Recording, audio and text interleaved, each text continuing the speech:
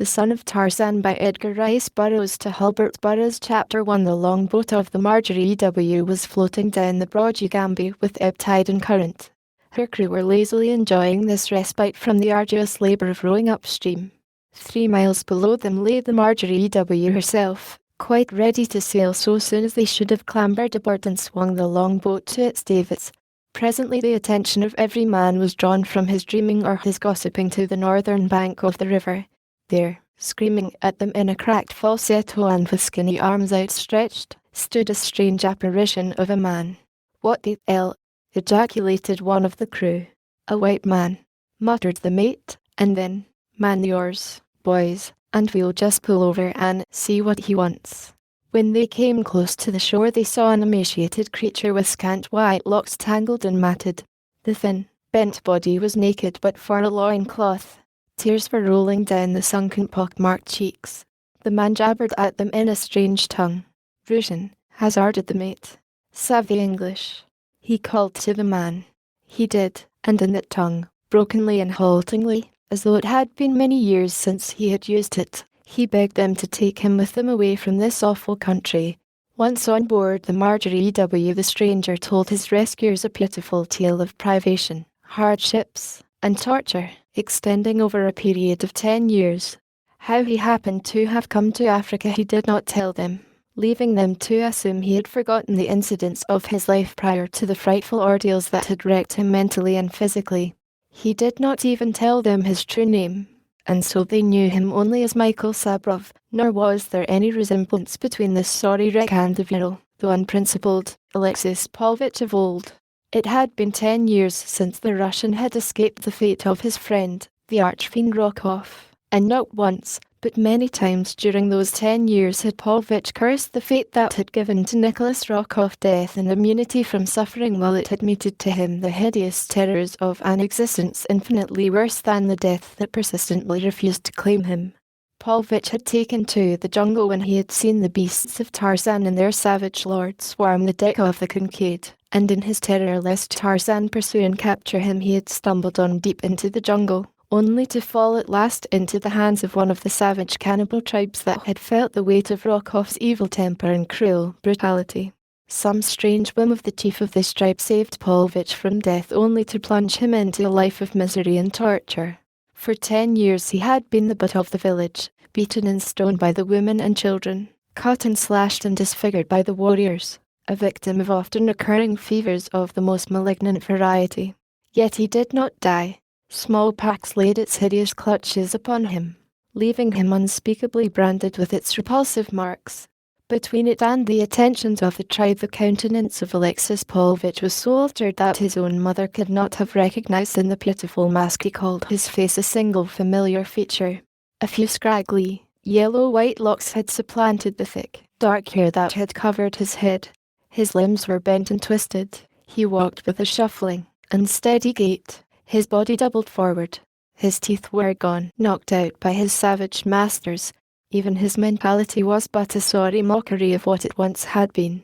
They took him aboard the Marjorie W., and there they fed and nursed him.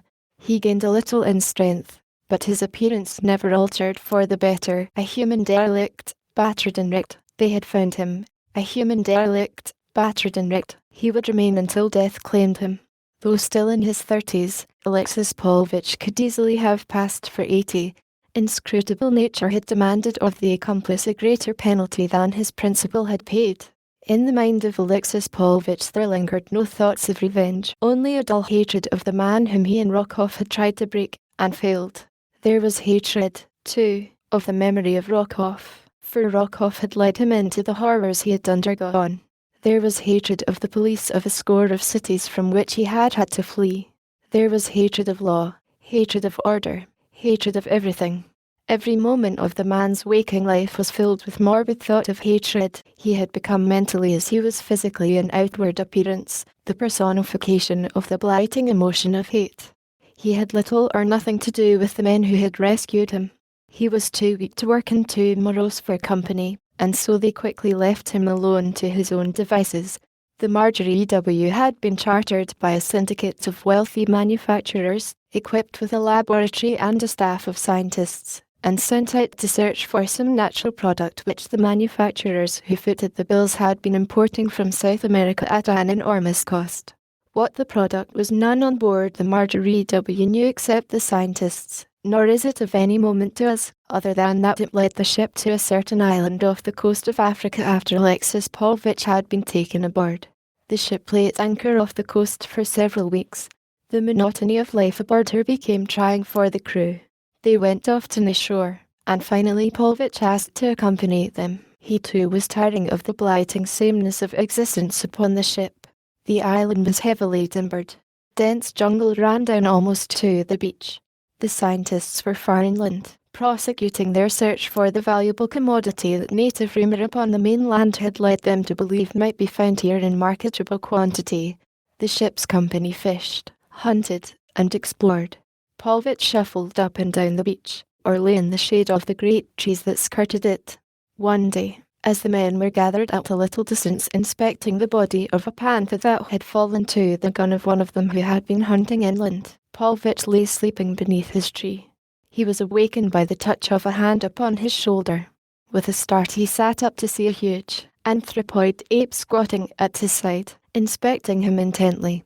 The Russian was thoroughly frightened. He glanced toward the sailors. They were a couple of 100 yards away. Again the ape plucked out his shoulder, jabbering plaintively. Paulvitch saw no menace in the inquiring gaze, or in the attitude of the beast. He got slowly to his feet. The ape rose at his side. Half doubled, the man shuffled cautiously away toward the sailors. The ape moved with him, taking one of his arms. They had come almost to the little knot of men before they were seen, and by this time Paulvitch had become assured that the beast meant no harm. The animal evidently was accustomed to the association of human beings. It occurred to the Russian that the ape represented a certain considerable money value, and before they reached the sailors he had decided he should be the one to profit by it. When the men looked up and saw the oddly paired couple shuffling toward them, they were filled with amazement, and started on a run toward the two. The ape showed no sign of fear. Instead he grasped each sailor by the shoulder and peered long and earnestly into his face. Having inspected them all, he returned to Paulvitch's side, disappointment written strongly upon his countenance and in his carriage. The men were delighted with him. They gathered about, asking Paulvitch many questions, and examining his companion. The Russian told them that the ape was his. Nothing further would he offer, but kept harping continually upon the same theme. The ape is mine. The ape is mine. Tiring of Paulvitch, one of the men essayed a pleasantry. Circling about behind the ape, he prodded the anthropoid in the back with a pin. Like a flash the beast wheeled upon its tormentor, and, in the briefest instant of turning, the placid, friendly animal was metamorphosed to a frenzied demon of rage.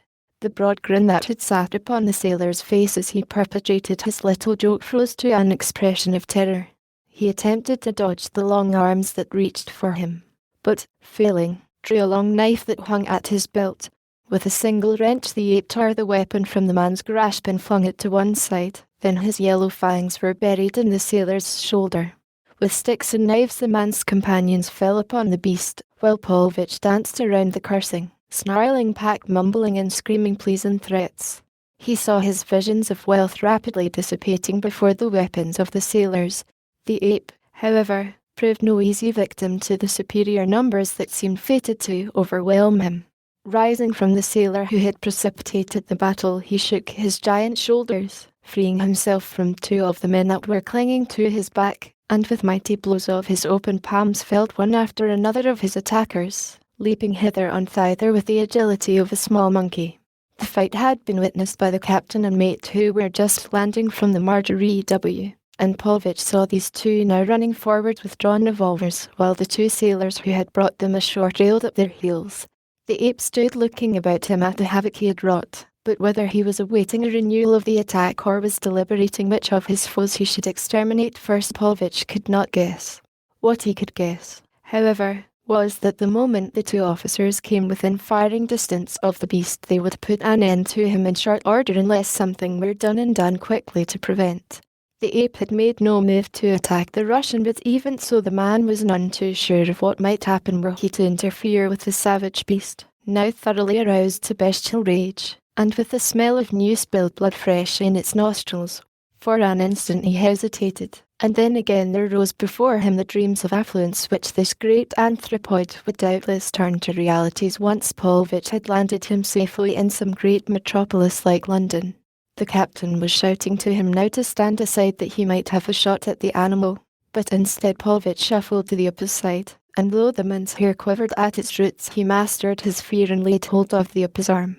"Come," he commanded, and tugged to pull the beast from among the sailors, many of whom were now sitting up in wide-eyed fright or crawling away from their conqueror upon hands and knees. Slowly the ape permitted itself to be led to one side, nor did it show the slightest indication of a desire to harm the Russian. The captain came to a halt a few paces from the odd pair. "Get aside, Sabrov," he commanded. "I'll put the brute where he won't chew up any more able seamen." "It wasn't his fault, Captain," pleaded Pulvich. "Please don't shoot him." The men started it. They attacked him first. "You see, he's perfectly gentle, and he's mine, he's mine, he's mine. I won't let you kill him," he concluded, as his have-wrecked mentality pictured anew the pleasure that money would buy in London, money that he could not hope to possess without some such windfall as the ape represented. The captain lowered his weapon. "The men started it, did they?" he repeated. "How about that?" And he turned toward the sailors who had by this time picked themselves from the ground, none of them much the worse for his experience except the fellow who had been the cause of it, and who would doubtless nurse a sore shoulder for a week or so. "Simpson done it," said one of the men. "He stuck a pin into the monk from behind, and the monk got him, which served him bloomin' well right, and he got the rest of us, too, for which I can't blame him, since we all jumped him to once." The captain looked at Simpson, who sheepishly admitted the truth of the allegation. Then he stepped over to the ape as though to discover for himself the sort of temper the beast possessed, but it was noticeable that he kept his revolver cocked and levelled as he did so. However, he spoke soothingly to the animal who squatted at the Russian's side, looking first at one and then another of the sailors. As the captain approached him, the ape half rose and waddled forward to meet him. Upon his countenance was the same strange, searching expression that had marked his scrutiny of each of the sailors he had first encountered. He came quite close to the officer and laid a paw upon one of the man's shoulders, studying his face intently for a long moment. Then came the expression of disappointment accompanied by what was almost a human sigh, as he turned away to peer in the same curious fashion into the faces of the mate and the two sailors who had arrived with the officers. In each instance he sighed and passed on, returning at length to Pulvich's side, where he squatted down once more, thereafter evincing little or no interest in any of the other men, and apparently forgetful of his recent battle with them. When the party returned aboard the Marjorie W., Pulvich was accompanied by the ape, who seemed anxious to follow him. The captain interposed no obstacles to the arrangement, and so the great anthropoid was tacitly admitted to membership in the ship's company. Once aboard he examined each new face minutely, evincing the same disappointment in each instance that had marked his scrutiny of the others. The officers and scientists aboard often discussed the beast, but they were unable to account satisfactorily for the strange ceremony with which he greeted each new face. Had he been discovered upon the mainland, or any other place than the almost unknown island that had been his home, they would have concluded that he had formerly been a pet of man. But that theory was not tenable in the face of the isolation of his uninhabited island. He seemed continually to be searching for someone, and during the first days of the return voyage from the island he was often discovered nosing about in various parts of the ship. But after he had seen and examined each face of the ship's company, and explored every corner of the vessel, he lapsed into utter indifference of all about him. Even the Russian elicited only casual interest when he brought him food. At other times the ape appeared merely to tolerate him. He never showed affection for him, or for anyone else upon the Marjorie W., nor did he at any time evince any indication of the savage temper that had marked his resentment of the attack of the sailors upon him at the time that he had come among them. Most of his time was spent in the eye of the ship, scanning the horizon ahead, as though he were endowed with sufficient reason to know that the vessel was bound for some port where there would be other human beings to undergo his searching scrutiny. All in all, Ajax, as he had been dubbed, was considered the most remarkable and intelligent ape that anyone aboard the Marjorie W. ever had seen. Nor was his intelligence the only remarkable attribute he owned. His stature and physique were, for an ape, awe-inspiring. That he was old was quite evident, but if his age had impaired his physical or mental powers in the slightest, it was not apparent. And so at length the Marjorie W. came to England, and there the officers and the scientists, filled with compassion for the pitiful wreck of a man they had rescued from the jungles, furnished Paulvitch with funds and bid him and his Ajax Godspeed. Upon the dock and all through the journey to London the Russian had his hands full with Ajax. Each new face of the thousands that came within the anthropoid's ken must be carefully scrutinized, much to the horror of many of his victims. But at last, failing, apparently, to discover whom he sought, the great ape relapsed into morbid indifference, only occasionally evincing interest in a passing face. In London, Paulvitch went directly with his prize to a certain famous animal trainer. This man was much impressed with Ajax, with the result that he agreed to train him for a lion's share of the profits of exhibiting him, and in the meantime to provide for the keep of both the ape and his owner. And so came Ajax to London, and there was forged another link in the chain of strange circumstances that were to affect the lives of many people. Chapter 2. Mr. Harold Moore was a bilious-countenanced, studious young man. He took himself very seriously, and life, and his work, which latter was the tutoring of the young son of a British nobleman. He felt that his charge was not making the progress that his parents had a right to expect, and he was now conscientiously explaining this fact to the boy's mother. "It's not that he isn't bright," he was saying. "If that were true I should have hopes of succeeding, for then I might bring to bear all my energies in overcoming his obtuseness. But the trouble is that he is exceptionally intelligent, and learns so quickly that I can find no fault in the matter of the preparation of his lessons. What concerns me, however, is the fact that he evidently takes no interest whatever in the subjects we are studying. He merely accomplishes each lesson as a task to be rid of as quickly as possible, and I am sure that no lesson ever again enters his mind until the hours of study and recitation once more arrive. His sole interests seem to be feats of physical prowess and the reading of everything that he can get hold of relative to savage beasts and the lives and customs of uncivilized peoples, but particularly do stories of animals appeal to him. He will sit for hours together poring over the work of some African explorer, and upon 2 occasions I have found him setting up in bed at night reading Carl Hagen's book on men and beasts. The boy's mother tapped her foot nervously upon the hearth rug. "You discourage this, of course," she ventured. Mr. Moore shuffled embarrassedly. "I essayed to take the book from him," he replied, a slight flush mounting his sallow cheek. "But, your son is quite muscular for one so young." "He wouldn't let you take it?" asked the mother. "He would not," confessed the tutor. "He was perfectly good-natured about it, but he insisted upon pretending that he was a gorilla and that I was a chimpanzee attempting to steal food from him. He leaped upon me with the most savage growls I ever heard, lifted me completely above his head, hurled me upon his bed, and after going through a pantomime indicative of choking me to death, he stood upon my prostrate form and gave voice to a most fearsome shriek, which he explained was the victory cry of a bull-ape. Then he carried me to the door, shoved me out into the hall and locked me from his room. For several minutes neither spoke again. It was the boy's mother who finally broke the silence. "It is very necessary, Mr. Moore," she said, "that you do everything in your power to discourage this tendency in Jack." But she got no further. A loud whoop from the direction of the window brought them both to their feet. The room was upon the 2nd floor of the house, and opposite the window to which their attention had been attracted was a large tree, a branch of which spread to within a few feet of the sill. Upon this branch now they both discovered the subject of their recent conversation, a tall, well-built boy, balancing with ease upon the bending limb and uttering loud shouts of glee as he noted the terrified expressions upon the faces of his audience. The mother and tutor both rushed toward the window, but before they had crossed half the room the boy had leaped nimbly to the sill and entered the apartment with them. "The wild man from Borneo has just come to town," he sang, dancing a species of war dance about his terrified mother and scandalized tutor, and ending up by throwing his arms about the former's neck and kissing her upon either cheek.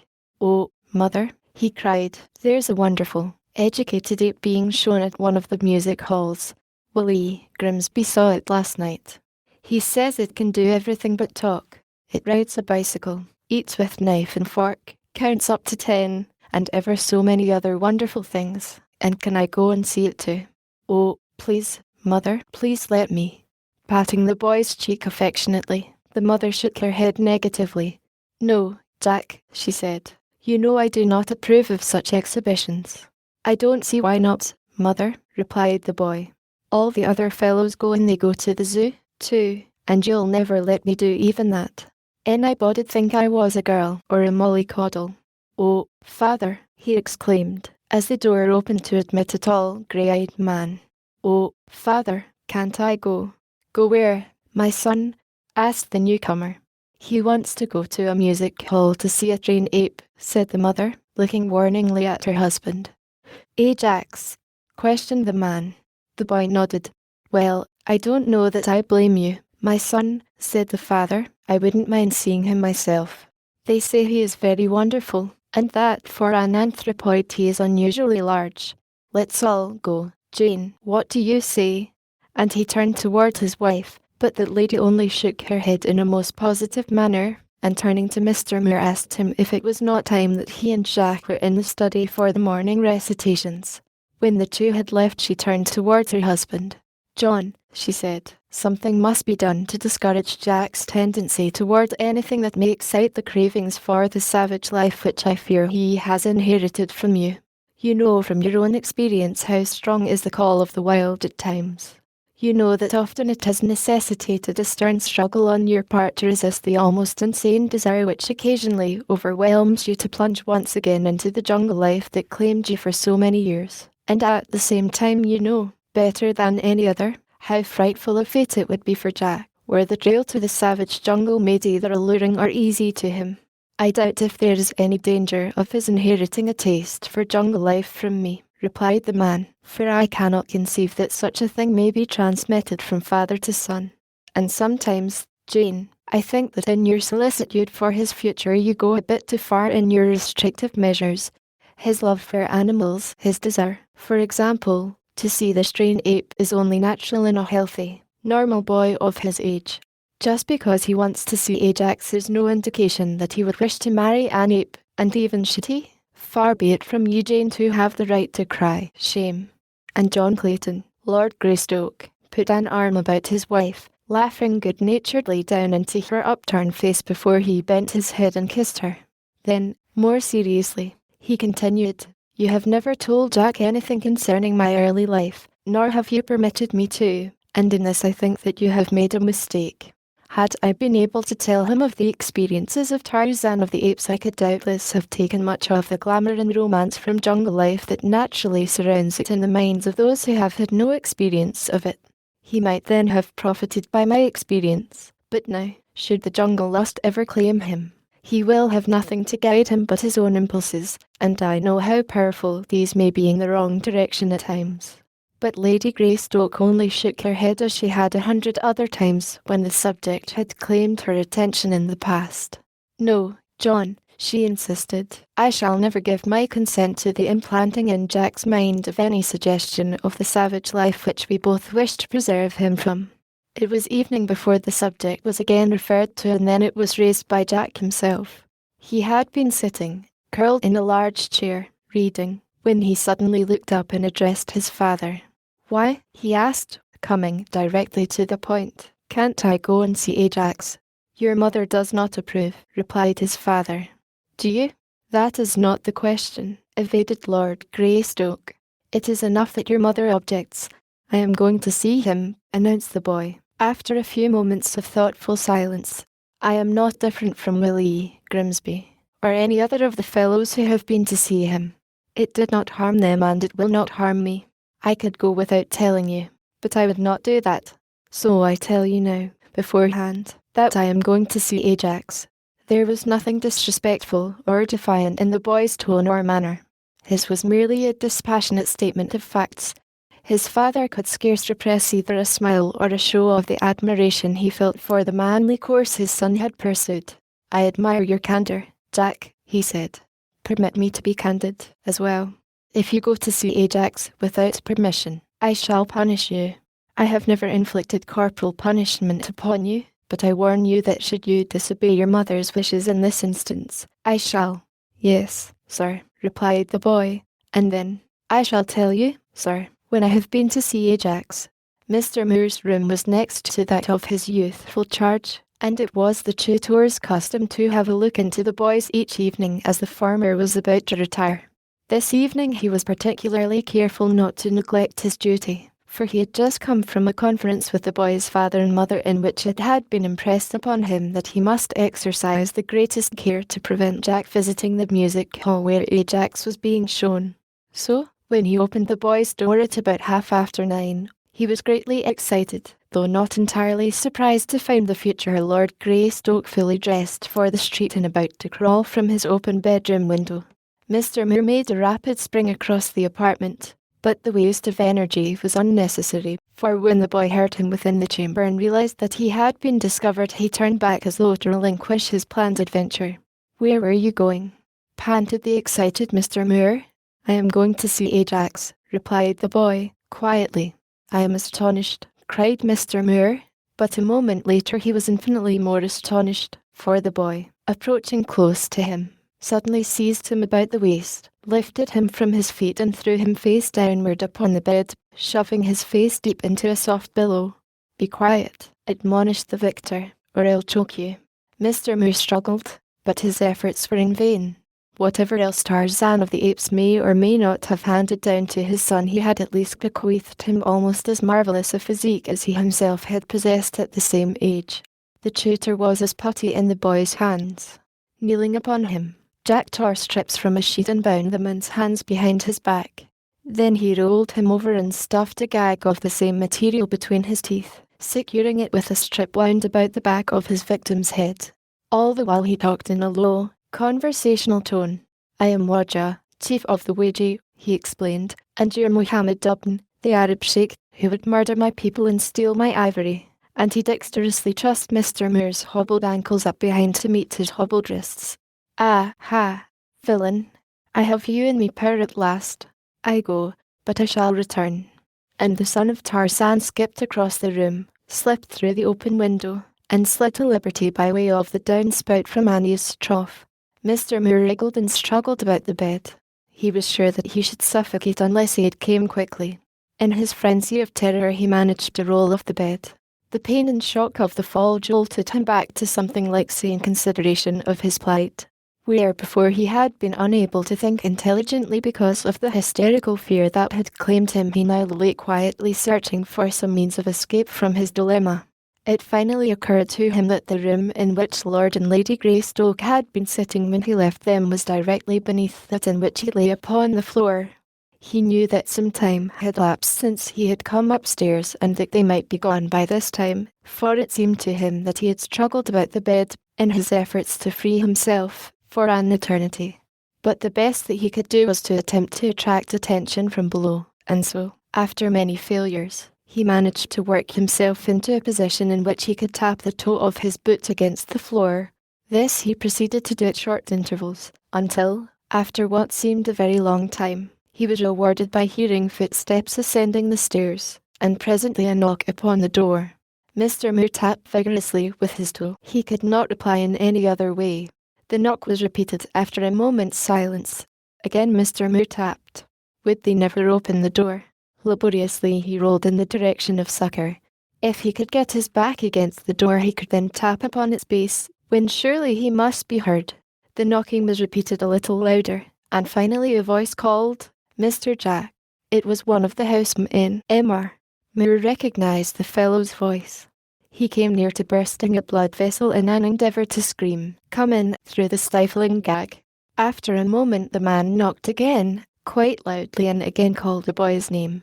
Receiving no reply he turned the knob, and at the same instant a sudden recollection filled the tutor anew with numbing terror. He had, himself, locked the door behind him when he had entered the room. He heard the servant try the door several times and then depart, upon which Mr. Moore swooned. In the meantime Jack was enjoying to the full the stolen pleasures of the music hall. He had reached the Temple of Mirth just as Ajax's act was commencing, and having purchased a box seat was now leaning breathlessly over the rail watching every move of the great ape, his eyes wide in wonder. The trainer was not slow to note the boy's handsome, eager face, and as one of Ajax's biggest hits consisted in an entry to one or more boxes during his performance, ostensibly in search of a long-lost relative. As the trainer explained, the man realized the effectiveness of sending him into the box with the handsome boy. Doubtless, would be terror-stricken by proximity to the shaggy, powerful beast. When the time came, therefore, for the ape to return from the wings in reply to an encore, the trainer directed its attention to the boy who chanced to be the sole occupant of the box in which he sat. With a spring the huge anthropoid leaped from the stage to the boy's side. But if the trainer had looked for a laughable scene of fright, he was mistaken. A broad smile lighted the boy's features as he laid his hand upon the shaggy arm of his visitor. The ape, grasping the boy by either shoulder, peered long and earnestly into his face, while the latter stroked his head and talked to him in a low voice. Never had Ajax devoted so long a time to an examination of another as he did in this instance. He seemed troubled and not a little excited, jabbering and mumbling to the boy, and now caressing him, as the trainer had never seen him caress a human being before. Presently he clambered over into the box with him and snuggled down close to the boy's side. The audience was delighted, but they were still more delighted when the trainer, the period of his act having elapsed, attempted to persuade Ajax to leave the box. The ape would not budge. The manager, becoming excited at the delay, urged the trainer to greater haste. But when the latter entered the box to drag away the reluctant Ajax, he was met by bared fangs and menacing growls. The audience was delirious with joy. They cheered the ape, they cheered the boy, and they hooted and jeered at the trainer and the manager. Which luckless individual had inadvertently shown himself and attempted to assist the trainer.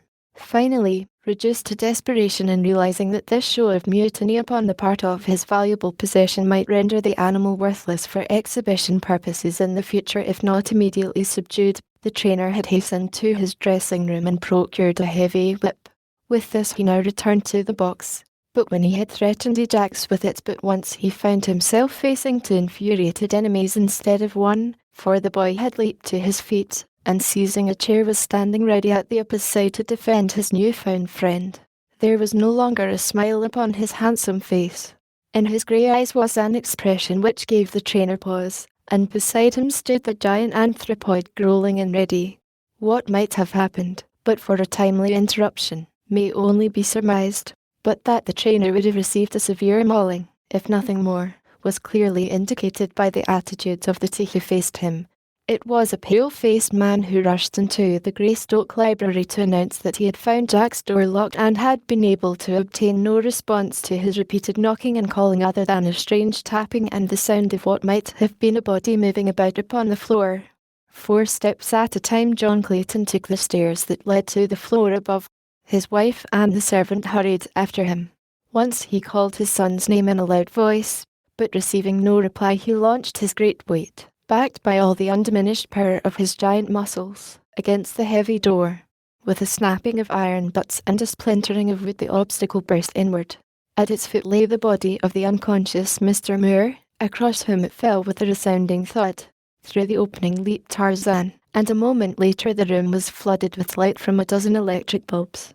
It was several minutes before the tutor was discovered, so completely had the door covered him, but finally he was dragged forth. His gag and bonds cut away, and a liberal application of cold water had hastened returning consciousness. "Where is Jack?" was John Clayton's first question, and then, who did this? As the memory of Rockoff and the fear of a second abduction seized him, slowly Mr. Moore staggered to his feet. His gaze wandered about the room. Gradually he collected his scattered bits. The details of his recent harrowing experience returned to him. "I tender my resignation, sir, to take effect at once," were his first words. "You do not need a tutor for your son. What he needs is a wild animal trainer." "But where is he?" cried Lady Greystoke. "He has gone to see Ajax." It was with difficulty that Tarzan restrained a smile, and after satisfying himself that the tutor was more scared than injured, he ordered his closed car around and departed in the direction of a certain well-known music hall. Chapter 3. As the trainer, with raised lash, hesitated an instant at the entrance to the box where the boy and the ape confronted him. A tall, broad-shouldered man pushed past him and entered. As his eyes fell upon the newcomer, a slight flush mounted the boy's cheeks. "Father!" he exclaimed. The ape gave one look at the English lords, and then leaped toward him, calling out in excited jabbering. The man, his eyes going wide in astonishment, stopped as though turned to stone. "Hackett!" he cried. The boy looked, bewildered, from the ape to his father, and from his father to the ape. The trainer's jaw dropped as he listened to what followed, for from the lips of the Englishman flowed the gutturals of an ape that were answered in kind by the huge anthropoid that now clung to him. And from the wings a hideously bent and disfigured old man watched the tableau in the box, his pock-marked features working spasmodically in varying expressions that might have marked every sensation in the gamut from pleasure to terror. "Long have I looked for you, Tarzan," said Hackett. "Now that I have found you, I shall come to your jungle and live there always." The man stroked the beast's head. Through his mind there was running rapidly a train of recollection that carried him far into the depths of the primeval African forest where this huge, man-like beast had fought shoulder to shoulder with him years before. He saw the black Mugambi wielding his deadly knob stick, and beside them, with bared fangs and bristling whiskers, Sheeta the Terrible, and pressing close behind the savage and the savage panther, the hideous apes of Hackett. The man sighed. Strong within him surged the jungle lust that he had thought dead. Ah, if he could go back even for a brief month of it, to feel again the brush of leafy branches against his naked hide, to smell the musty rot of dead vegetation, frankincense and myrrh to the jungle-born, to sense the noiseless coming of the great carnivore upon his trail, to hunt and to be hunted, to kill. The picture was alluring. And then came another picture, a sweet-faced woman, still young and beautiful. Friends, a home, a son. He shrugged his giant shoulders. "It cannot be, Hackett," he said. "But if you would return, I shall see that it is done. You could not be happy here, I may not be happy there." The trainer stepped forward. The ape bared his fangs, growling. "Go with him, Hackett," said Tarzan of the apes. "I will come and see you tomorrow." The beast moved sullenly to the trainer's side. The latter, at John Clayton's request, told where they might be found. Tarzan turned toward his son. "Come," he said, and the two left the theatre. Neither spoke for several minutes after they had entered the limousine. It was the boy who broke the silence. "The ape knew you," he said, "and you spoke together in the ape's tongue. How did the ape know you, and how did you learn his language?" And then, briefly and for the first time, Tarzan of the apes told his son of his early life, of the birth in the jungle, of the death of his parents, and of how Kala, the great ape, had suckled and raised him from infancy almost to manhood. He told him, too, of the dangers and the horrors of the jungle, of the great beasts that stalked one by day and by night, of the periods of drought, and of the cataclysmic rains, of hunger, of cold, of intense heat, of nakedness and fear and suffering. He told him of all those things that seem most horrible to the creature of civilization in the hope that the knowledge of them might expunge from the lad's mind any inherent desire for the jungle. Yet they were the very things that made the memory of the jungle what it was to Tarzan, that made up the composite jungle life he loved. And in the telling he forgot one thing, the principal thing, that the boy at his side, listening with eager ears, was the son of Tarzan of the apes. After the boy had been tucked away in bed and without the threatened punishment, John Clayton told his wife of the events of the evening, and that he had at last acquainted the boy with the facts of his jungle life. The mother, who had long foreseen that her son must sometime know of those frightful years during which his father had roamed the jungle, a naked, savage beast of prey, only shook her head, hoping against hope that the lure she knew was still strong in the father's breast had not been transmitted to his son. Tarzan visited Hackett the following day, but though Jack begged to be allowed to accompany him, he was refused. This time Tarzan saw the pock-marked old owner of the ape, whom he did not recognize as the wily Paulvitch of former days. Tarzan, influenced by Hacket's pleadings, broached the question of the ape's purchase, but Paulvitch would not name any price, saying that he would consider the matter. When Tarzan returned home, Jack was all excitement to hear the details of his visit, and finally suggested that his father buy the ape and bring it home. Lady Greystoke was horrified at the suggestion. The boy was insistent. Tarzan explained that he had wished to purchase a kid and return him to his jungle home, and to this the mother assented. Jack asked to be allowed to visit the ape, but again he was met with flat refusal.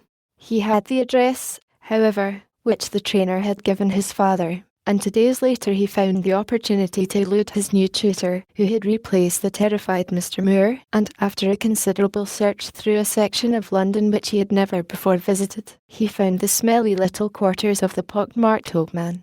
The old fellow himself replied to his knocking, and when he stated that he had come to see Ajax, opened the door and admitted him to the little room which he and the great ape occupied. In former years Paulvitch had been a fastidious scoundrel, but 10 years of hideous life among the cannibals of Africa had eradicated the last vestige of niceness from his habits. His apparel was wrinkled and soiled. His hands were unwashed, his few straggling locks uncombed.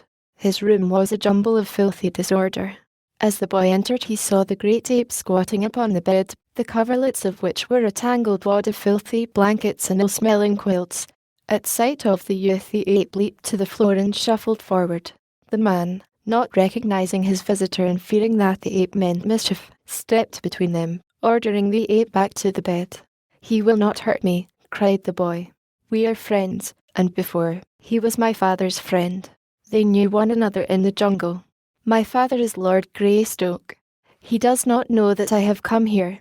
My mother forbids my coming, but I wish to see Ajax, and I will pay you if you will let me come here often and see him." At the mention of the boy's identity Paulvitch's eyes narrowed.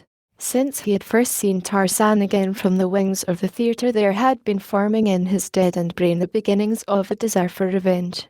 It is a characteristic of the weak and criminal to attribute to others the misfortunes that are the result of their own wickedness, and so now it was that Alexis Paulvitch was slowly recalling the events of his past life, and as he did so laying at the door of the man whom he and Rokoff had so assiduously attempted to ruin and murder all the misfortunes that had befallen him in the failure of their various schemes against their intended victim. He saw at first no way in which he could, with safety to himself, wreak vengeance upon Tarzan through the medium of Tarzan's son, but the great possibilities for revenge lay in the boy was apparent to him, and so he determined to cultivate the lad in the hope that fate would play into his hands in some way in the future. He told the boy all that he knew of his father's past life in the jungle, and when he found that the boy had been kept in ignorance of all these things for so many years, and that he had been forbidden visiting the zoological gardens, that he had to bind and gag his tutor to find an opportunity to come to the music hall and see Ajax, he guessed immediately the nature of the great fear that lay in the hearts of the boy's parents, that he might crave the jungle as his father had craved it. And so Paulvitch encouraged the boy to come and see him often, and always he played upon the lad's craving for tales of the savage world with which Paulvitch was all too familiar.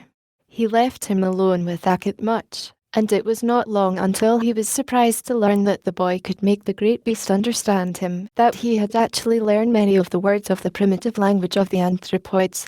During this period Tarzan came several times to visit Paulvitch. He seemed anxious to purchase Ajax, and at last he told the man frankly that he was prompted not only by a desire upon his part to return the beast to the liberty of his native jungle, but also because his wife feared that in some way her son might learn the whereabouts of the ape and through his attachment for the beast become imbued with the roving instinct which, as Tarzan explained to Paulvitch, had so influenced his own life. The Russian could scarce repress a smile as he listened to Lord Greystoke's words, since scarce a half-hour had passed since the time the future Lord Greystoke had been sitting upon the disordered bed jabbering away to Ajax with all the fluency of a born ape. It was during this interview that a plan occurred to Paulvitch, and as a result of it he agreed to accept a certain fabulous sum for the ape, and upon receipt of the money to deliver the beast to a vessel that was sailing south from Dover for Africa 2 days later. He had a double purpose in accepting Clayton's offer. Primarily, the money consideration influenced him strongly, as the ape was no longer a source of revenue to him, having consistently refused to perform upon the stage after having discovered Tarzan. It was as though the beast had suffered himself to be brought from his jungle home and exhibited before thousands of curious spectators for the sole purpose of searching out his long-lost friend and master, and, having found him, considered further mingling with the common herd of humans unnecessary. However that may be, the fact remained that no amount of persuasion could influence him even to show himself upon the music hall stage, and upon the single occasion that the trainer attempted force the results were such that the unfortunate man considered himself lucky to have escaped with his life. All that saved him was the accidental presence of Jack Clayton, who had been permitted to visit the animal in the dressing room reserved for him at the music hall, and had immediately interfered when he saw that the savage beast meant serious mischief. And after the money consideration, strong in the heart of the Russian was the desire for revenge, which had been growing with constant brooding over the failures and miseries of his life, which he attributed to Tarzan, the latest, and by no means the least, of which was Ajax's refusal to longer earn money for him.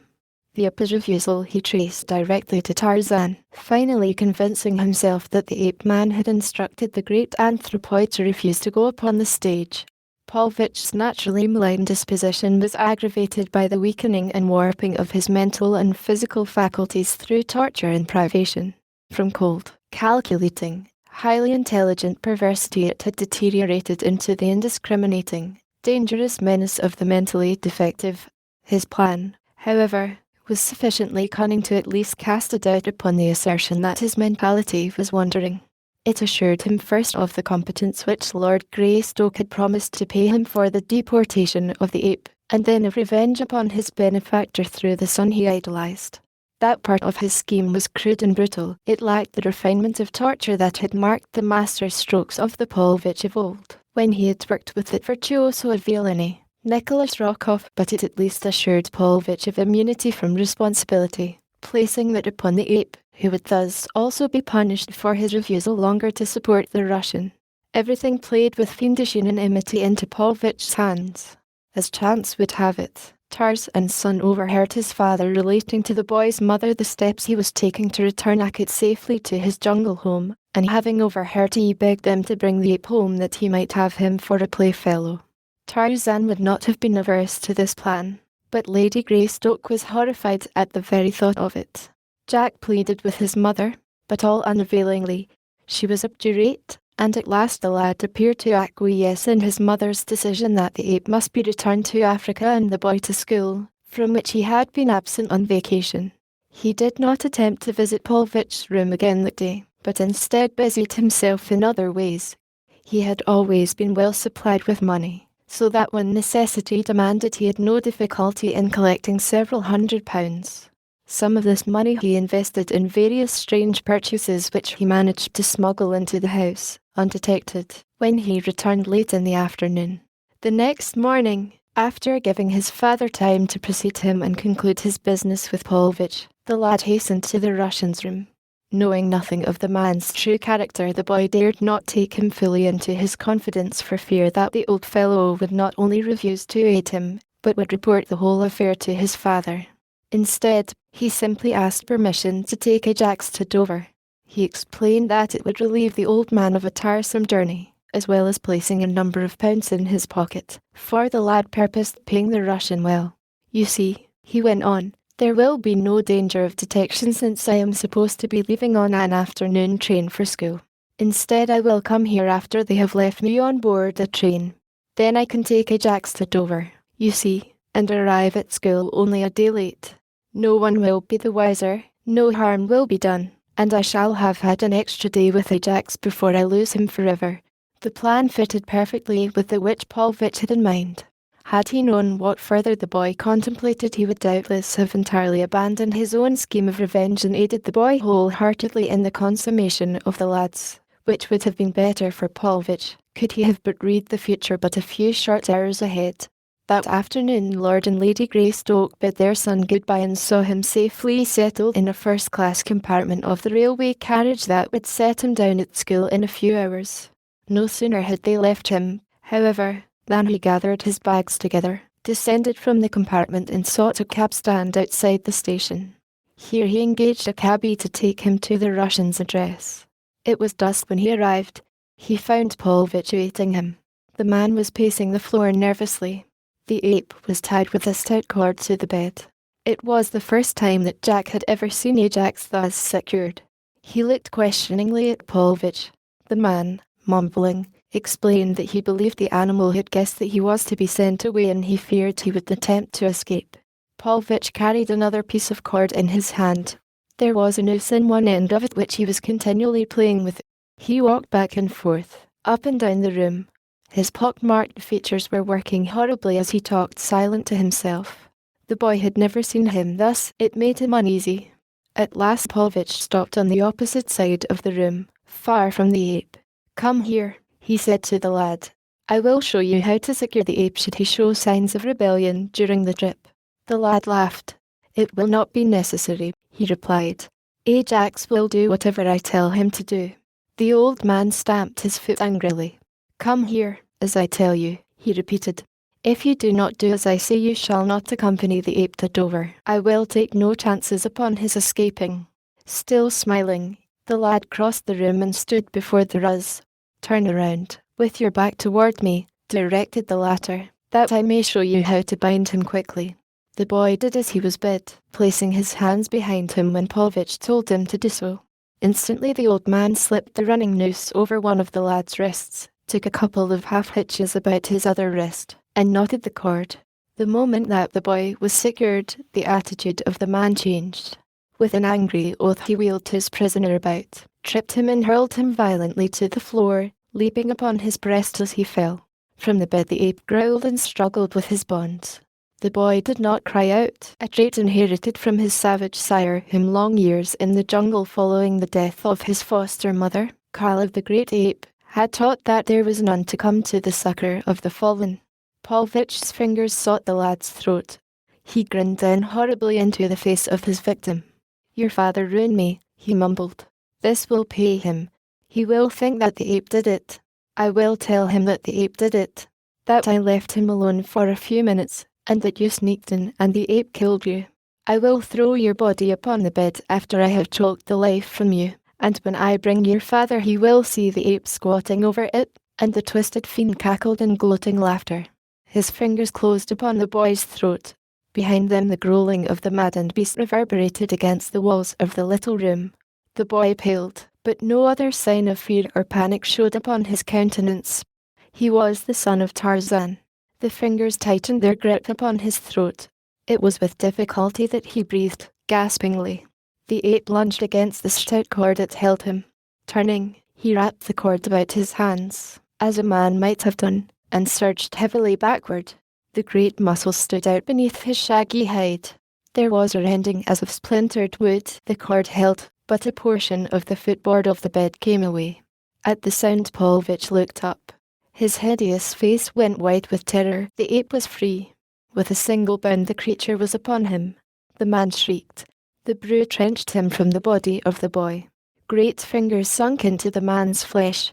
Yellow fangs gaped close to his throat. He struggled, futilely, and when they closed, the soul of Alexis Paulvitch passed into the keeping of the demons who had long been awaiting it. The boy struggled to his feet, assisted by Akit. For 2 hours under the instructions of the farmer the ape worked upon the knots that secured his friend's wrists. Finally they gave up their secret, and the boy was free. Then he opened one of his bags and drew forth some garments. His plans had been well made. He did not consult the beast, which did all that he directed. Together they slunk from the house, but no casual observer might have noted that one of them was an ape. Chapter 4: The Killing of the Friendless Old Russian. Michael Sabrov, by his great train ape, was a matter for newspaper comment for a few days.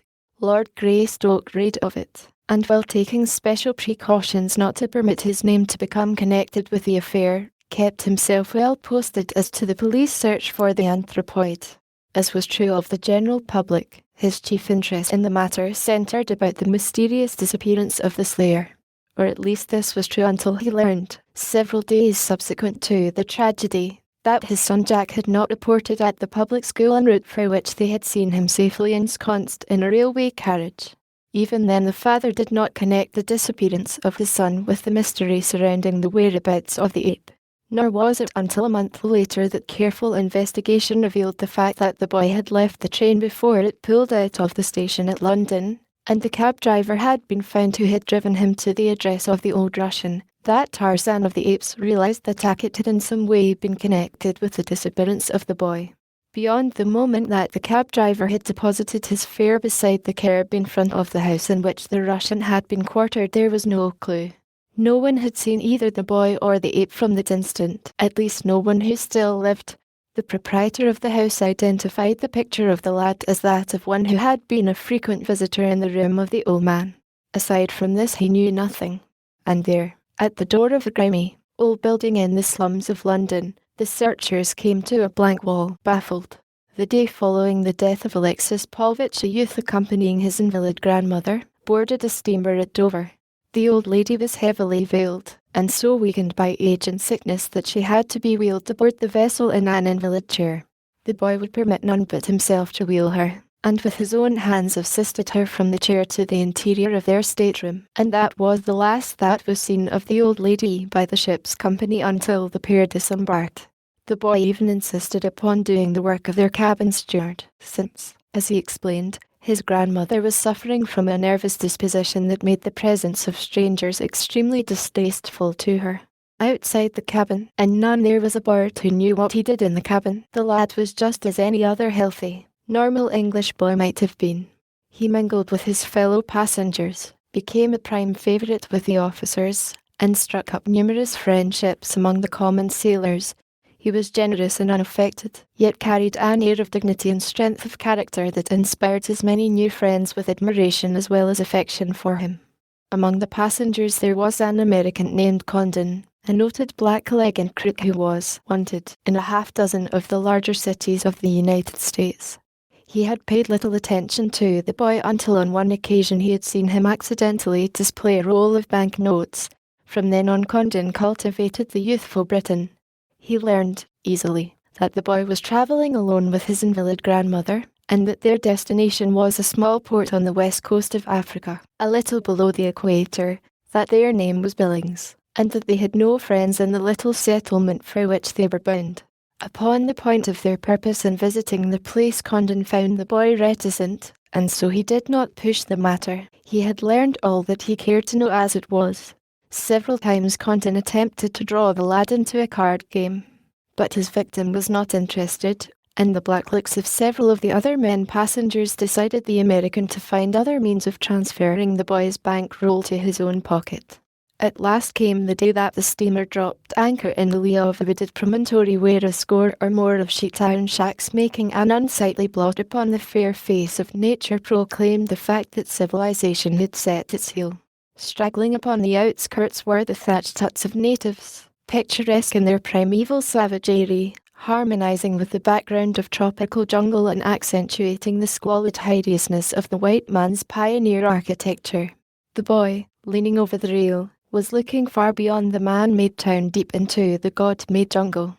A little shiver of anticipation tingled his spine, and then, quite without volition, he found himself gazing into the loving eyes of his mother and the strong face of the father which mirrored, beneath its masculine strength, a love no less than the mother's eyes proclaimed. He felt himself weakening in his resolve. Nearby one of the ship's officers was shouting orders to a flotilla of native boats that was approaching to lighter the consignment of the steamer's cargo destined for this tiny post. "When does the next steamer for England touch here?" the boy asked. "The Emmanuel ought to be along most any time now," replied the officer. "I figured we'd find her here." And he went on with his bellowing remarks to the dusty horde drawing close to the steamer's side. The task of lowering the boy's grandmother over the side to a waiting canoe was rather difficult. The lad insisted on being always at her side, and when at last she was safely ensconced in the bottom of the craft that was to bear them shoreward, her grandson dropped cat-like after her. So interested was he in seeing her comfortably disposed that he failed to notice the little package that had worked from his pocket as he assisted in lowering the sling that contained the old woman over the steamer's side, nor did he notice it even as it slipped out entirely and dropped into the sea. Scarcely had the boat containing the boy and the old woman started for the shore than Condon hailed a canoe upon the other side of the ship, and after bargaining with its owner finally lowered his baggage and himself aboard. Once ashore he kept out of sight of the two-story atrocity that bore the legend "Hotel" to lure unsuspecting wayfarers to its multitudinous discomforts. It was quite dark before he ventured to enter and arrange for accommodations. In a back room upon the second floor the lad was explaining not without considerable difficulty, to his grandmother that he had decided to return to England upon the next steamer. He was endeavouring to make it plain to the old lady that she might remain in Africa if she wished, but that for his part his conscience demanded that he return to his father and mother, who doubtless were even now suffering untold sorrow because of his absence, from which it may be assumed that his parents had not been acquainted with the plans that he and the old lady had made for their adventure into African wilds. Having come to a decision, the lad felt a sense of relief from the worry that had haunted him for many sleepless nights. When he closed his eyes in sleep, it was to dream of a happy reunion with those at home. And as he dreamed, fate, cruel and inexorable, crept stealthily upon him through the dark corridor of the squalid building in which he slept. Fate in the form of the American crook, Condon. Cautiously the man approached the door of the lad's room. There he crouched, listening until assured by the regular breathing of those within that both slept. Quietly he inserted a slim, skeleton key in the lock of the door. With deft fingers, long accustomed to the silent manipulation of the bars and bolts that guarded other men's property, Condon turned the key and the knob simultaneously. Gentle pressure upon the door swung it slowly inward upon its hinges. The man entered the room, closing the door behind him. The moon was temporarily overcast by heavy clouds. The interior of the apartment was shrouded in gloom. Condon groped his way toward the bed. In the far corner of the room something moved with a silent stealthiness which transcended even the trained silence of the burglar. Condon heard nothing. His attention was riveted upon the bed in which he thought to find a young boy and his helpless, invalid grandmother. The American sought only the bankroll. If he could possess himself of this without detection, well and good, but were he to meet resistance, he was prepared for that too.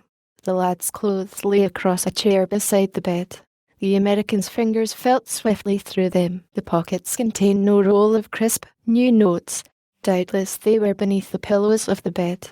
He stepped closer toward the sleeper. His hand was already halfway beneath the pillow when the thick cloud that had obscured the moon rolled aside and the room was flooded with light. At the same instant the boy opened his eyes and looked straight into those of Condon. The man was suddenly conscious that the boy was alone in the bed. Then he clutched for his victim's throat. As the lad rose to meet him, Condon heard a low growl at his back. Then he felt his wrists seized by the boy, and realized that beneath those tapering, white fingers played muscles of steel. He felt other hands at his throat, rough hairy hands that reached over his shoulders from behind. He cast a terrified glance backward, and the hairs of his head stiffened at the sight his eyes revealed, for grasping him from the rear was a huge, man-like ape. The bared fighting fangs of the anthropoid were close to his throat. The lad pinioned his wrists. Neither uttered a sound. Where was the grandmother? Condon's eye swept the room in a single all-inclusive glance. His eyes bulged in horror at the realization of the truth which that glance revealed. In the power of what creatures of hideous mystery had he placed himself? Frantically he fought to beat off the lad that he might turn upon the fearsome thing at his back. Freeing one hand, he struck a savage blow at the lad's face. His act seemed to unloose 1,000 devils in the hairy creature clinging to his throat. Condon heard a low and savage snarl. It was the last thing that the American ever heard in this life. Then he was dragged backward upon the floor. A heavy body fell upon him. Powerful teeth fastened themselves in his jugular. His head rolled in the sudden blackness which rims eternity. A moment later the ape rose from his prostrate form. But Condon did not know he was quite dead. The lad, horrified, sprang from the bed to lean over the body of the man. He knew that Akit had killed in his defence, as he had killed Michael Sabrov, but here, in savage Africa, far from home and friends, what would they do to him and his faithful ape? The lad knew that the penalty of murder was death. He even knew that an accomplice might suffer the death penalty with the principal. Who was there who would plead for them? All would be against them. It was little more than a half-civilized community, and the chances were that they would drag Akit and him forth in the morning and hang them both to the nearest tree. He had read of such things being done in America, and Africa was worse even and wilder than the great west of his mother's native land. Yes, they would both be hanged in the morning. Was there no escape? He thought in silence for a few moments, and then, with an exclamation of relief, he struck his palms together and turned toward his clothing upon the chair. Money would do anything. Money would save him an acket. He felt for the bankroll in the pocket in which he had been accustomed to carry it. It was not there. Slowly at first and at last frantically he searched through the remaining pockets of his clothing. Then he dropped upon his hands and knees and examined the floor. Lighting the lamp, he moved the bed to one side and, inch by inch, he felt over the entire floor. Beside the body of Condon he hesitated, but at last he nerved himself to touch it. Rolling it over, he sought beneath it for the money. Nor was it there. He guessed that Condon had entered the room to rob, but he did not believe that the man had had time to possess himself of the money. However, as it was nowhere else, it must be upon the body of the dead man. Again and again he went over the room, only to return each time to the corpse. But nowhere could he find the money. He was half frantic with despair. What were they to do? In the morning they would be discovered and killed. For all his inherited size and strength he was, after all, only a little boy, a frightened, homesick little boy, reasoning faultily from the meagre experience of childhood. He could think of but a single glaring fact: they had killed a fellow man, and they were among savage strangers, thirsting for the blood of the first victim whom fate cast into their clutches. This much he had gleaned from penny dreadfuls, and they must have money. Again he approached the corpse, this time resolutely. The ape squatted in a corner watching his young companion. The youth commenced to remove the American's clothing piece by piece, and, piece by piece, he examined each garment minutely. Even to the shoes he searched with painstaking care, and when the last article had been removed and scrutinized, he dropped back upon the bed with dilated eyes that saw nothing in the present, only a grim tableau of the future in which two forms swung silently from the limb of a great tree. How long he sat thus he did not know, but finally he was aroused by a noise coming from the floor below. Springing quickly to his feet, he blew out the lamp, and crossing the floor silently locked the door. Then he turned toward the ape, his mind made up. Last evening he had been determined to start for home at the first opportunity, to beg the forgiveness of his parents for this mad adventure. Now he knew that he might never return to them. The blood of a fellow man was upon his hands. In his morbid reflections he had long since ceased to attribute the death of Condon to the ape. The hysteria of panic had fastened the guilt upon himself. With money he might have bought justice, but penniless. Ah, what hope could there be for strangers without money here? But what had become of the money? He tried to recall when last he had seen it. He could not, nor could he. Would he have been able to account for its disappearance, for he had been entirely unconscious of the falling of the little package from his pocket into the sea as he clambered over the ship's side into the waiting canoe that bore him to shore. Now he turned toward Hackett. "Come," he said, in the language of the great apes. Forgetful of the fact that he wore only a thin pajama suit, he led the way to the open window. Thrusting his head out, he listened attentively. A single tree grew a few feet from the window. Nimbly the lad sprang to its bole, clinging cat-like for an instant before he clambered quietly to the ground below. Close behind him came the great ape. 200 yards away a spur of the jungle ran close to the straggling town. Toward this the lad led the way. None saw them, and a moment later the jungle swallowed them, and John Clayton, future Lord Greystoke, passed from the eyes and the knowledge of men. It was late the following morning that a native houseman knocked upon the door of the room that had been assigned to Mrs. Billings and her grandson. Receiving no response, he inserted his pass key in the lock, only to discover that another key was already there, but from the inside. He reported the fact to Herr Skopf, the proprietor, who at once made his way to the second floor where he, too, pounded vigorously upon the door. Receiving no reply, he bent to the keyhole in an attempt to look through into the room beyond. In so doing, being portly, he lost his balance, which necessitated putting a palm to the floor to maintain his equilibrium. As he did so, he felt something soft and thick and wet beneath his fingers. He raised his open palm before his eyes in the dim light of the corridor and peered at it. Then he gave a little shudder, for even in the semi-darkness he saw a dark red stain upon his hand. Leaping to his feet, he hurled his shoulder against the door. Herr Skopf is a heavy man, or at least he was then. I have not seen him for several years. The frail door collapsed beneath his weight, and Herr Skopf stumbled precipitately into the room beyond. Before him lay the greatest mystery of his life. Upon the floor at his feet was the dead body of a strange man. The neck was broken and the jugular severed as by the fangs of a wild beast. The body was entirely naked, the clothing being strewn about the corpse. The old lady and her grandson were gone. The window was open. They must have disappeared through the window, for the door had been locked from the inside. But how could the boy have carried his invalid grandmother from a second-story window to the ground? It was preposterous. Again Herr Skopf searched the small room. He noticed that the bed was pulled well away from the wall. Why? He looked beneath it again for the third or fourth time.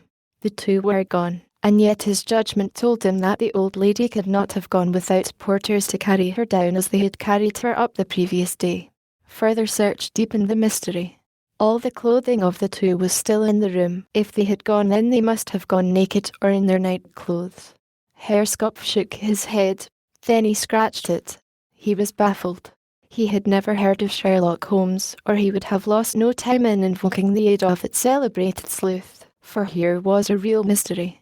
An old woman, an invalid who had to be carried from the ship to her room in the hotel, and a handsome lad, her grandson, had entered a room on the second floor of his hostelry the day before. They had had their evening meal served in their room. That was the last that had been seen of them. At 9 the following morning the corpse of a strange man had been the sole occupant of that room. No boat had left the harbour in the meantime. There was not a railroad within hundreds of miles. There was no other white settlement that the two could reach under several days of arduous marching accompanied by a well-equipped safari. They had simply vanished into thin air, for the native he had sent to inspect the ground beneath the open window had just returned to report that there was no sign of a footstep there. And what sort of creatures were they who could have dropped the distance to the soft turf without leaving spoor? Herr Skopf shuddered.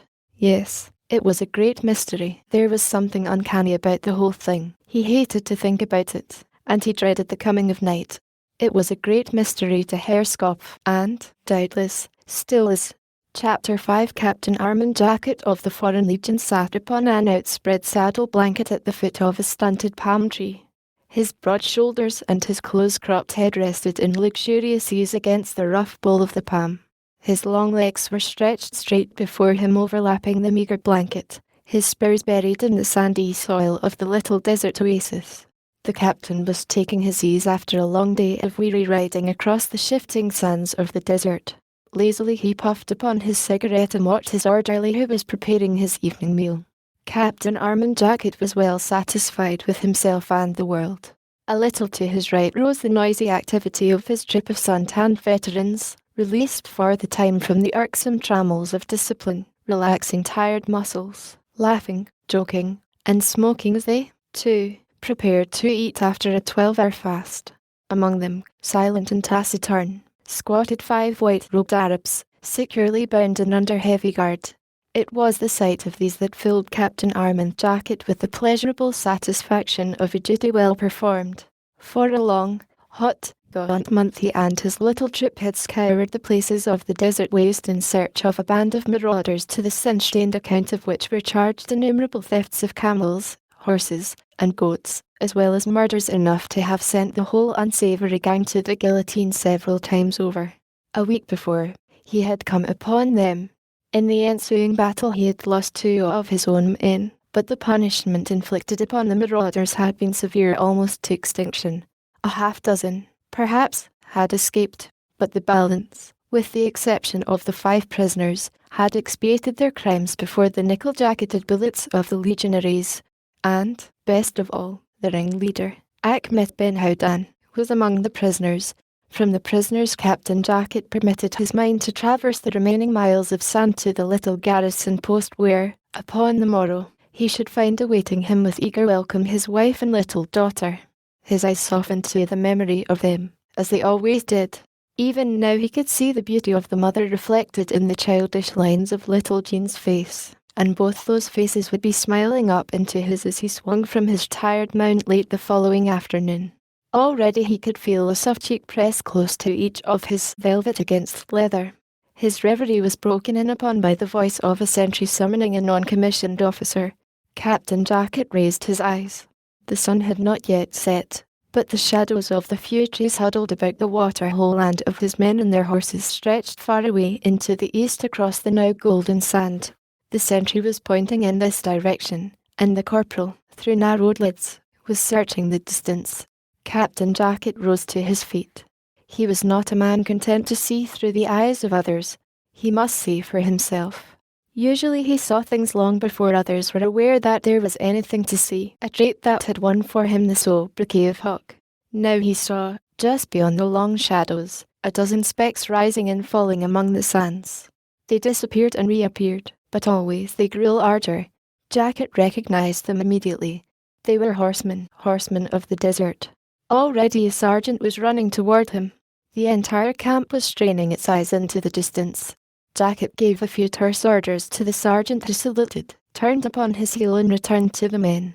Here he gathered a dozen who saddled their horses, mounted and rode out to meet the strangers. The remaining men disposed themselves in readiness for instant action. It was not entirely beyond the range of possibilities that the horsemen riding thus swiftly toward the camp might be friends of the prisoners bent upon the release of their kinsmen by a sudden attack. Jacket doubted this, however, since the strangers were evidently making no attempt to conceal their presence. They were galloping rapidly toward the camp in plain view of all. There might be treachery lurking beneath their fair appearance, but none who knew the Hawk would be so gullible as to hope to trap him thus. The sergeant with his detail met the Arabs 200 yards from the camp. Jacket could see him in conversation with a tall, white-robed figure, evidently the leader of the band. Presently the sergeant and this Arab rode side by side toward camp. Jacket awaited them. The two reined in and dismounted before him. "Sheikh Hammer Ben Gitter," announced the sergeant by way of introduction. Captain Jacket eyed the newcomer.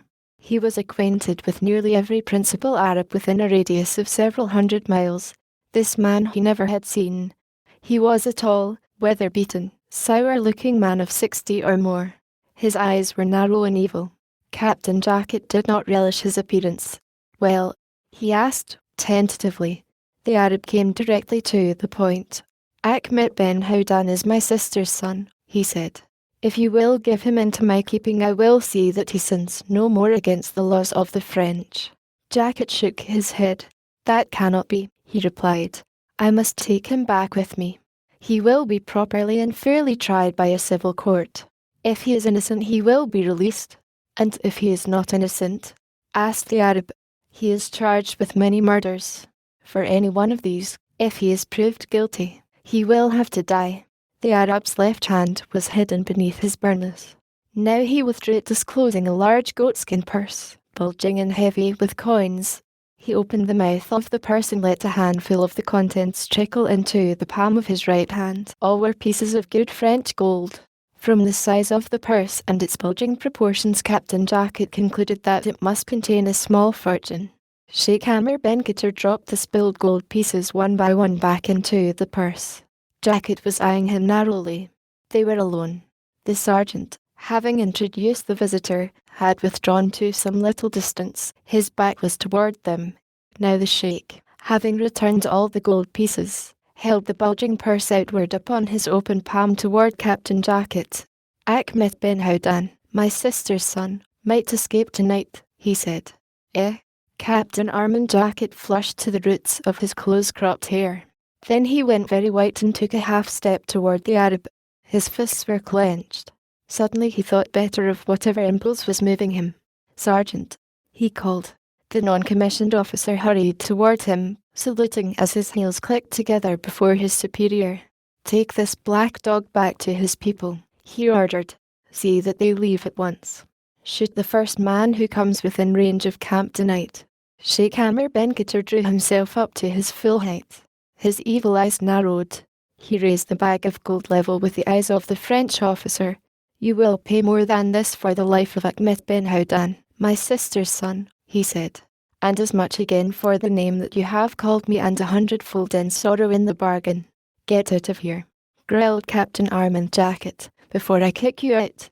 All of this happened some 3 years before the opening of this tale. The trail of Ahmed Ben Houdan and his accomplices is a matter of record. You may verify it if you care to. He met the death he deserved, and he met it with the stoicism of the Arab.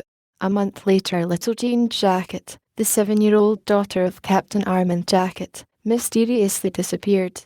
Neither the wealth of her father and mother, or all the powerful resources of the Great Republic were able to wrest the secret of her whereabouts from the inscrutable desert that had swallowed her and her abductor. A reward of such enormous proportions was offered that many adventurers were attracted to the hunt. This was no case for the modern detective of civilization, yet several of these threw themselves into the search. The bones of some are already bleaching beneath the African sun upon the silent sands of the Sahara. To Swedes, Carl Jensen and Sven Malben, after 3 years of following false leads, at last gave up the search far to the south of the Sahara to turn their attention to the more profitable business of ivory poaching.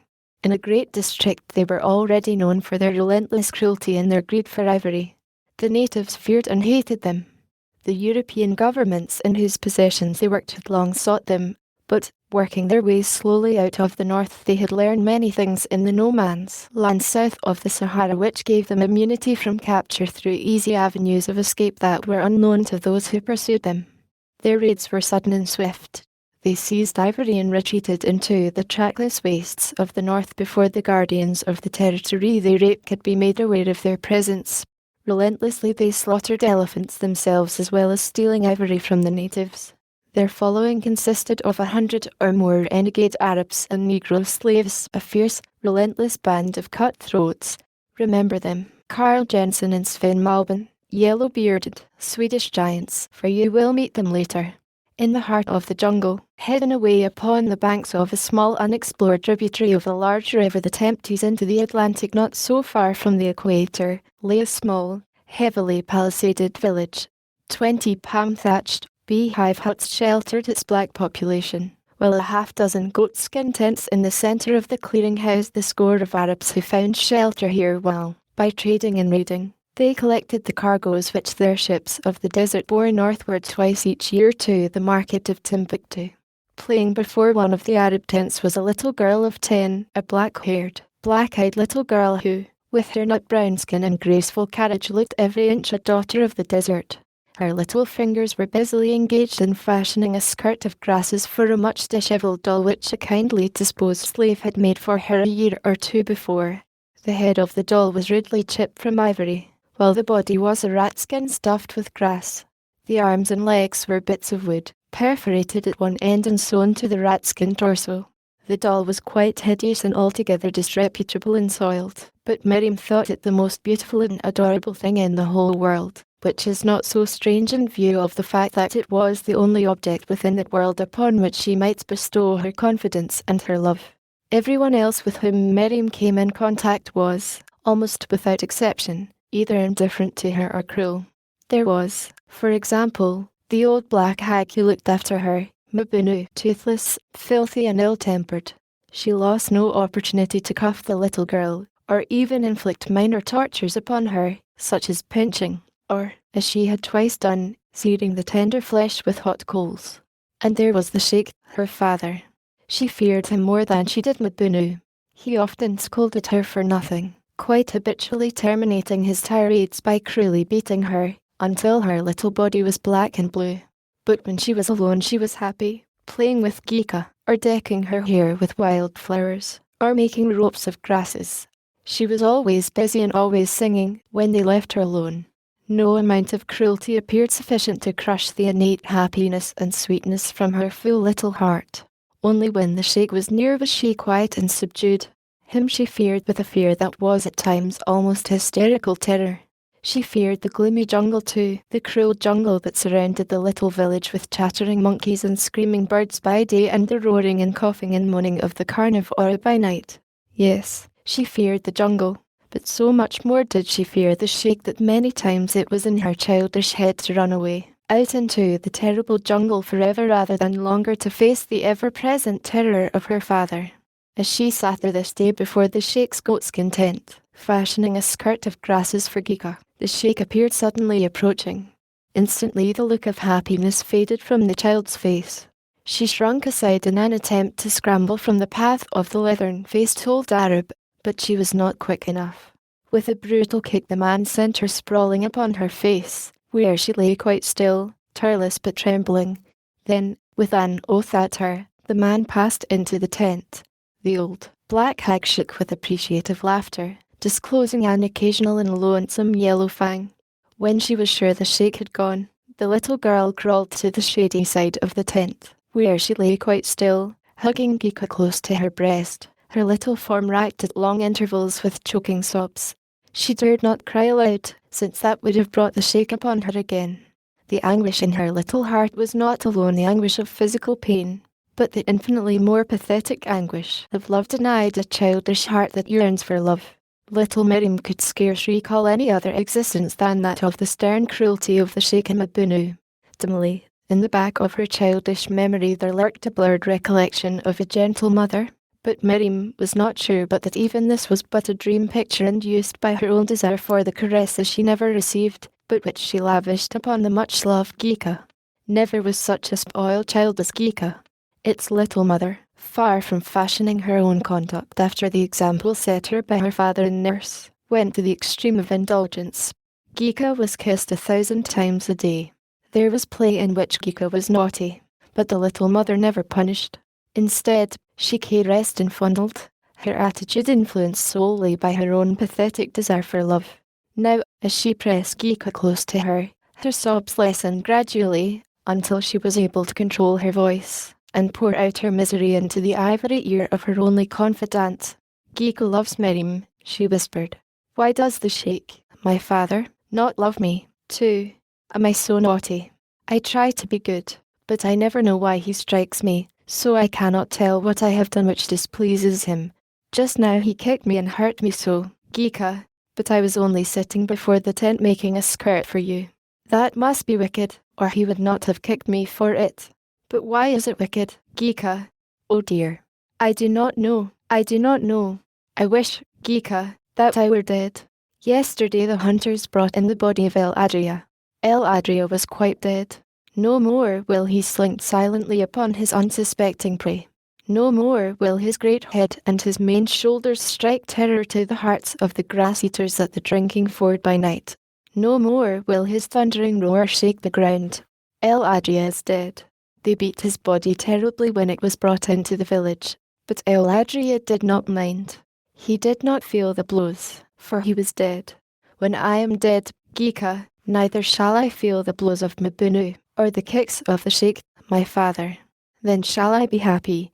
Oh, Geeka, how I wish that I were dead.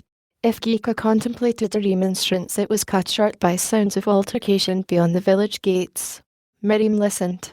With the curiosity of childhood, she would have liked to have run down there and learn what it was that caused the men to talk so loudly. Others of the village were already trooping in the direction of the noise, but Miriam did not dare. The sheik would be there, doubtless, and if he saw her it would be but another opportunity to abuse her, so Miriam lay still and listened. Presently she heard the crowd moving up the street toward the sheik's tent. Cautiously she stuck her little head around the edge of the tent. She could not resist the temptation, for the sameness of the village life was monotonous, and she craved diversion. What she saw was two strangers, white men. They were alone, but as they approached she learned from the talk of the natives that surrounded them that they possessed a considerable following that was camped outside the village. They were coming to palaver with the sheik. The old Arab met them at the entrance to his tent. His eyes narrowed wickedly when they had appraised the newcomers. They stopped before him, exchanging greetings. They had come to trade for ivory, they said. The sheik grunted. He had no ivory. Miriam gasped. She knew that in a nearby hut the great husks were piled almost to the roof. She poked her little head further forward to get a better view of the strangers. How white their skins, how yellow their great beards. Suddenly one of them turned his eyes in her direction. She tried to dodge back out of sight, for she feared all men, but he saw her. Miriam noticed a look of almost shocked surprise that crossed his face. The sheik saw it too, and guessed the cause of it. I have no ivory, he repeated. I do not wish to trade. Go away. Go now. He stepped from his tent and almost pushed the strangers about in the direction of the gates. They demurred, and then the sheik threatened. It would have been suicide to have disobeyed, so the two men turned and left the village, making their way immediately to their own camp. The sheik returned to his tent, but he did not enter it. Instead he walked to the side where little Miriam lay close to the goatskin wall, very frightened. The sheikh stooped and clutched her by the arm. Viciously he jerked her to her feet, dragged her to the entrance of the tent, and shoved her viciously within. Following her he again seized her, beating her ruthlessly. "Stay within," he growled. "Never let the strangers see thy face. Next time you show yourself to strangers I shall kill you." With a final vicious cuff he knocked the child into a far corner of the tent, where she lay stifling her moans, while the sheikh paced to and fro muttering to himself. At the entrance sat Mbunu, muttering and chuckling. In the camp of the strangers one was speaking rapidly to the other. "There is no doubt of it, Malbin," he was saying. "Not the slightest, but why the old scoundrel hasn't claimed the reward long since is what puzzles me." "There are some things dearer to an Arab, Jensen, than money," returned the first speaker. "Revenge is one of them." "Anyhow it will not harm to try the power of gold," replied Jensen. Malbin shrugged. "Not on the sheikh," he said. "We might try it on one of his people, but the sheikh will not part with his revenge for gold. To offer it to him would only confirm his suspicions that we must have awakened when we were talking to him before his tent. If we got away with our lives, then we should be fortunate." "Well, try bribery, then," assented Jensen. But bribery failed gruesomely. The tool they selected after a stay of several days in their camp outside the village was a tall, old headman of the sheikh's native contingent. He fell to the lure of the shining metal, for he had lived upon the coast and knew the power of gold. He promised to bring them what they craved. Late that night, immediately after dark, the two white men commenced to make arrangements to break camp. By midnight all was prepared. The porters lay beside their loads, ready to swing them aloft at a moment's notice. The armed askaris loitered between the balance of the safari and the Arab village, ready to form a rear guard for the retreat that was to begin the moment that the headman brought that which the white masters awaited. Presently there came the sound of footsteps along the path from the village. Instantly the askaris and the whites were on the alert. More than a single man was approaching. Jensen stepped forward and challenged the newcomers in a low whisper. "Who comes?" he queried. "Mbita," came the reply. Mbita was the name of the traitorous headman. Jensen was satisfied, though he wondered why Mbita had brought others with him. Presently he understood. The thing they fetched lay upon a litter borne by two men. Jensen cursed beneath his breath. Could the fool be bringing them a corpse? They had paid for a living price. The bearers came to a halt before the white men. "This has your gold purchased," said one of the two. They set the litter down, turned and vanished into the darkness toward the village. Malbin looked at Jensen, a crooked smile twisting his lips. The thing upon the litter was covered with a piece of cloth. "Well," queried the latter, "raise the covering and see what you have bought. Much money shall we realize on a corpse, especially after the 6 months beneath the burning sun that will be consumed in carrying it to its destination." "The fool should have known that we deserved her alive," grumbled Malbin, grasping a corner of the cloth and jerking the cover from the thing that lay upon the litter. At sight of what lay beneath, both men stepped back, involuntary oaths upon their lips, for there before them lay the dead body of Mbita, the faithless headman. 5 minutes later the safari of Jensen and Malbin was forcing its way rapidly toward the west, nervous askaris guarding the rear from the attack they momentarily expected. Chapter 6. His first night in the jungle was one which the son of Tarzan held longest in his memory. No savage carnivore menaced him. There was never a sign of hideous barbarian. Or, if there were, the boy's troubled mind took no cognizance of them. His conscience was harassed by the thought of his mother's suffering. Self-blame plunged him into the depths of misery. The killing of the American caused him little or no remorse. The fellow had earned his fate.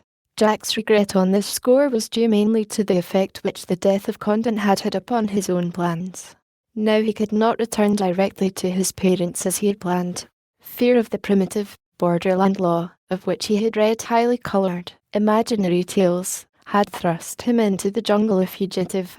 He dared not return to the coast at this point, not that he was so greatly influenced through personal fear as from a desire to shield his father and mother from further sorrow and from the shame of having their honoured name dragged through the sordid degradation of a murder trial.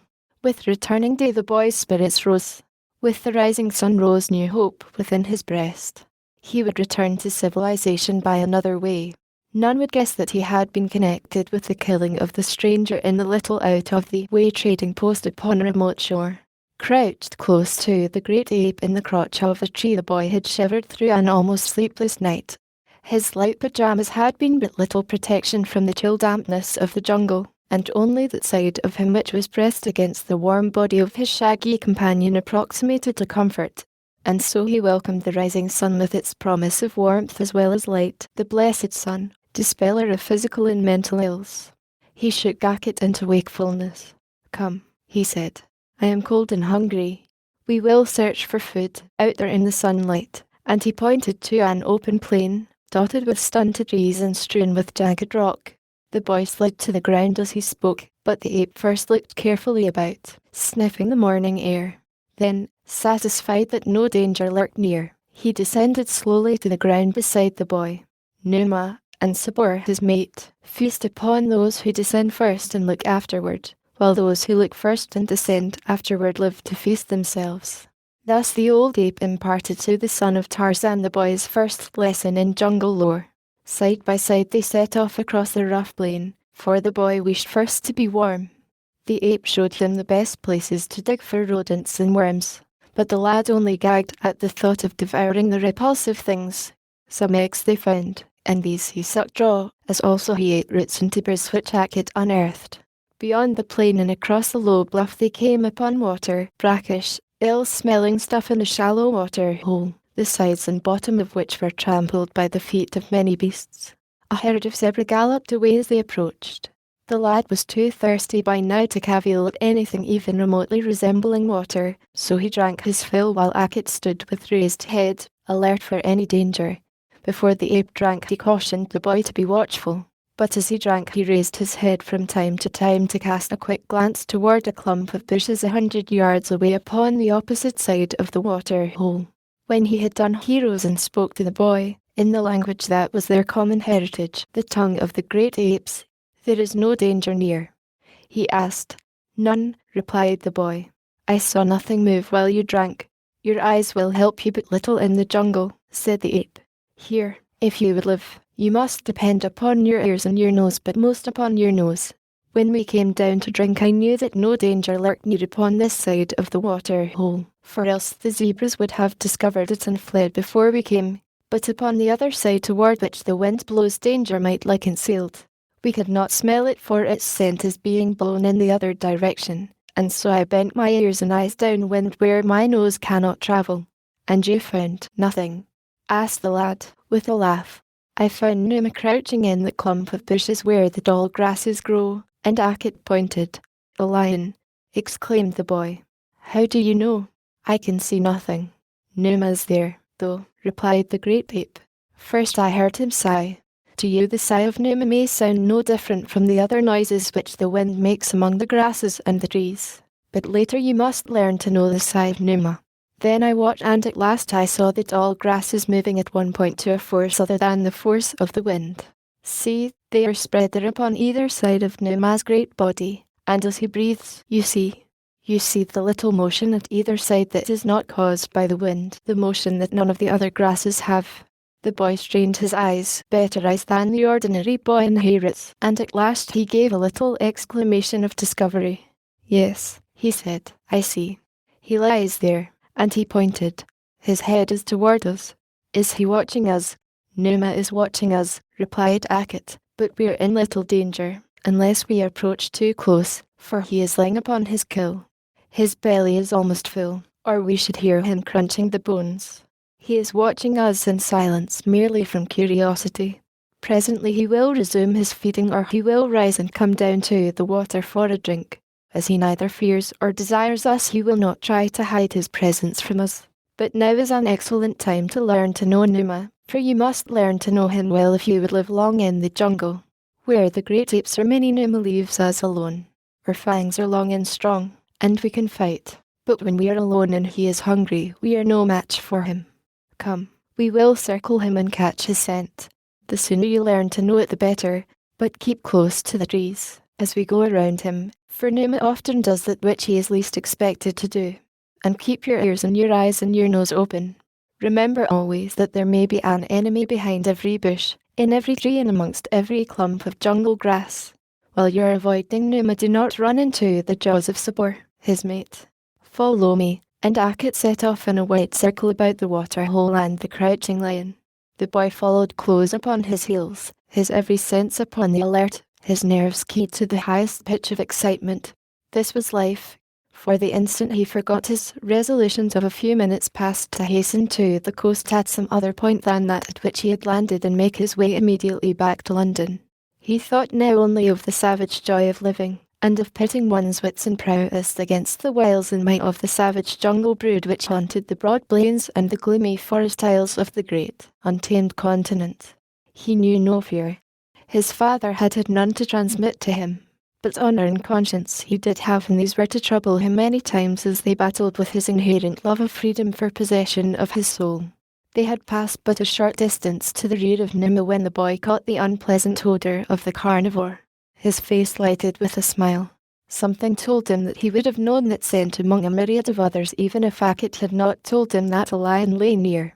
There was a strange familiarity, a weird familiarity in it that made the short hairs rise at the nape of his neck, and brought his upper lip into an involuntary snarl that bared his fighting fangs.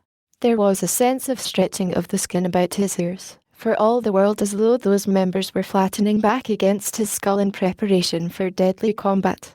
His skin tingled. He was aglow with a pleasurable sensation that he never before had known. He was, upon the instant, another creature, wary, alert, ready. Thus did the scent of Numa, the lion, transform the boy into a beast. He had never seen a lion, his mother had gone to great pains to prevent it, but he had devoured countless pictures of them, and now he was ravenous to feast his eyes upon the king of beasts in the flesh. As he drilled Akit he kept an eye cocked over one shoulder, rearward, in the hope that Numa might rise from his cool and reveal himself. Thus it happened that he dropped some little way behind Akit, and the next he knew he was recalled suddenly to a contemplation of other matters than the hidden Numa by a shrill scream of warning from the ape. Turning his eyes quickly in the direction of his companion, the boy saw that, standing in the path directly before him, which sent tremors of excitement racing along every nerve of his body. With body half merging from a clump of bushes in which she must have lain hidden stood a sleek and beautiful lioness. Her yellow, green eyes were round and staring, boring straight into the eyes of the boy. Not 10 paces separated them. 20 paces behind the lioness stood the great ape, bellowing instructions to the boy and hurling taunts at the lioness in an evident effort to attract her attention from the lad while he gained the shelter of a nearby tree. But Sabor was not to be diverted. She had her eyes upon the lad. He stood between her and her mate, between her and the kill. It was suspicious. Probably he had ulterior designs upon her lord and master or upon the fruits of their hunting. The lioness is short-tempered. Akat's bellowing annoyed her. She uttered a little rumbling growl, taking a step toward the boy. "The tree!" screamed Akit. The boy turned and fled, and at the same instant the lioness charged. The tree was but a few paces away. A limb hung 10 feet from the ground, and as the boy leaped for it the lioness leaped for him. Like a monkey he pulled himself up and to one side. A great forepaw caught him a glancing blow at the hips, just grazing him. One curved talon hooked itself into the waistband of his pyjama trousers, ripping them from him as the lioness sped by. Half naked the lad drew himself to safety as the beast turned and leaped for him once more. Akit, from a nearby tree, jabbered and scolded, calling the lioness all manner of foul names. The boy, patterning his conduct after that of his preceptor, unstippered the vials of his invective upon the head of the enemy, until in realization of the futility of words as weapons he bethought himself of something heavier to hurl. There was nothing but dead twigs and branches at hand, but these he flung at the upturned, snarling face of Sabor just as his father had before him 20 years ago, when as a boy he too had taunted and tantalized the great cats of the jungle. The lioness fretted about the bole of the tree for a short time, but finally, either realizing the uselessness of her vigil, or prompted by the pangs of hunger, she stalked majestically away and disappeared in the brush that hid her lord, who had not once shown himself during the altercation. Freed from the retreats, Akit and the boy came to the ground, to take up their interrupted journey once more. The old ape scolded the lad for his carelessness. Had you not been so intent upon the lion behind you, you might have discovered the lioness much sooner than you did. But you passed right by her without seeing her, retorted the boy. Akit was chagrined. It is thus, he said, that jungle folk die. We go cautiously for a lifetime, and then, just for an instant, we forget, and he ground his teeth in mimicry of the crunching of great jaws in flesh. It is a lesson, he resumed. You have learned that you may not for too long keep your eyes and your ears and your nose all bent in the same direction. That night the son of Tarzan was colder than he ever had been in all his life.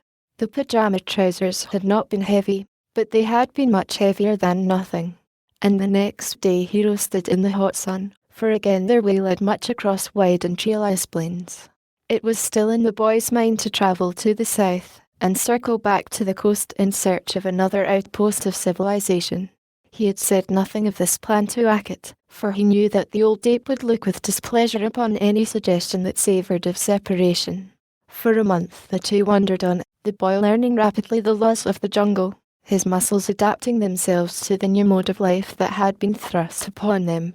The thews of the sire had been transmitted to the son. It needed only the hardening of use to develop them.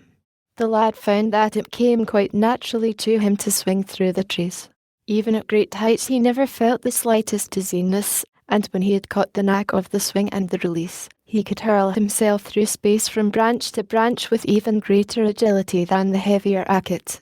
And with exposure came a toughening and hardening of his smooth, white skin, browning now beneath the sun and wind. He had removed his pajama jacket one day to bathe in a little stream that was too small to harbour crocodiles, and while he and Akit had been disporting themselves in the cool waters, the monkey had dropped down from the overhanging trees, snatched up the boy's single remaining article of civilized garmenture, and scampered away with it. For a time Jack was angry, but when he had been without the jacket for a short while he began to realize that being half-clothed is infinitely more uncomfortable than being entirely naked. Soon he did not miss his clothing in the least, and from that he came to revel in the freedom of his unhampered state. Occasionally a smile would cross his face as he tried to imagine the surprise of his schoolmates could they but see him now. They would envy him. Yes, how they would envy him. He felt sorry for them at such times, and again as he thought of them amid luxuries and comforts of their English homes, happy with their fathers and mothers, a most uncomfortable lump would arise into the boy's throat, and he would see a vision of his mother's face through a blur of mist that came unbidden to his eyes. Then it was that he urged Akit onward, for now they were headed westward toward the coast. The old ape thought that they were searching for a tribe of his own kind, nor did the boy disabuse his mind of this belief. It would do to tell Akit of his real plans when they had come within sight of civilization. One day as they were moving slowly along beside a river they came unexpectedly upon a native village. Some children were playing beside the water. The boy's heart leaped within his breast at sight of them. For over a month he had seen no human being. What if these were naked savages? What if their skins were black? Were they not creatures fashioned in the mold of their maker, as was he? They were his brothers and sisters. He started toward them. With a low warning Akit laid a hand upon his arm to hold him back. The boy shook himself free, and with a shout of greeting ran forward toward the airborne players. The sound of his voice brought every head erect.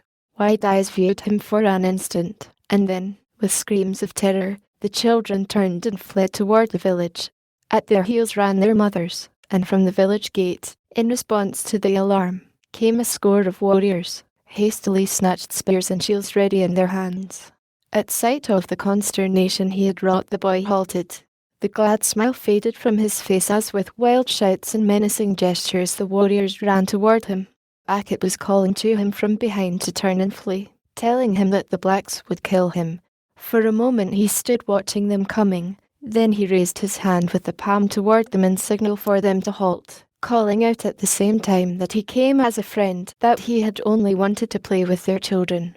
Of course they did not understand a word that he addressed to them, and their answer was what any naked creature who had run suddenly out of the jungle upon their women and children might have expected, a shower of spears.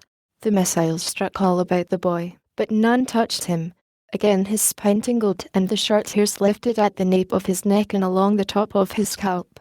His eyes narrowed. Sudden hatred flared in them to wither the expression of glad friendliness that had lighted them but an instant before. With a low snarl, quite similar to that of a baffled beast, he turned and ran into the jungle. There was Akit awaiting him in a tree. The ape urged him to hasten in flight, for the wise old anthropoid knew that they too, naked and unarmed, were no match for the sinewy black warriors who would doubtless make some sort of search for them through the jungle. But a new power moved the son of Tarzan. He had come with a boy's glad and open heart to offer his friendship to these people who were human beings like himself. He had been met with suspicion and spears. They had not even listened to him. Rage and hatred consumed him. When Akit urged speed, he held back. He wanted to fight, yet his reason made it all too plain that it would be but a foolish sacrifice of his life to meet these armed men with his naked hands and his teeth. Already the boy thought of his teeth, of his fighting fangs, when possibility of combat loomed close. Moving slowly through the trees, he kept his eyes over his shoulder, though he no longer neglected the possibilities of other dangers which might lurk on either hand or ahead. His experience with the lioness did not need a repetition to ensure the permanency of the lesson it had taught. Behind he could hear the savages advancing with shouts and cries. He lagged further behind until the pursuers were in sight. They did not see him, for they were not looking among the branches of the trees for human quarry. The lad kept just ahead of them. For a mile perhaps they continued the search, and then they turned back toward the village. Here was the boy's opportunity, that for which he had been waiting, while the hot blood of revenge coursed through his veins until he saw his pursuers through the scarlet haze. When they turned back, he turned and followed them. Akit was no longer in sight. Thinking that the boy followed, he had gone on further ahead. He had no wish to tempt fate within range of those deadly spears. Slinking silently from tree to tree, the boy dogged the footsteps of the returning warriors. At last one dropped behind his fellows as they followed a narrow path toward the village. A grim smile lit the lad's face.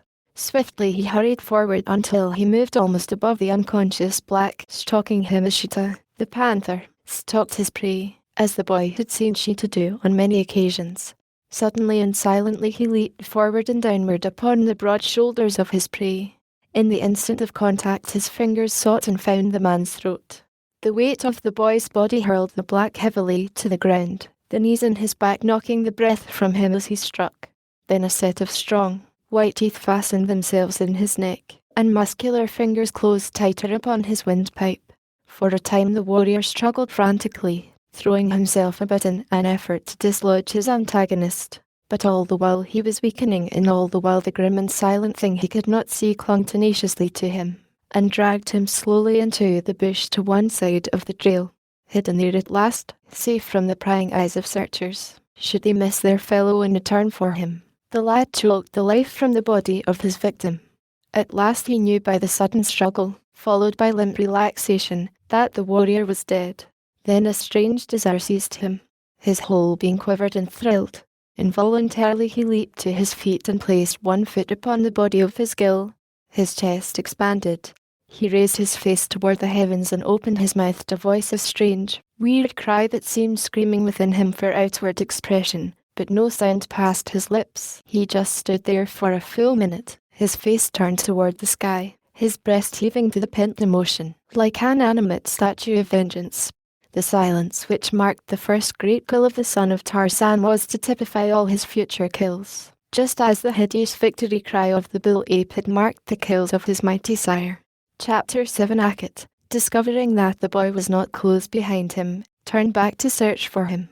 He had gone but a short distance in return when he was brought to a sudden and startled halt by sight of a strange figure moving through the trees toward him. It was the boy, yet could it be? In his hand was a long spear. Down his back hung an oblong shield such as the black warriors who had attacked them had worn, and upon ankle and arm were bands of iron and brass, while a loin cloth was twisted about the youth's middle. A knife was thrust through its folds. When the boy saw the ape, he hastened forward to exhibit his trophies. Proudly he called attention to each of his newly won possessions. Boastfully he recounted the details of his exploit. "With my bare hands and my teeth I killed him," he said. "I would have made friends with them, but they chose to be my enemies. And now that I have a spear I shall show Numa, too, what it means to have me for a foe. Only the white men and the great apes, Akit, are our friends. Them we shall seek, all others must we avoid or kill. This have I learned of the jungle. They made a detour about the hostile village, and resumed their journey toward the coast. The boy took much pride in his new weapons and ornaments. He practiced continually with the spear, throwing it at some object ahead hour by hour as they travelled their loitering way, until he gained a proficiency such as only youthful muscles may attain to speedily. All the while his training went on under the guidance of Akit.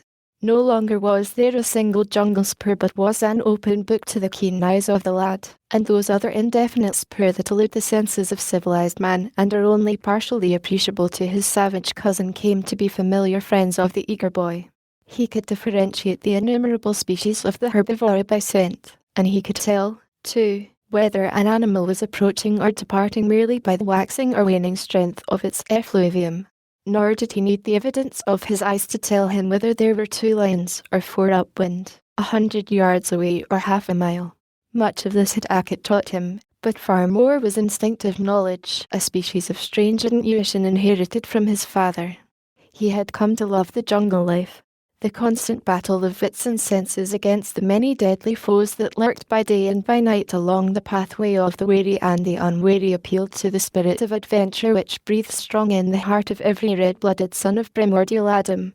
Yet, though he loved it, he had not let his selfish desires outweigh the sense of duty that had brought him to a realization of the moral wrong which lay beneath the adventurous escapade that had brought him to Africa. His love of father and mother was strong within him, too strong to permit unalloyed happiness which was undoubtedly causing them days of sorrow. And so he held tight to his determination to find a port upon the coast where he might communicate with them and receive funds for his return to London. There he felt sure that he could now persuade his parents to let him spend at least a portion of his time upon those African estates which from little careless remarks dropped at home he knew his father possessed. That would be something, better at least than a lifetime of the cramped and cloying restrictions of civilization. And so he was rather contented than otherwise as he made his way in the direction of the coast, for while he enjoyed the liberty and the savage pleasures of the wild his conscience was at the same time clear, for he knew that he was doing all that lay in his power to return to his parents. He rather looked forward, too, to meeting white men again, creatures of his own kind, for there had been many occasions upon which he had longed for other companionship than that of the old ape. The affair with the blacks still rankled in his heart. He had approached them in such innocent good fellowship and with such childlike assurance of a hospitable welcome that the reception which had been accorded him had proved a shock to his boyish ideals. He no longer looked upon the black man as his brother, but rather as only another of the innumerable foes of the bloodthirsty jungle, a beast of prey which walked upon 2 feet instead of 4. But if the blacks were his enemies, there were those in the world who were not. There were those who always would welcome him with open arms, who would accept him as a friend and brother, and with whom he might find sanctuary from every enemy. Yes, there were always white men.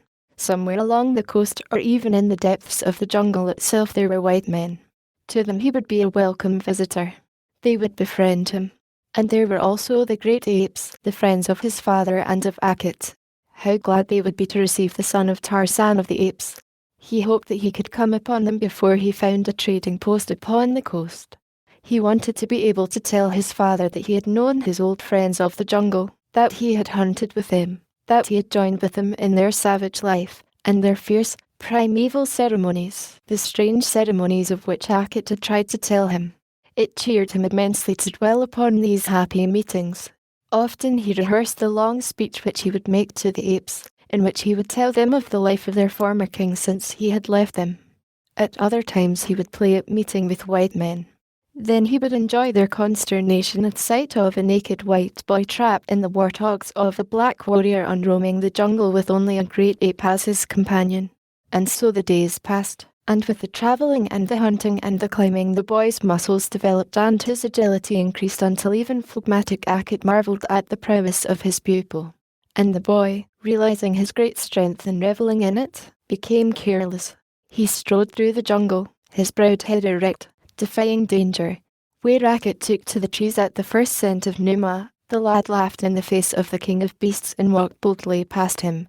Good fortune was with him for a long time. The lions he met were well fed, perhaps, or the very boldness of the strange creature which invaded their domain so filled them with surprise that thoughts of attack were banished from their minds as they stood, round-eyed, watching his approach and his departure. Whatever the cause, however, the fact remains that on many occasions the boy passed within a few paces of some great lion without arousing more than a warning growl. But no two lions are necessarily alike in character or temper. They differ as greatly as do individuals of the human family. Because 10 lions act similarly under similar conditions, one cannot say that the 11th lion will do likewise. The chances are that he will not. The lion is a creature of high nervous development. He thinks, therefore he reasons. Having a nervous system and brains, he is the possessor of temperament, which is affected variously by extraneous causes. One day the boy met the 11th lion. The former was walking across a small plain upon which grew little clumps of bushes. Ackett was a few yards to the left of the lad who was the first to discover the presence of Numa. "Run, Ackett," called the boy, laughing. "Numa lies hid in the bushes to my right. Take to the trees." Ackett, "I, the son of Tarzan, will protect you," and the boy, laughing, kept straight along his way which led close beside the brush in which Numa lay concealed. The ape shouted to him to come away, but the lad only flourished his spear and executed an improvised war dance to show his contempt for the king of beasts. Closer and closer to the dread destroyer he came, until, with a sudden, angry growl, the lion rose from his bed not 10 paces from the youth. A huge fellow he was, this lord of the jungle and the desert. A shaggy mane clothed his shoulders. Cruel fangs armed his great jaws. His yellow-green eyes blazed with hatred and challenge. The boy, with his pitifully inadequate spear ready in his hand, realized quickly that this lion was different from the others he had met. But he had gone too far now to retreat. The nearest tree lay several yards to his left. The lion could be upon him before he had covered half the distance, and that the beast intended to charge none could doubt who looked upon him now. Beyond the lion was a thorn tree, only a few feet beyond him. It was the nearest sanctuary, but Numa stood between it and his prey. The feel of the long spear shaft in his hand and the sight of the tree beyond the lion gave the lad an idea, a preposterous idea, a ridiculous, forlorn hope of an idea. But there was no time now to weigh chances. There was but a single chance, and that was the thorn tree. If the lion charged, it would be too late. The lad must charge first, and to the astonishment of Ackett and none the less of Numa, the boy leaped swiftly toward the beast. Just for a second was the lion motionless with surprise, and in that second Jack Clayton put to the crucial test an accomplishment which he had practiced at school. Straight for the savage brute he ran, his spear held but foremost across his body. Ackett shrieked in terror and amazement. The lion stood with wide, round eyes awaiting the attack, ready to rear upon his hind feet and receive this rash creature with blows that could crush the skull of a buffalo. Just in front of the lion the boy placed the butt of his spear upon the ground, gave a mighty spring, and, before the bewildered beast could guess the trick that had been played upon him, sailed over the lion's head into the rending embrace of the thorn tree, safe but lacerated. Ackett had never before seen a pole vault. Now he leaped up and down within the safety of his own tree, screaming taunts and boasts at the discomfited Numa, while the boy, torn and bleeding, sought some position in his thorny retreat in which he might find the least agony. He had saved his life, but at considerable cost in suffering. It seemed to him that the lion would never leave, and it was a full hour before the angry brute gave up his vigil and strode majestically away across the plain. When he was at a safe distance, the boy extricated himself from the thorn tree, but not without inflicting new wounds upon his already tortured flesh. It was many days before the outward evidence of the lesson he had learned had left him, while the impression upon his mind was one that was to remain with him for life. Never again did he uselessly tempt fate. He took long chances often in his afterlife, but only when the taking of chances might further the attainment of some cherished end, and, always thereafter, he practiced pole vaulting. For several days the boy and the ape lay up while the former recovered from the painful wounds inflicted by the sharp thorns. The great anthropoid licked the wounds of his human friend, nor, aside from this, did they receive other treatment, but they soon healed, for healthy flesh quickly replaces itself. when the lad felt fit again the two continued their journey toward the coast, and once more the boy's mind was filled with pleasurable anticipation. And at last the much-dreamed-of moment came. They were passing through a tangled forest when the boy's sharp eyes discovered from the lower branches through which he was travelling an old but well-marked spoor, a spoor that set his heart to leaping. The spoor of man, of white men, for among the prints of naked feet were the well-defined outlines of European-made boots. The trail, which marked the passage of a good-sized company, pointed north at right angles to the course the boy and the ape were taking toward the coast. Doubtless these white men knew the nearest coast settlement. They might even be headed for it now.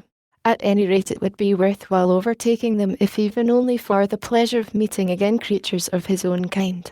The lad was all excitement, palpitant with eagerness to be off in pursuit. Akip demurred. He wanted nothing of men. To him the lad was a fellow ape, for he was the son of the king of apes. He tried to dissuade the boy, telling him that soon they should come upon a tribe of their own folk where some day when he was older the boy should be king as his father had before him. But Jack was obdurate. He insisted that he wanted to see white men again. He wanted to send a message to his parents. Akip listened, and as he listened the intuition of the beast suggested the truth to him. The boy was planning to return to his own kind. The thought filled the old ape with sorrow. He loved the boy as he had loved the father, with the loyalty and faithfulness of a hound for its master. In his ape brain and his ape heart he had nursed the hope that he and the lad would never be separated. He saw all his fondly cherished plans fading away, and yet he remained loyal to the lad and to his wishes. Though disconsolate, he gave in to the boy's determination to pursue the safari of the white men, accompanying him upon what he believed would be their last journey together.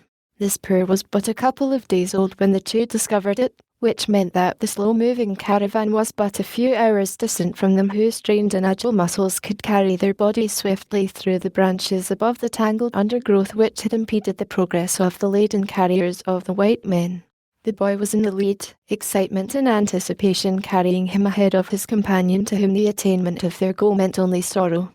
And it was the boy who first saw the rear guard of the caravan and the white men he had been so anxious to overtake. Stumbling along the tangled trail of those ahead, a dozen heavily laden blacks who, from fatigue or sickness, had dropped behind, were being prodded by the black soldiers of the rear guard, kicked when they fell, and then roughly jerked to their feet and hustled onward. On either side walked a giant white man, heavy blonde beards almost obliterating their countenances. The boy's lips formed a glad cry of salutation as his eyes first discovered a white, a cry that was never uttered, for almost immediately he witnessed that which turned his happiness to anger as he saw that both the white men were wielding heavy whips brutally upon the naked backs of the poor devils staggering along beneath loads that would have overtaxed the strength and endurance of strong men at the beginning of a new day. Every now and then the rear guard and the white men cast apprehensive glances rearward as though momentarily expecting the materialization of some long-expected danger from the quarter. The boy had paused after his first sight of the caravan, and now was following slowly in the wake of the sordid, brutal spectacle. Presently Akip came up with him. To the beast there was less of horror in the sight than to the lad, yet even the great ape growled beneath his breath at useless torture being inflicted upon the helpless slaves. He looked at the boy. Now that he had caught up with the creatures of his own kind, why was it that he did not rush forward and greet them? He put the question to his companion. "They are fiends," muttered the boy. "I would not travel with such as they, for if I did I should set upon them and kill them the first time they beat their people as they are beating them now. But," he added, after a moment's thought, "I can ask them the whereabouts of the nearest port, and then, Akip, we can leave them." The ape made no reply, and the boy swung to the ground and started at a brisk walk toward the safari. He was 100 yards away, perhaps, when one of the whites caught sight of him. The man gave a shout of alarm, instantly levelling his rifle upon the boy and firing. The bullet struck just in front of its mark, scattering turf and fallen leaves against the lad's legs. A second later the other white and the black soldiers of the rear guard were firing hysterically at the boy. Jack leaped behind a tree, unhit. Days of panic-ridden flight through the jungle had filled Carl Jensen and Sven Malbin with jangling nerves and their native boys with unreasoning terror. Every new note from behind sounded to their frightened ears the coming of the sheikh and his bloodthirsty entourage. They were in a blue funk, and the sight of the naked white warrior stepping silently out of the jungle through which they had just passed had been sufficient shock to let loose in action all the pent nerve energy of Malbin, who had been the first to see this strange apparition. And Malbin's shout and shot had set the others going. When their nervous energy had spent itself and they came to take stock of what they had been fighting, it developed that Malbin alone had seen anything clearly. Several of the blacks averred that they too had obtained a good view of the creature, but their descriptions of it varied so greatly that Jensen, who had seen nothing himself, was inclined to be a trifle sceptical. One of the blacks insisted that the thing had been 11 feet tall, with a man's body and the head of an elephant. Another had seen 3 immense Arabs with huge, black beards. But when, after conquering their nervousness, the rearguard advanced upon the enemy's position to investigate, they found nothing, for Ackett and the boy had retreated out of range of the unfriendly guns. Jack was disheartened and sad. He had not entirely recovered from the depressing effect of the unfriendly reception he had received at the hands of the blacks, and now he had found an even more hostile one accorded him by men of his own colour. "The lesser beasts flee from me in terror," he murmured, half to himself. "The greater beasts are ready to tear me to pieces at sight. Black men would kill me with their spears or arrows, and now white men, men of my own kind, have fired upon me and driven me away. Are all the creatures of the world my enemies? Has the son of Tarzan no friend other than Ackett?" The old ape drew closer to the boy. "There are the great apes," he said. "They only will be the friends of Ackett's friend. Only the great apes will welcome the son of Tarzan. You have seen that men want nothing of you. Let us go now and continue our search for the great apes, our people." The language of the great apes is a combination of monosyllabic gutturals, amplified by gestures and signs. It may not be literally translated into human speech, but as near as may be, this is what Ackett said to the boy. The two proceeded in silence for some time after Ackett had spoken. The boy was immersed in deep thought, bitter thoughts in which hatred and revenge predominated. Finally he spoke.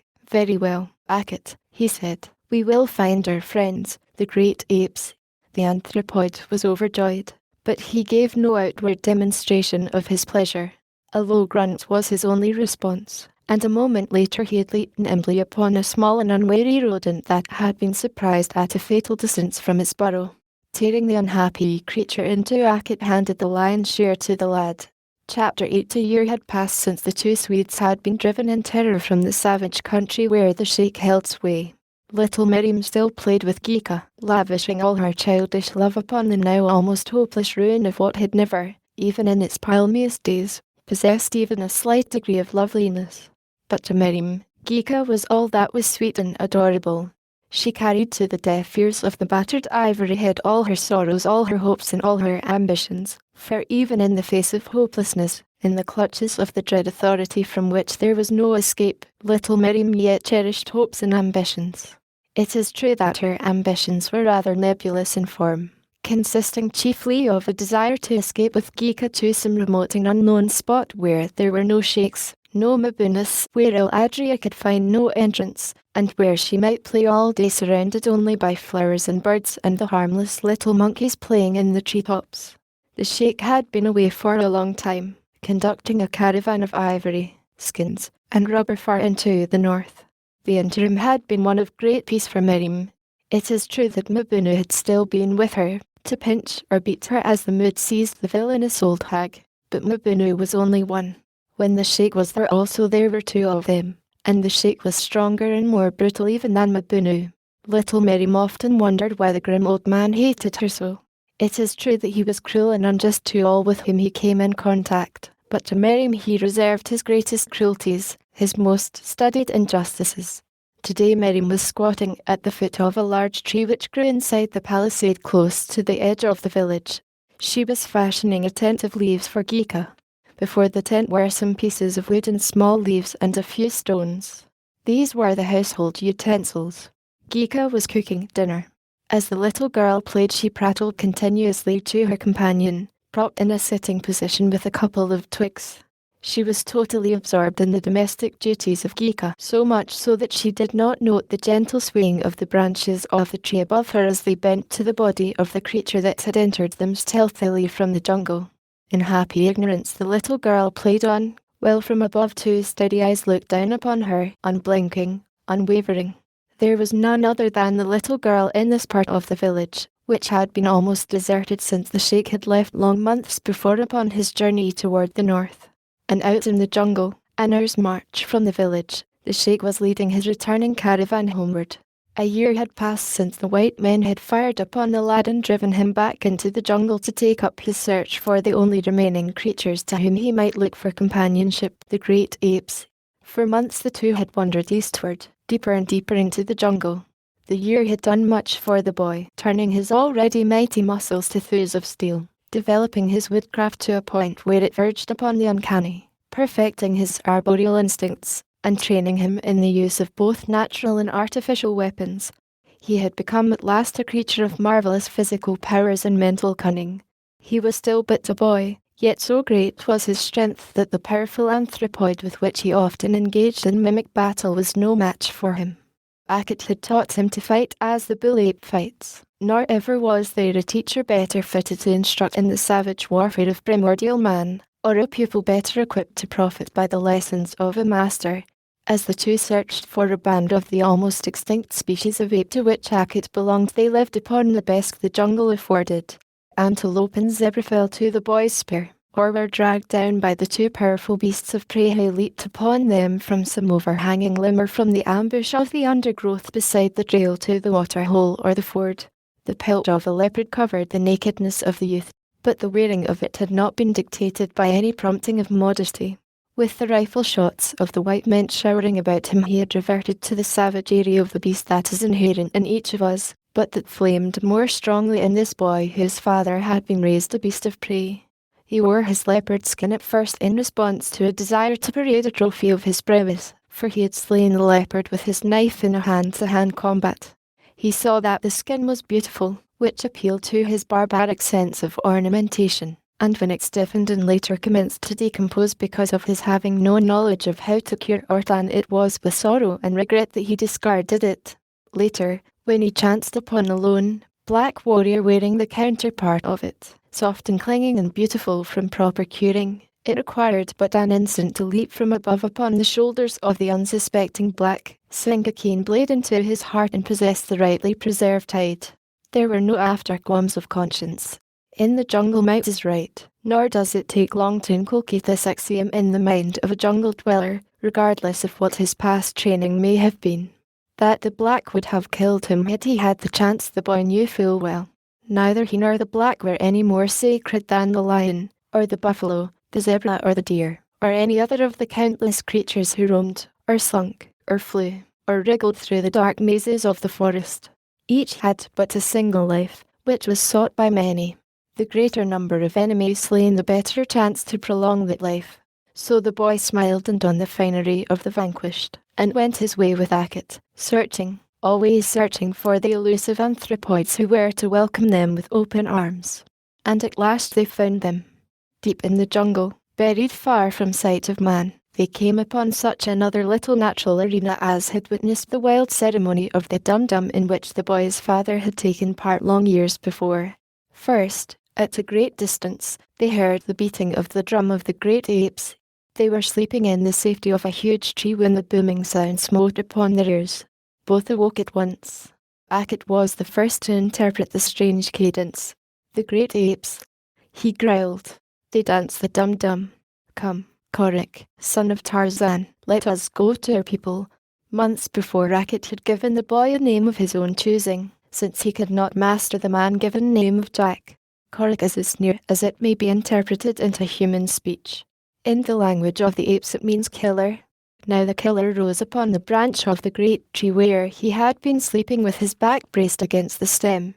He stretched his lithe young muscles, the moonlight filtering through the foliage from above dappling his brown skin with little patches of light. The ape, too, stood up, half squatting after the manner of his kind. Low growls rumbled from the bottom of his deep chest, growls of excited anticipation. The boy growled in harmony with the ape. Then the anthropoid slid softly to the ground. Close by, in the direction of the booming drum, lay a clearing which they must cross. The moon flooded it with silvery light. Half erect, The great ape shuffled into the full glare of the moon.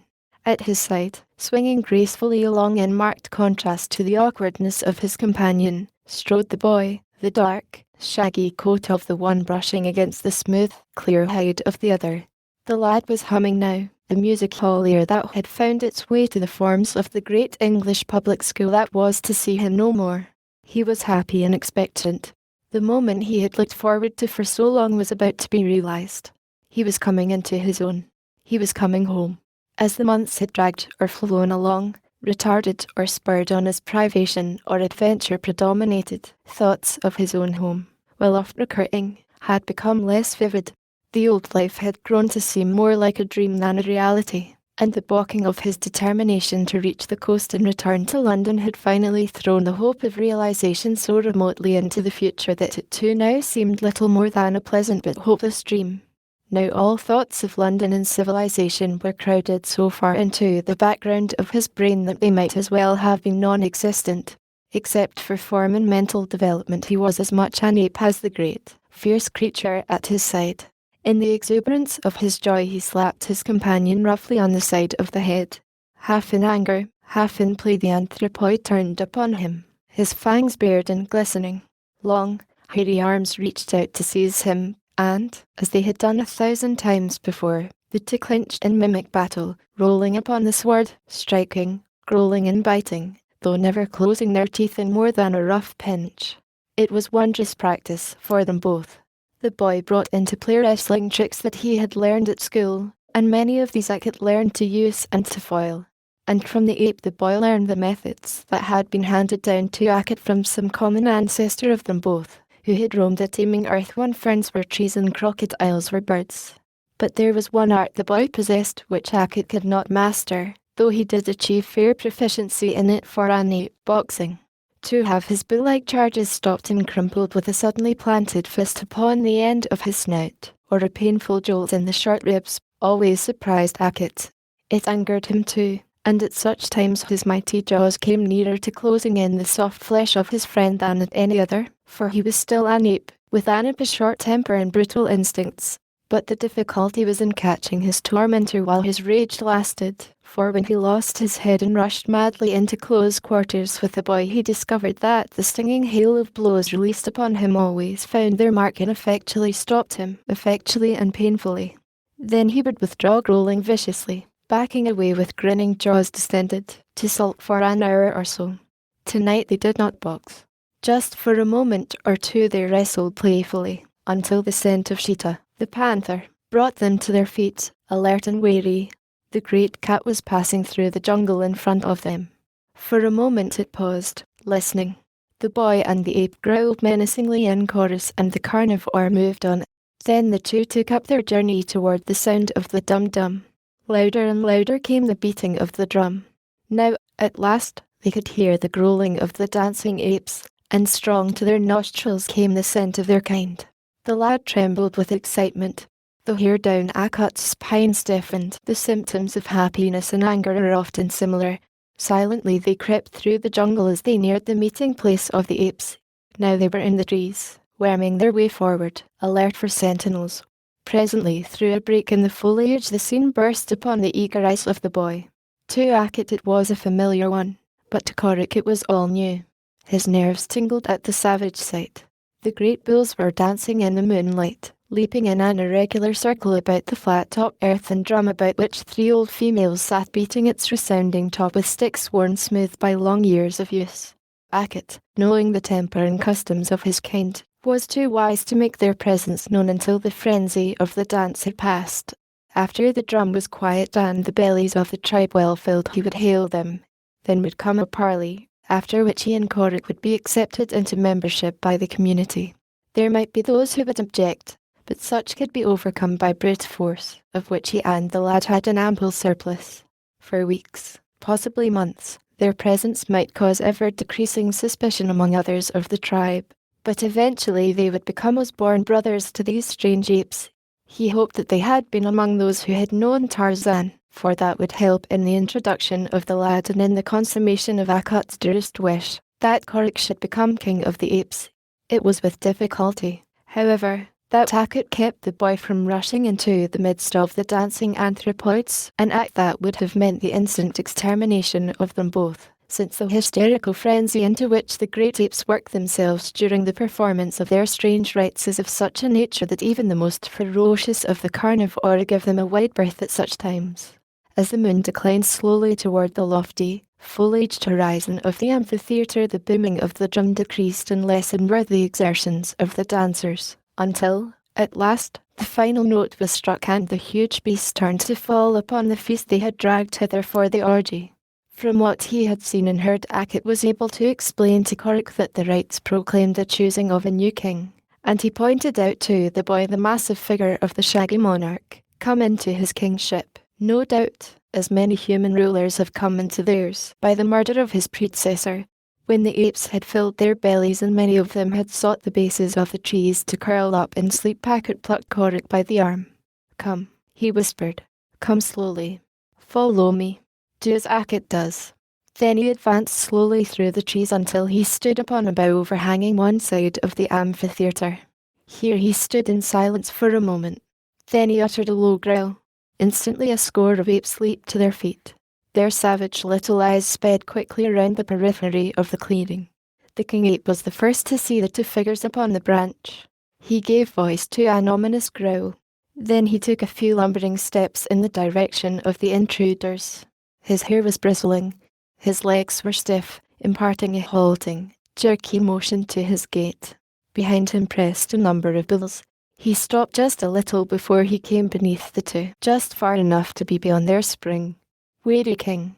Here he stood rocking himself to and fro upon his short legs, baring his fangs in hideous grinnings, rumbling out an ever-increasing volume of growls, which were slowly but steadily increasing to the proportions of roars. Hackett knew that he was planning an attack upon them. The old ape did not wish to fight. He had come with the boy to cast his lot with the tribe. "I am Hackett," he said. "This is Corrick. Corrick is the son of Tarzan, who was king of the apes. I, too, was king of the apes who dwelt in the midst of the great waters. We have come to hunt with you, to fight with you. We are great hunters. We are mighty fighters. Let us come in peace." The king ceased his rocking. He eyed the pair from beneath his beetling brows. His bloodshot eyes were savage and crafty. His kingship was very new and he was jealous of it. He feared the encroachments of two strange apes. The sleek, brown, hairless body of the lad spelled man, and man he feared and hated. "Go away," he growled. "Go away, or I will kill you."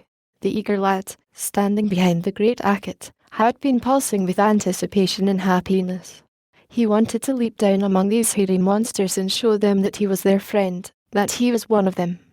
He had expected that they would receive him with open arms, and now the words of the king ape filled him with indignation and sorrow. The blacks had set upon him and driven him away. Then he had turned to the white men, to those of his own kind, only to hear the ping of bullets where he had expected words of cordial welcome. The great apes had remained his final hope. To them he looked for the companionship man had denied him. Suddenly rage overwhelmed him. The king ape was almost directly beneath him. The others were formed in a half-circle several yards behind the king. They were watching events interestedly. Before Hackett could guess his intention, or prevent, the boy leaped to the ground directly in the path of the king, who had now succeeded in stimulating himself to a frenzy of fury. "I am Corrick," shouted the boy. "I am the killer. I came to live among you as a friend. You want to drive me away. Very well, then, I shall go. But before I go I shall show you that the son of Tarzan is your master, as his father was before him, that he is not afraid of your king, are you?" For an instant the king ape had stood motionless with surprise. He had expected no such rash action upon the part of either of the intruders. Hackett was equally surprised. Now he shouted excitedly for Corrick to come back, for he knew that in the sacred arena the other bulls might be expected to come to the assistance of their king against an outsider, though there was small likelihood that the king would need assistance. Once those mighty jaws closed upon the boy's soft neck, the end would come quickly. To leap to his rescue would mean death for Hackett, too, but the brave old ape never hesitated. Bristling and growling, he dropped to the sword just as the king ape charged. The beast's hands clutched for their hold as the animal sprang upon the lad. The fierce jaws were wide distended to bury the yellow fangs deeply in the brown hide. Corrick, too, leaped forward to meet the attack, but leaped crouching, beneath the outstretched arms. At the instant of contact the lad pivoted on one foot, and with all the weight of his body and the strength of his trained muscles drove a clenched fist into the bull's stomach. With a gasping shriek the king ape collapsed, clutching futilely for the agile, naked creature nimbly sidestepping from his grasp. Howls of rage and dismay broke from the bull apes behind the fallen king, as with murder in their savage little hearts they rushed forward upon Corrick and Ackett. But the old ape was too wise to court any such unequal encounter. To have counselled the boy to retreat now would have been futile, and Ackett knew it.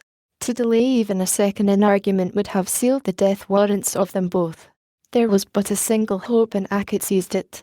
Grasping the lad around the waist he lifted him bodily from the ground, and turning ran swiftly toward another tree which swung low branches above the arena. Close upon their heels swarmed the hideous mob, but Ackett, although he was unburdened by the weight of the struggling Corrick, was still fleeter than his pursuers. With the bound he grasped a low limb, and with the agility of a little monkey swung himself and the boy to temporary safety. Nor did he hesitate even here, but raced on through the jungle night, bearing his burden to safety. For a time the bulls pursued, but presently, as the swifter outdistanced the slower and found themselves separated from their fellows, they abandoned the chase, standing roaring and screaming until the jungle reverberated their hideous noises. Then they turned and retraced their way to the amphitheatre. When Ackett felt assured that they were no longer pursued, he stopped and released Corrick. The boy was furious. "Why did you drag me away?" he cried. I would have taught them all. Now they will think that I am afraid of them." "What they think cannot harm you," said Ackett. "You're alive. If I had not brought you away you would be dead now, and so would I. Do you not know that even Numa slinks from the path of the great apes when there are many of them and they are mad?" Chapter 9. It was an unhappy Corrick who wandered aimlessly through the jungle the day following his inhospitable reception by the great apes. His heart was heavy from disappointment. Unsatisfied vengeance smouldered in his breast. He looked with hatred upon the denizens of his jungle world, baring his fighting fangs and growling at those that came within radius of his senses. The mark of his father's early life was strong upon him and enhanced by months of association with beasts, from whom the imitative faculty of youth had absorbed a countless number of little mannerisms of the predatory creatures of the wild. He bared his fangs now as naturally and upon as slight provocation as Sheeta, the panther, bared his. He growled as ferociously as Ackett himself. When he came suddenly upon another beast his quick crouch bore a strange resemblance to the arching of the cat's back. Corrick, the killer, was looking for trouble. In his heart of hearts he hoped to meet the king ape who had driven him from the amphitheatre. To this end he insisted upon remaining in the vicinity. But the exigencies of the perpetual search for food led them several miles further away during day. They were moving slowly downwind, and warily because the advantage was with whatever beast might chance to be hunting ahead of them, where their scent spur was being borne by the light breeze. Suddenly the two halted simultaneously. Two heads were cocked upon one side. Like creatures hewn from solid rock they stood immovable, listening. Not a muscle quivered. For several seconds they remained thus, then Corrick advanced cautiously a few yards and leaped nimbly into a tree. Ackett followed close upon his heels. Neither had made a noise that would have been appreciable to human ears at a dozen paces. Stopping often to listen, they crept forward through the trees. That both were greatly puzzled was apparent from the questioning looks they cast at one another from time to time. Finally the lad caught a glimpse of a palisade 100 yards ahead, and beyond it the tops of some goatskin tents and a number of thatched huts. His lip upcurled in a savage snarl. Blacks! How he hated them! He signed to Ackett to remain where he was while he advanced to reconnoitre. Woe betide the unfortunate villager whom the killer came upon now, slinking through the lower branches of the trees, leaping lightly from one jungle giant to its neighbour where the distance was not too great, or swinging from one handhold to another. Corrick came silently toward the village. He heard a voice beyond the palisade and toward that he made his way. A great tree overhung the enclosure at the very point from which the voice came. Into this Corrick crept. His spear was ready in his hand. His ears told him of the proximity of a human being. All that his eye required was a single glance to show him his target. Then, lightning-like, the missile would fly to its goal. With raised spear he crept among the branches of the tree, glaring narrowly downward in search of the owner of the voice which rose to him from below. At last he saw a human back. The spear hand flew to the limit of the throwing position to gather the force that would send the iron-shod missile completely through the body of the unconscious victim. And then the killer paused. He leaned forward a little to get a better view of the target. Was it to ensure a more perfect aim, or had there been that in the graceful lines and the childish curves of the little body below him that had held in check the spirit of murder running riot in his veins? He lowered his spear cautiously that it might make no noise by scraping against foliage or branches. Quietly he crouched in a comfortable position along the grateful man. There he lay with wide eyes looking down in wonder upon the creature he had crept upon to kill, looking down upon a little girl, a little nut-brown maiden. The snarl had gone from his lip. His only expression was one of interested attention. He was trying to discover what the girl was doing. Suddenly a broad grin overspread his face, for a turn of the girl's body had revealed Geeka of the ivory head and the rat-skin torso, Geeka of the splinter limbs and the disreputable appearance. The little girl raised the marred face to hers and rocking herself backward and forward crooned a plaintive Arab lullaby to the doll. A softer light entered the eyes of the killer. For a long hour that passed very quickly to him, Korik lay with gaze riveted upon the playing child. Not once had he had a view of the girl's full face. For the most part he saw only a mass of wavy, black hair, one brown little shoulder exposed upon the side from where her single rib was caught beneath her arm, and a shapely knee protruding from beneath her garment as she sat cross-legged upon the ground. A tilt of the head as she emphasized some maternal admonition to the passive Geeka revealed occasionally a rounded cheek or a piquant little chin. Now she was shaking a slim finger at Geeka, reprovingly, and again she crushed to her heart this only object upon which she might lavish the untold wealth of her childish affections. Korik, momentarily forgetful of his bloody mission, permitted the fingers of his spear hand to relax a little their grasp upon the shaft of his formidable weapon. It slipped, almost falling, but the occurrence recalled the killer to himself. It reminded him of his purpose in slinking stealthily upon the owner of the voice that had attracted his vengeful attention. He glanced at the spear, with its well-worn grip and cruel, barbed head. Then he let his eyes wander again to the dainty form below him. In imagination he saw the heavy weapon shooting downward. He saw it pierce the tender flesh, driving its way deep into the yielding body. He saw the ridiculous doll drop from its owner's arms to lie sprawled and pathetic beside the quivering body of the little girl. The killer shuddered, scowling at the inanimate iron inward of the spear as though they constituted a sentient being endowed with a malignant mind. Korik wondered what the girl would do were he to drop suddenly from the tree to her side. Most likely she would scream and run away. Then would come the men of the village with spears and guns and set upon him. They would either kill him or drive him away. A lump rose in the boy's throat. He craved the companionship of his own kind, though he scarce realized how greatly. He would have liked to slip down beside the little girl and talk with her, though he knew from the words he had overheard that she spoke the language with which he was unfamiliar. They could have talked by signs a little. That would have been better than nothing. Too, he would have been glad to see her face. What he had glimpsed assured him that she was pretty, but her strongest appeal to him lay in the affectionate nature revealed by her gentle mothering of the grotesque doll. At last he hit upon a plan. He would attract her attention, and reassure her by a smiling greeting from a greater distance. Silently he wormed his way back into the tree. It was his intention to hail her from beyond the palisade, giving her the feeling of security which he imagined the stout barricade would afford. He had scarcely left his position in the tree when his attention was attracted by a considerable noise upon the opposite side of the village. By moving a little he could see the gate at the far end of the main street. A number of men, women and children were running toward it. It swung open, revealing the head of a caravan upon the opposite side. In trooped the motley organization, black slaves and dark-hued Arabs of the northern deserts, cursing camel drivers urging on their vicious charges. Overburdened donkeys, waving sadly pendulous ears while they endured with stoic patience the brutalities of their masters. Goats, sheep and horses. Into the village they all trooped behind a tall, sour, old man, who rode without greetings to those who shrunk from his path directly to a large goatskin tent in the centre of the village. Here he spoke to a wrinkled hag. Corrick, from his vantage spot, could see it all. He saw the old man asking questions of the black woman, and then he saw the latter point toward a secluded corner of the village which was hidden from the main street by the tents of the Arabs and the huts of the natives in the direction of the tree beneath which the little girl played.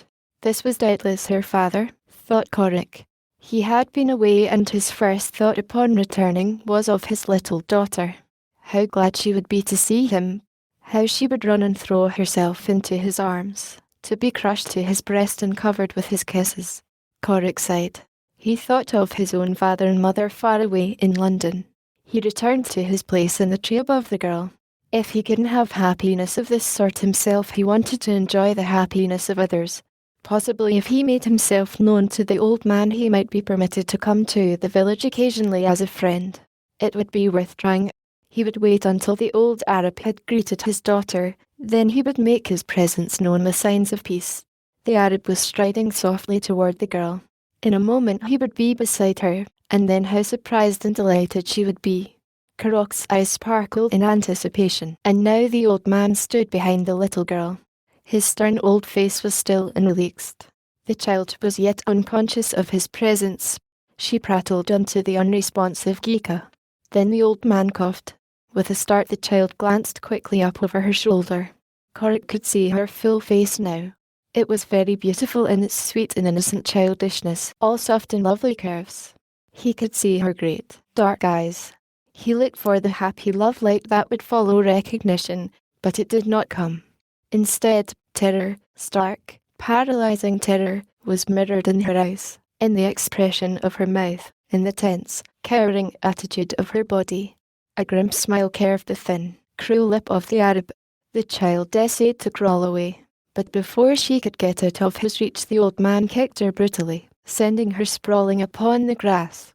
Then he followed her up to seize and strike her as was his custom.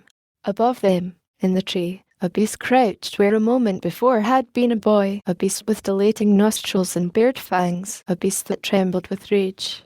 The sheikh was stooping to reach for the girl when the killer dropped to the ground at his side. His spear was still in his left hand, but he had forgotten it.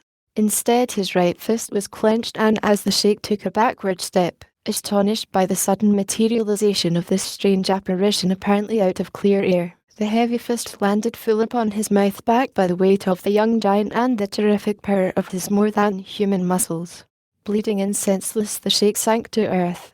Corrick turned toward the child. She had regained her feet and stood wide-eyed and frightened, looking first into his face and then, horror-struck, at the recumbent figure of the sheikh.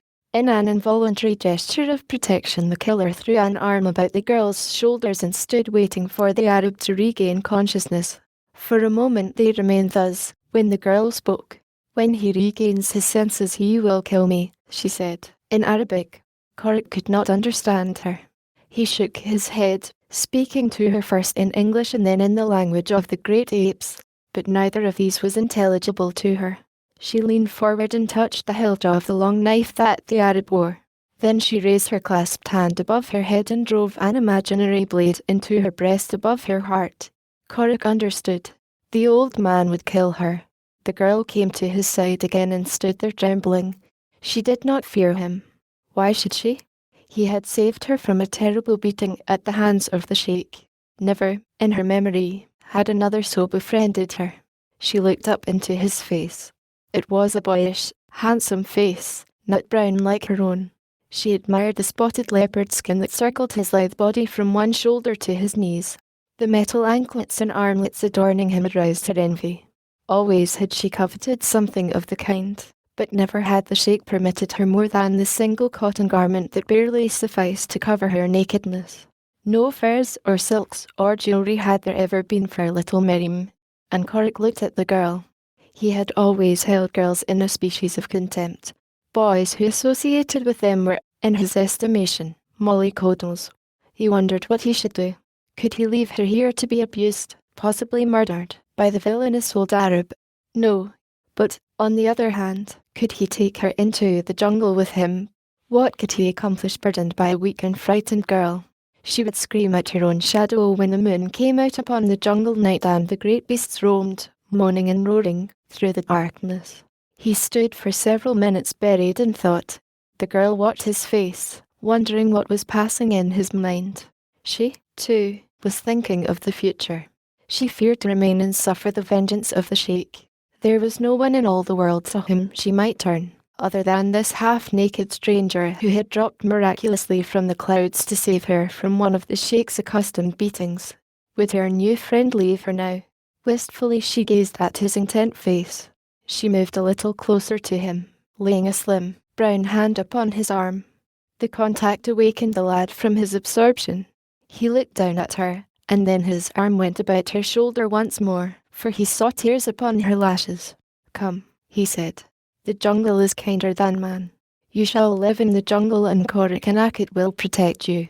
She did not understand his words, but the pressure of his arm drawing her away from the prostrate Arab and the tents was quite intelligible. One little arm crept about his waist and together they walked toward the palisade. Beneath the great tree that had harboured Korik while he watched the girl at play, he lifted her in his arms and throwing her lightly across his shoulder leaped nimbly into the lower branches. Her arms were about his neck and from one little hand Gika dangled down his straight young back. And so Miriam entered the jungle with Korik, trusting, in her childish innocence, the stranger who had befriended her, and perhaps influenced in her belief in him by that strange intuitive power possessed by women. She had no conception of what the future might hold. She did not know, nor could she have guessed the manner of life led by her protector. Possibly she pictured a distant village similar to that of the sheikh in which lived other white men like the stranger. That she was to be taken into the savage, primeval life of a jungle beast could not have occurred to her. Had it, her little heart would have palpitated with fear. Often had she wished to run away from the cruelties of the sheikh and Mabunu, but the dangers of the jungle always had deterred her. The two had gone but a short distance from the village when the girl spied the huge proportions of the great Akit. With a half-stifled scream she clung more closely to Korik, and pointed fearfully toward the ape. Akit, thinking that the killer was returning with a prisoner, came growling toward them. A little girl aroused no more sympathy in the beast's heart than would a full-grown bull ape. She was a stranger in the air for to be killed. He bared his yellow fangs as he approached, and to his surprise the killer bared his likewise, but he bared them at Akit, and snarled menacingly. "Ah," thought Akit, "the killer has taken a mate," and so, obedient to the tribal laws of his kind, he left them alone, becoming suddenly absorbed in a fuzzy caterpillar of peculiarly succulent appearance. The larva disposed of, he glanced from the corner of an eye at Korik. The youth had deposited his burden upon a large limb, where she clung desperately to keep from falling. "She will accompany us," said Korik to Akit, jerking a thumb in the direction of the girl. "Do not harm her. We will protect her." Akit shrugged. To be burdened by the young of man was in no way to his liking. He could see from her evident fright at her position on the branch, and from the terrified glances she cast in his direction that she was hopelessly unfit. By all the ethics of Akot's training and inheritance the unfit should be eliminated. But if the killer wished this there was nothing to be done about it but to tolerate her. Akit certainly didn't want her, of that he was quite positive. Her skin was too smooth and hairless, quite snake-like, in fact, and her face was most unattractive. Not at all like that of a certain lovely she he had particularly noticed among the apes in the amphitheatre the previous night. Ah, there was true feminine beauty for one. A great, generous mouth, lovely, yellow fangs, and the cutest, softest side whiskers. Akit sighed. Then he rose, expanded his great chest and strutted back and forth along a substantial branch, for even a puny thing like this she of Karoks might admire his fine coat and his graceful carriage. But poor little Miriam only shrank closer to Korik and almost wished that she were back in the village of the sheikh where the terrors of existence were of human origin, and so more or less familiar. The hideous ape frightened her. He was so large and so ferocious in appearance. His actions she could only interpret as a menace, for how could she guess that he was parading to excite admiration? Nor could she know of the bond of fellowship which existed between this great brute and the godlike youth who had rescued her from the sheikh. Miriam spent an evening and a night of unmitigated terror. Corrick and Ackett led her along dizzy ways as they searched for food. Once they hid her in the branches of a tree while they stalked a nearby buck.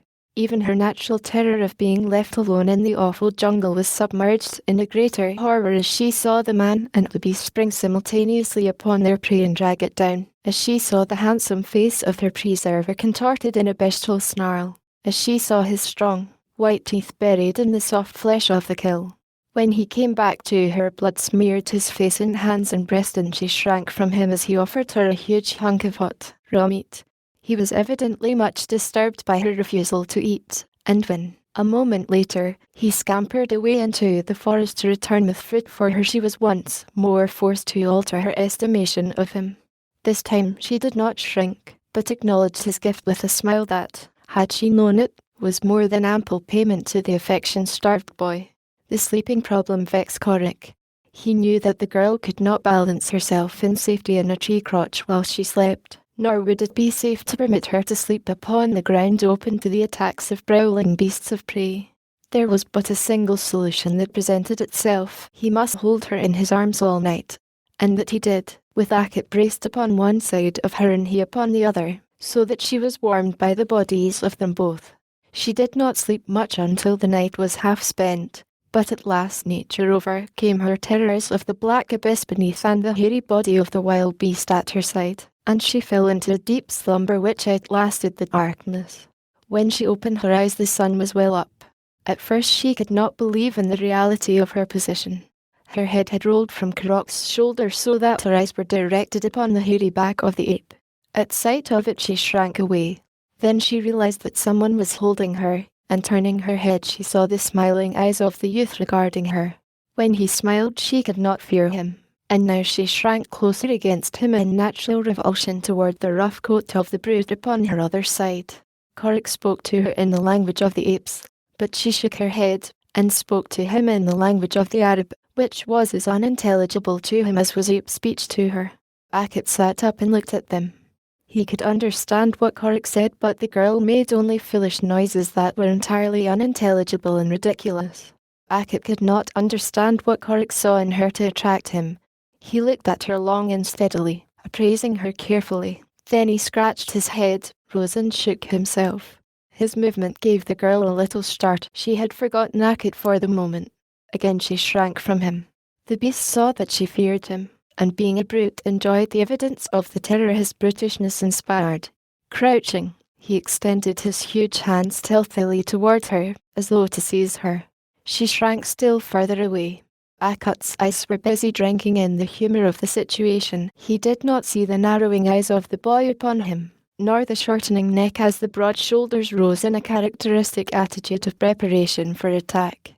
As the ape's fingers were about to close upon the girl's arm, the youth rose suddenly with a short, vicious growl.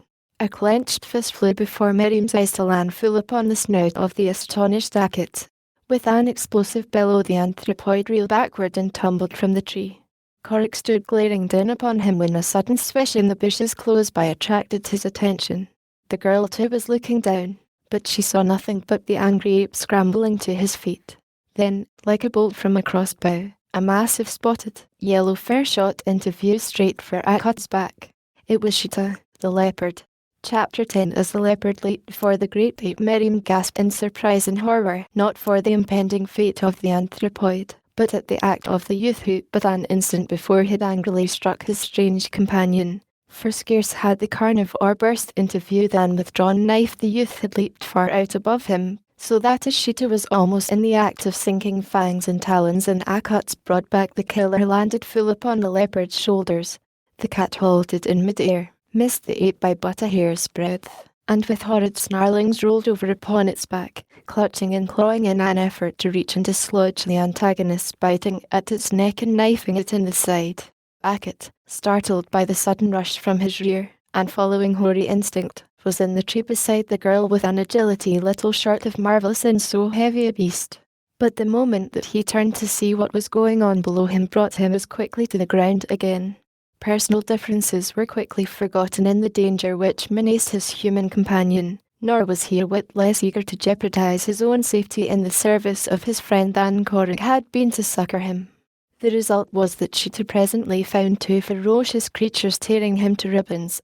Shrieking, snarling and growling, the three rolled hither and thither among the underbrush, while with staring eyes the sole spectator of the battle royal crouched trembling in the tree above them, hugging Kiki frantically to her breast. It was the boy's knife which eventually decided the battle, and as the fierce feline shuddered convulsively and rolled over upon its side, the youth and the ape rose and faced one another across the prostrate carcass. Korik jerked his head in the direction of the little girl in the tree. "Leave her alone," he said. "She is mine." Akip grunted, blinked his bloodshot eyes, and turned toward the body of Cheetah. Standing erect upon it, he threw out his great chest, raised his face toward the heavens, and gave voice to so horrid a scream that once again the little girl shuddered and shrank. It was the victory cry of the bull ape that has made a kill. The boy only looked on for a moment in silence. Then he leaped into the tree again to the girl's side. Akip presently rejoined them. For a few minutes he busied himself licking his wounds. Then he wandered off to hunt his breakfast. For many months the strange life of the three went on, unmarked by any unusual occurrences. At least without any occurrences that seemed unusual to the youth or the ape. But to the little girl it was a constant nightmare of horrors for days and weeks, until she too became accustomed to gazing into the eyeless sockets of death and to the feel of the icy wind of his shroud-like mantle. Slowly she learned the rudiments of the only common medium of thought exchange which her companions possessed, the language of the great apes. More quickly she perfected herself in jungle craft, so that the time soon came when she was an important factor in the chase, watching while the others slept, or helping them to trace the spoor of whatever prey they might be stalking. Akit accepted her on a footing which bordered upon equality when it was necessary for them to come into close contact, but for the most part he avoided her. The youth always was kind to her, and if there were many occasions upon which he felt the burden of her presence, he hid it from her. Finding that the night damp and chill caused her discomfort and even suffering, Cora constructed a tight little shelter high among the swaying branches of a giant tree. Here little Miriam slept in comparative warmth and safety, while the killer and the ape perched upon nearby branches, the former always before the entrance to the lofty domicile, where he best could guard its inmate from the dangers of arboreal enemies. They were too high to feel much fear of Cheetah, but there was always Hista, the snake, to strike terror to one's soul, and the great baboons who lived nearby, and who, while never attacking, always bared their fangs and barked at any of the trio when they passed near them. After the construction of the shelter, the activities of the three became localized. They ranged less widely, for there was always the necessity of returning to their own tree at nightfall. A river flowed nearby. Game and fruit were plentiful, as were fish also. Existence had settled down to the daily humdrum of the wild, the search for food and the sleeping upon full bellies. They looked no further ahead than today. If the youth thought of his past and of those who longed for him in the distant metropolis, it was in a detached and impersonal sort of way, as though that other life belonged to another creature than himself. He had given up hope of returning to civilization, for since his various rebuffs at the hands of those to whom he had looked for friendship, he had wandered so far inland as to realize that he was completely lost in the mazes of the jungle. Then, too, since the coming of Miriam, he had found in her that one thing which he had most missed before in his savage, jungle life, human companionship. In his friendship for her there was appreciable no trace of sex influence of which he was cognizant. They were friends, companions, that was all. Both might have been boys, except for the half-tender and always masterful manifestation of the protective instinct which was apparent in Karok's attitude. The little girl idolized him as she might have idolized an indulgent brother had she had one. Love was a thing unknown to either, but as the youth neared manhood it was inevitable that it should come to him as it did to every other savage, jungle male. As Miriam became proficient in their common language, the pleasures of their companionship grew correspondingly, for now they could converse unaided by the mental powers of their human heritage. They amplified the restricted vocabulary of the apes until talking was transformed from a task into an enjoyable pastime. When Korik hunted, Miriam usually accompanied him, for she had learned the fine art of silence, when silence was desirable. She could pass through the branches of the great trees now with all the agility and stealth of the killer himself. Great heights no longer appalled her. She swung from limb to limb, or she raced through the mighty branches, sure-footed, lithe, and fearless. Korik was very proud of her, and even old Akit grunted in approval where before he had growled in contempt. A distant village of blacks had furnished her with a mantle of fur and feathers, with copper ornaments, and weapons, for Korik would not permit her to go unarmed, or unversed in the use of the weapons he stole for her. A leather thong over one shoulder supported the ever-present Geeka, who was still the recipient of her most sacred confidences. A light spear and a long knife were her weapons of offence or defence. Her body, rounding into the fullness of an early maturity, followed the lines of a Greek goddess, but there the similarity ceased, for her face was beautiful. As she grew more accustomed to the jungle and the ways of its wild denizens, fear left her. As time wore on, she even hunted alone when Korik and Akit were prowling at a great distance, as they were sometimes forced to do when game was scarce in their immediate vicinity. Upon these occasions she usually confined her endeavours to the smaller animals, though sometimes she brought down a deer, and once even Horta, the boar, a great husker that even Cheetah might have thought twice before attacking. In their stamping grounds in the jungle the three were familiar figures. The little monkeys knew them well, often coming close to chatter and frolic about them.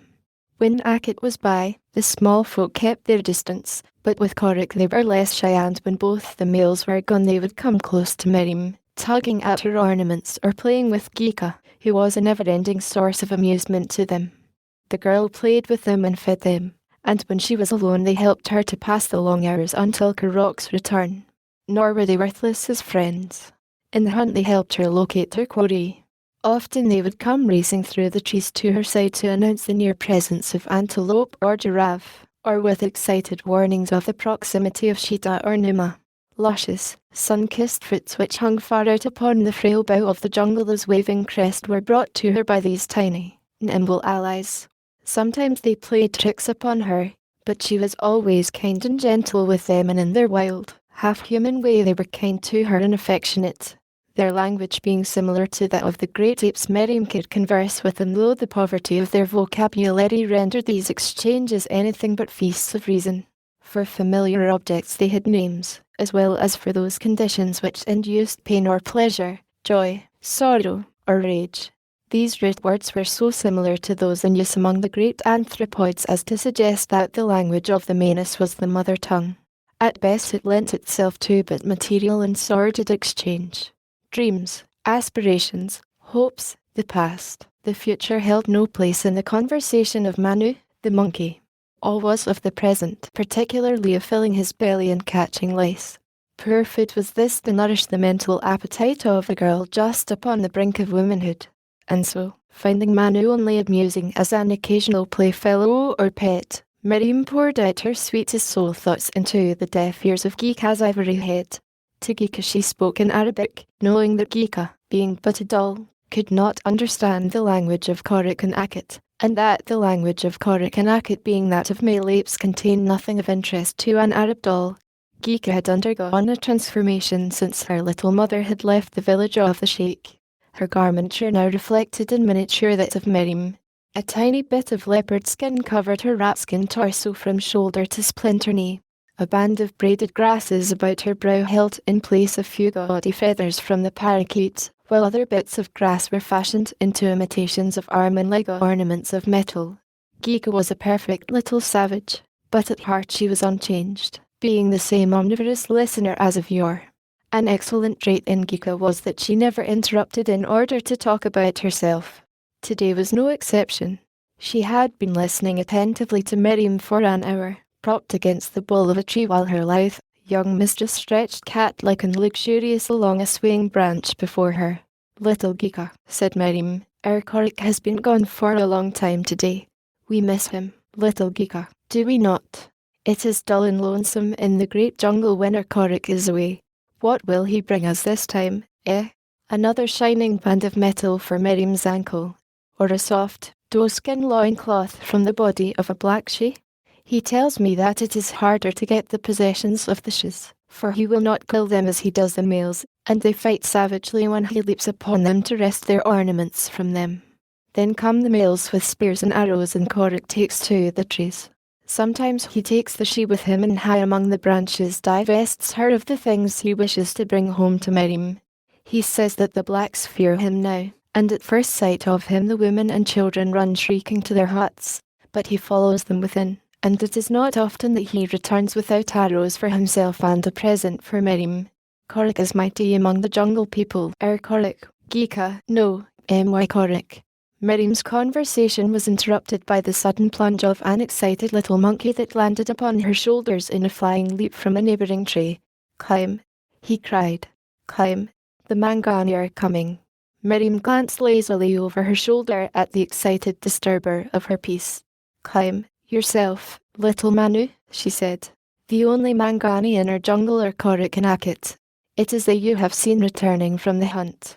Someday you will see your own shadow, little Manu, and then you will be frightened to death. But the monkey only screamed his warning more lustily before he raced upward toward the safety of the high terrace where Mangani, the great ape, could not follow. Presently Miriam heard the sound of approaching bodies swinging through the trees. She listened attentively. There were two, and they were great apes, Korik and Akit. To her, Korik was an ape, a Mangani, for as such the three always described themselves. Man was an enemy, so they did not think of themselves as belonging any longer to the same genus.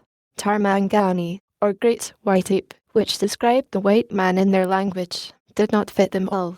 Gomangani, Great Black Ape, or Negro, described none of them, so they called themselves plain Mangani. Miriam decided that she would feign slumber and play a joke on Korik, so she lay very still with eyes tightly closed. She heard the two approaching closer and closer. They were in the adjoining tree now and must have discovered her, for they had halted. Why were they so quiet? Why did not Korik call out his customary greeting? The quietness was ominous. It was followed presently by a very stealthy sound. One of them was creeping upon her. Was Korik planning a joke upon his own account? Well, she would fool him. Cautiously she opened her eyes the tiniest bit, and as she did so her heart stood still. Creeping silently towards her was a huge bull ape that she never before had seen. Behind him was another like him.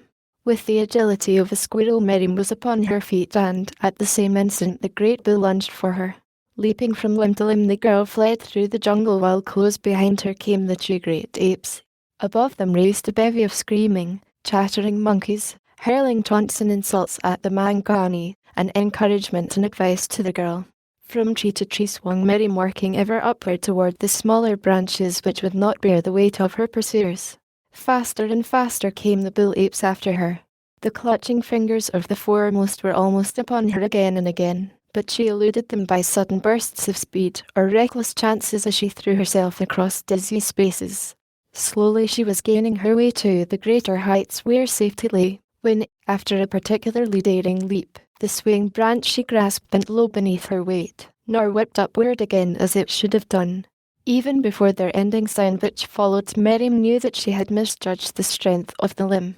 It gave slowly at first. Then there was a ripping as it parted from the trunk. Releasing her hold, Miriam dropped among the foliage beneath, clutching for a new support. She found it a dozen feet below the broken limb.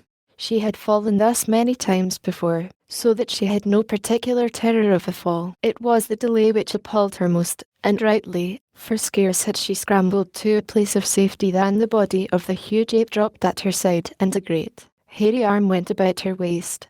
Almost at once the other ape reached his companion's side.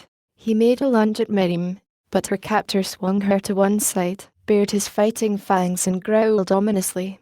Miriam struggled to escape. She struck at the hairy breast and bearded cheek. She fastened her strong, white teeth in one shaggy forearm. The ape cuffed her viciously across the face. Then he had to turn his attention to his fellow, who quite evidently desired the prize for his own. The captor could not fight to advantage upon the swaying bough, burdened as he was by a squirming, struggling captive, so he dropped quickly to the ground beneath. The other followed him, and here they fought, occasionally abandoning their duel to pursue and recapture the girl, who took every advantage of her captor's preoccupation in battle to break away in attempted escape, but always they overtook her, and first one and then the other possessed her as they struggled to tear one another to pieces for the prize. Often the girl came in for many blows that were intended for a hairy foe, and once she was felled, lying unconscious, while the apes, relieved of the distraction of detaining her by force, turned to one another in fierce and terrible combat. Above them screamed the little monkeys, racing hither and thither in a frenzy of hysterical excitement. Back and forth over the battlefield flew countless birds of gorgeous plumage, squawking their hoarse cries of rage and defiance. In the distance a lion roared.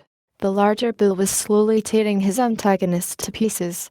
They rolled upon the ground, biting and striking. Again, erect upon their hind legs, they pulled and tugged like human wrestlers. But always the giant fangs found their bloody part play until both combatants and the ground about them were red with gore. Miriam, through it all, lay still and unconscious upon the ground.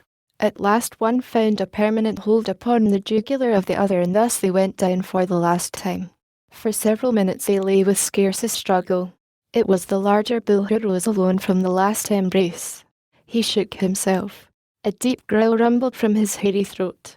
He waddled back and forth between the body of the girl and that of his vanquished foe. Then he stood upon the latter and gave tongue to his hideous challenge. The little monkeys broke, screaming, in all directions as the terrifying noise broke upon their ears. The gorgeous birds took wing and fled. Once again the lion roared, this time at a greater distance. The great ape waddled once more to the girl's side. He turned her over upon her back, and stooping commenced to sniff and listen about her face and breast. She lived. The monkeys were returning. They came in swarms, and from above hurled down insults upon the victor. The ape showed his displeasure by baring his teeth and growling up at them. Then he stooped and lifting the girl to his shoulder waddled off through the jungle. In his wake followed the angry mob. Chapter 11. Korik, returning from the hunt, heard the jabbering of the excited monkeys. He knew that something was seriously amiss. Hista, the snake, had doubtless coiled his slimy folds about some careless Manu. The youth hastened ahead. The monkeys were Miriam's friends. He would help them if he could. He travelled rapidly along the middle terrace. In the tree by Miriam's shelter he deposited his trophies of the hunt and called aloud to her. There was no answer. He dropped quickly to a lower level. She might be hiding from him. Upon a great branch where Miriam often swung at indolent ease he saw Geeka propped against the tree's great bole. What could it mean? Miriam had never left Geeka thus alone before. Korik picked up the doll and tucked it in his belt. He called again, more loudly, but no Miriam answered his summons. In the distance the jabbering of the excited Manus was growing less distinct. Could their excitement be in any way connected with Miriam's disappearance? The bare thought was enough. Without waiting for Akut, who was coming slowly along some distance in his rear, Korik swung rapidly in the direction of the chattering mob. But a few minutes sufficed to overtake the rearmost. At sight of him they fell to screaming and pointing downward ahead of them, and a moment later Korik came within sight of the cause of their rage. The youth's heart stood still in terror as he saw the limp body of the girl across the hairy shoulders of the great ape. That she was dead he did not doubt, and in that instant there arose within him a something which he did not try to interpret nor could have had he tried. But all at once the whole world seemed centred in that tender, graceful body, that frail little body, hanging so pitifully limp and helpless across the bulging shoulders of the brute. He knew then that little Miriam was his world, his sun, his moon, his stars. With her going had gone all light and warmth and happiness. A groan escaped his lips, and after that a series of hideous roars, more bestial than the beasts, as he dropped plummet like a mad descent toward the perpetrator of this hideous crime. The bull ape turned at the first note of this new and menacing voice, and as he turned a new flame was added to the rage and hatred of the killer, for he saw that the creature before him was none other than the king ape which had driven him away from the great anthropoids to whom he had looked for friendship and asylum.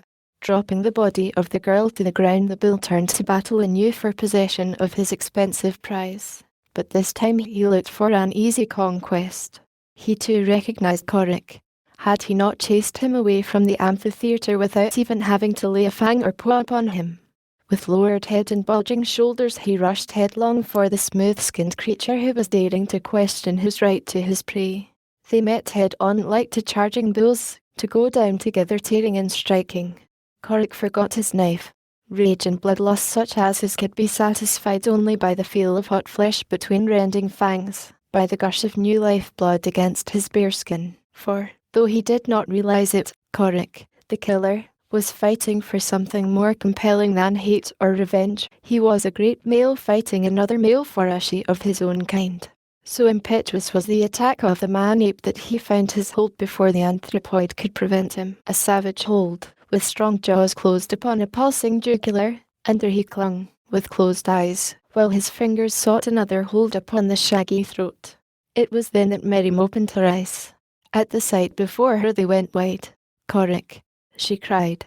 "Corrick, my Corrick, I knew that you would come. Kill him, Corrick, kill him."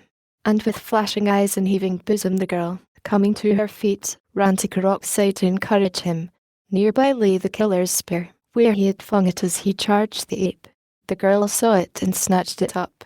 No faintness overcame her in the face of this battle primeval at her feet. For her there was no hysterical reaction from the nerve strain of her own personal encounter with the bull. She was excited, but cool and entirely unafraid.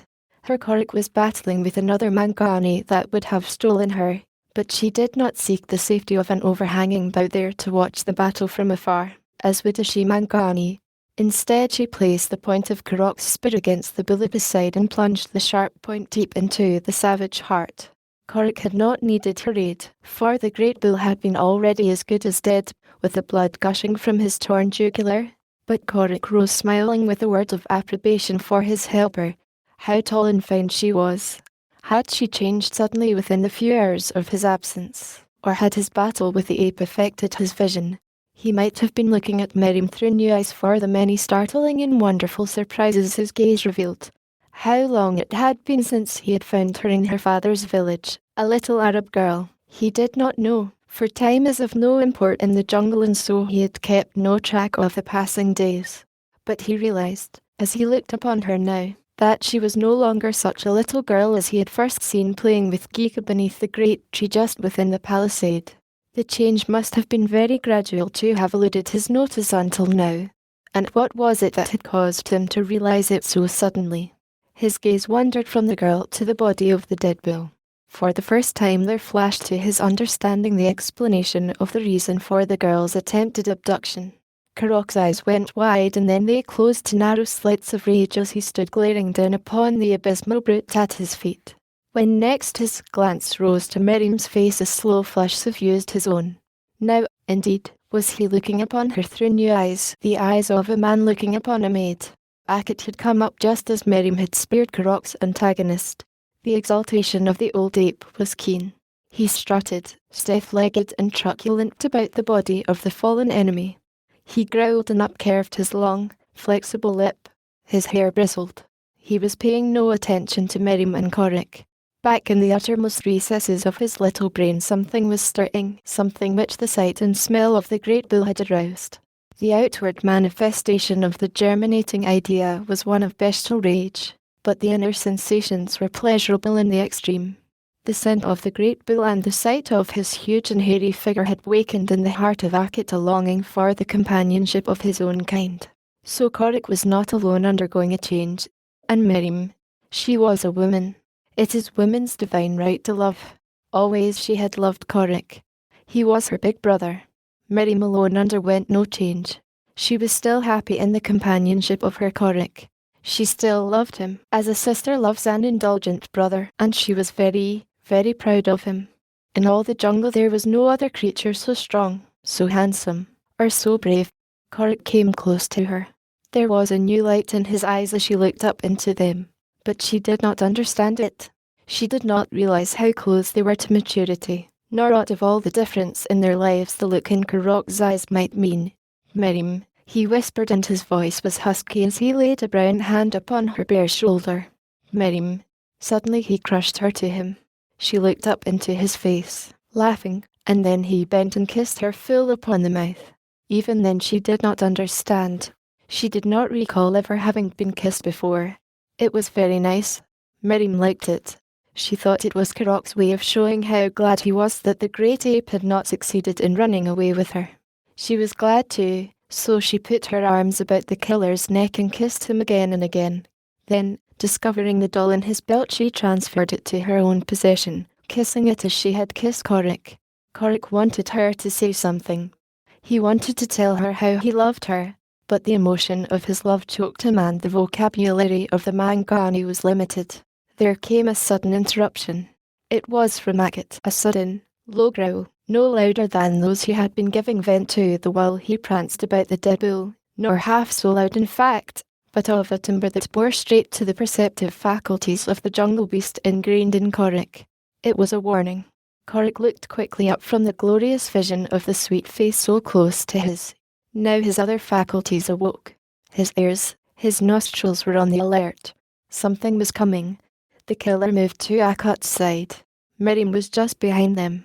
The three stood like carved statues gazing into the leafy tangle of the jungle. The noise that had attracted their attention increased, and presently a great ape broke through the underbrush a few paces from where they stood. The beast halted at sight of them. He gave a warning grunt back over his shoulder, and a moment later coming cautiously another bull appeared. He was followed by others, both bulls and females with young, until 200 hairy monsters stood glaring at the three. It was the tribe of the dead king ape. Akat was the first to speak. He pointed to the body of the dead bull. Korik, mighty fighter, has killed your king. He grunted. There is none greater in all the jungle than Korik, son of Tarzan. Now Korik is king. What bull is greater than Korik? It was a challenge to any bull who might care to question Korok's right to the kingship. The apes jabbered and chattered and growled among themselves for a time. At last a young bull came slowly forward, rocking upon his short legs, bristling, growling, terrible. The beast was enormous, and in the full prime of his strength. He belonged to that almost extinct species for which white men have long sought upon the information of the natives of the more inaccessible jungles. Even the natives seldom see these great, hairy, primordial men. Korik advanced to meet the monster. He, too, was growling. In his mind a plan was revolving. To close with this powerful, untired brute after having just passed through a terrific battle with another of his kind would have been to tempt defeat. He must find an easier way to victory. Crouching, he prepared to meet the charge which he knew would soon come, nor did he have long to wait. His antagonist paused only for sufficient time to permit him to recount for the edification of the audience and the confounding of Korik a brief resume of his former victories, of his prowess, and of what he was about to do to this puny Tarmangani. Then he charged. With clutching fingers and wide-open jaws he came down upon the waiting Korik with the speed of an express train.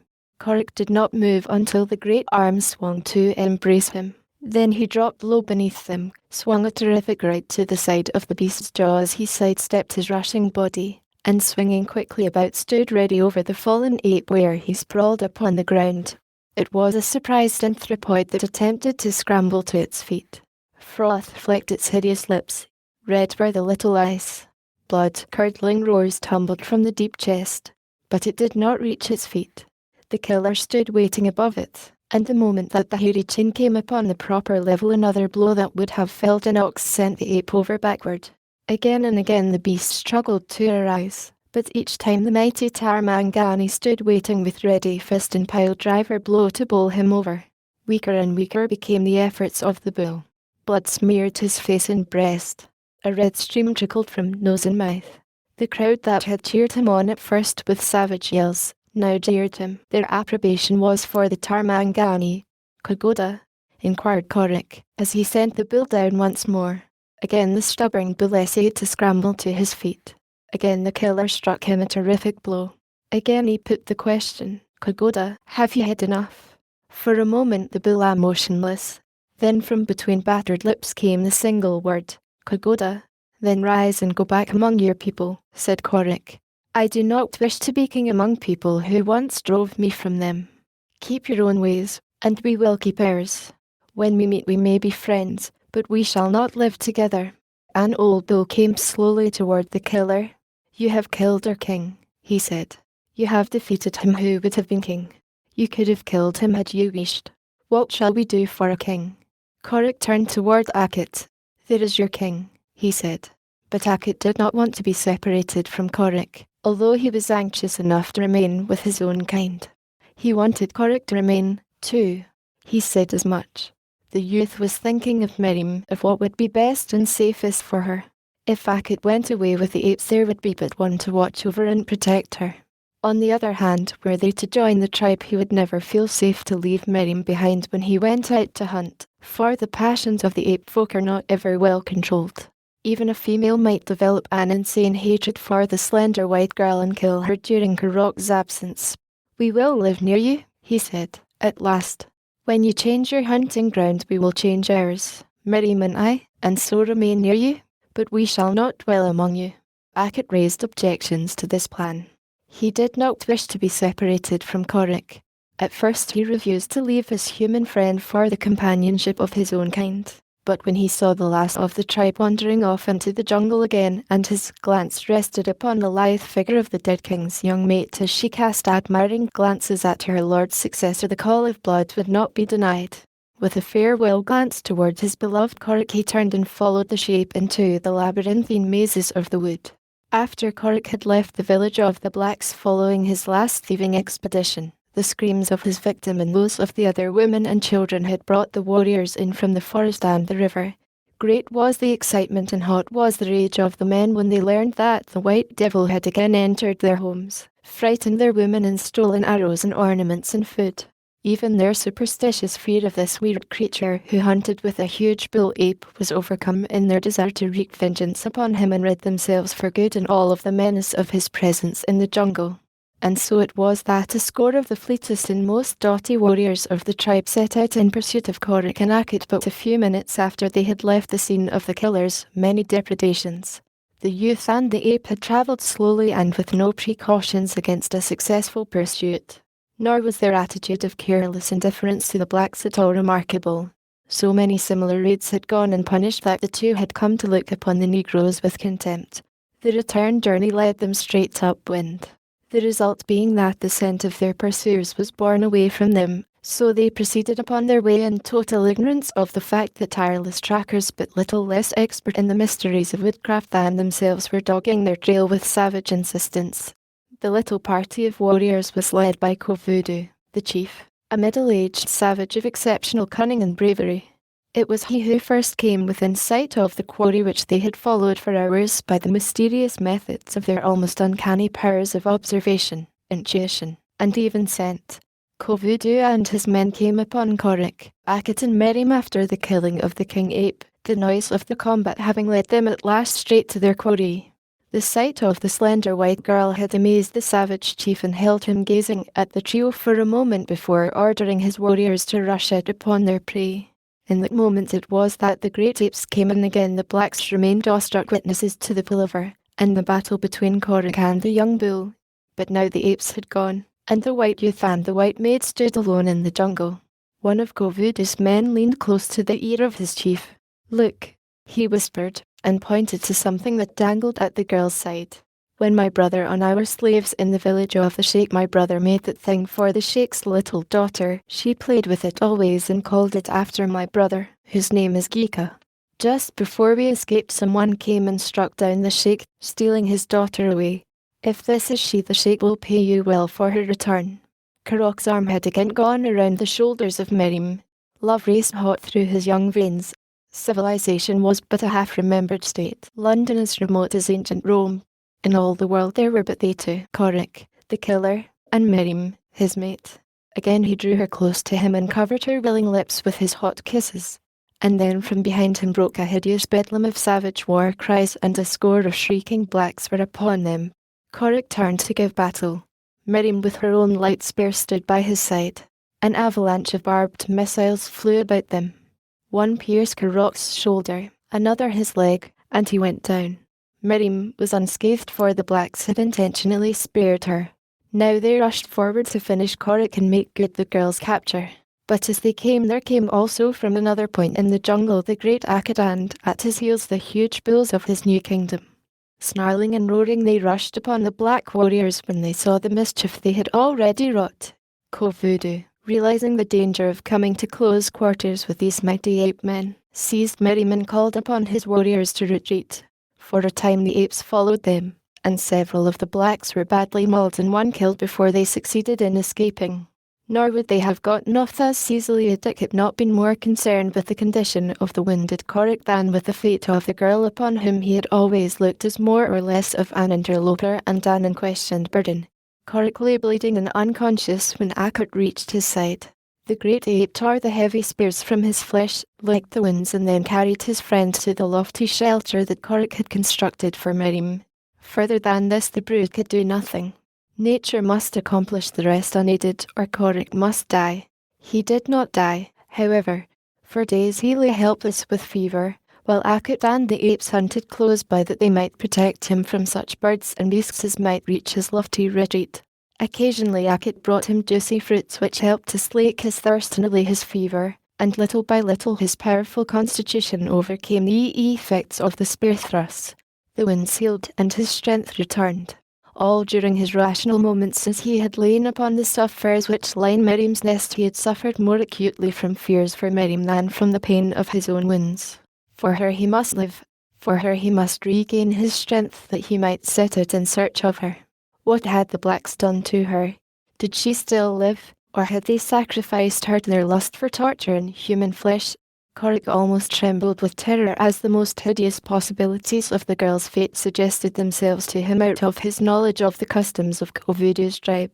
The days dragged their weary lengths along, but at last he had sufficiently regained his strength to crawl from the shelter and make his way unaided to the ground. Now he lived more upon raw meat, for which he was entirely dependent on Akut's skill and generosity.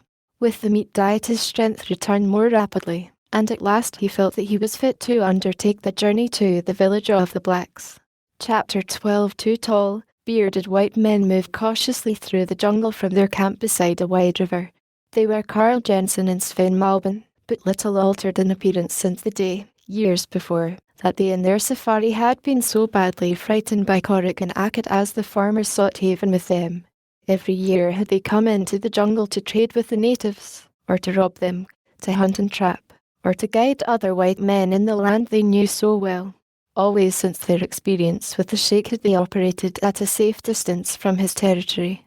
Now they were closer to his village than they had been for years, yet safe enough from discovery owing to the uninhabited nature of the intervening jungle and the fear and enmity of Voodoo's people for the sheikh, in time past, had raided and all but exterminated the tribe.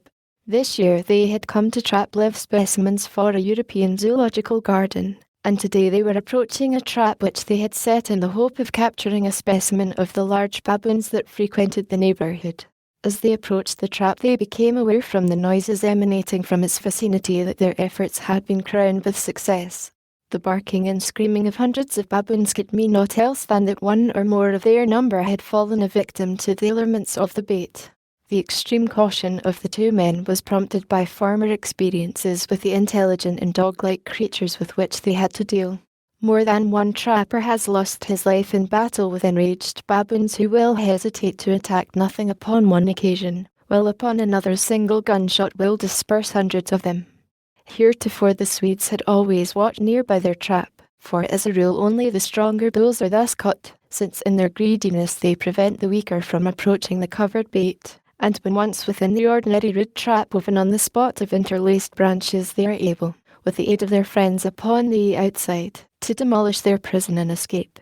But in this instance the trappers had utilized a special steel cage which could withstand all the strength and cunning of a baboon.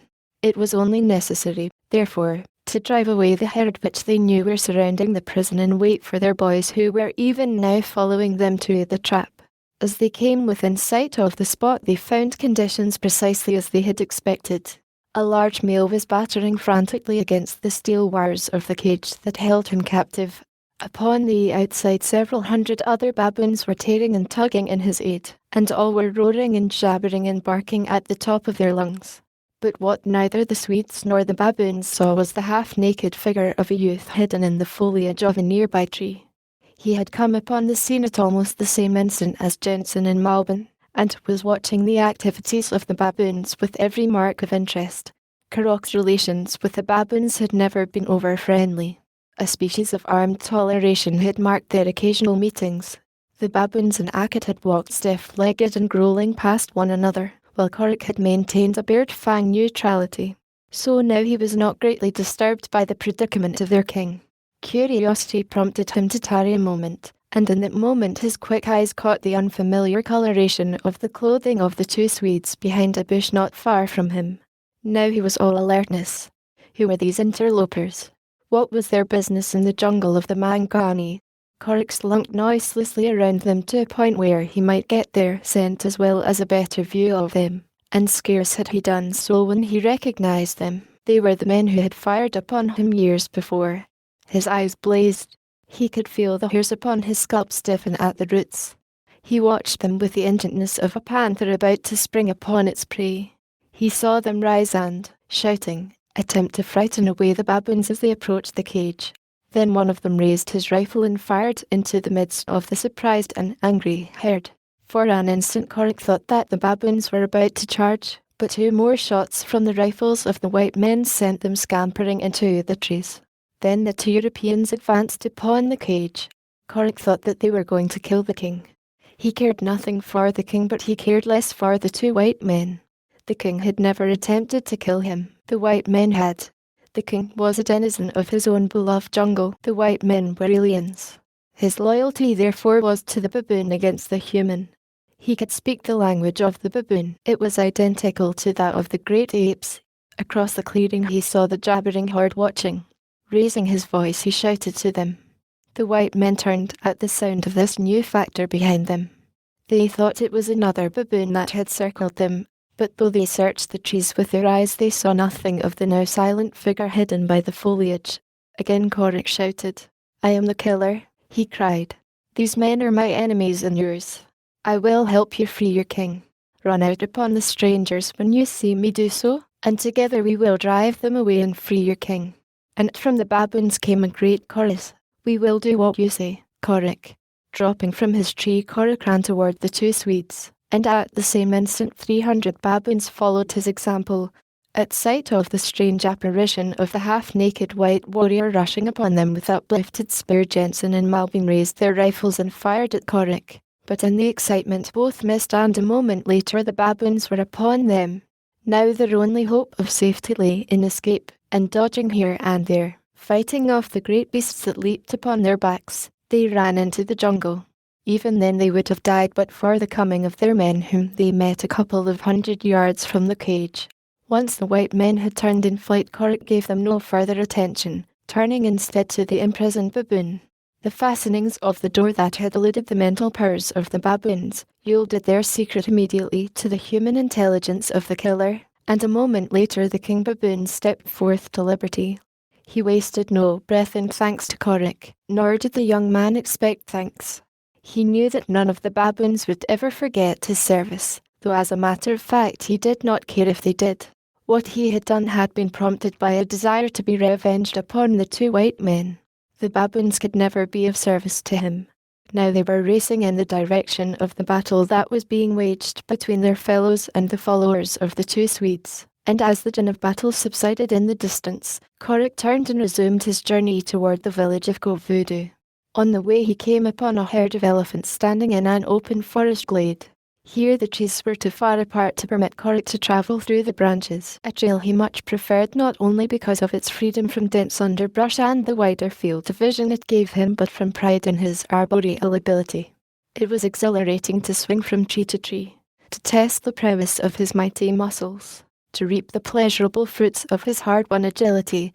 Korik joyed in the thrills of the high-flung upper terraces of the great forest, where, unhampered and unhindered, he might laugh down upon the great brutes who must keep forever to the darkness and the gloom of the musty soil.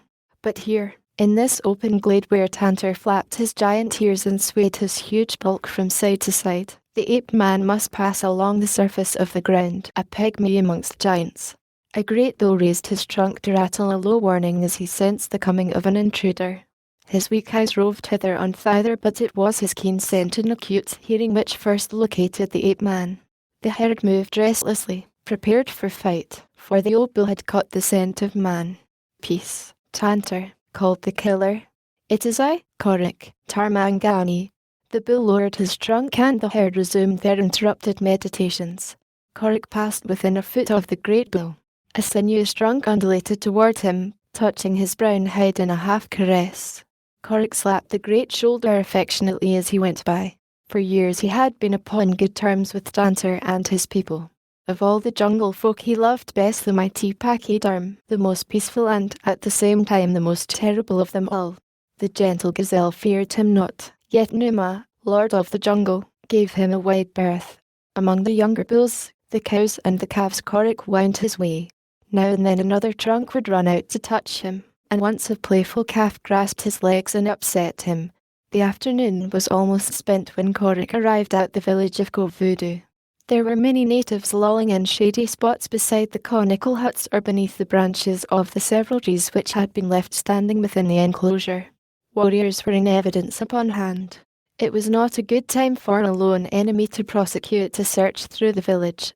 Korik determined to await the coming of darkness.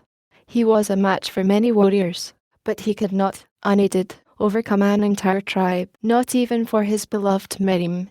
While he waited among the branches and foliage of a nearby tree, he searched the village constantly with his keen eyes, and twice he circled it, sniffing the vagrant breezes which puffed erratically from first one point of the compass and then another.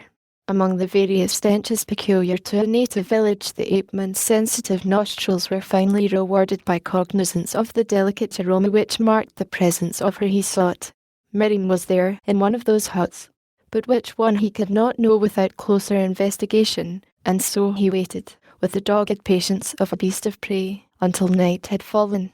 The campfires of the blacks dotted the gloom with little points of light, casting their feeble rays in tiny circles of luminosity that brought into glistening relief the naked bodies of those who lay or squatted about them. It was then that Korik slid silently from the tree that had hidden him and dropped lightly to the ground within the enclosure.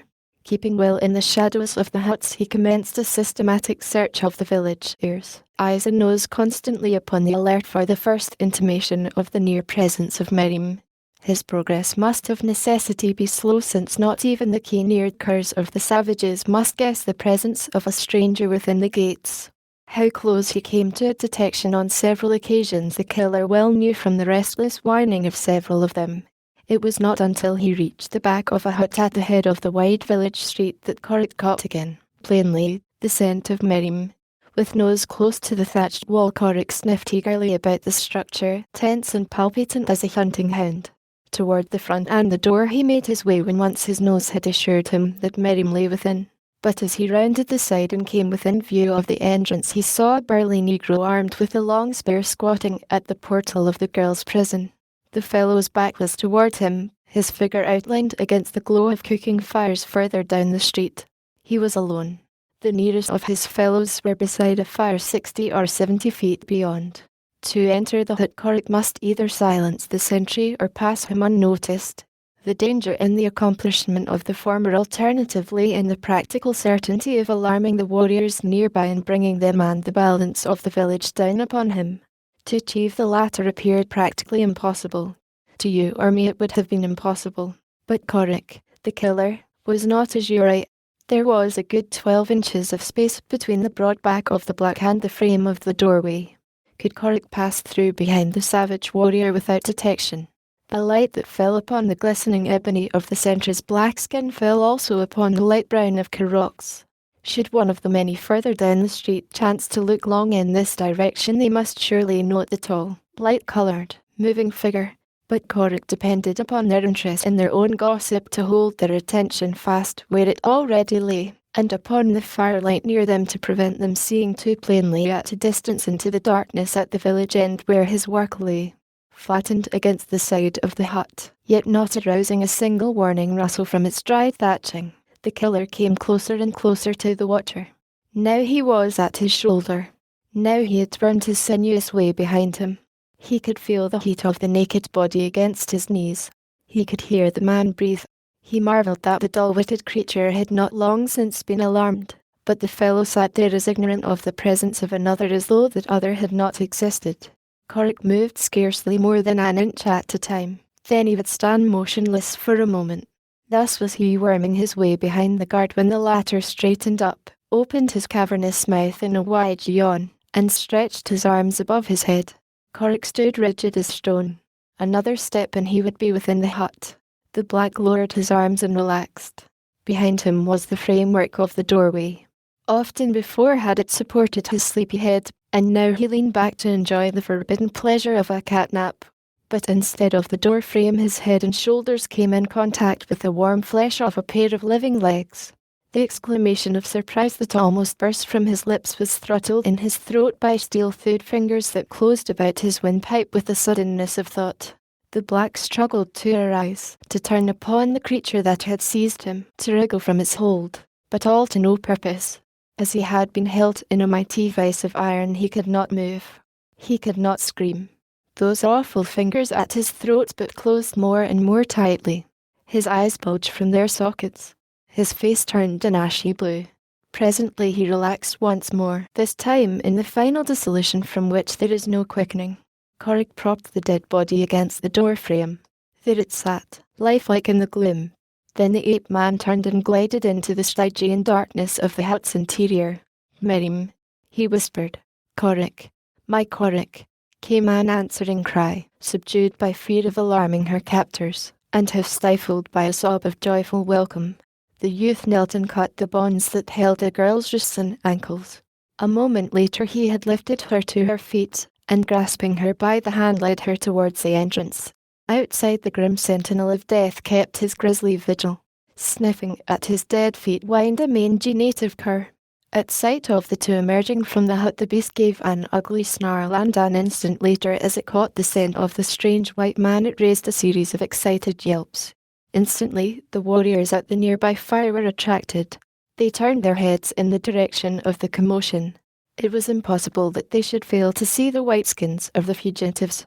Corrick slunk quickly into the shadows at the hut's side, drawing Miriam with him, but he was too late.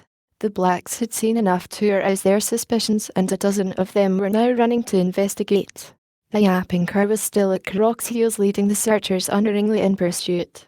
The youth struck viciously at the brute with his long spear, but, long accustomed to dodging blows, the wily creature made a most uncertain target. Other blacks had been alarmed by the running and shouting of their companions, and now the entire population of the village was swarming up the street to assist in the search.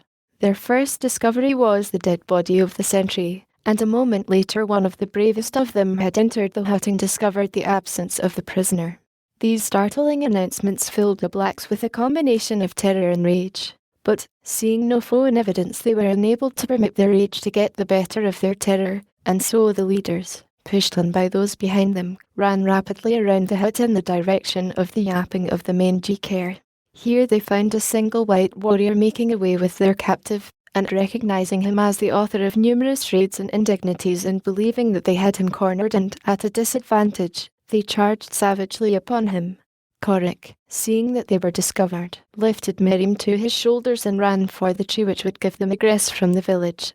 He was handicapped in his flight by the weight of the girl, whose legs would but scarce bear her weight, to say nothing of maintaining her in rapid flight, for the tightly drawn bonds that had been about her ankles for so long had stopped circulation and partially paralysed her extremities. Had this not been the case, the escape of the two would have been a feat of little moment, since Miriam was scarcely a whit less agile than Corrick, and fully as much at home in the trees as he.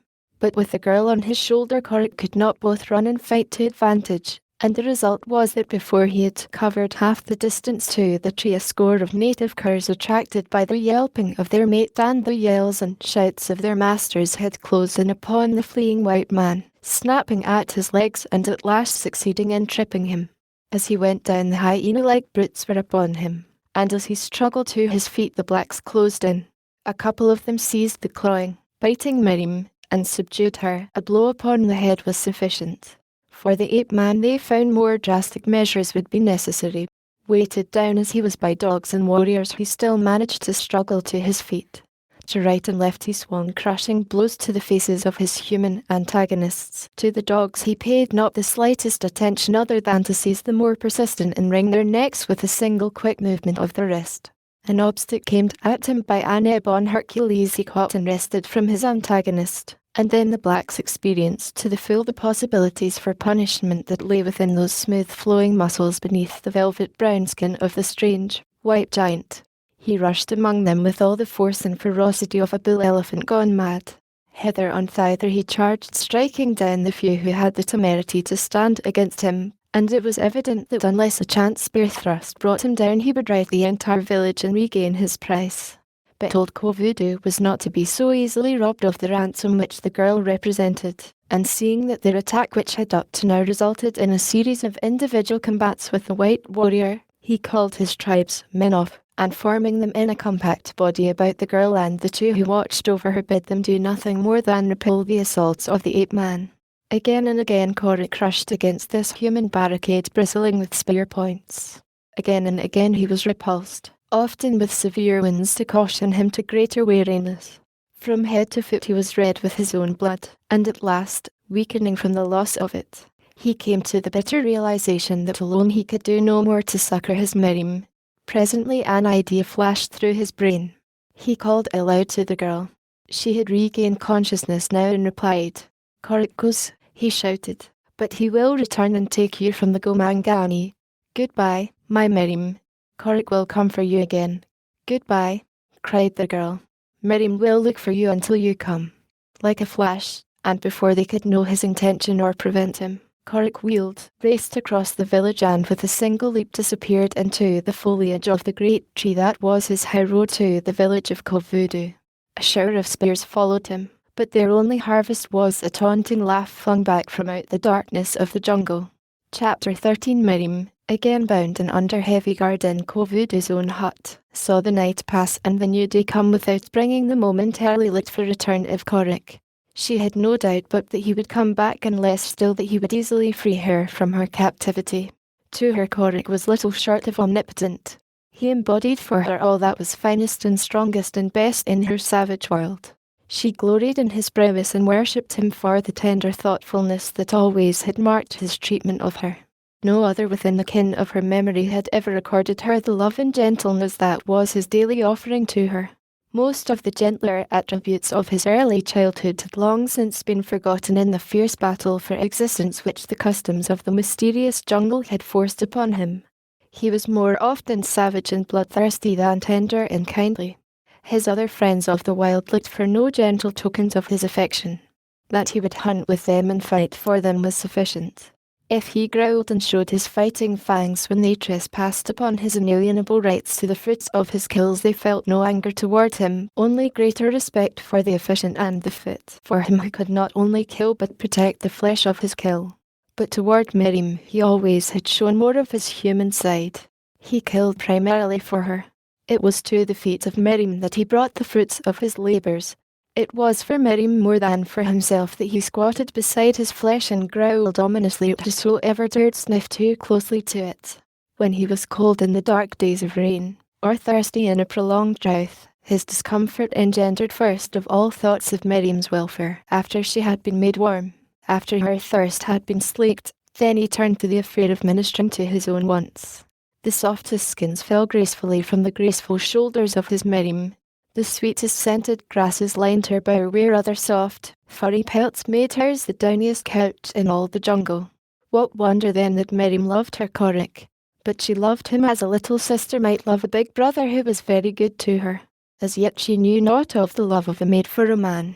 So now as she lay waiting for him, she dreamed of him and of all that he meant to her. She compared him with the sheikh, her father, and at thought of the stern, grizzled, old Arab she shuddered. Even the savage blacks had been less harsh to her than he. Not understanding their tongue, she could not guess what purpose they had in keeping her a prisoner. She knew that man ate man, and she had expected to be eaten. But she had been with them for some time now and no harm had befallen her. She did not know that a runner had been dispatched to the distant village of the sheikh to barter with him for a ransom. She did not know, nor did Kovudu, that the runner had never reached his destination, that he had fallen in with the safari of Jensen in Melbourne, and with the talkativeness of the native to other natives had unfolded his whole mission to the black servants of the two Swedes. These had not been long in retailing the matter to their masters, and the result was that when the runner left their camp to continue his journey, he had scarce passed from sight before there came the report of a rifle, and he rolled lifeless into the underbrush with a bullet in his back. A few moments later Malbin strolled back into the encampment, where he went to some pains to let it be known that he had had a shot at a fine buck and missed. The Swedes knew that their men hated them, and that an overt attack against Kovudu would quickly be carried to the chief at the first opportunity. nor were they sufficiently strong in either guns or loyal followers to risk antagonizing the wily old chief. Following this episode came the encounter with the baboons and the strange, white savage who had allied himself with the beasts against the humans. Only by dint of masterful maneuvering and the expenditure of much power had the Swedes been able to repulse the infuriated apes, and even for hours afterward their camp was constantly besieged by hundreds of snarling, screaming devils. The Swedes, rifles in hand, repelled numerous savage charges which lacked only efficient leadership to have rendered them as effective in results as they were terrifying in appearance. Time and time again the two men thought they saw the smooth-skinned body of the wild ape man moving among the baboons in the forest, and the belief that he might head a charge upon them proved most disquieting. They would have given much for a clean shot at him, for to him they attributed the loss of their specimen and the ugly attitude of the baboons toward them. "The fellow must be the same we fired on several years ago," said Malbin. "That time he was accompanied by a gorilla. Did you get a good look at him, Carl?" "Yes," replied Jensen. "He was not 5 paces from me when I fired at him. He appears to be an intelligent-looking European, and not much more than a lad. There is nothing of the imbecile or degenerate in his features or expression, as is usually true in similar cases, where some lunatic escapes into the woods and by living in filth and nakedness wins the title of wild man among the peasants of the neighbourhood. No, this fellow is of different stuff, and so infinitely more to be feared. As much as I should like a shot at him, I hope he stays away. Should he ever deliberately lead a charge against us, I wouldn't give much for our chances if we happened to fail to bag him at the first rush." But the white giant did not appear again to lead the baboons against them, and finally the angry brutes themselves wandered off into the jungle, leaving the frightened safari in peace. The next day the Swedes set out for Kovudu's village, bent on securing possession of the person of the white girl whom Kovudu's runner had told them lay captive in the chief's village. How they were to accomplish their end they did not know. Force was out of the question, though they would not have hesitated to use it had they possessed it. In former years they had marched roughshod over enormous areas, taking toll by brute force. Even one kindliness or diplomacy would have accomplished more. But now they were in bad straits, so bad that they had shown their true colours scarce twice in a year, and then only when they came upon an isolated village, weak in numbers and poor in courage. Kovudu was not as these, and though his village was in a way remote from the more populous district to the north, his power was such that he maintained an acknowledged suzerainty over the thin thread of villages which connected him with the savage lords to the north. To have antagonized him would have spelled ruin for the Swedes. It would have meant that they might never reach civilization by the northern route. To the west, the village of the Sheikh lay directly in their path, barring them effectually. To the east the trail was unknown to them, and to the south there was no trail. So the two Swedes approached the village of Kovudu with friendly words upon their tongues and deep craft in their hearts. Their plans were well made. There was no mention of the white prisoner. They chose to pretend that they were not aware that Kovudu had a white prisoner. They exchanged gifts with the old chief, haggling with his plenipotentiaries over the value of what they were to receive for what they gave, as is customary and proper when one has no ulterior motives. Unwarranted generosity would have aroused suspicion. During the palaver which followed they retailed the gossip of the villages through which they had passed, receiving in exchange such news as Kovudu possessed. The palaver was long and tiresome, as these native ceremonies always are to Europeans. Kovudu made no mention of his prisoner, and from his generous offers of guides and presents seemed anxious to assure himself of the speedy departure of his guests. It was Malbin who, quite casually, near the close of their talk, mentioned the fact that the Sheikh was dead. Kovudu evinced interest and surprise. "You did not know it?" asked Malbin. "That is strange. It was during the last moon.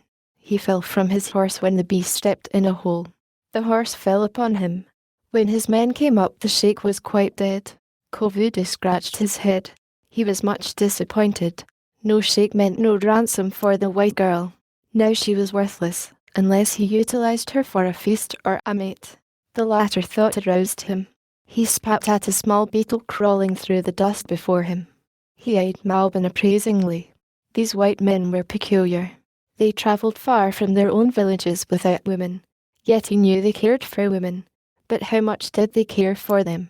That was the question that disturbed Go Voodoo. I know where there is a white girl, he said, unexpectedly. If you wish to buy her, she may be cheap. Malbin shrugged. We have troubles enough, Go Voodoo, he said, without burdening ourselves with an old she-hyena. And as for paying for one, Malbin snapped his fingers in derision.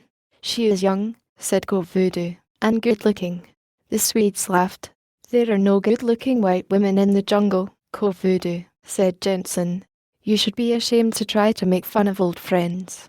Go Voodoo sprang to his feet. Come, he said, I will show you that she is all I say. Malbin and Jensen rose to follow him, and as they did so their eyes met, and Malbin slowly drooped one of his lids in a sly wink. Together they followed Go Voodoo toward his hut. In the dim interior they discerned the figure of a woman lying bound upon a sleeping mat.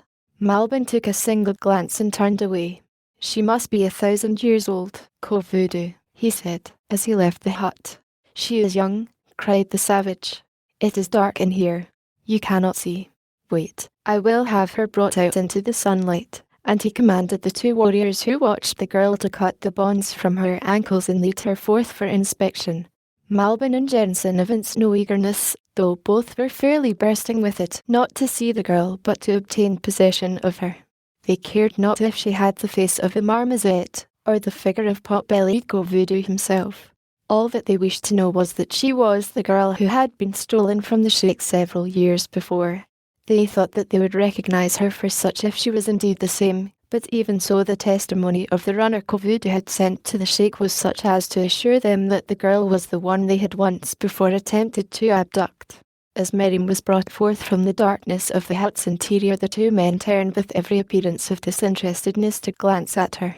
It was with difficulty that Malbin suppressed an ejaculation of astonishment. The girl's beauty fairly took his breath from him. But instantly he recovered his poise and turned to Go Voodoo. Well, he said to the old chief, is she not both young and good-looking? Asked Go Voodoo.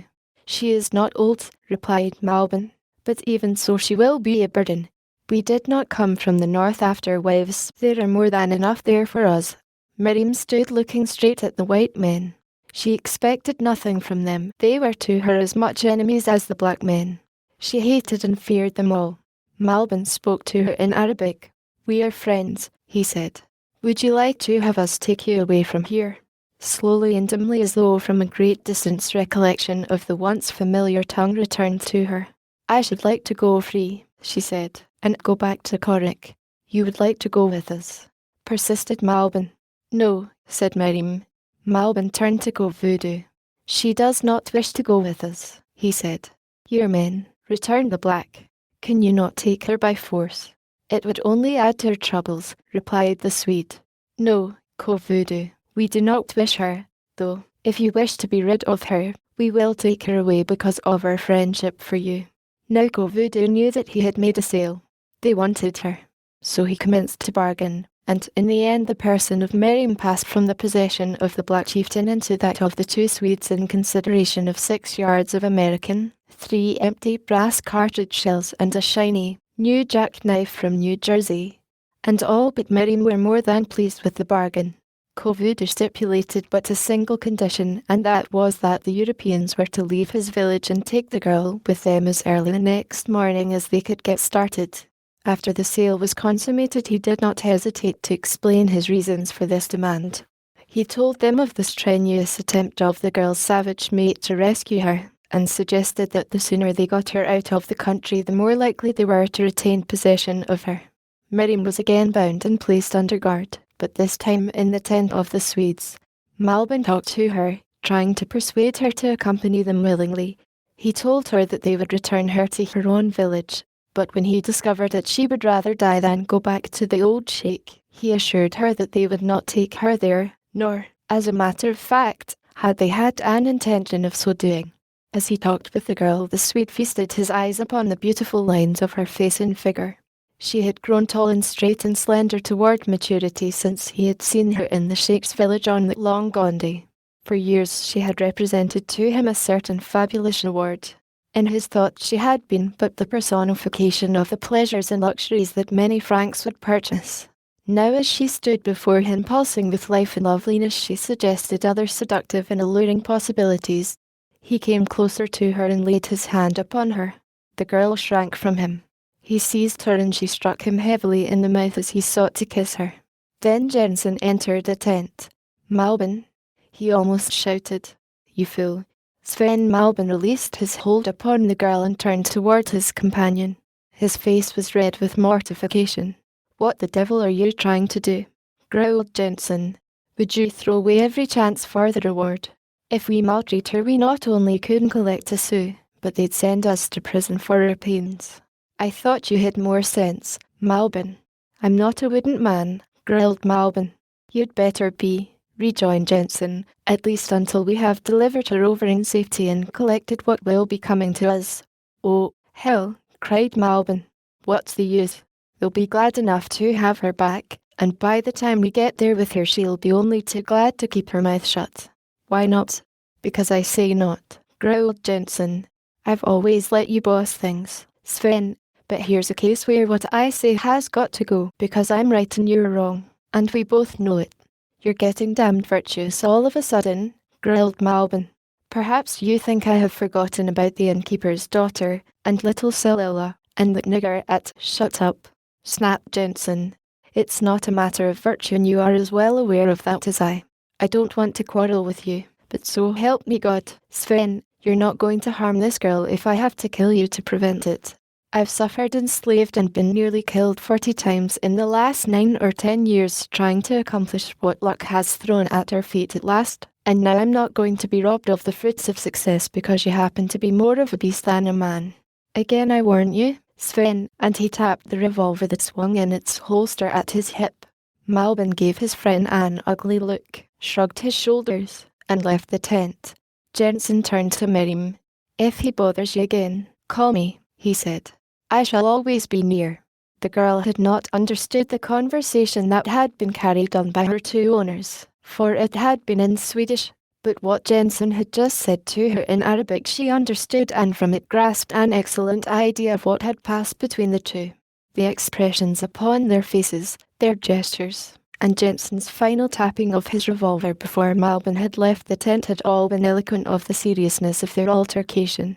Now, toward Jensen she looked for friendship, and with the innocence of youth she threw herself upon his mercy, begging him to set her free, that she might return to Korik and her jungle life. But she was doomed to another disappointment, for the man only laughed at her roughly and told her that if she tried to escape she would be punished by the very thing that he had just saved her from. All that night she lay listening for a signal from Korik. All about the jungle life moved through the darkness. To her sensitive ears came sounds that the others in the camp could not hear, sounds that she interpreted as we might interpret the speech of a friend, but not once came a single note that reflected the presence of Korik. But she knew that he would come.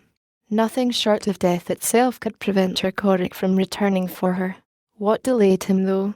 When morning came again and the night had brought no stirring Korik, Miriam's faith and loyalty were still unshaken, though misgivings began to assail her as to the safety of her friend.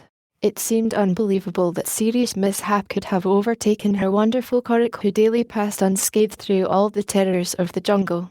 Yet morning came, the morning meal was eaten, the camp broken, and the disreputable safari of the Swedes was on the move northward with still no sign of the rescue the girl momentarily expected. All that day they marched, and the next, nor did Korik even so much as show himself to the patient little waiter moving, silently and stately, beside her hard captors. Malbin remained scowling and angry. He replied to Jensen's friendly advances in curt monosyllables. To Miriam he did not speak, but on several occasions she discovered him glaring at her from beneath half-closed lids, greedily. The look sent a shudder through her. She hugged Geeka closer to her breast and doubly regretted the knife that they had taken from her when she was captured by Kovudu. It was on the 4th day that Miriam began definitely to give up hope. Something had happened to Korik. She knew it. He would never come now, and these men would take her far away. Presently they would kill her. She would never see her Korik again. On this day the Swedes rested, for they had marched rapidly and their men were tired. Malbin and Jensen had gone from camp to hunt, taking different directions. They had been gone about an hour when the door of Miriam's tent was lifted and Malbin entered. The look of the beast was on his face. Chapter 14. With wide eyes fixed upon him, like a trapped creature horrified beneath the mesmeric gaze of a great serpent, the girl watched the approach of the man. Her hands were free, the Swedes having secured her with a length of ancient slave chain fastened at one end to an iron collar padlocked about her neck and at the other to a long stake driven deep into the ground. Slowly Miriam shrank inch by inch toward the opposite end of the tent. Malbin followed her. His hands were extended and his fingers half opened, claw-like, to seize her. His lips were parted, and his breath came quickly, pantingly. The girl recalled Jensen's instructions to call him should Malbin molest her, but Jensen had gone into the jungle to hunt. Malbin had chosen his time well. Yet she screamed, loud and shrill, once, twice, a third time, before Malbin could leap across the tent and throttle her alarming cries with his brute fingers. Then she fought him, as any jungle she might fight, with tooth and nail. The man found her no easy prey. In that slender, young body, beneath the rounded curves and the fine, soft skin, lay the muscles of a young lioness. But Malbin was no weakling. His character and appearance were brutal, nor did they belie his brawn. He was of giant stature and of giant strength. Slowly he forced the girl back upon the ground, striking her in the face when she hurt him badly either with teeth or nails. Miriam struck back, but she was growing weaker from the choking fingers at her throat. Out in the jungle Jensen had brought down 2 bucks. His hunting had not carried him far afield, nor was he prone to permit it to do so. He was suspicious of Malbin. The very fact that his companion had refused to accompany him and elected instead to hunt alone in another direction would not, under ordinary circumstances, have seemed fraught with sinister suggestion. But Jensen knew Malbin well, and so, having secured meat, he turned immediately back toward camp, while his boys brought in his kill. He had covered about half the return journey when a scream came faintly to his ears from the direction of camp. He halted to listen. It was repeated twice, then silence. With a muttered curse Jensen broke into a rapid run. He wondered if he would be too late. What if fool Malbin was indeed thus chance jeopardizing a fortune? Further away from camp than Jensen and upon the opposite side another heard Miriam's screams, a stranger who was not even aware of the proximity of white men other than himself, a hunter with a handful of sleek, black warriors. He, too, listened intently for a moment. That the voice was that of a woman in distress he could not doubt, and so he also hastened out to run in the direction of the affrighted voice. But he was much further away than Jensen so that the latter reached the tent first. What the Swede found there roused no pity within his calloused heart, only anger against his fellow scoundrel. Miriam was still fighting off her attacker. Malbin still was shouting blows upon her. Jensen, streaming foul curses upon his erstwhile friend, burst into the tent. Malbin, interrupted, dropped his victim and turned to meet Jensen's infuriated charge. He whipped a revolver from his hip. Jensen, anticipating the lightning move of the other's hand, drew almost simultaneously, and both men fired at once. Jensen was still moving toward Malbin at the time, but at the flash of the explosion he stopped. His revolver dropped from nerveless fingers. For a moment he staggered drunkenly. Deliberately Malbin put 2 more bullets into his friend's body at close range. Even in the midst of the excitement and her terror Miriam found herself wondering at the tenacity of life which the hitman displayed. His eyes were closed, his head dropped forward upon his breast, his hands hung limply before him.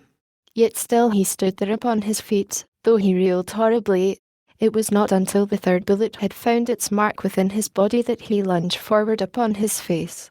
Then Malbin approached him, and with an oath kicked him viciously. Then he returned once more to Miriam. Again he seized her, and at the same instant the flaps of the tent opened silently and a tall white man stood in the aperture. Neither Miriam or Malbin saw the newcomer. The latter's back was toward him while his body hid the stranger from Miriam's eyes. He crossed the tent quickly, stepping over Jensen's body. The first intimation Malbin had that he was not to carry out his design without further interruption was a heavy hand upon his shoulder. He wheeled to face an utter stranger, a tall, black-haired, grey-eyed stranger clad in khaki and pith helmet. Malbin reached for his gun again, but another hand had been quicker than his, and he saw the weapon tossed to the ground at the side of the tent, out of reach. "What is the meaning of this?" The stranger addressed his question to Miriam in a tongue she did not understand. She shook her head and spoke in Arabic. Instantly the man changed his question to the language. "These men are taking me away from Korik," explained the girl. "This one would have harmed me. The other, whom he had just killed, tried to stop him. They were both very bad men, but this one is the worse. If my Korik were here he would kill him. I suppose you're like them, so you will not kill him." The stranger smiled. "He deserves killing," he said. "There is no doubt of that. Once I should have killed him, but not now. I will see, though, that he does not bother you any more." He was holding Malbin in a grasp the giant Swede could not break, though he struggled to do so, and he was holding him as easily as Malbin might have held a little child. Yet Malbin was a huge man, mightily thawed. The Swede began to rage and curse. He struck at his captor, only to be twisted about and held at arm's length. Then he shouted to his boys to come and kill the stranger. In response, a dozen strange blacks entered the tent. They, too, were powerful, clean-limbed men, not at all like the mangy crew that followed the Swedes. "We have had enough foolishness," said the stranger to Malbin. "You deserve death, but I am not the law. I know now who you are. I have heard of you before. You and your friend here bear a most unsavory reputation. We do not want you in our country. I shall let you go this time, but should you ever return I shall take the law into my own hands. You understand?" Malbin blustered and threatened, finishing by applying a most uncomplimentary name to his captor. For this he received a shaking that rattled his teeth. Those who know say that the most painful punishment that can be inflicted upon an adult male, short of injuring him, is a good, old-fashioned shaking. Malbin received such a shaking. "Now get it," said the stranger, "and next time you see me remember who I am," and he spoke a name in the Swede's ear, a name that more effectually subdued the scoundrel than many beatings. Then he gave him a push that carried him bodily through the tent doorway to sprawl upon the turf beyond. "Now," he said, turning toward Miriam, "who has the key to this thing about your neck?" The girl pointed to Jensen's body. "He carried it always," she said. The stranger searched the clothing on the corpse until he came upon the key. A moment more Miriam was free. "Will you let me go back to my Korik?" she asked. "I will see that you're returned to your people," he replied. "Who are they and where is their village?" He had been eyeing her strange, barbaric garmenture wonderingly. From her speech she was evidently an Arab girl, but he had never before seen one thus clothed. "Who are your people? Who is Korik?" he asked again. "Korik. Why, Korik is an ape. I have no other people. Korik and I live in the jungle alone since I went to be king of the apes." She had always thus pronounced Akkad's name, for so it had sounded to her when first she came with Korik and the ape. Korik could have been kind, but he would not. A questioning expression entered the stranger's eyes. He looked at the girl closely. "So Korik is an ape," he said. "And what, pray, are you?" "I am Miriam. I, also, a man-ape." Was the stranger's only oral comment upon this startling announcement, but what he thought might have been partially interpreted through the pitying light that entered his eyes. He approached the girl and started to lay his hand upon her forehead. She drew back with a savage little growl. A smile touched his lips. "You need not fear me," he said. "I shall not harm you. I only wish to discover if you have fever, if you're entirely well. If you're, we will set forth in search of Korik." Miriam looked straight into the keen grey eyes. She must have found there an unquestionable assurance of the honourableness of their owner, for she permitted him to lay his palm upon her forehead and feel her pulse. Apparently she had no fever. "How long have you been an ape?" asked the man. "Since I was a little girl, many, many years ago, and Korik came and took me from my father who was beating me. Since then I have lived in the trees with Korik and At." "Where in the jungle lives Korik?" asked the stranger.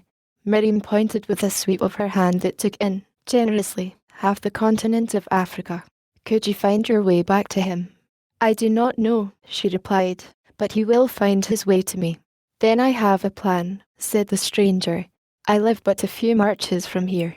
I shall take you home where my wife will look after you and care for you until we can find Korik or Korik finds us. If he could find you here, he can find you at my village. Is it not so?" Miriam thought that it was so, but she did not like the idea of not starting immediately back to meet Korik. On the other hand, the man had no intention of permitting this poor, insane child to wander further amidst the dangers of the jungle. From whence she had come, or what she had undergone, he could not guess. But that her Korik in their life among the apes was but a figment of a disordered mind he could not doubt. He knew the jungle well, and he knew that men have lived alone and naked among the savage beasts for years. But a frail and slender girl. No, it was not possible. Together they went outside. Malbian's boys were striking camp in preparation for a hasty departure. The strangers' blacks were conversing with them. Malbian stood at a distance, angry and glaring. The stranger approached one of his own men. "Find out where they got this girl," he commanded. The Negro thus addressed questioned one of Malbian's followers. Presently he returned to his master. "They bought her from old Voodoo," he said. "That is all that this fellow will tell me. He pretends that he knows nothing more, and I guess that he does not." These two white men were very bad men. They did many things that their boys knew not the meanings of. It would be well, Bwana, to kill the other. I wish that I might, but a new law is come into this part of the jungle. It is not as it was in the old days, Muviri, replied the master.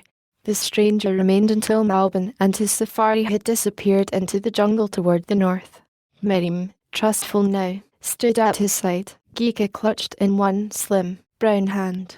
They talked together, the man wondering at the faltering Arabic of the girl, but attributing it finally to her defective mentality.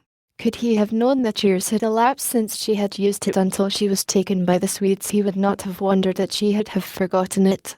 There was yet another reason why the language of the sheikh had thus readily eluded her, but of that reason she herself could not have guessed the truth any better than could the man.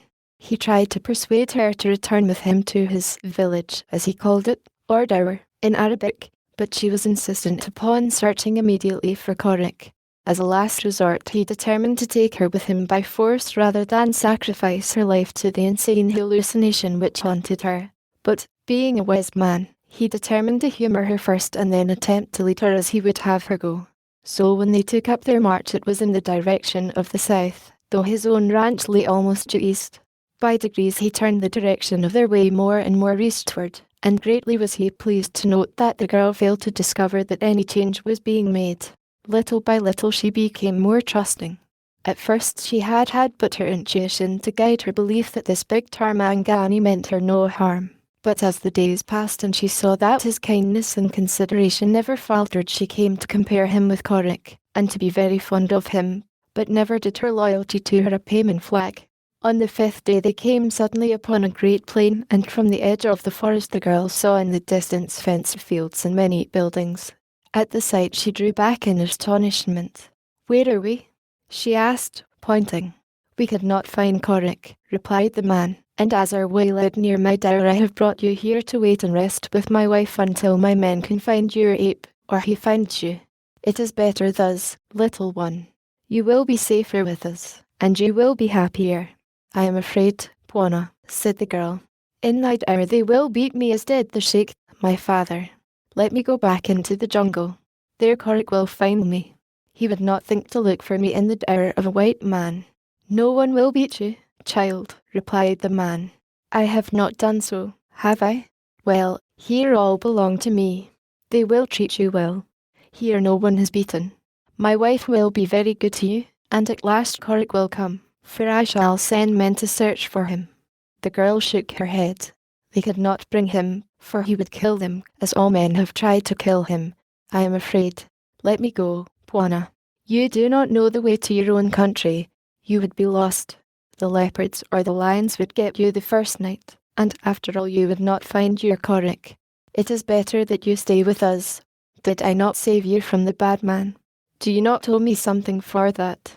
Well, then remain with us for a few weeks at least until we can determine what is best for you. You're only a little girl. It would be wicked to permit you to go alone into the jungle." Miriam laughed. "The jungle," she said, "is my father and my mother. It has been kinder to me than have men.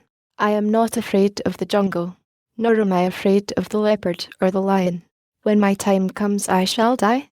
It may be that a leopard or a lion shall kill me, or it may be a tiny bug no bigger than the end of my littlest finger. When the lion leaps upon me, or the little bug stings me, I shall be afraid. Oh, then I shall be terribly afraid, I know. But life would be very miserable indeed were I to spend it in terror of the thing that has not yet happened. If it be the lion, my terror shall be short of life, but if it be the little bug, I may suffer for days before I die. And so I fear the lion least of all. He is great and noisy. I can hear him, or see him, or smell him in time to escape, but any moment I may place a hand or foot on the little bug, and never know that he is there until I feel his deadly sting. No, I do not fear the jungle. I love it. I should rather die than leave it forever, but your tower is close beside the jungle. You have been good to me. I will do as you wish, and remain here for a while to wait the coming of my Korik. Good, said the man, and he led the way down toward the flower-covered bungalow behind which lay the barns and outhouses of a well-ordered African farm. As they came nearer, a dozen dogs ran barking toward them, gaunt wolfhounds, a huge Great Dane, a nimble-footed collie, and a number of yapping, quarrelsome fox terriers. At first their appearance was savage and unfriendly in the extreme, but once they recognized the foremost black warriors, and the white man behind them, their attitude underwent a remarkable change. The collie and the fox terriers became frantic with delirious joy, and while the wolfhounds and the Great Dane were not a whit less delighted at the return of their master, their greetings were of a more dignified nature. Each in turn sniffed at Miriam, who displayed not the slightest fear of any of them. The wolfhounds bristled and growled at the scent of wild beasts that clung to her garment, but when she laid her hand upon their heads and her soft voice murmured caressingly, they half closed their eyes, lifting their upper lips in contented canine smiles. The man was watching them, and he too smiled, for it was seldom that these savage brutes took thus kindly to strangers. It was as though in some subtle way the girl had breathed a message of kindred savagery to their savage hearts. With her slim fingers grasping the collar of a wolfhound upon neither side of her, Miriam walked on toward the bungalow, upon the porch of which a woman dressed in white waved a welcome to her returning lord. There was more fear in the girl's eyes now than there had been in the presence of strange men or savage beasts. She hesitated, turning an appealing glance toward the man. "This is my wife," he said. "She will be glad to welcome you." The woman came down the path to meet them. The man kissed her, and turning toward Miriam introduced them. Speaking in the Arab tongue the girl understood. "This is Miriam, my dear," he said, and he told the story of the jungle waif in so far as he knew it. Miriam saw that the woman was beautiful. She saw that sweetness and goodness were stamped indelibly upon her countenance. She no longer feared her, and when her brief story had been narrated and the woman came and put her arms about her and kissed her and called her "poor little darling," something snapped in Miriam's little heart. She buried her face on the bosom of this new friend, in whose voice was the mother tone that Miriam had not heard for so many years that she had forgotten its very existence. She buried her face on the kindly bosom and wept as she had not wept before in all her life, tears of relief and joy that she could not fathom. And so came Miriam, the savage little Mangani, out of her beloved jungle into the midst of the home of culture and refinement. Already, Bwana, and, my dear, as she first heard them called and continued to call them, were as father and mother to her. Once her savage fears allayed, she went to the opposite extreme of trustfulness and love. Now she was willing to wait here until they found Korik, or Korik found her. She did not give up that thought. Korik, her Korik always was first. Chapter 15. And out in the jungle, far away, Korik, covered with wounds, stiff with clotted blood, burning with rage and sorrow, swung back upon the trail of the great baboons. He had not found them where he had last seen them, nor in any of their usual haunts, but he sought them along the well-marked spoor they had left behind them, and at last he overtook them. When first he came upon them they were moving slowly but steadily southward in one of those periodic migrations, the reasons for which the baboon himself is best able to explain. At sight of the white warrior who came upon them from downwind, the herd halted in response to the warning cry of the sentinel that had discovered him. There was much growling and muttering, much stiff-legged circling on the part of the bulls. The mothers, in nervous, high-pitched tones, called their young to their sides, and with them moved to safety behind their lords and masters.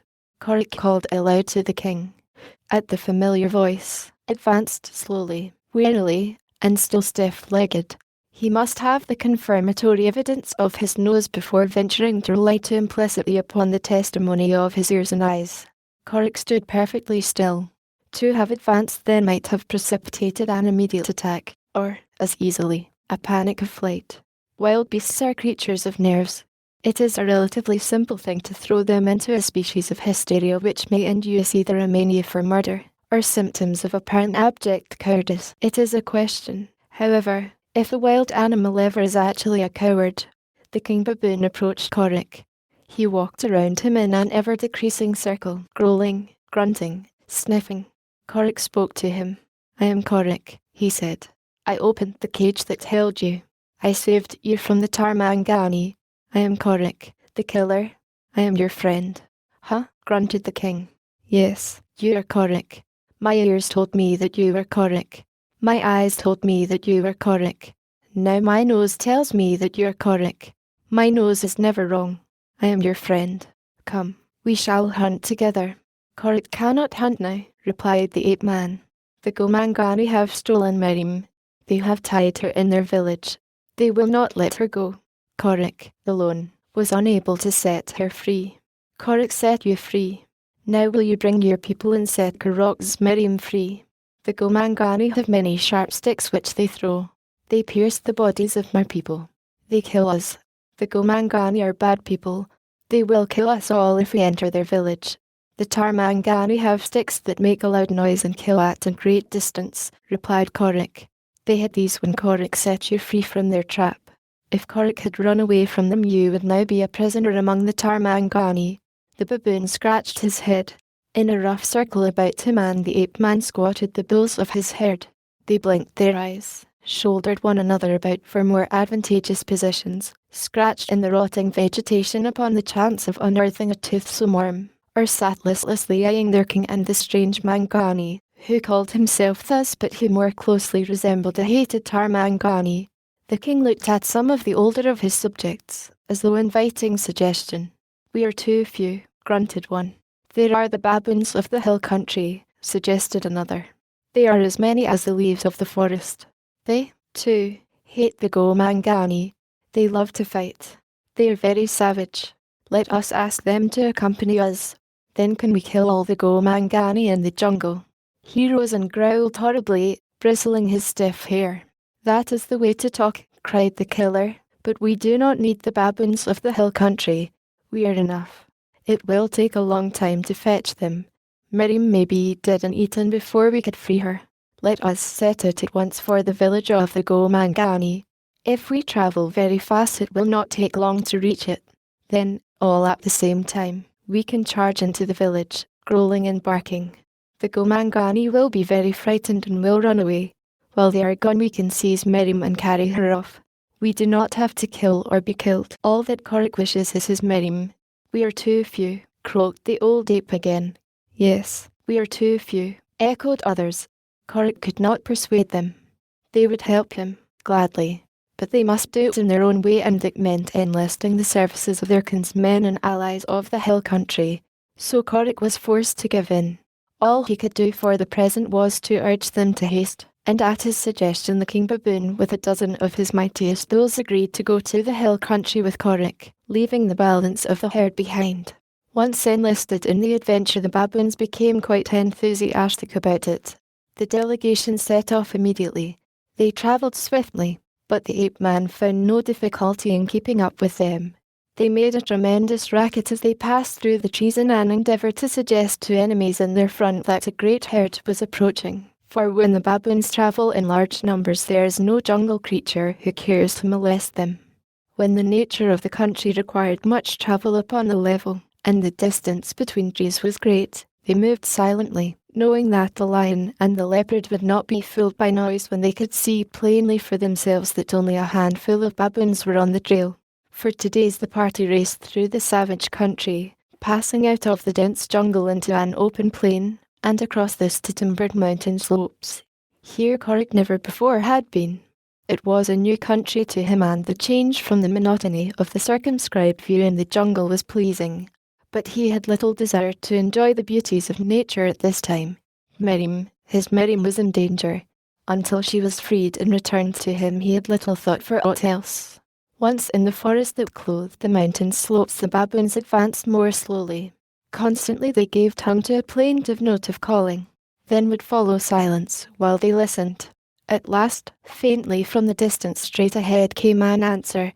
The baboons continued to travel in the direction of the voices that floated through the forest to them in the intervals of their own silence. Thus, calling and listening, they came closer to their kinsmen. It was evident to Korik were coming to meet them in great numbers, but when, at last, the baboons of the hill country came in view, the ape-man was staggered at the reality that broke upon his vision. What appeared a solid wall of huge baboons rose from the ground through the branches of the trees to the loftiest terrace to which they dared entrust their weight. Slowly they were approaching, voicing their weird, plaintive call, and behind them, as far as Karok's eyes could pierce the verdure, rose solid walls of their fellows treading close upon their heels. There were thousands of them. The ape-man could not but think of the fate of his little party should some untoward incident arouse even momentarily the rage of fear of a single one of all these thousands. But nothing such befell. The two kings approached one another, as was their custom, with much sniffing and bristling. They satisfied themselves of each other's identity, then each scratched the other's back. After a moment they spoke together. Karok's friend explained the nature of their visit, and for the first time Korik showed himself. He had been hiding behind a bush. The excitement among the hill baboons was intense at sight of him.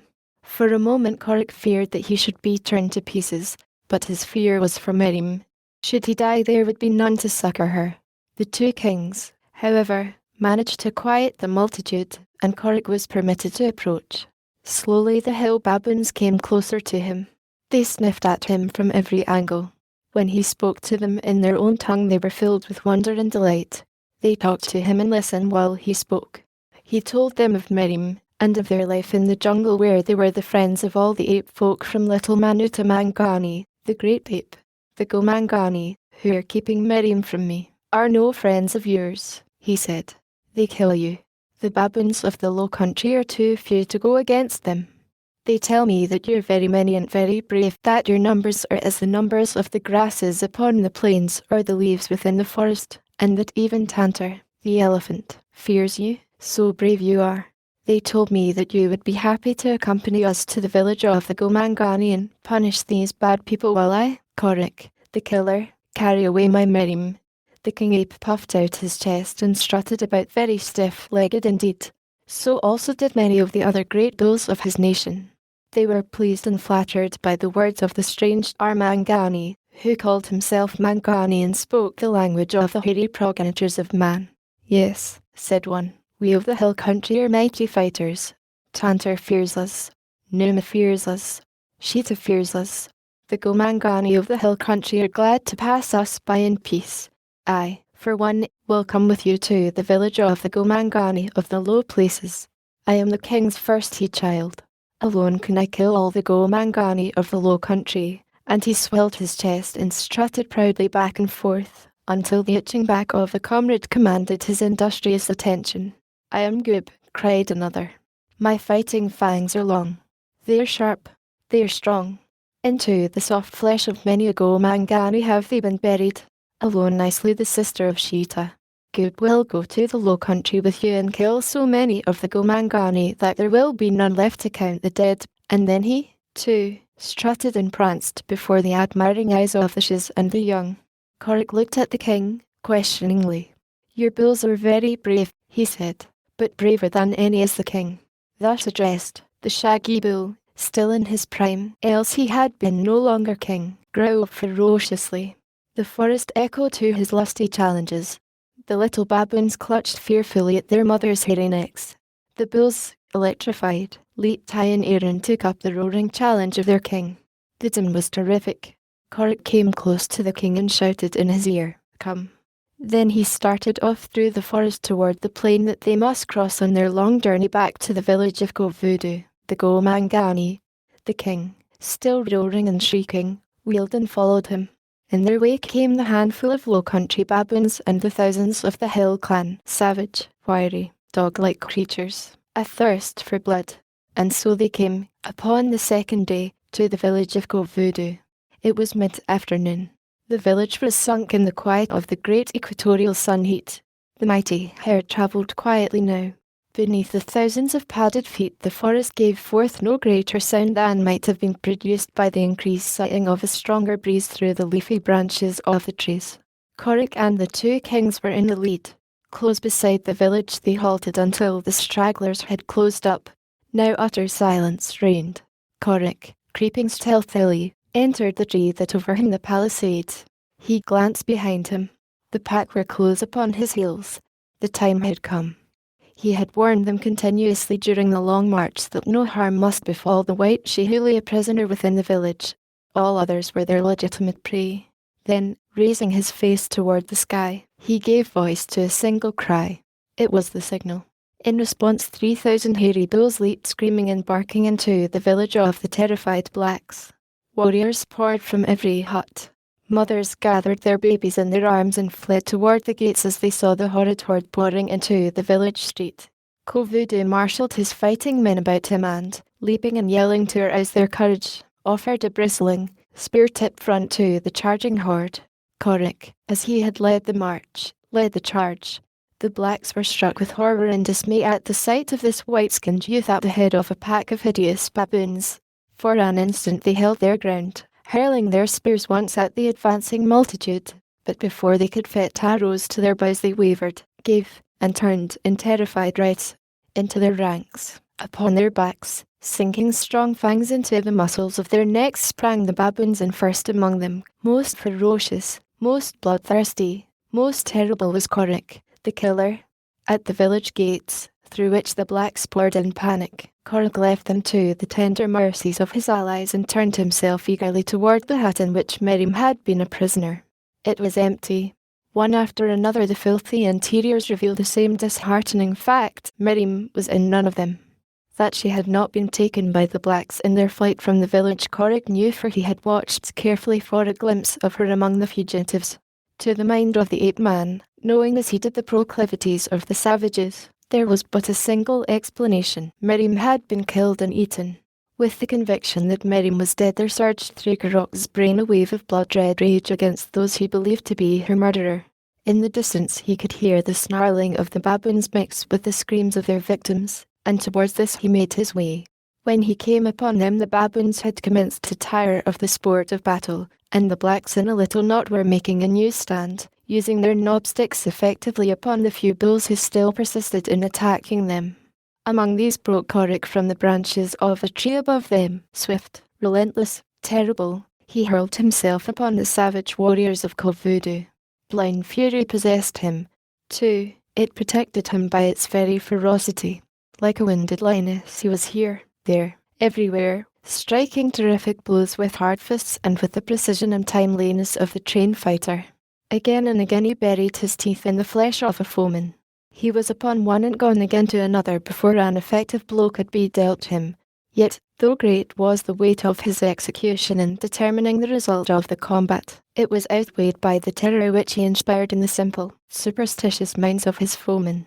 To them this white warrior, who consorted with the great apes and the fierce baboons, who growled and snarled and snapped like a beast, was not human. He was a demon of the forest, a fearsome god of evil whom they had offended, and who had come out of his lair deep in the jungle to punish them. And because of this belief there were many who offered but little defence, feeling as they did the futility of pitting their puny mortal strength against that of a deity. Those who could fled, until at last there were no more to pay the penalty for a deed, which, while not beyond them, they were, nevertheless, not guilty of. Panting and bloody, Korik paused for want of further victims. The baboons gathered about him, sated themselves with blood and battle. They lolled upon the ground, fagged. In the distance Kovudu was gathering his scattered tribesmen, and taking account of injuries and losses. His people were panic-stricken. Nothing could prevail upon them to remain longer in this country. They would not even return to the village for their belongings. Instead, they insisted upon continuing their flight until they had put many miles between themselves and the stamping ground of the demon who had so bitterly attacked them. And thus it befell that Corrick drove from their homes the only people who might have aided him in a search for Miriam, and cut off the only connecting link between him and her from whomsoever might come in search of him from the hour of the kindly Bwana who had befriended his little jungle sweetheart. It was a sour and savage Corrick who bade farewell to his baboon allies upon the following morning. They wished him to accompany him, but the ape-man had no heart for the society of any. Jungle life had encouraged taciturnity in him. His sorrow had deepened this to a sullen moroseness that could not brook even the savage companionship of the ill-natured baboons. Brooding and despondent, he took his solitary way into the deepest jungle. He moved along the ground when he knew that Numa was abroad and hungry. He took to the same trees that harboured Cheetah, the panther. He courted death in 100 ways and 100 forms. His mind was ever occupied with reminiscences of Merry Man, the happy years that they had spent together. He realized now to the full what she had meant to him. The sweet face, the tanned, supple, little body, the bright smile that always had welcomed his return from the hunt haunted him continually. Inaction soon threatened him with madness. He must be on the go.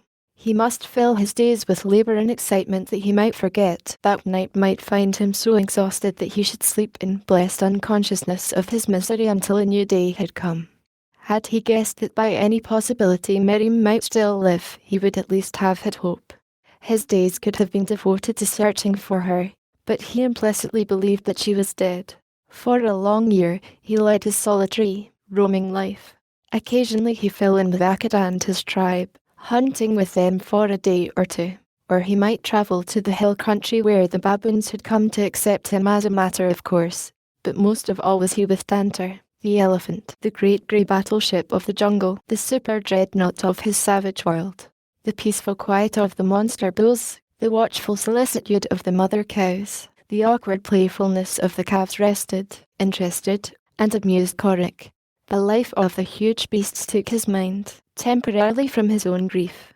He came to love them as he loved not even the great apes, and there was one gigantic tusker in particular of which he was very fond, the lord of the herd, a savage beast that was wont to charge a stranger upon the slightest provocation, or upon no provocation whatsoever. And to Corrick this mountain of destruction was docile and affectionate as a lapdog. He came when Corrick called. He wound his trunk about the ape-man's body and lifted him to his broad neck in response to a gesture, and there would Corrick lie at full length, kicking his toes affectionately into the thick hide and brushing the flies from about the tender ears of his colossal chum with a leafy branch torn from a nearby tree by Tantor for the purpose. And all the while Miriam was scarce 100 miles away. Chapter 16. To Miriam, in her new home. The days passed quickly. At first she was all anxiety to be off into the jungle searching for her Corrick. Bwana, as she insisted upon calling her benefactor, dissuaded her from making the attempt at once by dispatching a headman with a party of blacks to Kovudu's village with instructions to learn from the old savage how he came into possession of the white girl and as much of her antecedents as might be culled from the black chieftain.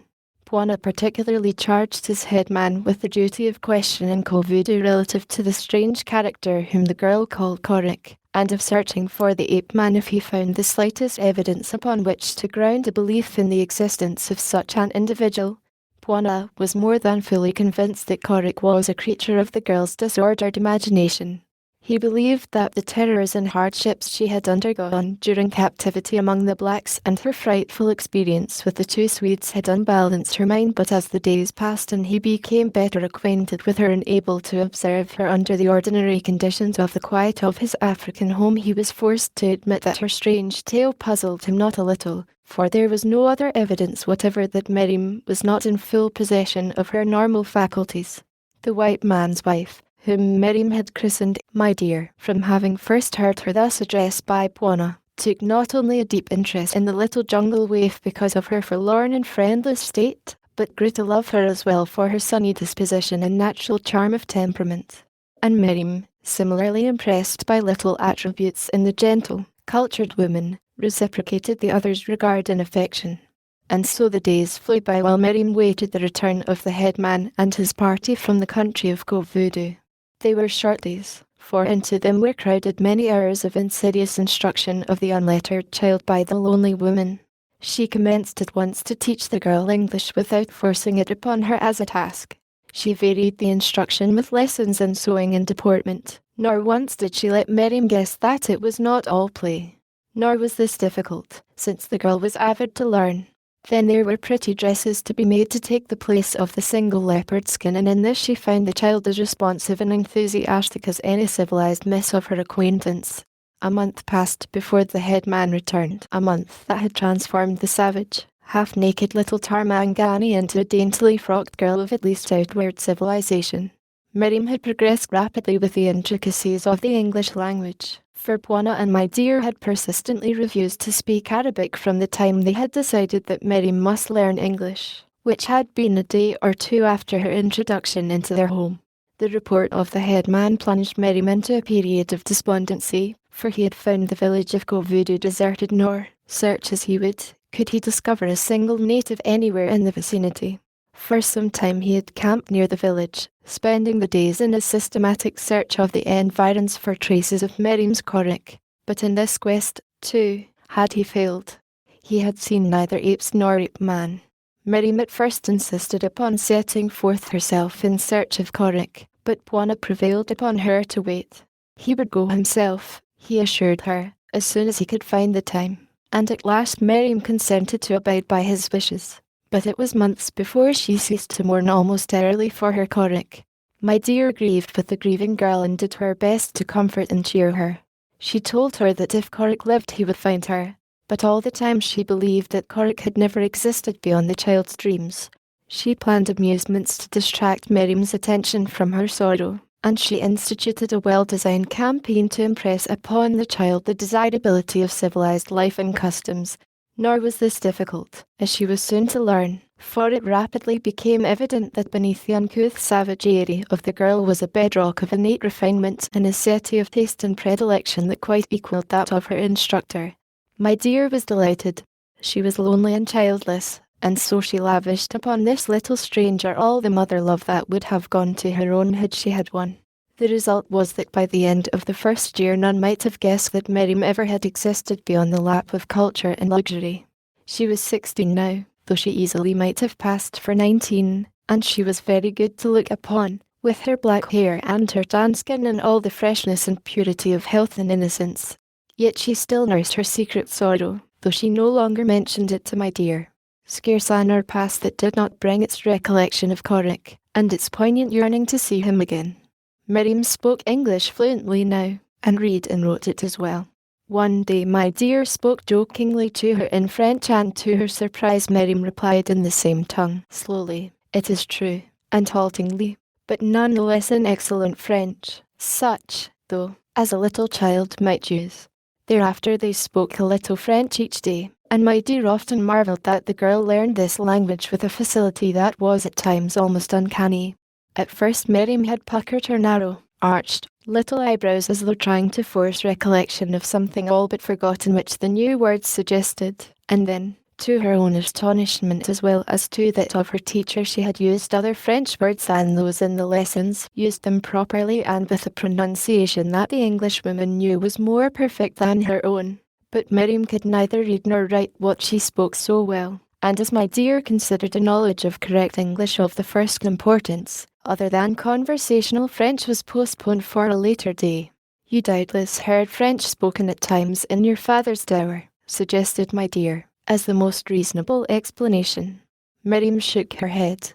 It may be, she said, but I do not recall ever having seen a Frenchman in my father's company. He hated them and would have nothing whatever to do with them, and I am quite sure that I never heard any of these words before, yet at the same time I find them all familiar.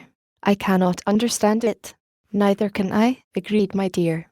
It was about this time that a runner brought a letter that, when she learned the contents, filled Miriam with excitement. Visitors were coming. A number of English ladies and gentlemen had accepted my dear's invitation to spend a month of hunting and exploring with them. Miriam was all expectancy. What would these strangers be like? Would they be as nice to her as had Bwana and my dear? Or would they be like the other white folks she had known, cruel and relentless? My dear assured her that they all were gentlefolk and that she would find them kind, considerate and honourable. To my dear's surprise, there was none of the shyness of the wild creature in Miriam's anticipation of the visit of strangers. She looked forward to their coming with curiosity and with a certain pleasurable anticipation when once she was assured that they would not bite her. In fact, she appeared no different than would any pretty young miss who had learned of the expected coming of company. Carrock's image was still often in her thoughts, but it aroused now a less well-defined sense of bereavement.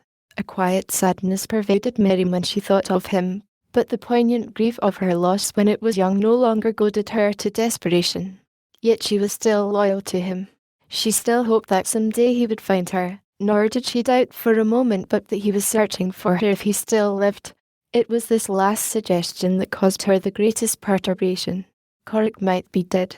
It scarce seemed possible that one so well equipped to meet the emergencies of jungle life should have succumbed so young. Yet when she had last seen him he had been beset by a horde of armed warriors, and should he have returned to the village again, as she well knew he must have, he may have been killed. Even her Corrick could not, single-handed, slay an entire tribe. At last the visitors arrived.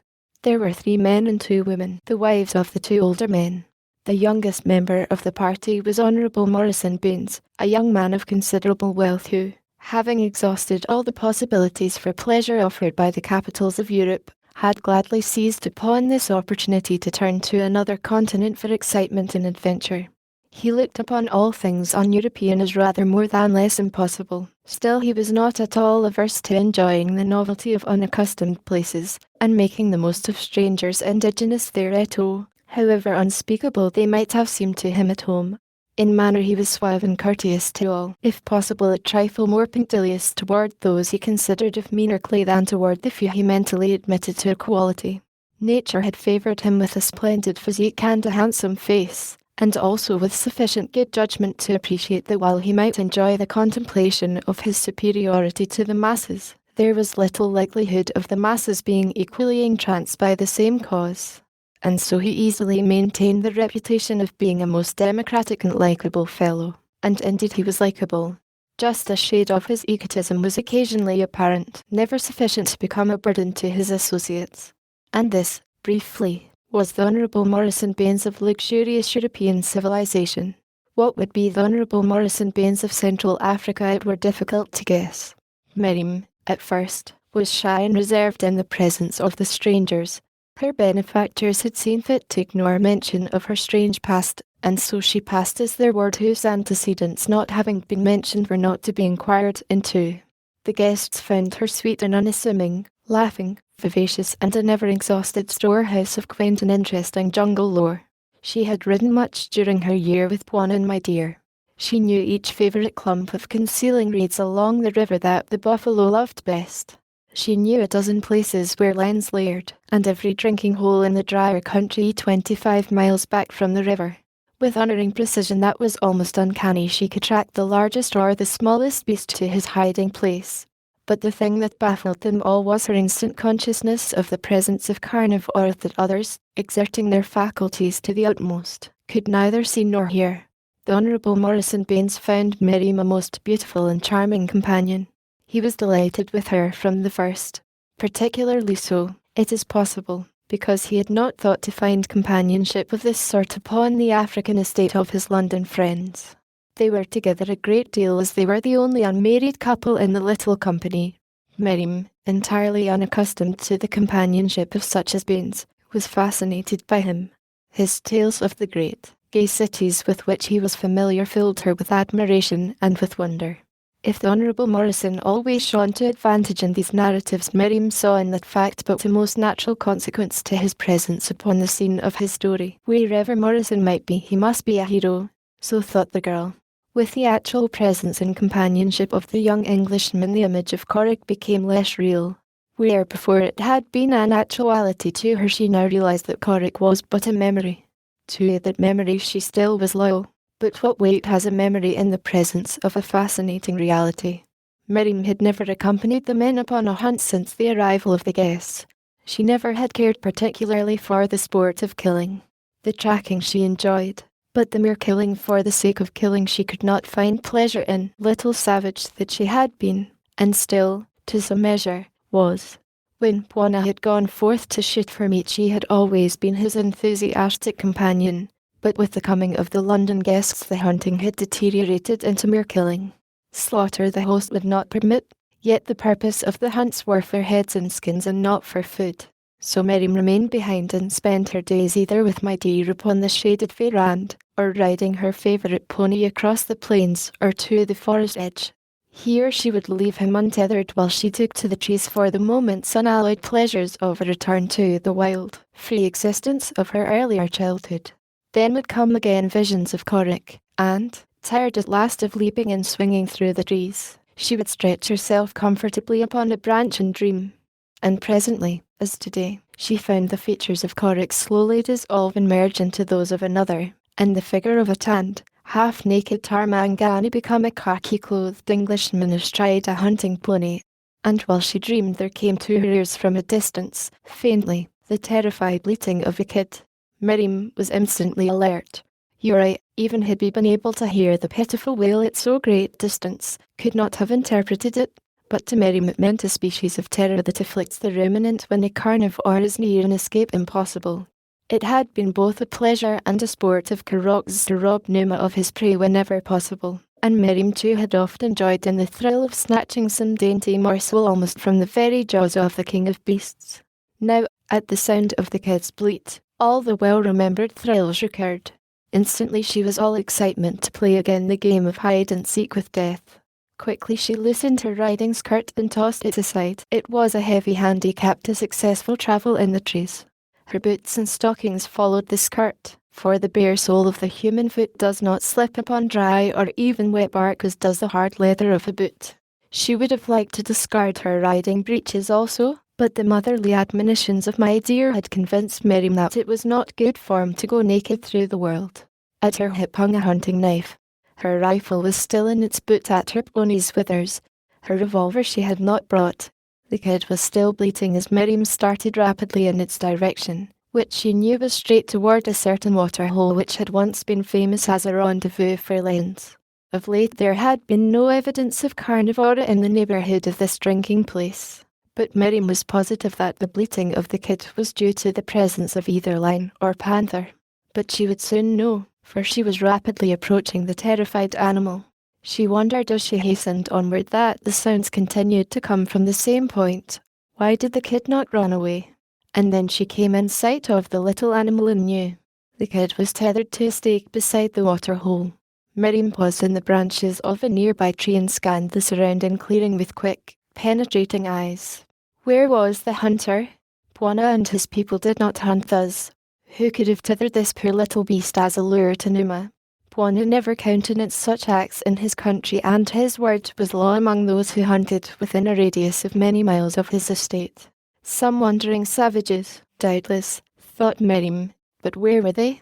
Not even her keen eyes could discover them. And where was Numa? Why had he not long since sprung upon this delicious and defenceless morsel? That he was close by was attested by the pitiful crying of the kid. Ah, now she saw him. He was lying close in a clump of brush a few yards to her right.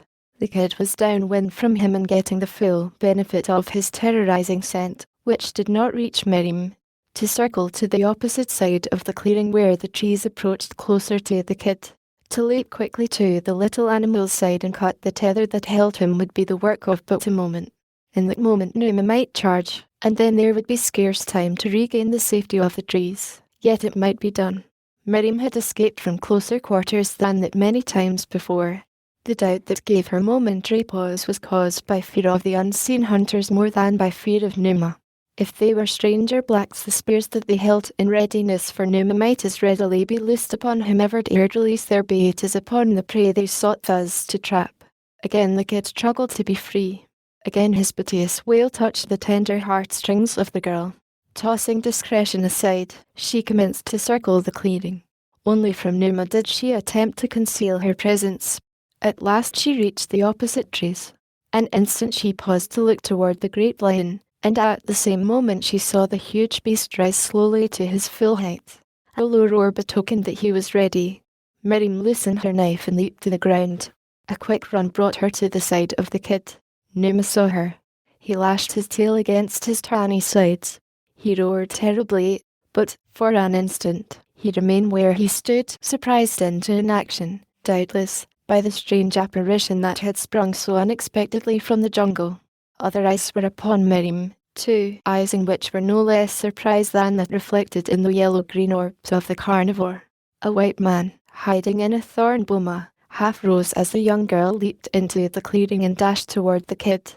He saw Numa hesitate. He raised his rifle and covered the beast's breast. The girl reached the kid's side. Her knife flashed, and the little prisoner was free. With the parting bleat it dashed off into the jungle. Then the girl turned to retreat toward the safety of the tree from which she had dropped so suddenly and unexpectedly into the surprise view of the lion, the kid and the man. As she turned, the girl's face was turned toward the hunter. His eyes went wide as he saw her features. He gave a little gasp of surprise, but now the lion demanded all his attention. The baffled, angry beast was charging. His breast was still covered by the motionless rifle. The man could have fired and stopped the charge at once, but for some reason, since he had seen the girl's face, he hesitated. Could it be that he did not care to save her? Or did he prefer, if possible, to remain unseen by her? It must have been the latter cause which kept the trigger finger of the steady hand from exerting the little pressure that would have brought the great beast to at least a temporary pause. Like an eagle, the man watched the race for life the girl was making. A second or two measured the time which the whole exciting event consumed from the moment that the lion broke into his charge. Nor once did the rifle sights fail to cover the broad breast of the tawny sire as the lion's course took him a little to the man's left. Once, at the very last moment, when escape seemed impossible, the hunter's finger tightened ever so little upon the trigger, but almost coincidentally the girl leaped for an overhanging branch and seized it. The lion leaped too, but the nimble Miriam had swung herself beyond his reach without a second or an inch to spare. The man breathed a sigh of relief as he lowered his rifle. He saw the girl fling a grimace at the angry, roaring man-eater beneath her, and then, laughing, speed away into the forest. For an hour the lion remained about the waterhole. 100 times could the hunter have bagged his prey. Why did he fail to do so? Was he afraid that the shot might attract the girl and cause her to return? At last Numa, still roaring angrily, strode majestically into the jungle.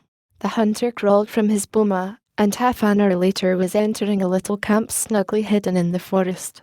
A handful of black followers greeted his return with sullen indifference. He was a great bearded man, a huge, yellow-bearded giant, when he entered his tent. Half an hour later he emerged smooth-shaven. His blacks looked at him in astonishment. "Would you know me?" he asked. "The hyena that bore you would not know you, Bwana," replied one. The man named a heavy fuss at the black's face, but long experience in dodging similar blows saved the presumptuous one. Chapter 17. Miriam returned slowly toward the tree in which she had left her skirt, her shoes and her stockings. She was singing blithely, but her song came to a sudden stop when she came within sight of the tree, for there, disporting themselves with glee and pulling and hauling upon her belongings, were a number of baboons. When they saw her they showed no signs of terror. Instead they bared their fangs and growled at her. What was there to fear in a single Shitarmangani? Nothing, absolutely nothing. In the open plain beyond the forest the hunters were returning from the day's sport. They were widely separated, hoping to raise a wandering lion on the homeward journey across the plain. The Honourable Morrison Baines rode closest to the forest. As his eyes wandered back and forth across the undulating, shrub-sprinkled ground they fell upon the form of a creature close beside the thick jungle where it terminated abruptly at the plain's edge. He reined his mount in the direction of his discovery. It was yet too far away for his untrained eyes to recognize it, but as he came closer he saw that it was a horse, and was about to resume the original direction of his way when he thought that he discerned a saddle upon the beast's back. He rode a little closer. Yes, the animal was saddled. The Honourable Morrison approached yet nearer, and as he did so his eyes expressed a pleasurable emotion of anticipation, for they had now recognized the pony as the special favourite of Miriam. He galloped to the animal's side. Miriam must be within the wood. The man shuddered a little at the thought of an unprotected girl alone in the jungle that was still, to him, a fearful place of terrors and stealthily stalking death. He dismounted and left his horse beside Miriam's. On foot he entered the jungle. He knew that she was probably safe enough, and he wished to surprise her by coming suddenly upon her. He had gone but a short distance into the wood when he heard a great jabbering in a nearby tree. Coming closer, he saw a band of baboons snarling over something. Looking intently, he saw that one of them held a woman's riding skirt and that others had boots and stockings. His heart almost ceased to beat as he quite naturally placed the most direful explanation upon the scene. The baboons had killed Miriam and stripped this clothing from her body. Morrison shuddered. He was about to call aloud in the hope that after all the girl still lived when he saw her in a tree close beside that was occupied by the baboons, and now he saw that they were snarling and jabbering at her. To his amazement, he saw the girl swing, ape-like, into the tree below the huge beasts. He saw her pause upon a branch a few feet from the nearest baboon. He was about to raise his rifle and put a bullet through the hideous creature that seemed about to leap upon her when he heard the girl speak.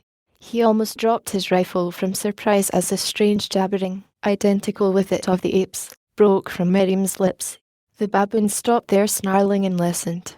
It was quite evident that they were as much surprised as the Honourable Morrison Baines. Slowly and one by one they approached the girl. She gave not the slightest evidence of fear of them. They quite surrounded her now so that Baines could not have fired without endangering the girl's life, but he no longer desired to fire. He was consumed with curiosity. For several minutes the girl carried on what could be nothing less than a conversation with the baboons, and then with seeming alacrity every article of her apparel in their possession was handed over to her. The baboons still crowded eagerly about her as she donned them. They chattered to her and she chattered back. The Honourable Morrison Baines sat down at the foot of a tree and mopped his perspiring brow. Then he rose and made his way back to his mount.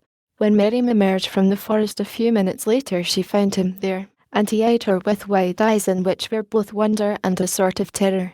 "I saw your horse here," he explained, "and thought that I would wait and ride home with you. You do not mind?" "Of course not," she replied. "It will be lovely." As they made their way stirrup to stirrup across the plain, the Honourable Morrison caught himself many times watching the girl's regular profile and wondering if his eyes had deceived him or if, in truth, he really had seen this lovely creature consorting with grotesque baboons and conversing with them as fluently as she conversed with him. The thing was uncanny, impossible, yet he had seen it with his own eyes. And as he watched her, another thought persisted in obtruding itself into his mind. She was most beautiful and very desirable. But what did he know of her? Was she not altogether impossible? Was the scene that he had but just witnessed not sufficient proof of her impossibility? A woman who climbed trees and conversed with the baboons of the jungle. It was quite horrible. Again the Honourable Morrison mopped his brow. Miriam glanced toward him. "You're warm," she said. "Now that the sun is setting I find it quite cool. Why do you perspire now?" He had not intended to let her know that he had seen her with the baboons, but quite suddenly, before he realized what he was saying, he had blurted it out. "I perspire from emotion," he said. "I went into the jungle when I discovered your pony.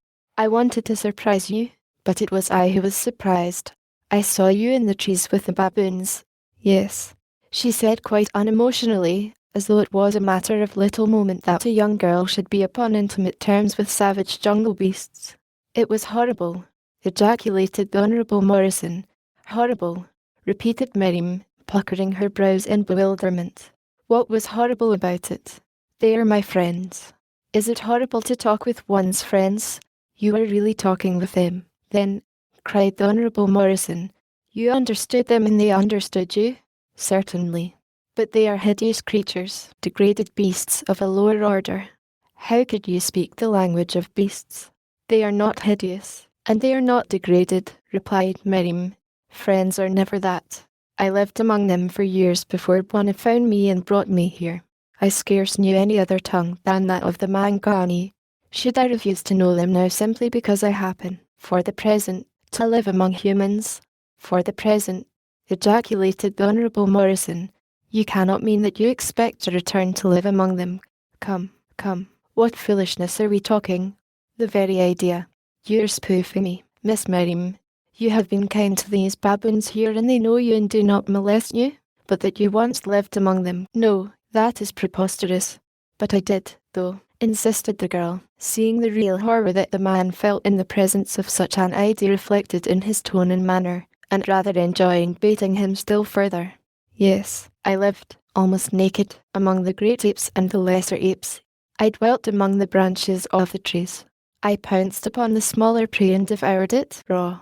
With Korik and At I hunted the antelope and the boar, and I sat upon a tree limb and made faces at Numa, the lion, and threw sticks at him and annoyed him until he roared so terribly in his rage that the earth shook. And Korik built me a lair high among the branches of a mighty tree. He brought me fruits and flesh. He fought for me and was kind to me, until I came to Bwana, and my dear, I do not recall that any other than Korik was ever kind to me. There was a wistful note in the girl's voice now, and she had forgotten that she was bantering the Honourable Morrison. She was thinking of Korik. She had not thought of him a great deal of late. For a time both were silently absorbed in their own reflections as they rode on toward the bungalow of their host. The girl was thinking of a godlike figure, the leopard skin half concealing his smooth, brown hide as he leaped nimbly through the trees to lay an offering of food before her on his return from a successful hunt. Behind him, shaggy and powerful, swung a huge anthropoid ape, while she, Miriam, laughing and shouting her welcome, swung upon a swaying limb before the entrance to her sylvan bower.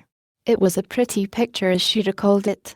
The other side seldom obtruded itself upon her memory, the long, black nights, the chill, terrible jungle nights, the cold and damp and discomfort of the rainy season, the hideous mouthings of the savage carnivore as they prowled through the Stygian darkness beneath, the constant menace of Cheetah, the panther, and Hista, the snake, the stinging insects, the loathsome vermin.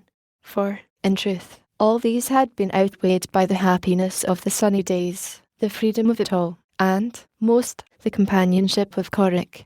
The man's thoughts were rather jumbled.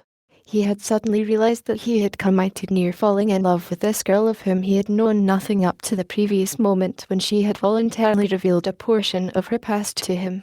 The more he thought upon the matter, the more evident it became to him that he had given her his love, that he had been upon the verge of offering her his honourable name. He trembled a little at the narrowness of his escape. Yet, he still loved her. There was no objection to that according to the ethics of the Honourable Morrison Baines and his kind. She was a meaner clay than he. He could no more have taken her in marriage than he could have taken one of her baboon friends, nor would she, of course, expect such an offer from him. To have his love would be sufficient honour for her. His name he would, naturally, bestow upon one in his own elevated social sphere. A girl who had consorted with apes, according to her own admission, had lived almost naked among them, could have no considerable sense of the finer qualities of virtue. The love that he would offer her, then, would, far from offending her, probably cover all that she might desire or expect. The more the Honourable Morrison Baines thought upon this subject, the more fully convinced he became that he was contemplating a most chivalrous and unselfish act. Europeans will better understand his point of view than Americans, poor, benighted provincials, who are denied a true appreciation of caste and of the fact that the king can do no wrong. He did not even have to argue the point that she would be much happier amidst the luxuries of a London apartment, fortified as she would be by both his love and his bank account, than lawfully wed to such a one as her social position warranted. There was one question, however, which he wished to have definitely answered before he committed himself even to the programme he was considering. Who were Korik and At? He asked. At was a Mangani, replied Miriam, and Korik a Tarmangani. And what, pray, might a Mangani be, and a Tarmangani? The girl laughed. You are a Tarmangani, she replied. The Mangani are covered with hair, you would call them apes. Then Korik was a white man. He asked. Yes. And he was. You're. He paused, for he found it rather difficult to go on with the line of questioning while the girl's clear, beautiful eyes were looking straight into his. My what? Insisted Miriam, far too unsophisticated in her unspoiled innocence to guess what the Honourable Morrison was driving at. Why, your brother. He stumbled. No, Korik was not my brother, she replied. Was he your husband, then? He finally blurted. Far from taking offence, Miriam broke into a merry laugh. My husband, she cried. Why, how old do you think I am? I am too young to have a husband. I had never thought of such a thing. Corrick was. Why? And now she hesitated, too, for she never before had attempted to analyse the relationship that existed between herself and Corrick. Why? Corrick was just Corrick. And again she broke into a gay laugh as she realised the illuminating quality of her description. Looking at her and listening to her, the man beside her could not believe that depravity of any sort or degree entered into the girl's nature, yet he wanted to believe that she had not been virtuous, for otherwise his task was less a sinecure. The Honourable Morrison was not entirely without conscience. For several days the Honourable Morrison made no appreciable progress toward the consummation of his scheme.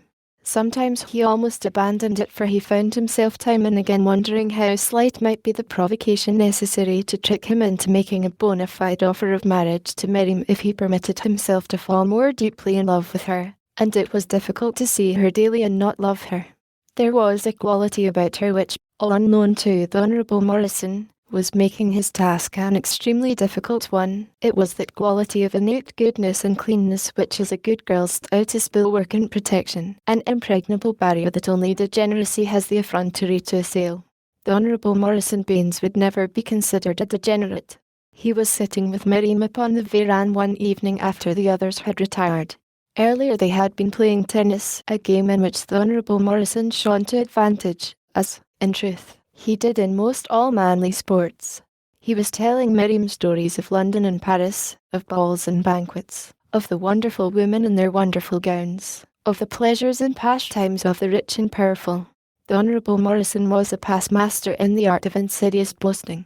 His egotism was never flagrant or tiresome. He was never crude in it, for crudeness was a plebeianism that the Honourable Morrison studiously avoided. Yet the impression derived by a listener to the Honourable Morrison was one that was not at all calculated to detract from the glory of the House of Baines, or from that of its representative. Miriam was entranced. His tales were like fairy stories to this little jungle maid. The Honourable Morrison loomed large and wonderful and magnificent in her mind's eye. He fascinated her, and when he drew closer to her after a short silence and took her hand, she thrilled as one might thrill beneath the touch of a deity, a thrill of exaltation not unmixed with fear. He bent his lips close to her ear. "Miriam," he whispered. "My little Miriam. May I hope to have the right to call you my little Miriam?" The girl turned wide eyes upward to his face, but it was in shadow. She trembled, but she did not draw away. The man put an arm about her and drew her closer. "I love you," he whispered. She did not reply. She did not know what to say. She knew nothing of love. She had never given it a thought, but she did know that it was very nice to be loved, whatever it meant. It was nice to have people kind to one. She had known so little of kindness or affection. "Tell me," he said, "that you return my love." His lips came steadily closer to hers. They had almost touched when a vision of Corrick sprang like a miracle before her eyes. She saw Corrick's face close to hers. She felt his lips hot against hers. And then for the first time in her life she guessed what love meant. She drew away, gently. "I am not sure," she said, "that I love you. Let us wait. There is plenty of time. I am too young to marry yet, and I am not sure that I should be happy in London or Paris. They rather frighten me." How easily and naturally she had connected his avowal of love with the idea of marriage. The Honourable Morrison was perfectly sure that he had not mentioned marriage. He had been particularly careful not to do so. And then she was not sure that she loved him. That, too, came rather in the nature of a shock to his vanity. It seemed incredible that this little barbarian should have any doubts whatever as to the desirability of the Honourable Morrison Baines. The first flush of passion cooled. The Honourable Morrison was enabled to reason more logically. The start had been all wrong. It would be better now to wait and prepare her mind gradually for the only proposition which his exalted estate would permit him to offer her. He would go slow. He glanced down at the girl's profile. It was bathed in the silvery light of the great tropic moon. The Honourable Morrison Baines wondered if it were to be so easy a matter to go slow. She was most alluring. Miriam rose. The vision of Corrick was still before her. "Good night," she said. "It is almost too beautiful to leave." She waved her hand in a comprehensive gesture which took in the starry heavens, the great moon, the broad, silvered plain, and the dense shadows in the distance that marked the jungle. "Oh, how I love it." "You would love London more," he said earnestly. And London would love you. You would be a famous beauty in any capital of Europe. You would have the world at your feet, Miriam. Good night, she repeated, and left him. The Honourable Morrison selected a cigarette from his crested case, lighted it, blew a thin line of blue smoke toward the moon, and smiled. Chapter 18. Miriam and Bwana were sitting on the veranda together the following day when a horseman appeared in the distance riding across the plain toward the bungalow. Bwana shaded his eyes with his hand and gazed out toward the oncoming rider. He was puzzled. Strangers were few in Central Africa. Even the blacks for a distance of many miles in every direction were well known to him. No white man came within 100 miles that word of his coming did not reach Bwana long before the stranger. His every move was reported to the big Bwana, just what animals he killed and how many of each species, how he killed them, too, for Bwana would not permit the use of prussic acid or strychnine, and how he treated his boys. Several European sportsmen had been turned back to the coast by the big Englishman's orders because of unwarranted cruelty to their black followers, and one, whose name had long been heralded in civilized communities as that of a great sportsman, was driven from Africa with orders never to return when Bwana found that his big bag of 14 lines had been made by the diligent use of poison bait. The result was that all good sportsmen and all the natives loved and respected him. His word was law where there had never been law before. There was scarce a headman from coast to coast who would not heed the big Bwana's commands in preference to those of the hunters who employed them, and so it was easy to turn back any undesirable stranger. Bwana had simply to threaten to order his boys to desert him, but there was evidently one who had slipped into the country unheralded. Bwana could not imagine who the approaching horseman might be. After the manner of frontier hospitality the globe round, he met the newcomer at the gate, welcoming him even before he had dismounted. He saw a tall, well-knit man of 30 or over, blond of hair and smooth-shaven. There was a tantalizing familiarity about him that convinced Bwana that he should be able to call the visitor by name, yet he was unable to do so. The newcomer was evidently of Scandinavian origin. Both his appearance and accent denoted that. His manner was rough but open. He made a good impression upon the Englishman, who was wont to accept strangers in this wild and savage country at their own valuation, asking no questions and assuming the best of them until they proved themselves undeserving of his friendship and hospitality. "It is rather unusual that a white man comes unheralded," he said, as they walked together toward the field into which he had suggested that the traveller might turn his pony. "My friends, the natives, keep us rather well posted. It is probably due to the fact that I came from the south," explained the stranger, "that you did not hear of my coming. I have seen a village for several marches." "No, there are none to the south of us for many miles," replied Bwana. "Since Kovudu deserted his country, I rather doubt that one could find a native in that direction under 200 or 300 miles. Bwana was wondering how a lone white man could have made his way through the savage, unhospitable miles that lay toward the south. As though guessing what must be passing through the other's mind, the stranger vouchsafed an explanation. "I came down from the north to do little trading and hunting," he said, "and got way off the beaten track. My head man, who was the only member of the safari who had ever before been in the country, took sick and died. We could find no natives to guide us, and so I simply swung back straight north. We have been living on the fruits of our guns for over a month.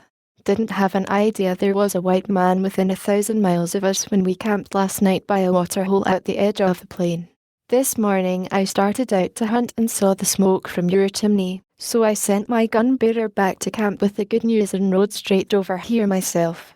Of course I've heard of you. Everybody who comes into Central Africa does, and I'd be mighty glad of permission to rest up and hunt around here for a couple of weeks." "Certainly," replied Bwana. "Move your camp up close to the river below my boys' camp and make yourself at home."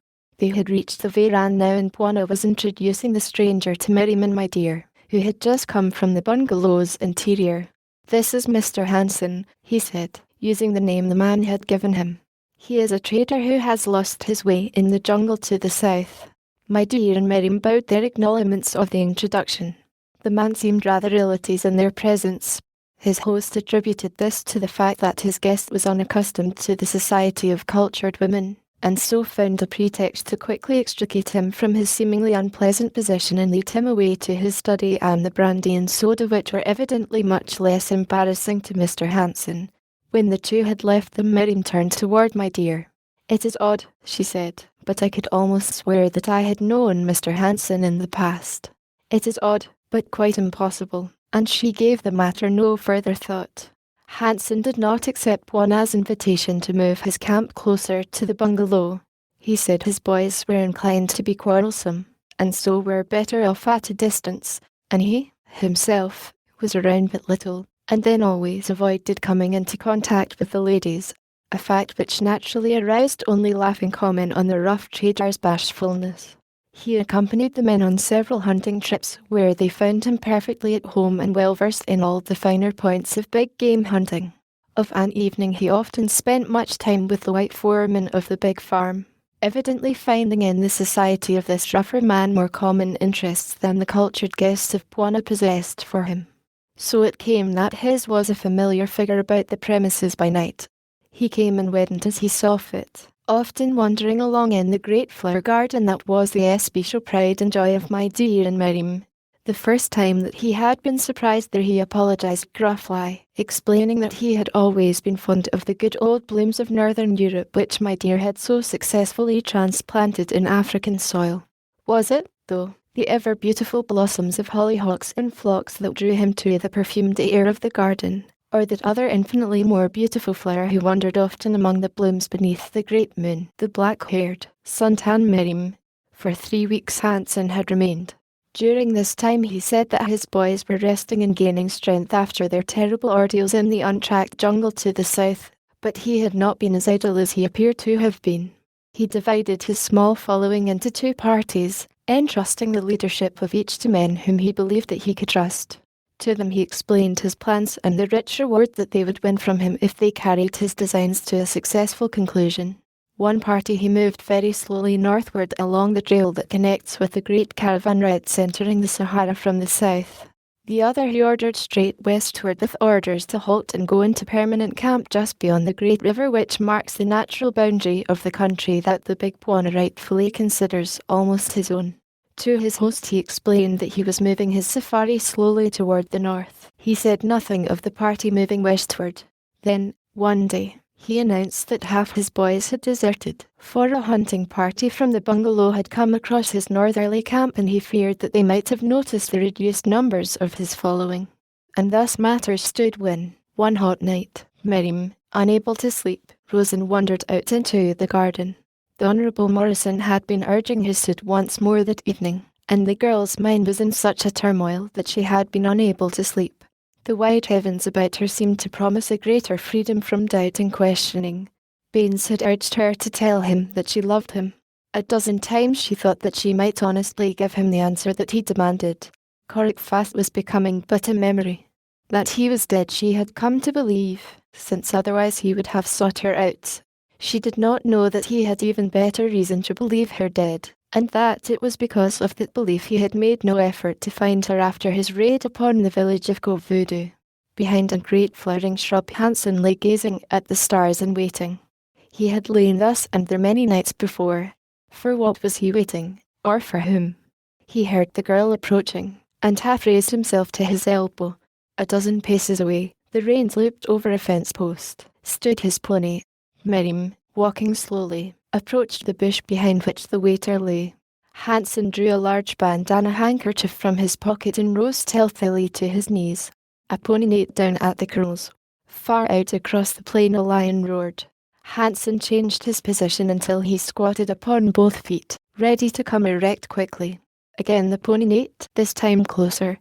There was the sound of his body brushing against shrubbery. Hanson heard and wondered how the animal had gotten from the corral, for it was evident that he was already in the garden. The man turned his head in the direction of the beast. What he saw sent him to the ground. Huddled close beneath the shrubbery, a man was coming, leading 2 ponies. Miriam heard now and stopped to look and listen. A moment later the Honourable Morrison Baines drew near. The 2 saddled mounts sat at his heels. Miriam looked up at him in surprise. The Honourable Morrison grinned sheepishly. "I couldn't sleep," he explained. and was going for a bit of a ride when I chanced to see you out here, and I thought you'd like to join me. Ripping good sport, you know, night riding. Come on." Miriam laughed. The adventure appealed to her. "All right," she said.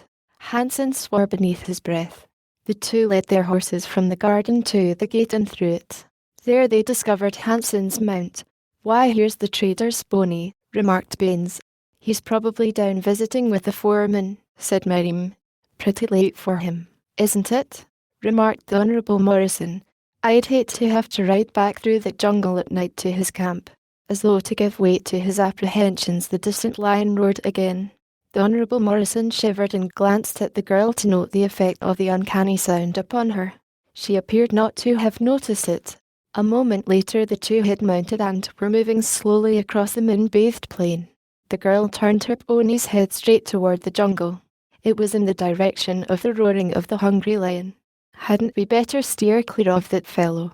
suggested the Honourable Morrison. "I guess you didn't hear him." "Yes, I heard him," laughed Miriam. "Let's ride over and call on him." The Honourable Morrison laughed uneasily. He didn't care to appear at a disadvantage before this girl, nor did he care, either, to approach a hungry lion too closely at night. He carried his rifle in his saddle boot, but moonlight is an uncertain light to shoot by, nor ever had he faced a lion alone, even by day. The thought gave him a distinct nausea. The beast ceased his roaring now. They heard him no more, and the Honourable Morrison gained courage accordingly. They were riding downwind toward the jungle. The lion lay in a little swale to their right. He was old. For 2 nights he had not fed, for no longer was his charge as swift or his spring as mighty as in the days of his prime when he spread terror among the creatures of his wild domain. For 2 nights and days he had gone empty, and for a long time before that he had fed only upon carrion. He was old, but he was yet a terrible engine of destruction. At the edge of the forest the Honourable Morrison drew rein. He had no desire to go further. Numa, silent upon his padded feet, crept into the jungle beyond them. The wind, now, was blowing gently between him and his intended prey. He had come a long way in search of man, for even in his youth he had tasted human flesh, and while it was poor stuff by comparison with eland and zebra, it was less difficult to kill. In Numa's estimation, man was a slow-witted, slow-footed creature which commanded no respect unless accompanied by the acrid odour which spelled to the monarch's sensitive nostrils the great noise and the blinding flash of an express rifle. He caught the dangerous scent tonight, but he was ravenous to madness. He would face a dozen rifles, if necessary, to fill his empty belly. He circled about into the forest that he might again be downwind from his victims, for should they get his scent he could not hope to overtake them. Numa was famished, but he was old and crafty. Deep in the jungle another caught faintly the scent of man and of Numa both. He raised his head and sniffed. He cocked it upon one side and listened. "Come on," said Miriam, "let's ride in away. The forest is wonderful at night. It is open enough to permit us to ride." The Honourable Morrison hesitated. He shrank from revealing his fear in the presence of the girl. A braver man, sure of his own position, would have had the courage to have refused uselessly to expose the girl to danger. He would not have thought of himself at all, but the egotism of the Honourable Morrison required that he think always of self first. He had planned the ride to get Miriam away from the bungalow. He wanted to talk to her alone and far enough away so should she take offence at his purposed suggestion he would have time in which to attempt to right himself in her eyes before they reached home. He had little doubt, of course, but that he should succeed. But it is to his credit that he did have some slight doubts. "You needn't be afraid of the lion," said Miriam, noting his slight hesitancy. "There hasn't been a man-eater around here for 2 years, Bwana says, and the game is so plentiful that there is no necessity to drive Numa to human flesh. Then, he has been so often hunted that he rather keeps out of man's way." "Oh, I'm not afraid of lions," replied the Honourable Morrison. "I was just thinking what a beastly uncomfortable place a forest is to ride in. What with the underbrush and the low branches and all that, you know, it's not exactly cut out for pleasure riding." "Let's go afoot then," suggested Miriam, and started to dismount. "Oh, no," cried the Honourable Morrison, aghast at this suggestion. "Let's ride," and he reined his pony into the dark shadows of the wood. Behind him came Miriam, and in front, prowling ahead waiting a favourable opportunity, skulked Numa, the lion. Out upon the plain the lone horseman muttered a low curse as he saw the two disappear from sight. It was Hansen. He had followed them from the bungalow. Their way led in the direction of his camp, so he had a ready and plausible excuse should they discover him. But they had not seen him, for they had not turned their eyes behind. Now he turned directly toward the spot at which they had entered the jungle. He no longer cared whether he was observed or not. There were two reasons for his indifference. The first was that he saw in Baines' act a counterpart of his own planned abduction of the girl. In some way he might turn the thing to his own purposes. At least he would keep in touch with them and make sure that Baines did not get her. His other reason was based on his knowledge of an event that had transpired at his camp the previous night, an event which he had not mentioned at the bungalow for fear of drawing undesired attention to his movements and bringing the blacks of the Big Bwana into dangerous intercourse with his own boys. He had told at the bungalow that half his men had deserted. That story might be quickly disproved should his boys and Bwanas grow confidential. The event that he had failed to mention, and which now urged him hurriedly after the girl and her escort, had occurred during his absence early the preceding evening. His men had been sitting around their campfire, entirely encircled by a high, thorned boma, when, without the slightest warning, a huge lion had leaped amongst them and seized one of their number. It had been solely due to the loyalty and courage of his comrades that his life had been saved. And then only after a battle royal with the hunger-enraged beast had they been able to drive him off with burning brands, spears, and rifles. From this Hansen knew that a man-eater had wandered into the district or been developed by the aging of one of the many lions who ranged the plains and hills by night, or lay up in the cool wood by day. He had heard the roaring of a hungry lion not half an hour before, and there was little doubt in his mind but that the man-eater was stalking Merriman Baines. He cursed the Englishman for a fool, and spurred rapidly after them. Merriman Baines had drawn up in a small, natural clearing. 100 yards beyond them Numa lay crouching in the underbrush, his yellow-green eyes fixed upon his prey, the tip of his sinuous tail jerking spasmodically. He was measuring the distance between him and them. He was wondering if he dared venture a charge, or should he wait yet a little longer in the hope that they might ride straight into his jaws. He was very hungry, but also was he very crafty. He could not chance losing his meat by a hasty and ill-considered rush. Had he waited the night before until the blacks slept, he would not have been forced to go hungry for another 24 hours. Behind him the other that had caught his scent and that of man together came to a sitting posture upon the branch of a tree in which he had reposed himself for slumber. Beneath him a lumbering grey hulk swayed to and fro in the darkness. The beast in the tree uttered a low guttural and dropped to the back of the grey mass. He whispered a word in one of the great ears, and Tanter, the elephant, raised his trunk aloft, swinging it high and low to catch the scent that the word had warned him of. There was another whispered word. Was it a command? And the lumbering beast wheeled into an awkward, yet silent shuffle, in the direction of Numa, the lion, and the stranger Tarmangani his rider had scented. Onward they went, the scent of the lion and his prey becoming stronger and stronger. Numa was becoming impatient. How much longer must he wait for his meat to come his way? He lashed his tail viciously now. He almost growled. All unconscious of their danger, the man and the girl sat talking in the little clearing. Their horses were pressed side by side. Baines had found Miriam's hand and was pressing it as he poured words of love into her ear, and Miriam was listening. "Come to London with me," urged the Honourable Morrison. "I can gather a safari and we can be a whole day upon the way to the coast before they guess that we have gone." "Why must we go that way?" asked the girl. "Bwana and my dear would not object to your marriage." "I cannot marry you just yet," explained the Honourable Morrison. "There are some formalities to be attended to first. You do not understand. It will be all right. We will go to London. I cannot wait. If you love me you will come." "What of the apes you lived with? Did they bother about marriage?" "They love as we love. Had you stayed among them you would have mated as they mate. It is the law of nature. No man-made law can abrogate the laws of God. What difference does it make if we love one another? What do we care for anyone in the world besides ourselves? I would give my life for you. Will you give nothing for me?" "You love me," she said. "You will marry me when we have reached London." "I swear it," he cried.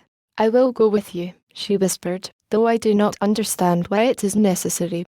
She leaned toward him and he took her in his arms and bent to press his lips to hers. At the same instant the head of a huge tusker poked through the trees that fringed the clearing. The Honourable Morrison and Miriam, with eyes and ears for one another alone, did not see or hear, but Numa did. The man upon Tantor's broad head saw the girl in the man's arms. It was Korik, but in the trim figure of the neatly garbed girl he did not recognize his Miriam. He only saw a Tarmangani with his she. And then Numa charged, with a frightful roar, fearful lest Tantor had come to frighten away his prey. The great beast leaped from his hiding place. The earth trembled to his mighty voice. The pony stood for an instant transfixed with terror. The Honourable Morrison Baines went white and cold. The lion was charging toward them full in the brilliant light of the magnificent moon. The muscles of the Honourable Morrison no longer obeyed his will. They flexed to the urge of a greater power, the power of nature's first law. They drove his spurred heels deep into his pony's flanks. They bore the rein against the brute's neck that wheeled him with an impetuous drive toward the plain and safety. The girl's pony, squealing in terror, reared and plunged upon the heels of his mate. The lion was close upon him. Only the girl was cool. The girl and the half-naked savage who bestrode the neck of his mighty mountain grinned at the exciting spectacle chance had staked for his enjoyment. To Korik here were but two strange Armangani pursued by Numa, who was empty. It was Numa's right to prey, but one was a she. Korik felt an intuitive urge to rush to her protection. Why, he could not guess. All Tarmangani were enemies now. He had lived too long a beast to feel strongly the humanitarian impulses that were inherent in him. Yet feel them he did, for the girl at least. He urged Tantor forward. He raised his heavy spear and hurled it at the flying target of the lion's body. The girl's pony had reached the trees upon the opposite side of the clearing. Here he had become easy prey to the swiftly moving lion, but Numa, infuriated, preferred the woman upon his back. It was for her he leaped. Korik gave an exclamation of astonishment and approval as Numa landed upon the pony's rump, and at the same instant the girl swung free of her mount to the branches of a tree above her. Korok's spear struck Numa in the shoulder, knocking him from his precarious hold upon the frantically plunging horse. Freed of the weight of both girl and lion, the pony raced ahead toward safety. Numa tore and struck at the missile in his shoulder but could not dislodge it. Then he resumed the chase. Korik guided Tantor into the seclusion of the jungle. He did not wish to be seen, nor had he. Hansen had almost reached the wood when he heard the lion's terrific roars, and knew that the charge had come. An instant later the Honourable Morrison broke upon his vision, racing like mad for safety. The man lay flat upon his pony's back, hugging the animal's neck tightly with both arms and digging the spurs into his sides. An instant later the second pony appeared, riderless. Hansen groaned as he guessed what had happened out of sight in the jungle. With an oath he spurred on in the hope of driving the lion from his prey. His rifle was ready in his hand. And then the lion came into view behind the girl's pony. Hansen could not understand. He knew that if Numa had succeeded in seizing the girl he would not have continued in pursuit of the others. He drew in his own mount, took quick aim and fired. The lion stopped in his tracks, turned and bit at his side, then rolled over dead. Hansen rode on into the forest, calling aloud to the girl. "Here I am," came a quick response from the foliage of the trees just ahead. "Did you hit him?" "Yes," replied Hansen. "Where are you?" "You had a mighty narrow escape. It will teach you to keep out of the jungle at night." Together they returned to the plain where they found the Honourable Morrison riding slowly back toward them. He explained that his pony had bolted and that he had had hard work stopping him at all. Hansen grinned, for he recalled the pounding heels that he had seen driving sharp spurs into the flanks of Baines' mount, but he said nothing of what he had seen. He took Miriam up behind him and the three rode in silence toward the bungalow. Chapter 19. Behind them Korik emerged from the jungle and recovered his spear from Numa's side. He still was smiling. He had enjoyed the spectacle exceedingly. There was one thing that troubled him, the agility with which the she had clambered from her pony's back into the safety of the tree above her. That was more like Mangani, more like his lost Miriam. He sighed. His lost Miriam. His little, dead Miriam. He wondered if this she stranger resembled his Miriam in other ways. A great longing to see her overwhelmed him. He looked after the three figures moving steadily across the plain. He wondered where might lie their destination. A desire to follow them came over him, but he only stood there watching until they had disappeared in the distance. The sight of the civilized girl and the dapper, khaki-clad Englishman had aroused in Corrick memories long dormant.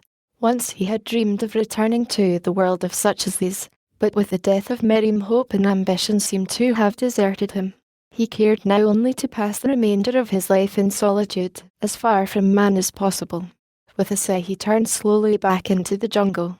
Tantor, nervous by nature, had been far from reassured by close proximity to the three strange whites, and with the report of Hansen's rifle had turned and ambled away at his long, swinging shuffle. He was nowhere in sight when Corrick returned to look for him. The ape-man, however, was little concerned by the absence of his friend. Tantor had a habit of wandering off unexpectedly. For a month they might not see one another, for Corrick seldom took the trouble to follow the great pachyderm, nor did he upon this occasion. Instead he found a comfortable perch in a large tree and was soon asleep. At the bungalow, Bwana had met the returning adventurers on the veranda. In a moment of wakefulness he had heard the report of Hansen's rifle far out across the plain, and wondered what it might mean.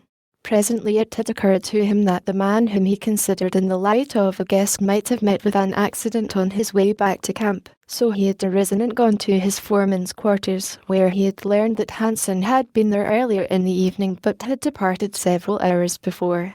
Returning from the foreman's quarters, Bwana had noticed that the corral gate was open, and further investigation revealed the fact that Miriam's pony was gone, and also the one most often used by Baines. Instantly Bwana assumed that the shot had been fired by Honourable Morrison, and he had again aroused his foreman and was making preparations to set forth an investigation when he had seen the party approaching across the plain. Explanation on the part of the Englishman met a rather chilly reception from his host. Miriam was silent. She saw that Bwana was angry with her. It was the first time and she was heartbroken. "Go to your room, Miriam," he said. "And Baines, if you will step into my study, I'd like to have a word with you in a moment." He stepped toward Hansen as the others turned to obey him. There was something about Bwana even in his gentlest moods that commanded instant obedience. "How did you happen to be with them, Hansen?" he asked. "I'd been sitting in the garden," replied the trader, "after leaving Jarvis' quarters. I have a habit of doing that, as your lady probably knows. Tonight I fell asleep behind a bush, and was awakened by them two spooning. I couldn't hear what they said, but presently Baines brings two ponies and they ride off. I didn't like to interfere, for it wasn't any of my business, but I knew they hadn't taught to be ridden about the time of night, leastways not the girl. It wasn't right and it wasn't safe. So I follows them, and it's just as well I did." Baines was getting away from the line as fast as he could, leaving the girl to take care of herself, when I got a lucky shot into the beast's shoulder that fixed him. Hansen paused. Both men were silent for a time. Presently the trader coughed in an embarrassed manner, as though there was something on his mind he felt in duty bound to say, but hated to. "What is it, Hansen?" asked Bwana. "You were about to say something, weren't you?" "Well, you see, it's like this," ventured Hansen. "Been around here evenings a good deal. I've seen them two together a lot, and, beggin' your pardon, sir, but I don't think Mr. Baines means the girl any good. I've overheard enough to make me think he's trying to get her to run off with him." Hansen, to fit his own ends, hit nearer the truth than he knew. He was afraid that Baines would interfere with his own plans, and he had hit upon a scheme to both utilize the young Englishman and get rid of him at the same time. "And I thought," continued the trader, "that inasmuch as I'm about due to move, you might like to suggest to Mr. Baines that he go with me. I'd be willing to take him north to the caravan trails as a favour to you, sir." Bwana stood in deep thought for a moment. Presently he looked up.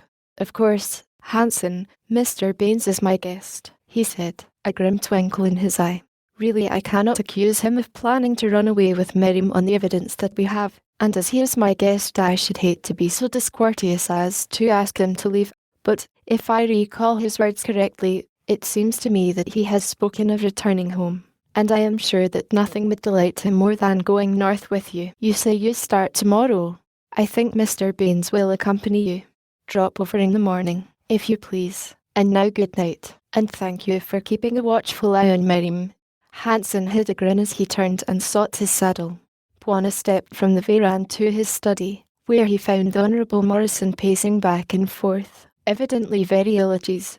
Baines, said Bwana, coming directly to the point. Hansen is leaving for the north tomorrow. He has taken a great fancy to you, and just asked me to say to you that he'd be glad to have you accompany him. Good night, Baines. At Bwana's suggestion, Miriam kept to her room the following morning until after the Honourable Morrison Baines had departed. Hansen had come for him early. In fact, he had remained all night with the foreman, Jervis, that they might get an early start. The farewell exchanges between the Honourable Morrison and his host were of the most formal type, and when at last the guest rode away, Bwana breathed a sigh of relief. It had been an unpleasant duty and he was glad that it was over, but he did not regret his action. He had not been blind to Baines' infatuation for Miriam, and knowing the young man's pride in caste, he had never for a moment believed that his guest would offer his name to this nameless Arab girl, for, extremely light in colour though she was for a full-blood Arab, Bwana believed her to be such. He did not mention the subject again to Miriam, and in this he made a mistake, for the young girl, well realising the debt of gratitude she owed Bwana and my dear, was both proud and sensitive, so that Bwana's action in sending Baines away and giving her no opportunity to explain or defend hurt and mortified her. Also it did much toward making a martyr of Baines in her eyes and arousing in her breast a keen feeling of loyalty toward him. What she had half mistaken for love before, she now wholly mistook for love. Bwana and my dear might have told her much of the social barriers that they only too well knew Baines must feel existed between Miriam and himself, but they hesitated to wound her. It would have been better had they inflicted this lesser sorrow, and saved the child the misery that was to follow because of her ignorance. As Hansen and Baines rode toward the farmer's camp, the Englishman maintained a morose silence. The other was attempting to formulate an opening that would lead naturally to the proposition he had in mind. He rode a neck behind his companion, grinning as he noted the sullen scowl upon the other's patrician face. Rather rough on you, wasn't he?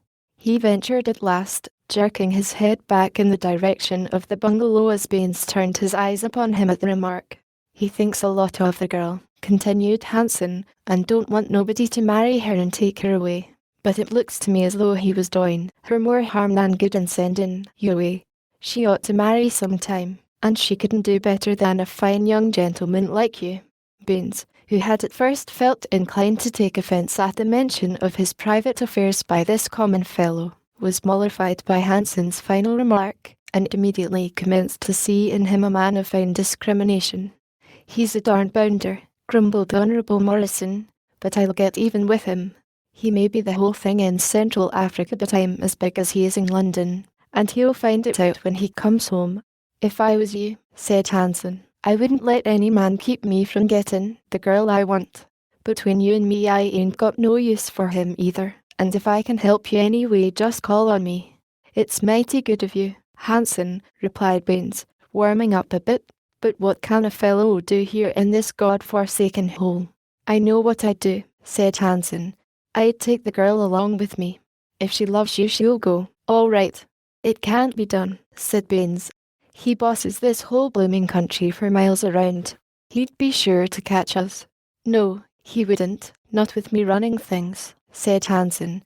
I've been trading and hunting here for 10 years and I know as much about the country as he does. If you want to take the girl along, I'll help you, and I'll guarantee that there won't nobody catch up with us before we reach the coast. I'll tell you what, you write her a note and I'll get it to her by my head man. Ask her to meet you to say goodbye, she won't refuse that.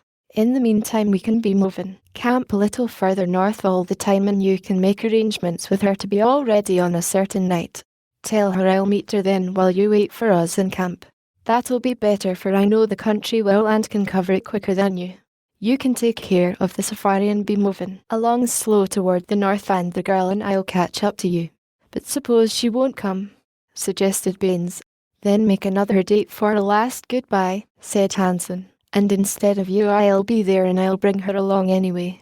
She'll have to come, and after it's all over she won't feel so bad about it, especially after living with you for 2 months while we're macking the coast. A shocked and angry protest rose to Bain's lips, but he did not utter it, for almost simultaneously came the realization that this was practically the same thing he had been planning upon himself. It had sounded brutal and criminal from the lips of the rough trader, but nevertheless the young Englishman saw that with Hanson's help and his knowledge of African travel the possibilities of success would be much greater than as though the Honourable Morrison were to attempt the thing single-handed. And so he nodded a glum assent. The balance of the long ride to Hanson's northerly camp was made in silence, for both men were occupied with their own thoughts, most of which were far from being either complimentary or loyal to the other. As they rode through the wood, the sounds of their careless passage came to the ears of another jungle wayfarer. The killer had determined to come back to the place where he had seen the white girl who took to the trees with the ability of long habitude. There was a compelling something in the recollection of her that drew him irresistibly toward her. He wished to see her by the light of day, to see her features, to see the colour of her eyes and hair. It seemed to him that she must bear a strong resemblance to his lost Miriam, and yet he knew that the chances were that she did not. The fleeting glimpse that he had had of her in the moonlight as she swung from the back of her plunging pony into the branches of the tree above her had shown him a girl of about the same height as his Miriam, but of a more rounded and developed femininity. Now he was moving lazily back in the direction of the spot where he had seen the girl when the sounds of the approaching horseman came to his sharp ears.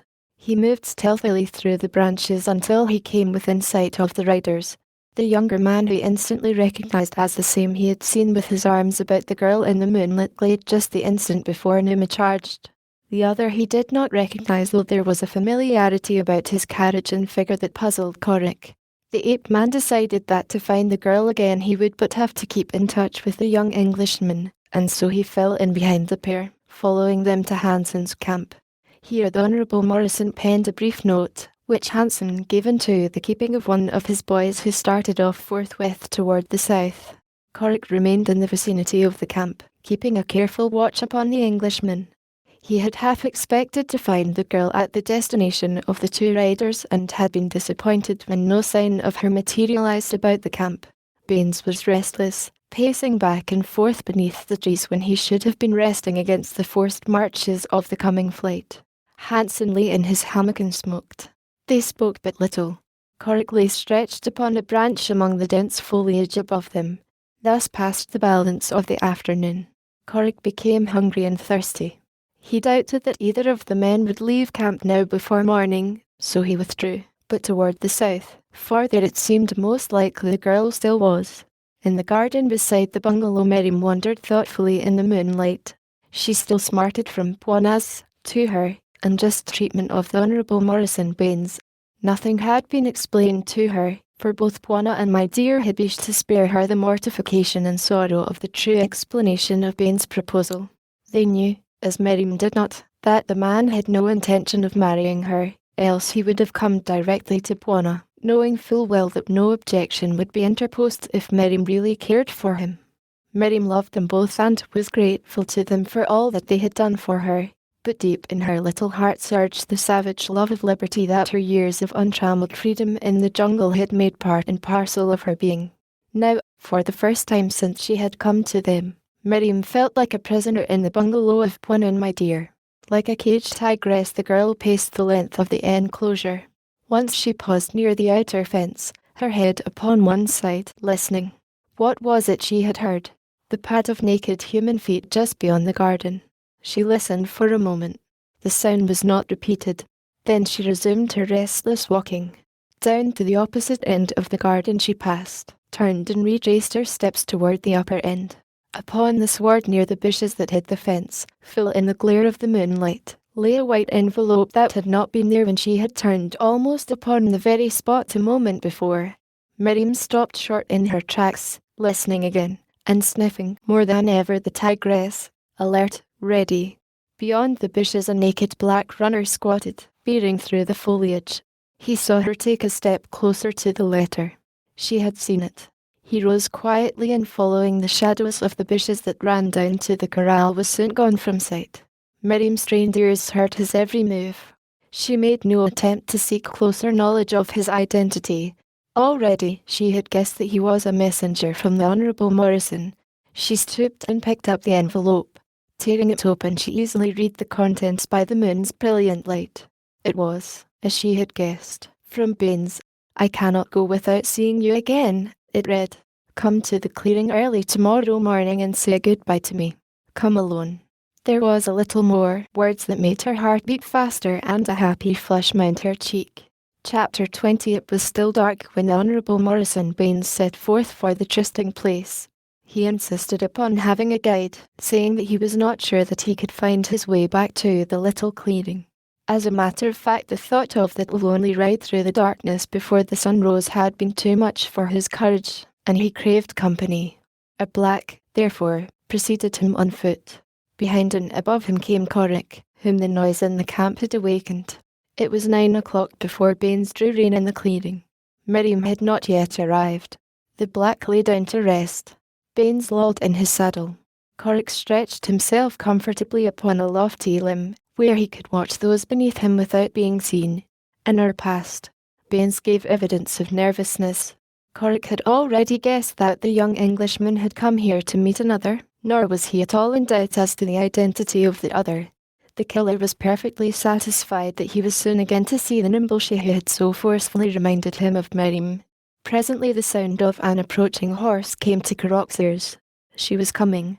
She had almost reached the clearing before Baines became aware of her presence, and then as he looked up, the foliage parted to the head and shoulders of her mount and Miriam rode into view. Baines spurred to meet her. Corrick looked searchingly down upon her, mentally anathematizing the broad-brimmed hat that hid her features from his eyes. She was abreast the Englishman now. Corrick saw the man take both her hands and draw her close to his breast. He saw the man's face concealed for a moment beneath the same broad brim that hid the girl's. He could imagine their lips meeting, and a twinge of sorrow and sweet recollection combined to close his eyes for an instant in that involuntary muscular act with which we attempt to shut it from the mind's eye-harrowing reflections. When he looked again, they had drawn apart and were conversing earnestly. Corrick could see the man urging something. It was equally evident that the girl was holding back. There were many of her gestures, and the way in which she tossed her head up and to the right, tilting her chin, that reminded Corrick still more strongly of Miriam. And then the conversation was over and the man took the girl in his arms again to kiss her goodbye. She turned and rode toward the point from which she had come. The man sat on his horse watching her. At the edge of the jungle she turned to wave him a final farewell. "Tonight," she cried, throwing back her head as she called the words to him across the little distance which separated them, throwing back her head and revealing her face for the first time to the eyes of the killer in the tree above. Corrick started as though pierced through the heart with an arrow. He trembled and shook like a leaf. He closed his eyes, pressing his palms across them, and then he opened them again and looked, but the girl was gone. Only the waving foliage of the jungle marked where she had disappeared. It was impossible. It could not be true. And yet, with his own eyes he had seen his Miriam, older a little, with figure more rounded by nearer maturity, and subtly changed in other ways. More beautiful than ever, yet still his little Miriam. Yes, he had seen the dead alive again. He had seen his Miriam in the flesh. She lived. She had not died. He had seen her. He had seen his Miriam, in the arms of another man. And that man sat below him now, within easy reach. Corrick, the killer, fondled his heavy spear. He played with the grass rope dangling from his G-string. He stroked the hunting knife at his hip, and the man beneath him called to his drowsy guide, bent the rein to his pony's neck and moved off toward the north. Still sat Corrick, the killer, alone among the trees. Now his hands hung idly at his sides. His weapons and what he had intended were forgotten for the moment. Corrick was thinking. He had noted that subtle change in Miriam. When last he had seen her she had been his little, half-naked Mangani, wild, savage, and uncouth. She had not seemed uncouth to him then, but now, in the change that had come over her, he knew that such she had been, yet no more uncouth than he, and he was still uncouth. In her had taken place the change. In her he had just seen a sweet and lovely flower of refinement and civilization, and he shuddered as he recalled the fate that he himself had planned for her, to be the mate of an ape-man, his mate, in the savage jungle. Then he had seen no wrong in it, for he had loved her, and the way he had planned had been the way of the jungle which they two had chosen as their home. But now, after having seen the Miriam of civilized attire, he realized the hideousness of his once cherished plan, and he thanked God that chance and the blacks of Voodoo had thwarted him. Yet he still loved her, and jealousy seared his soul as he recalled the sight of her in the arms of the dapper young Englishman. What were his intentions towards her? Did he really love her? How could one not love her? And she loved him. Of that Corrick had ample proof. Had she not loved him, she would not have accepted his kisses. His Miriam loved another. For a long time he let the awful truth sink deep, and from it he tried to reason out his future plan of action. In his heart was a great desire to follow the man and slay him, but ever there rose in his consciousness the thought, she loves him. Could he slay the creature Miriam loved? Sadly, he shook his head. No, he could not. Then came a partial decision to follow Miriam and speak with her. He half started, and then glanced down at his nakedness and was ashamed. He, the son of a British peer, had thus thrown away his life, had thus degraded himself to the level of a beast that he was ashamed to go to the woman he loved and lay his love at her feet.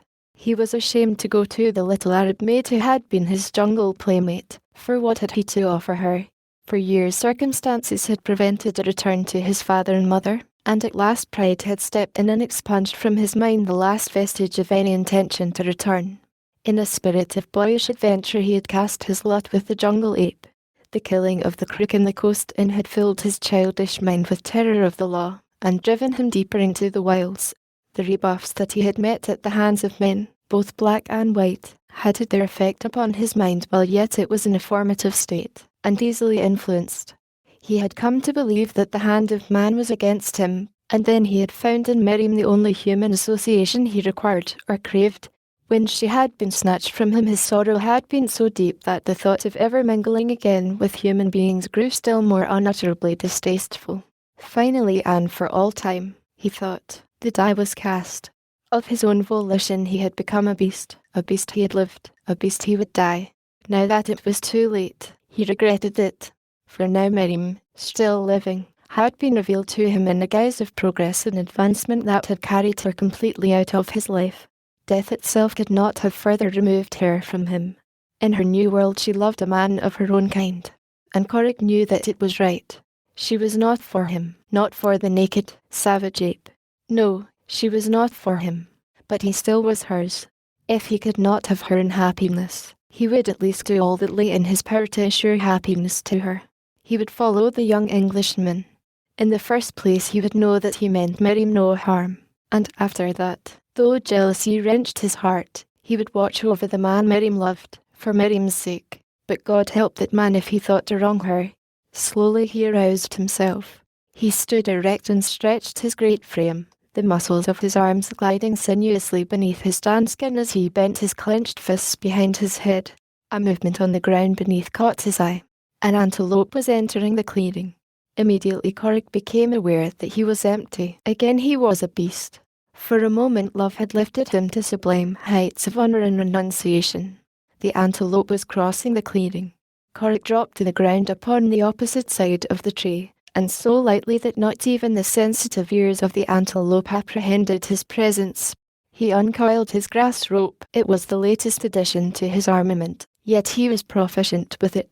Often he travelled with nothing more than his knife and his rope. They were light and easy to carry. His spear and bow and arrows were cumbersome, and he usually kept one or all of them hidden away in a private cache. Now he held a single coil of the long rope in his right hand, and the balance in his left. The antelope was but a few paces from him. Silently Corrick leaped from his hiding place, swinging the rope free from the entangling shrubbery. The antelope sprang away almost instantly, but instantly, too, the coiled rope, with its sliding noose, flew through the air above him. With unerring precision it settled about the creature's neck. There was a quick wrist movement of the thrower, the noose tightened. The killer braced himself with the rope across his hip, and as the antelope tightened the singing strands in a last frantic bound for liberty, he was thrown over upon his back. Then, instead of approaching the fallen animal as a roper of the western plains might do, Corrick dragged his captive to himself, pulling him in hand over hand, and when he was within reach leaping upon him even as she to the panther might have done. and burying his teeth in the animal's neck while he found its heart with the point of his hunting knife. Recoiling his rope, he cut a few generous strips from his coal and took to the trees again, where he ate in peace. Later he swung off in the direction of a nearby water hole, and then he slept.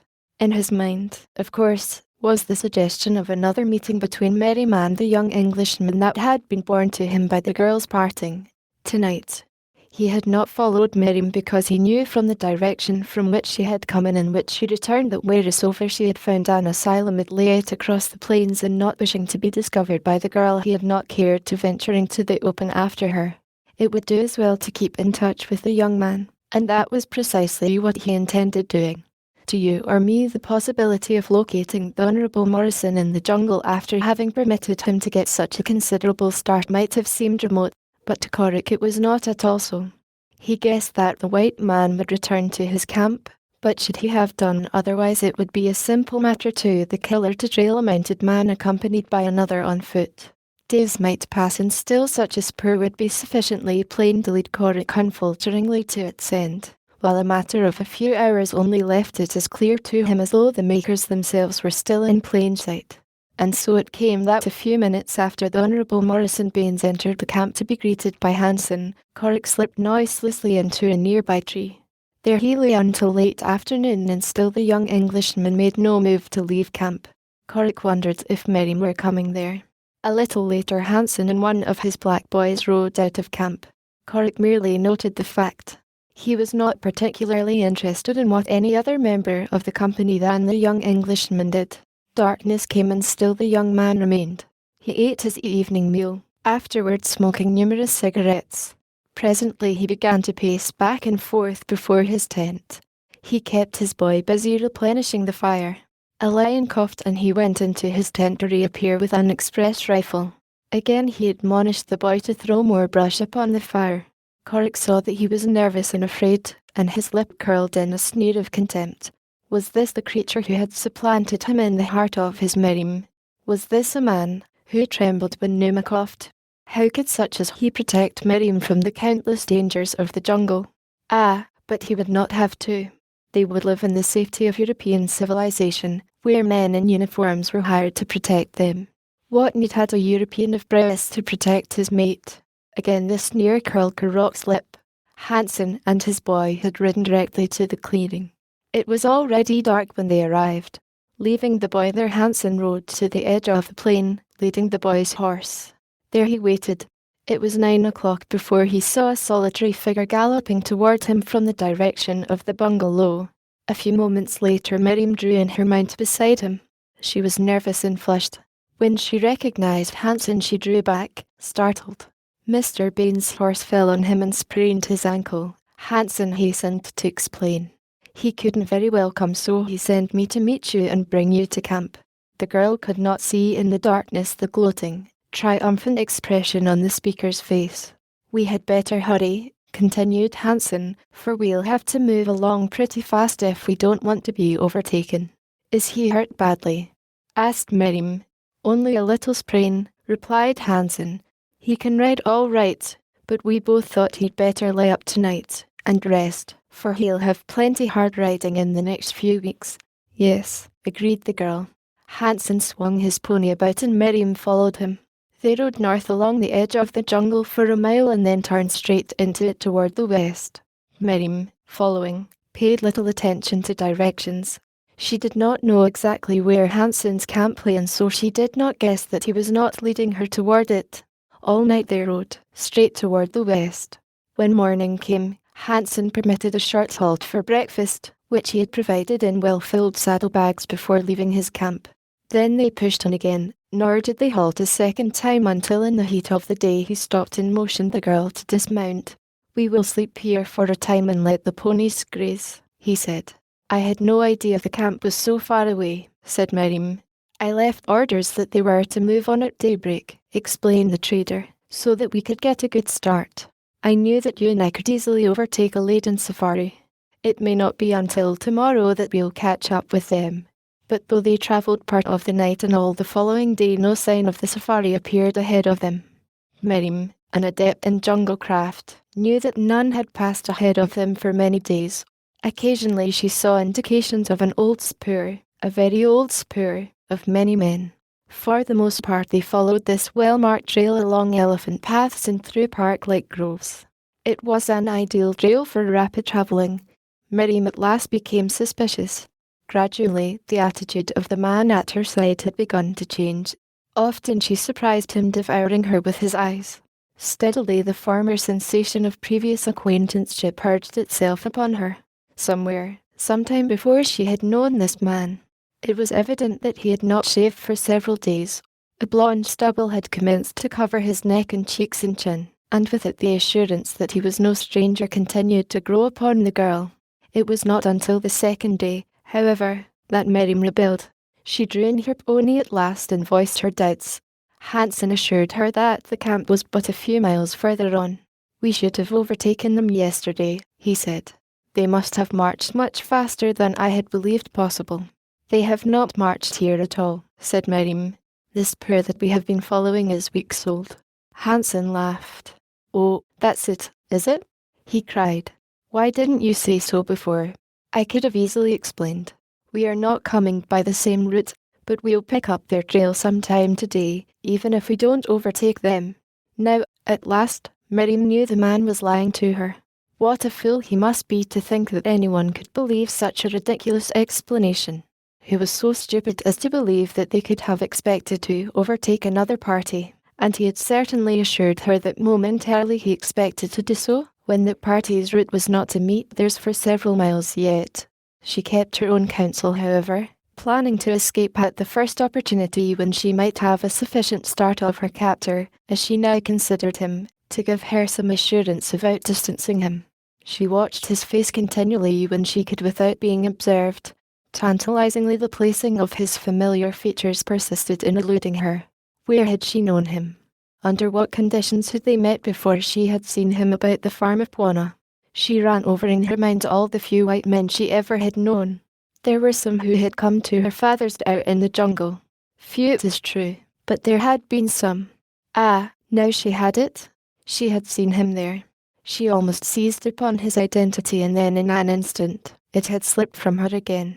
It was mid-afternoon when they suddenly broke out of the jungle upon the banks of a broad and placid river. Beyond, upon the opposite shore, Miriam described a camp surrounded by a high thorn boma. "Here we are at last," said Hansen. He drew his revolver and fired in the air. Instantly the camp across the river was astir. Black men ran down the river's bank. Hansen hailed them, but there was no sign of the Honourable Morrison Baines. In accordance with their master's instructions, the blacks manned a canoe and rowed across. Hansen placed Miriam in a little craft and entered it himself, leaving two boys to watch the horses, which the canoe was to return for and swim across to the campside of the river. Once in the camp, Miriam asked for Baines. For the moment her fears had been allayed by the sight of the camp, which she had come to look upon as more or less a myth. Hansen pointed toward the single tent that stood in the centre of the enclosure. "There," he said, and preceded her toward it. At the entrance he held the flap aside and motioned her within. Miriam entered and looked about. The tent was empty. She turned toward Hansen. There was a broad grin on his face. "Where is Mr. Baines?" she demanded. "He ain't here," replied Hansen. "Leastwise I don't see him, do you? But I'm here, and I'm a damn sight better man than the thing ever was. You don't need him no more, you got me," and he laughed uproariously and reached for her. Miriam struggled to free herself. Hansen encircled her arms and body in his powerful grip and bore her slowly backward toward the pile of blankets at the far end of the tent. His face was bent close to hers. His eyes were narrowed to two slits of hate and passion and desire. Miriam was looking full into his face as she fought for freedom when there came over her a sudden recollection of a similar scene in which she had been a participant, and with it full recognition of her assailant. He was the Swede Malbin who had attacked her once before, who had shot his companion who would have saved her, and from whom she had been rescued by Buona. His smooth face had deceived her, but now with the growing beard and the similarity of conditions recognition came swift and sure. But today there would be no Buona to save her. Chapter 21. The black boy whom Malbin had left awaiting him in the clearing with instructions to remain until he returned sat crouched at the foot of a tree for an hour when he was suddenly startled by the coughing grunt of a lion behind him. With celerity born of the fear of death, the boy clambered into the branches of the tree, and a moment later the king of beasts entered the clearing and approached the carcass of an antelope which, until now, the boy had not seen. Until daylight the beast fed, while the black clung, sleepless, to his perch, wondering what had become of his master and the two ponies. He had been with Malbin for a year, and so was fairly conversant with the character of the white. His knowledge presently led him to believe that he had been purposely abandoned. Like the balance of Malbin's followers, this boy hated his master cordially, fear being the only bond that held him to the white man. His present uncomfortable predicament but added fuel to the fires of his hatred. As the sun rose, the lion withdrew into the jungle and the black descended from his tree and started upon his long journey back to camp. In his primitive brain revolved various fiendish plans for a revenge that he would not have the courage to put into effect when the test came and he stood face to face with one of the dominant race. A mile from the clearing he came upon this pair of two ponies crossing his path at right angles. A cunning look entered the black's eyes. He laughed uproariously and slapped his thighs. Negroes are tireless gossipers, which, of course, is but a roundabout way of saying that they are human. Malbin's boys had been no exception to the rule, and as many of them had been with him at various times during the past 10 years, there was little about his acts and life in the African wilds that was not known directly or by hearsay to them all. And so, knowing his master and many of his past deeds, knowing, too, a great deal about the plans of Malbin and Baines that had been overheard by himself, or other servants, and knowing well from the gossip of the headmen that half of Malbin's party lay encamped by the great river far to the west, it was not difficult for the boy to put two and two together and arrive at four as the sum, the four being represented by a firm conviction that his master had deceived the other white man and taken the latter's women to his western camp, leaving the other to suffer capture on punishment at the hands of the big Bwana whom all feared. Again the boy bared his rows of big, white teeth and laughed aloud.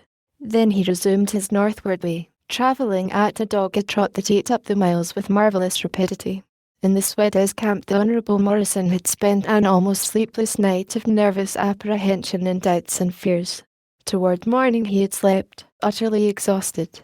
It was the headman who woke him shortly after sunrise to remind him that they must at once take up their northward journey. Baines hung back. He wanted to wait for Hansen and Miriam. The headman urged upon him the danger that lay in loitering. The fellow knew his master's plans sufficiently well to understand that he had done something to arouse the ire of the Big Bwana and that it would fare ill with them all if they were overtaken in Big Bwana's country. At the suggestion Baines took alarm. What if the Big Bwana, as the headman called him, had surprised Hansen in his nefarious work? Would he not guess the truth and possibly be already on the march to overtake and punish him? Baines had heard much of his host's summary method of dealing out punishment to malefactors great and small who transgressed the laws or customs of his savage little world which lay beyond the outer ramparts of what men are pleased to call frontiers. In this savage world where there was no law, the Big Bwana was law unto himself and all who dwelt about him. It was even rumoured that he had extracted the death penalty from a white man who had maltreated a native girl. Baines shuddered at the recollection of this piece of gossip as he wondered what his host would exact of the man who had attempted to steal his young, white ward. The thought brought him to his feet. "Yes," he said, nervously, "we must get away from here at once. Do you know the trail to the north?" The headman did, and he lost no time in getting the safari upon the march. It was noon when a tired and sweat-covered runner overtook the trudging little column. The man was greeted with shouts of welcome from his fellows, to whom he imparted all that he knew and guessed of the actions of their master, so that the entire safari was aware of matters before Baines, who marched close to the head of the column, was reached and acquainted with the facts and the imaginings of the black boy whom Malbin had deserted in the clearing the night before. When the Honourable Morrison had listened to all that the boy had to say and realised that the traitor had used him as a tool whereby he himself might get Miriam into his possession, his blood ran hot with rage and he trembled with apprehension for the girl's safety. That another contemplated no worse a deed than he had contemplated in no way palliated the hideousness of the other's offence. At first it did not occur to him that he would have wronged Miriam no less than he believed Hansen contemplated wronging her. Now his rage was more the rage of a man beaten at his own game and robbed of the prize that he had thought already his. "Do you know where your master has gone?" he asked the black. "Yes, Bwana," replied the boy. "He has gone to the other camp beside the big affey that flows far toward the setting sun." "Can you take me to him?" demanded Baines. The boy nodded affirmatively. Here he saw a method of revenging himself upon his hated Bwana and at the same time of escaping the wrath of the big Bwana whom all were positive would first follow after the northerly safari. "Can you and I, alone, reach his camp?" asked the Honourable Morrison. "Yes, Bwana," assured the black. Baines turned toward the headman. He was conversant with Hansen's plans now. He understood why he had wished to move the northern camp as far as possible toward the northern boundary of the big Bwana's country. It would give him far more time to make his escape toward the west coast while the big Bwana was chasing the northern contingent. Well, he would utilize the man's plans to his own end. He, too, must keep out of the clutches of his host. "You may take the men north as fast as possible," he said to the headman. "I shall return and attempt to lead the big Bwana to the west." The Negro assented with a grunt. He had no desire to follow this strange white man who was afraid at night. He had less to remain at the tender mercies of the big Bwana's lusty warriors, between whom and his people there was long-standing blood feud, and he was more than delighted, into the bargain, for a legitimate excuse for deserting his much-hated Swede master. He knew a way to the north and his own country that the white men did not know, a shortcut across an arid plateau where lay water holes of which the white hunters and explorers that had passed from time to time the fringe of the dry country had never dreamed.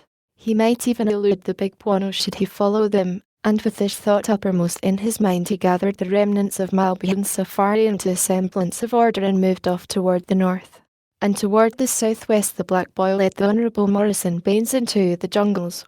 Corrick had waited about the camp, watching the Honourable Morrison until the safari had started north.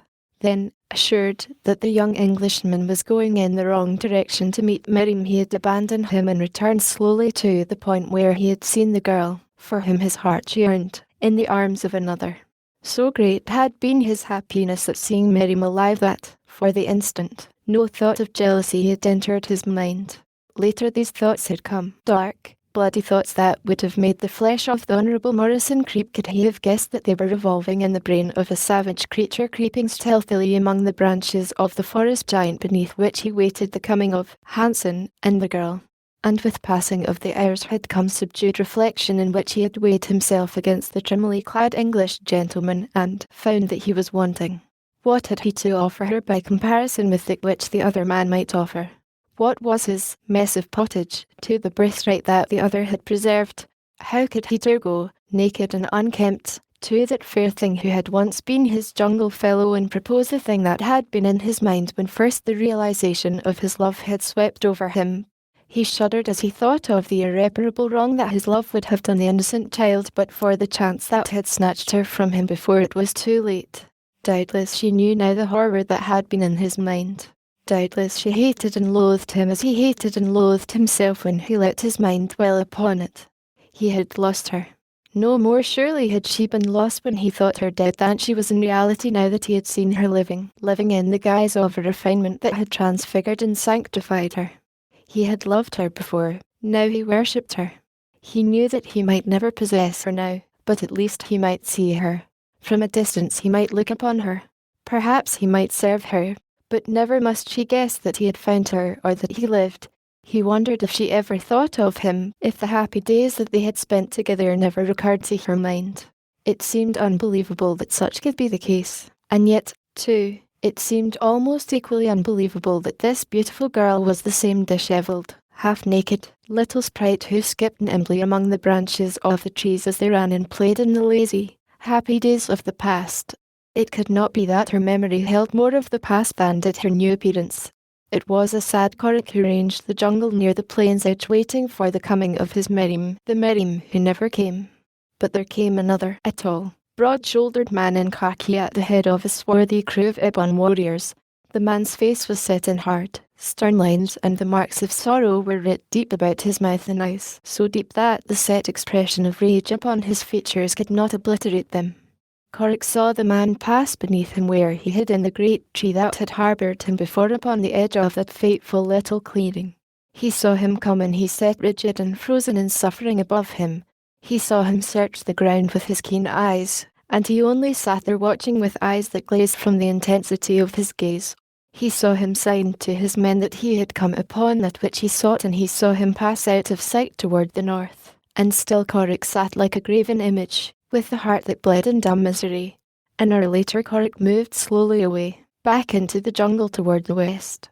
He went listlessly, with bent head and stooped shoulders, like an old man who bore upon his back the weight of a great sorrow. Baines, following his black guide, battled his way through the dense underbrush, riding stooped low over his horse's neck, or often he dismounted where the low branches swept too close to earth to permit him to remain in the saddle. The black was taking him the shortest way, which was no way at all for a horseman, and after the first day's march the young Englishman was forced to abandon his mount, and follow his nimble guide entirely on foot.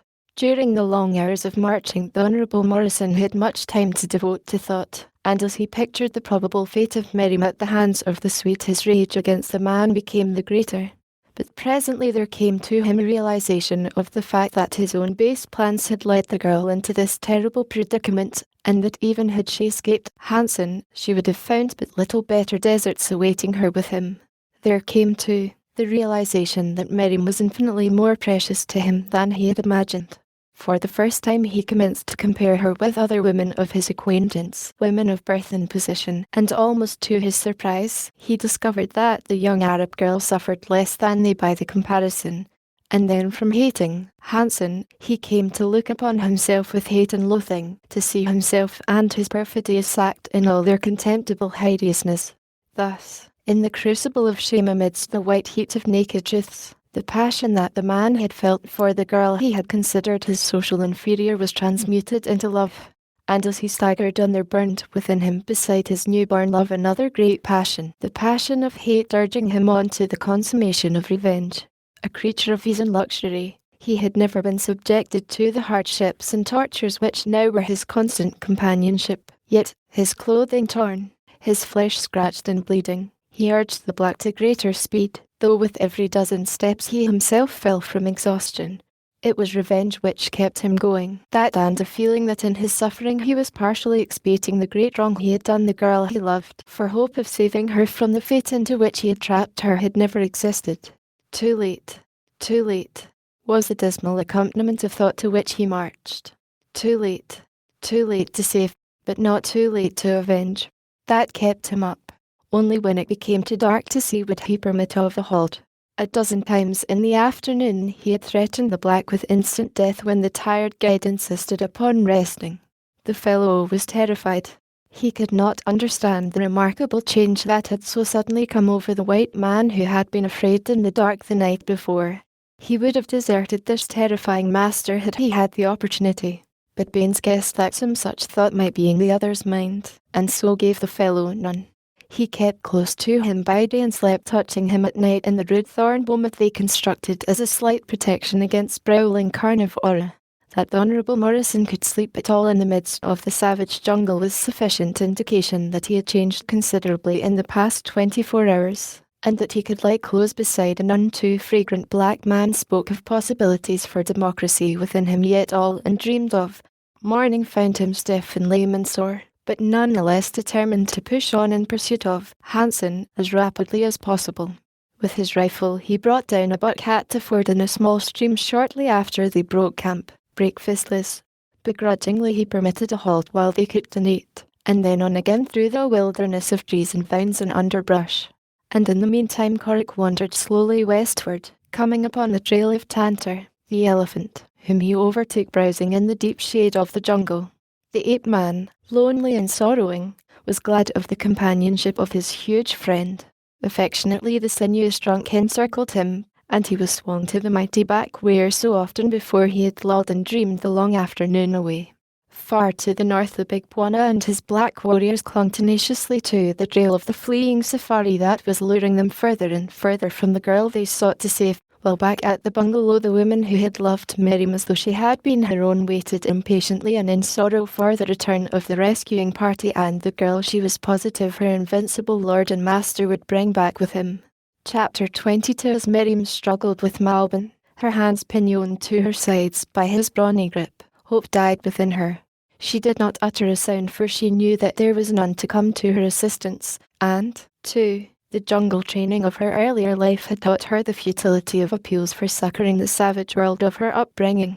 But as she fought to free herself, one hand came in contact with the butt of Malbian's revolver where it rested in the holster at his hip. Slowly he was dragging her toward the blankets, and slowly her fingers encircled the coveted prize and drew it from its resting place. Then, as Malbin stood at the edge of the disordered pile of blankets, Miriam suddenly ceased to draw away from him, and as quickly hurled her weight against him, with the result that he was thrown backward, his feet stumbled against the bedding and he was hurled to his back. Instinctively his hands flew out to save himself, and, at the same instant, Miriam levelled the revolver at his breast and pulled a trigger. But the hammer fell futilely upon an empty shell, and Malbin was again upon his feet clutching at her.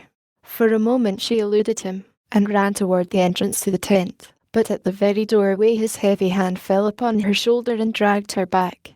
Wheeling upon him with the fury of a wounded lioness, Miriam grasped the long revolver by the barrel, swung it high above her head and crashed it down full in Malbian's face. With an oath of pain and rage the man staggered backward, releasing his hold upon her, and then sank unconscious to the ground. Without a backward look Miriam turned and fled into the open. Several of the blacks saw her and tried to intercept her flight, but the menace of the empty weapon kept them at a distance. And so she won beyond the encircling boma and disappeared into the jungle to the south. Straight into the branches of a tree she went, true to the arboreal instincts of the little Mangani she had been, and here she stripped off her riding skirt, her shoes and her stockings, for she knew that she had before her a journey and a flight which would not brook the burden of these garments. Her riding breeches and jacket would have to serve as protection from cold and thorns, nor would they hamper her overmuch, but a skirt and shoes were impossible among the trees. She had not gone far before she commenced to realize how slight were her chances for survival without means of defense or a weapon to bring down meat. Why had she not thought to strip the cartridge belt from Malbian's waist before she had left his tent? With cartridges for the revolver she might hope to bag small game, and to protect herself from all but the most ferocious of the enemies that would beset her way back to the beloved hearthstone of Bwana, my dear. With the thought came determination to return and obtain the coveted ammunition. She realized that she was taking great chances of recapture, but without means of defense and of obtaining meat she felt that she could never hope to reach safety. And so she turned her face back toward the camp from which she had but just escaped. She thought Malbin dead, so terrific a blow had she dealt him, and she hoped to find an opportunity after dark to enter the camp and search his tent for the cartridge belt. But scarcely had she found a hiding place in a great tree at the edge of the boma where she could watch without danger of being discovered, when she saw the Swede emerge from his tent, wiping blood from his face, and hurling a volley of oaths and questions at his terrified followers. Shortly after the entire camp set forth in search of her, and when Miriam was positive that all were gone, she descended from her hiding place and ran quickly across the clearing to Malbian's tent. A hasty survey of the interior revealed no ammunition, but in one corner was a box in which were packed the Swede's personal belongings that he had sent along by his headman to this westerly camp.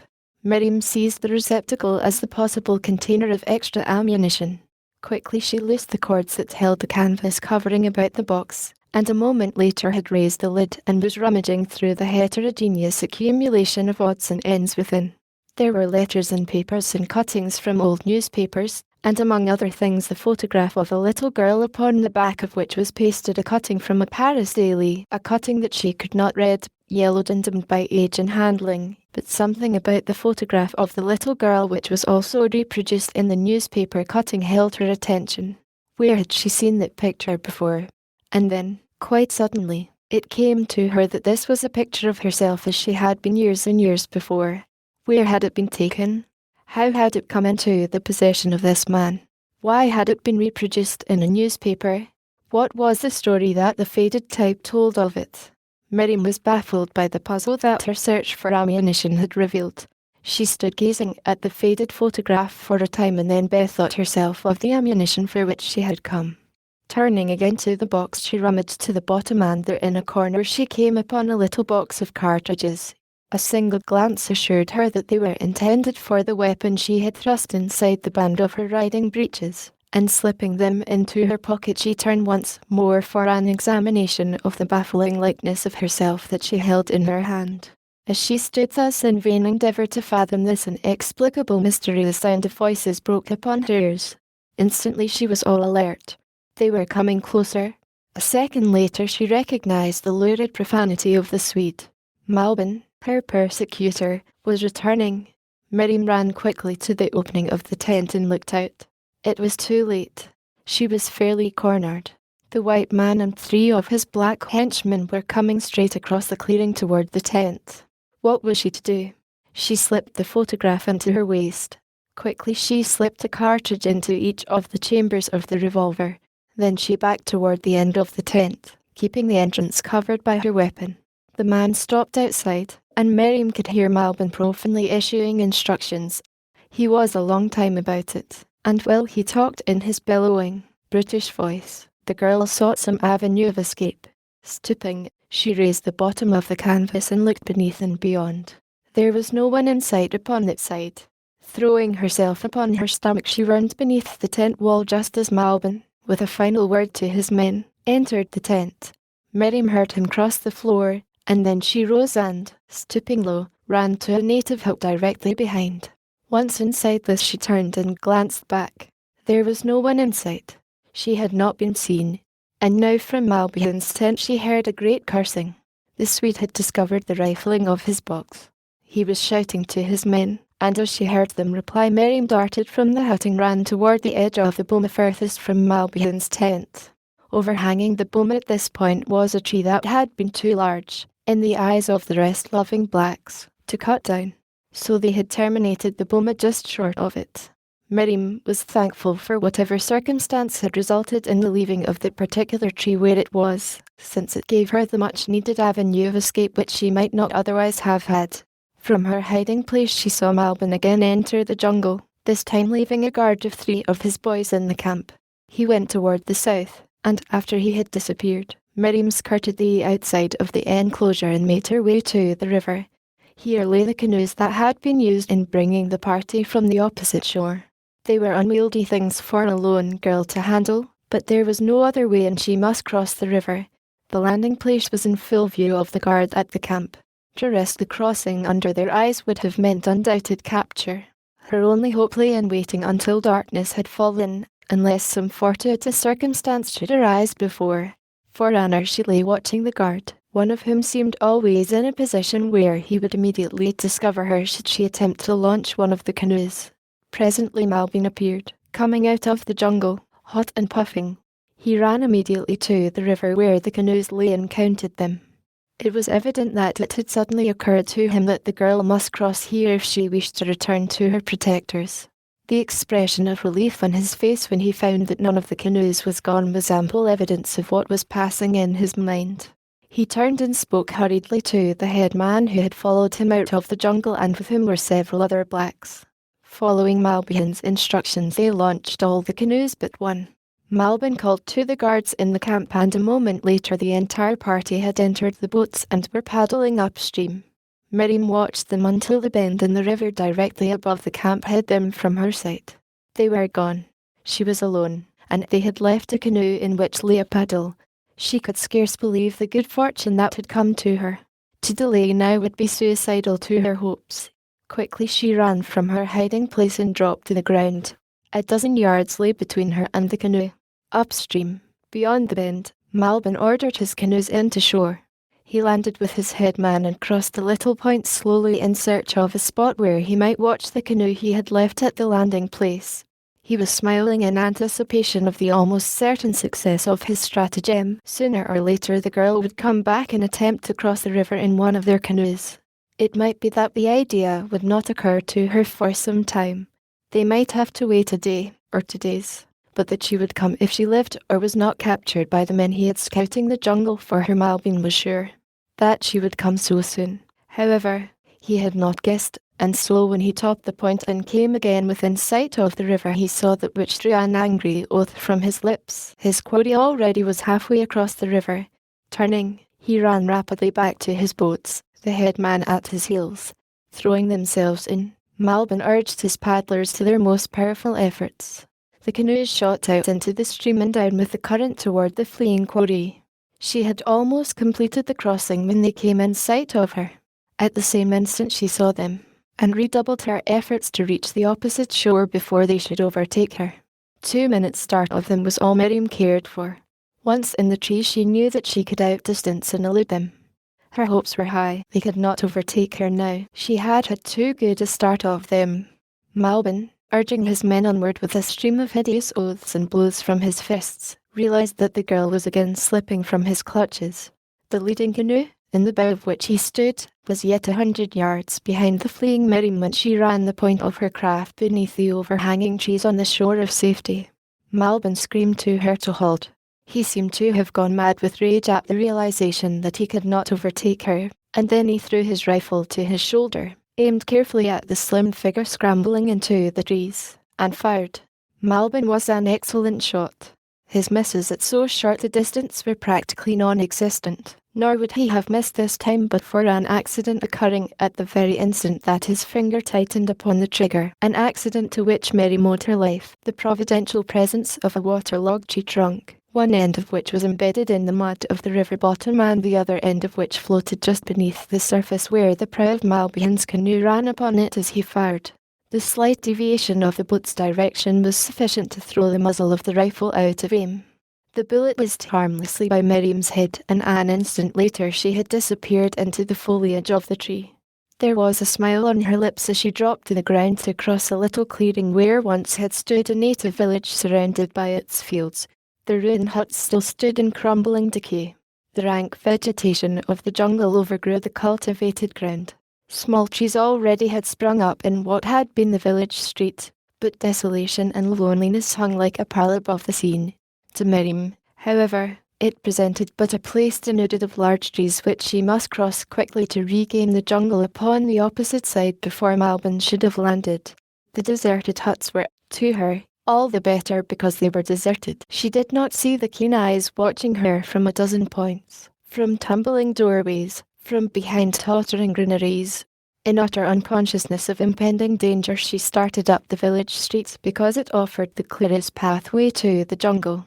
A mile away toward the east, fighting his way through the jungle along the trail taken by Malbin when he had brought Miriam to his camp, a man in torn khaki, filthy, haggard, unkempt, came to a sudden stop as the report of Malbin's rifle resounded faintly through the tangled forest. The black man just ahead of him stopped, too. "We are almost there, Bwana," he said. There was awe and respect in his tone and manner. The white man nodded and motioned his ebon guide forward once more. It was the Honourable Morrison Baines, the fastidious, the exquisite. His face and hands were scratched and smeared with dried blood from the wounds he had come by in thorn and thicket. His clothes were tatters, but through the blood and the dirt and the rags a new Baines shone forth, a handsomer Baines than the dandy and the fop of yore. In the heart and soul of every son of woman lies the germ of manhood and honour.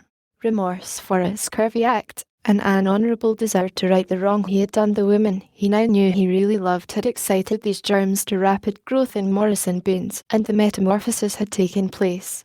Onward the two stumbled toward the point from which the single rifle shot had come.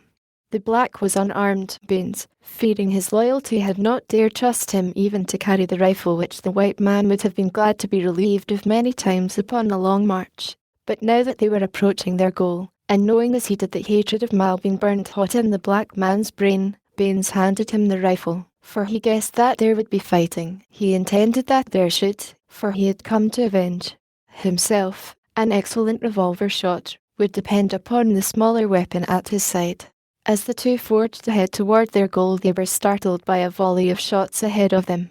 Then came a few scattering reports, some savage yells, and silence. Baines was frantic in his endeavours to advance more rapidly. But there the jungle seemed 1,000 times more tangled than before. A dozen times he tripped and fell.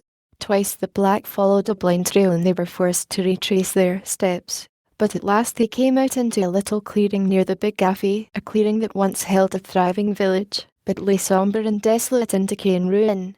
In the jungle vegetation that overgrew what had once been the main village street lay the body of a black man, pierced through the heart with a bullet, and still warm.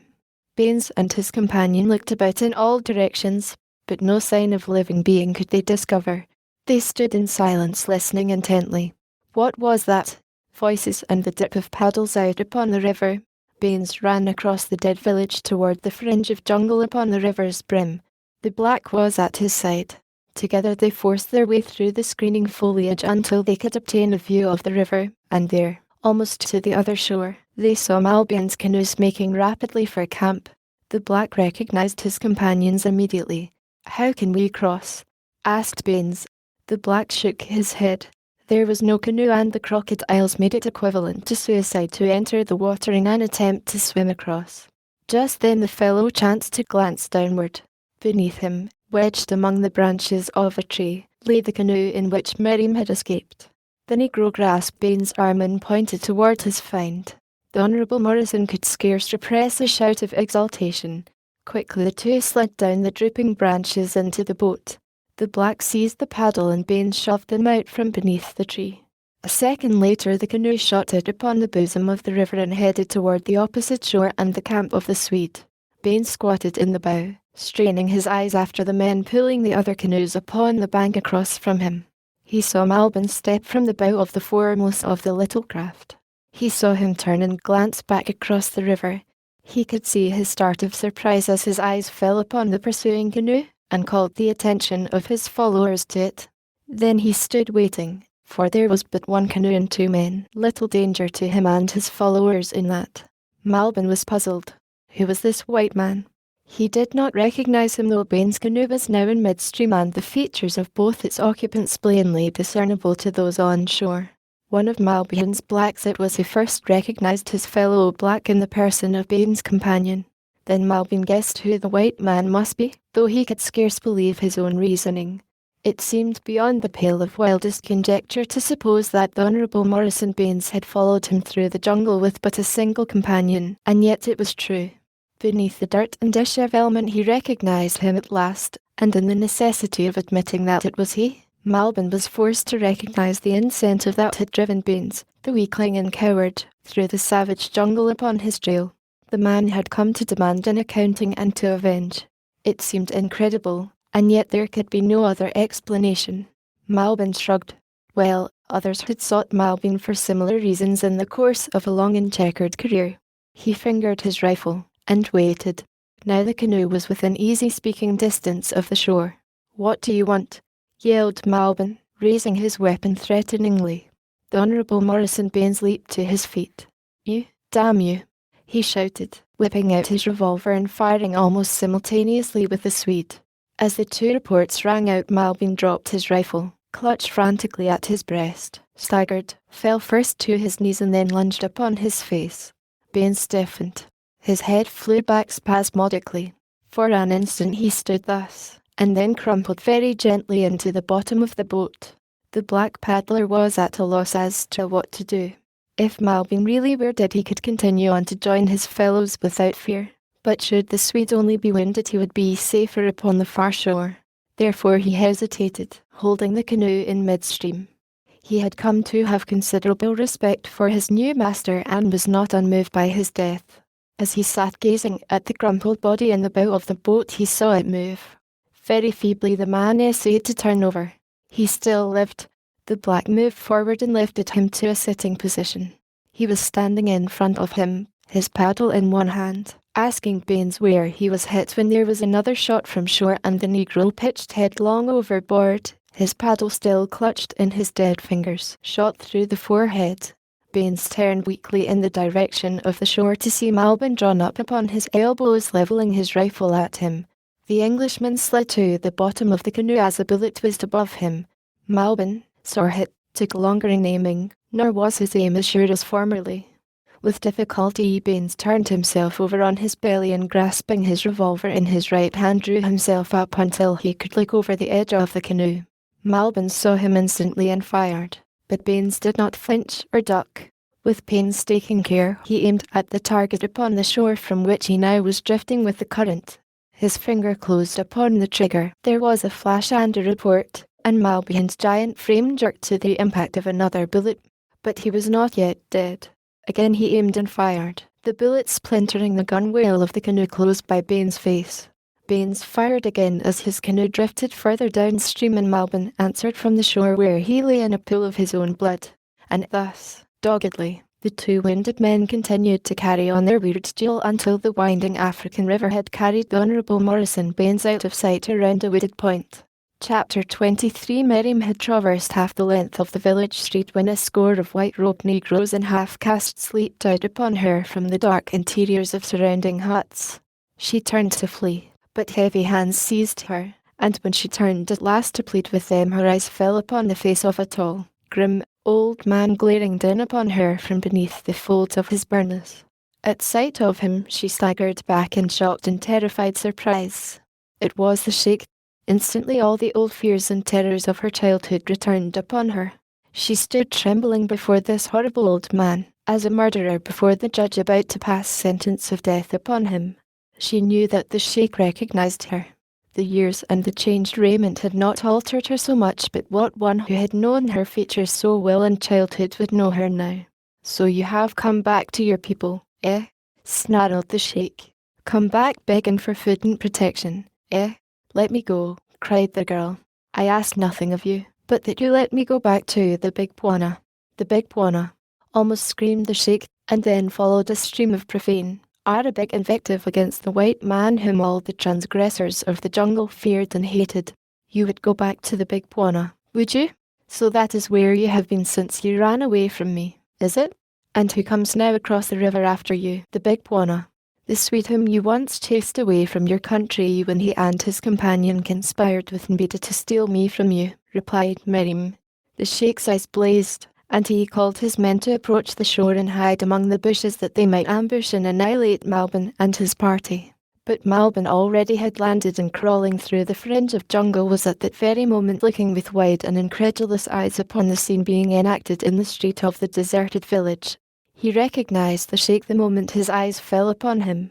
There were two men in the world that Malbin feared as he feared the devil. One was the Big Bwana and the other the Sheikh. A single glance he took at the gaunt, familiar figure and then he turned tail and scurried back to his canoe calling his followers after him.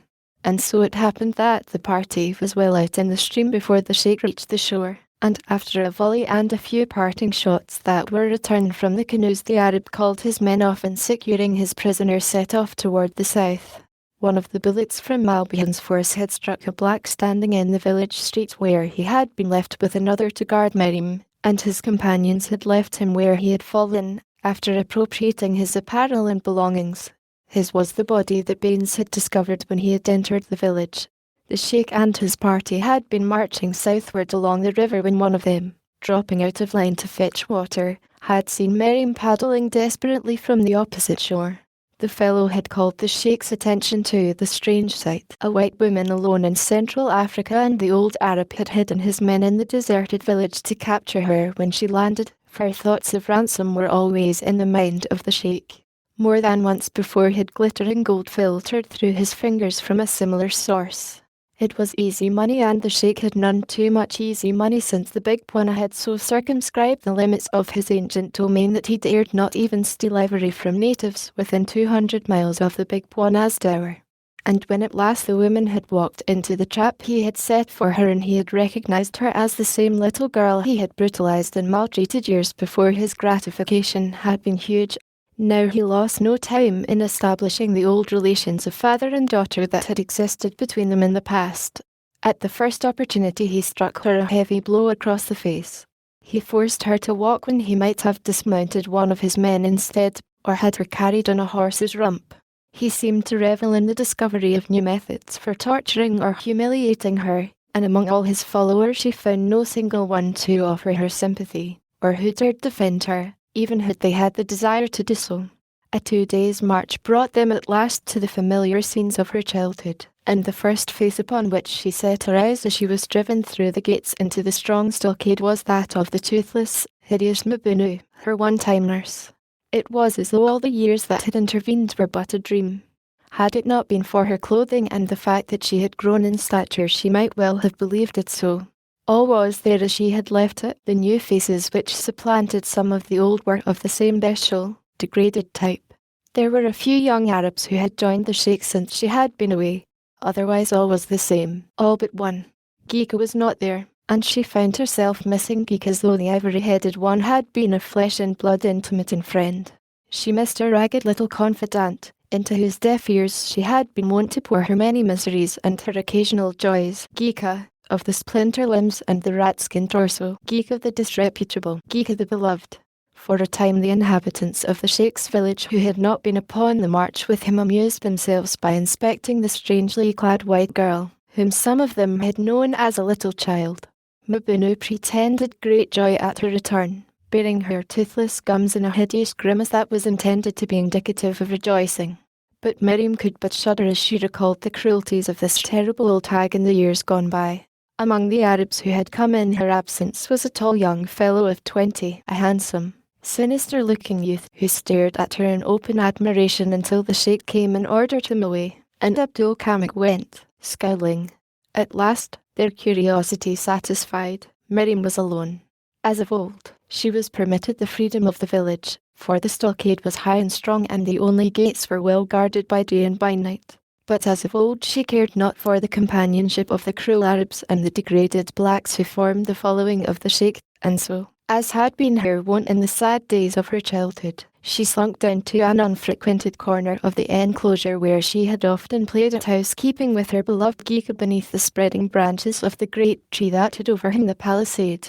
But now the tree was gone, and Miriam guessed the reason. It was from this tree that Korik had descended and struck down the sheikh the day that he had rescued her from the life of misery and torture that had been her lot for so long that she could remember no other. There were low bushes growing within the stockade, however, and in the shade of these Miriam sat down to think. A little glow of happiness warmed her heart as she recalled her first meeting with Korik and then the long years that he had cared for and protected her with the solicitude and purity of an elder brother. For months Korik had not so occupied her thoughts as he did today. He seemed closer and dearer now than ever he had before, and she wondered that her heart had drifted so far from loyalty to his memory. And then came the image of the Honourable Morrison, the exquisite, and Miriam was troubled. Did she really love the flawless young Englishman? She thought of the glories of London, of which he had told her in such glowing language. She tried to picture herself admired and honoured in the midst of the gayest society of the great capital. The pictures she drew were the pictures that the Honourable Morrison had drawn for her. They were alluring pictures, but through them all the brawny, half-naked figure of the giant Adonis of the jungle persisted in obtruding itself. Miriam pressed her hand above her heart as she stifled a sigh, and as she did so she felt the hard outlines of the photograph she had hidden there as she slunk from Malbihun's tent. Now she drew it forth and commenced to re-examine it more carefully than she had had time to do before. She was sure that the baby face was hers. She studied every detail of the picture. Half hidden in the lace of the dainty dress rested a chain and locket. Miriam puckered her brows. What tantalizing half-memories it awakened. Could this flower of evident civilization be the little Arab Miriam, daughter of the sheikh? It was impossible, and yet that locket. Miriam knew it. She could not refute the conviction of her memory. She had seen that locket before and it had been hers. What strange mystery lay buried in her past? As she sat gazing at the picture she suddenly became aware that she was not alone, that someone was standing close behind her, someone who had approached her noiselessly. Guiltily she thrust the picture back into her waist. A hand fell upon her shoulder. She was sure that it was the sheikh and she awaited in dumb terror the blow that she knew would follow. No blow came and she looked upward over her shoulder, into the eyes of Abdul Kamik, the young Arab. "I saw," he said, "the picture that you have just hidden. It is you when you were a child, a very young child. May I see it again?" Miriam drew away from him. "I will give it back," he said. "I have heard of you and I know that you have no love for the sheikh, your father. Neither have I. I will not betray you. Let me see the picture." Friendless among cruel enemies, Miriam clutched at the straw that Abdul Kamak held out to her. Perhaps in him she might find the friend she needed. Anyway, he had seen the picture, and if he was not a friend he could tell the sheikh about it and it would be taken away from her. So she might as well grant his request and hope that he had spoken fairly, and would deal fairly. She drew the photograph from its hiding place and handed it to him. Abdul Kamak examined it carefully, comparing it, feature by feature, with the girl sitting on the ground looking up into his face. Slowly he nodded his head.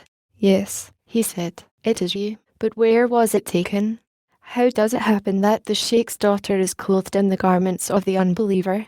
"I do not know," replied Miriam. "I never saw the picture until a couple of days ago, when I found it in the tent of the Swede, Malbin." Abdul Kamak raised his eyebrows. He turned the picture over and, as his eyes fell upon the old newspaper cutting, they went wide. He could read French, with difficulty, it is true, but he could read it. He had been to Paris. He had spent 6 months there with a troop of his desert fellows, upon exhibition, and he had improved his time, learning many of the customs, some of the language, and most of the vices of his conquerors. Now he put his learning to use. Slowly, laboriously he read the yellowed cutting. His eyes were no longer wide. Instead they narrowed to 2 slits of cunning. When he had done he looked at the girl. "You have read this?" he asked. "It is French," she replied, "and I do not read French." Abdul Kamak stood long in silence looking at the girl. She was very beautiful.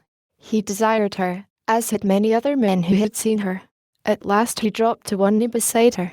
A wonderful idea had sprung to Abdul Kamak's mind. It was an idea that might be furthered if the girl were kept in ignorance of the contents of the newspaper cutting. It would certainly be doomed should she learn its contents. "Miriam," he whispered, "never until today have my eyes beheld you, yet at once they told my heart that it must ever be your servant. You do not know me, but I ask that you trust me. I can help you. You hate the sheikh, so do I. Let me take you away from him. Come with me, and we will go back to the great desert where my father is a sheikh mightier than is yours. Will you come?" Miriam sat in silence. She hated to wound the only one who had offered her protection and friendship, but she did not want Abdul Kamak's love. Deceived by her silence, the man seized her and strained her to him. But Miriam struggled to free herself. "I do not love you," she cried. "Oh, please do not make me hate you. You are the only one who has shown kindness toward me, and I want to like you, but I cannot love you." Abdul Kamak drew himself to his full height. "You will learn to love me," he said, "for I shall take you whether you will or no. You hate the sheikh, and so you will not tell him, for if you do I will tell him of the picture." "I hate the sheikh, and you hate the sheikh," came a grim voice from behind them. Both turned to see the sheikh standing a few paces from them. Abdul still held the picture in his hand. Now he thrust it within his burnous. "Yes," he said, "I hate the sheikh," and as he spoke he sprang toward the older man, felled him with a blow and dashed on across the village to the line where his horse was picketed, saddled and ready, for Abdul Kamak had been about to ride forth to hunt when he had seen the stranger girl alone by the bushes.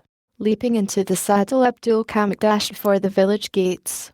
The sheikh, momentarily stunned by the blow that had felled him, now staggered to his feet, shouting lustily to his followers to stop the escaped Arab. A dozen blacks leaped forward to intercept the horseman, only to be ridden down or brushed aside by the muzzle of Abdul Kamak's long musket, which he lashed from side to side about him as he spurred on toward the gate. But here he must surely be intercepted. Already the 2 blacks stationed there were pushing the unwieldy portals too. Up flew the barrel of the fugitive as weapon.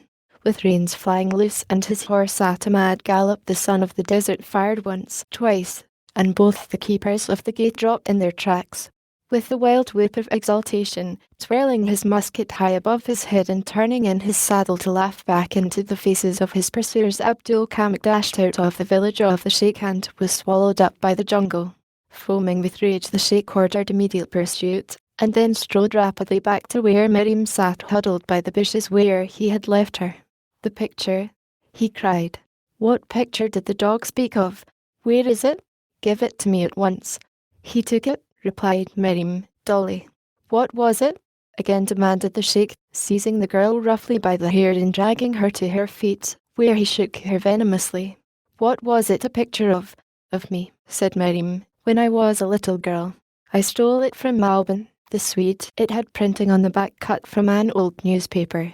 The sheik went white with rage. "What said the printing?" he asked in a voice so low that she but barely caught his words. "I do not know. It was in French and I cannot read French." The sheik seemed relieved. He almost smiled, nor did he again strike Miriam before he turned and strode away with the parting admonition that she speak never again to any other than Mabunu and himself. And along the caravan trail galloped Abdul Kamik toward the north. As his canoe drifted out of sight and range of the wounded Swede, the Honourable Morrison sank weakly to its bottom, where he lay for long hours in partial stupor. It was night before he fully regained consciousness, and then he lay for a long time looking up at the stars and trying to recollect where he was, what accounted for the gently rocking motion of the thing upon which he lay, and why the position of the stars changed so rapidly and miraculously. For a while he thought he was dreaming, but when he would have moved to shake sleep from him, the pain of his wound recalled to him the events that had led up to his present position. Then it was that he realized that he was floating down a great African river in a native canoe, alone, wounded, and lost. Painfully he dragged himself to a sitting position. He noticed that the wind pained him less than he had imagined it would. He felt of it gingerly. It had ceased to bleed. Possibly it was but a flesh wound after all, and nothing serious. If it totally incapacitated him even for a few days, it would mean death, for by that time he would be too weakened by hunger and pain to provide food for himself. From his own troubles his mind turned to Miriam's. That she had been with the Swede at the time he had attempted to reach the fellow's camp he naturally believed, but he wondered what would become of her now. Even if Hansen died of his wounds, would Miriam be any better off? She was in the power of equally villainous men, brutal savages of the lowest order. Baines buried his face in his hands and rocked back and forth as the hideous picture of her fate burned itself into his consciousness. And it was he who had brought this fate upon her. His wicked desire had snatched a pure and innocent girl from the protection of those who loved her to hurl her into the clutches of the bestial Swede and his outcast following. And not until it had become too late had he realized the magnitude of the crime he himself had planned and contemplated. Not until it had become too late had he realized that greater than his desire, greater than his lust, greater than any passion he had ever felt before was the newborn love that burned within his breast for the girl he would have ruined. The Honourable Morrison Baines did not fully realize the change that had taken place within him. Had one suggested that he ever had been aught than the soul of honour and chivalry, he would have taken umbrage forthwith. He knew that he had done a vile thing when he had plotted to carry Miriam away to London, yet he excused it on the ground of his great passion for the girl having temporarily warped his moral standards by the intensity of its heat. But, as a matter of fact, a new Baines had been born. Never again could this man be bent to dishonour by the intensity of a desire. His moral fibre had been strengthened by the mental suffering he had endured. His mind and his soul had been purged by sorrow and remorse. His one thought now was to atone, win to Miriam's side and lay down his life, if necessary, in her protection. His eyes sought the length of the canoe in search of the paddle, for a determination had galvanized him to immediate action despite his weakness and his wound. But the paddle was gone. He turned his eyes toward the shore. Dimly through the darkness of a moonless night he saw the awful blackness of the jungle, yet it touched no responsive chord of terror within him now as it had done in the past. He did not even wonder that he was unafraid, for his mind was entirely occupied with thoughts of another's danger. Drawing himself to his knees, he leaned over the edge of the canoe and commenced to paddle vigorously with his open palm. Though it tired and hurt him, he kept assiduously at his self-imposed labour for hours. Little by little the drifting canoe moved nearer and nearer the shore. The Honourable Morrison could hear a lion roaring directly opposite him and so close that he felt he must be almost to the shore. He drew his rifle closer to his side, but he did not cease to paddle. After what seemed to the tired man an eternity of time, he felt the brush of branches against the canoe and heard the swirl of the water about them. A moment later he reached out and clutched to feel him. Again the lion roared, very near it seemed now, and Baines wondered if the brute could have been following along the shore waiting for him to land. He tested the strength of the limb to which he clung. It seemed strong enough to support a dozen men. Then he reached down and lifted his rifle from the bottom of the canoe, slipping the sling over his shoulder.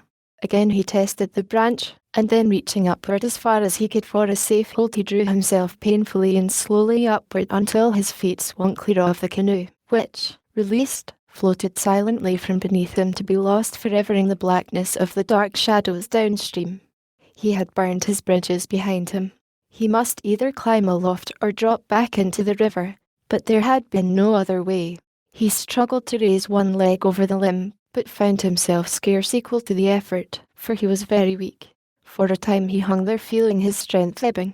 He knew that he must gain the branch above it once or it would be too late. Suddenly the lion roared almost in his ear. Baines glanced up. He saw two spots of flame a short distance from and above him. The lion was standing on the bank of the river glaring at him, and waiting for him. Well, thought the Honourable Morrison, let him wait. Lions can't climb trees, and if I get into this one I shall be safe enough from him. The young Englishman's feet hung almost to the surface of the water, closer than he knew, for all was pitch dark below as above him. Presently he heard a slight commotion in the river beneath him and something banged against one of his feet, followed almost instantly by a sound that he felt he could not have mistaken, the click of great jaws snapping together. "By George!" exclaimed the Honourable Morrison, aloud. "The beggar nearly got me," and immediately he struggled again to climb higher and to comparative safety, but with the final effort he knew that it was futile. Hope that had survived persistently until now began to wane. He felt his tired, numbed fingers slipping from their hold. He was dropping back into the river, into the jaws of the frightful death that awaited him there. And then he heard the leaves above him rustle to the movement of a creature among them. The branch to which he clung bent beneath an added weight, and no light weight, from the way it sagged. But still Baines clung desperately. He would not give up voluntarily either to the death above or the death below.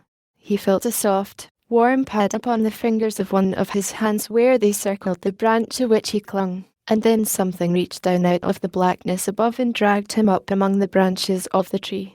Chapter 24. Sometimes lolling upon Tantor's back, sometimes roaming the jungle in solitude, Corrick made his way slowly toward the west and south. He made but a few miles a day, for he had a whole lifetime before him and no place in particular to go. Possibly he would have moved more rapidly but for the thought which continually haunted him that each mile he traversed carried him further and further away from Miriam, no longer his Miriam, as of yore, it is true, but still as dear to him as ever. Thus he came upon the trail of the Sheikh's band as it travelled downriver from the point where the Sheikh had captured Miriam to his own stockaded village. Corrick pretty well knew who it was that had passed, for there were few in the great jungle with whom he was not familiar, though it had been years since he had come this far north. He had no particular business, however, with the old Sheikh, and so he did not propose following him. The further from men he could stay the better pleased he would be. He wished that he might never see a human face again. Men always brought him sorrow and misery. The river suggested fishing, and so he dawdled upon its shores, catching fish after a fashion of his own devising and eating them raw. When night came he curled up in a great tree beside the stream, the one from which he had been fishing during the afternoon, and was soon asleep. Numa, roaring beneath him, awoke him. He was about to call out in anger to his noisy neighbour when something else caught his attention. He listened. Was there something in the tree beside himself? Yes, he heard the noise of something below him trying to clamber upward. Presently he heard the click of a crocodile's jaws in the waters beneath, and then, low but distinct, "By George! The beggar nearly got me." The voice was familiar. Corrick glanced downward toward the speaker. Outlined against the faint luminosity of the water he saw the figure of a man clinging to a lower branch of the tree. Silently and swiftly the ape-man clambered downward. He felt a hand beneath his foot. He reached down and clutched the figure beneath him and dragged it up among the branches. It struggled weakly and struck at him, but Corrick paid no more attention than Tantor to an ant. He lugged his burden to the higher safety and greater comfort of the broad crotch, and there he propped it in a sitting position against the bole of the tree. Numa still was roaring beneath them, doubtless in anger that he had been robbed of his prey. Corrick shouted down at him, calling him, in the language of the great apes, "Old green-eyed eater of carrion, brother of Dango, the hyena, and other choice appellations of jungle opprobrium. The Honourable Morrison Baines, listening, felt assured that a gorilla had seized upon him. He felt for his revolver, and as he was drawing it stealthily from its holster a voice asked in perfectly good English, "Who are you?" Baines started so that he nearly fell from the branch. "My God!" he exclaimed. "Are you a man?" "What did you think I was?" asked Corrick. "A gorilla," replied Baines, honestly. Corrick laughed. "Who are you?" he repeated. "I'm an Englishman by the name of Baines, but who the devil are you?" asked the Honourable Morrison. "They call me the Killer," replied Corrick, giving the English translation of the name that Tackett had given him. And then after a pause during which the Honourable Morrison attempted to pierce the darkness and catch a glimpse of the features of the strange being into whose hands he had fallen, "You are the same whom I saw kissing the girl at the edge of the great plain to the east, that time that the lion charged you?" "Yes," replied Baines. "What are you doing here?" "The girl was stolen. I am trying to rescue her." "Stolen?" The word was shot out like a bullet from a gun. "Who stole her?" "The Swede trader, Hansen," replied Baines. "Where is he?" Baines related to Corrick all that had transpired since he had come upon Hansen's camp. Before he was done, the first grey dawn had relieved the darkness. Corrick made the Englishman comfortable in the tree. He filled his canteen from the river and fetched him fruits to eat. Then he bid him goodbye. "I am going to the Swedes' camp," he announced. "I will bring the girl back to you here." "I shall go, too, then," insisted Baines. "It is my right and my duty, for she was to have become my wife." Corrick winced. "You're wounded. You could not make the trip," he said. "I can go much faster alone." "Go, then," replied Baines, "but I shall follow."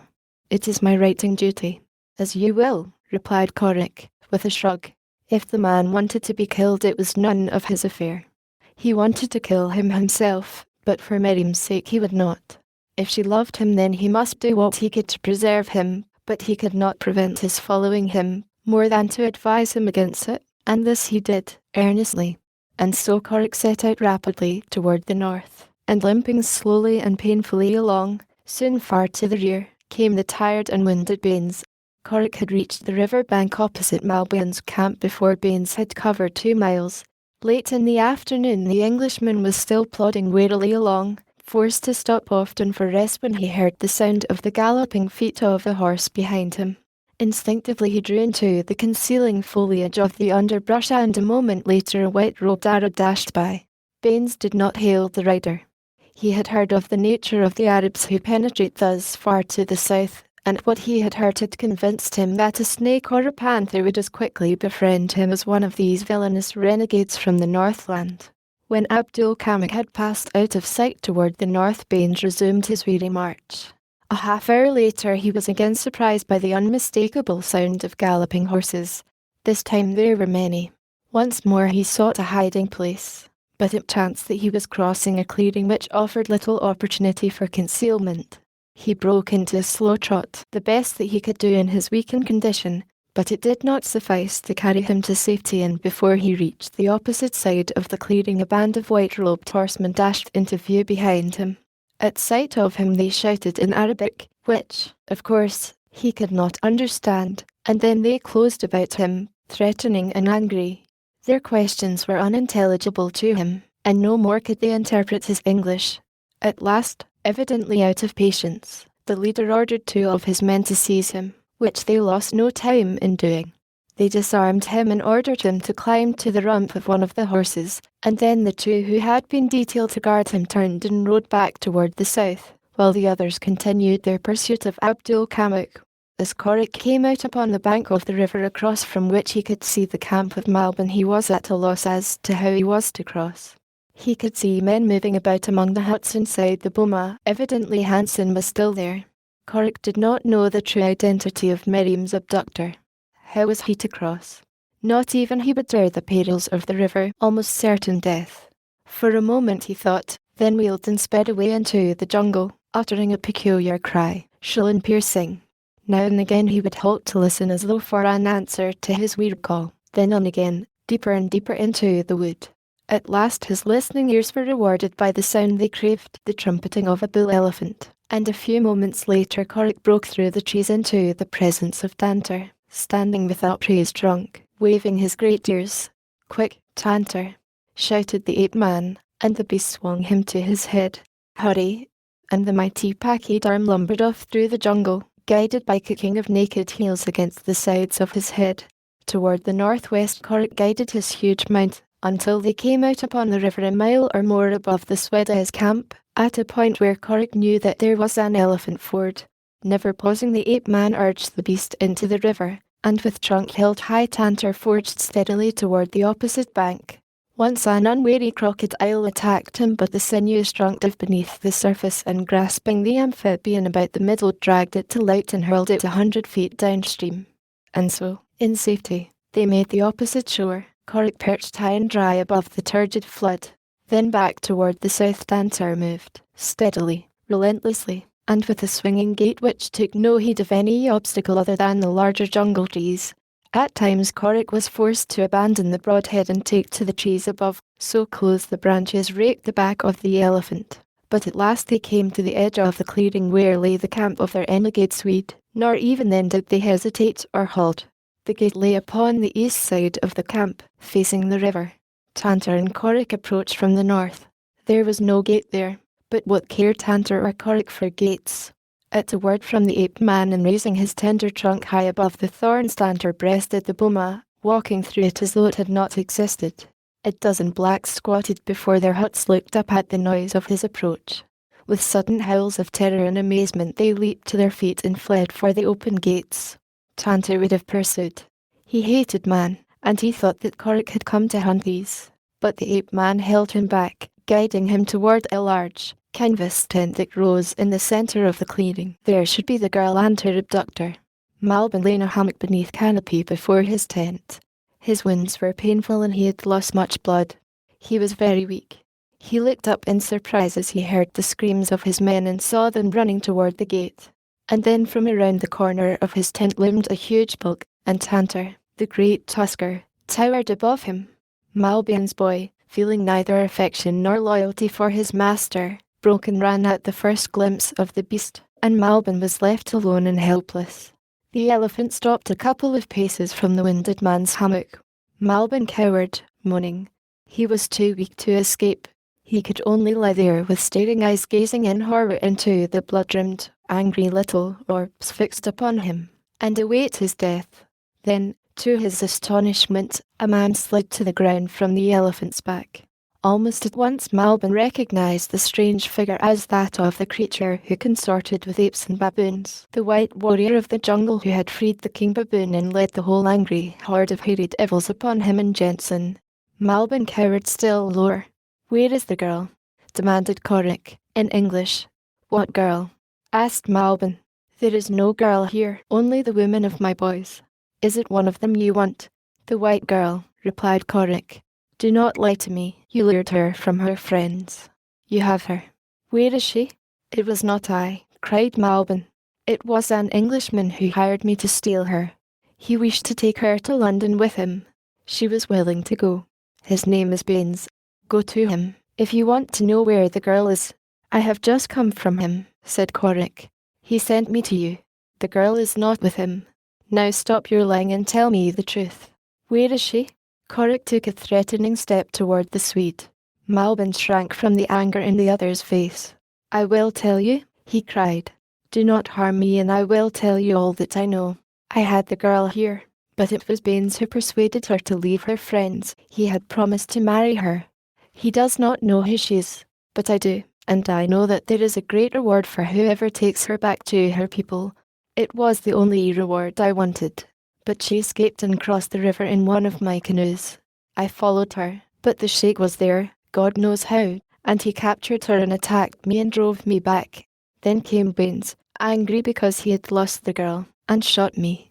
If you want her, go to the sheikh and ask him for her. She has passed as his daughter since childhood." "She is not the sheikh's daughter?" asked Korik. "She is not," replied Malbin. "Who is she then?" asked Korik. Here Malbin saw his chance. Possibly he could make use of his knowledge after all. It might even buy back his life for him.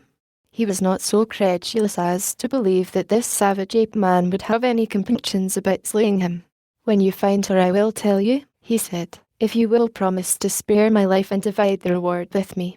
If you kill me you will never know, for only the sheikh knows and he will never tell. The girl herself is ignorant of her origin. If you have told me the truth I will spare you," said Korik. "I shall go now to the sheikh's village, and if the girl is not there I shall return and slay you. As for the other information you have, if the girl wants it when we have found her we will find a way to purchase it from you." The look in the killer's eyes and his emphasis of the word purchase were none too reassuring to Malbin.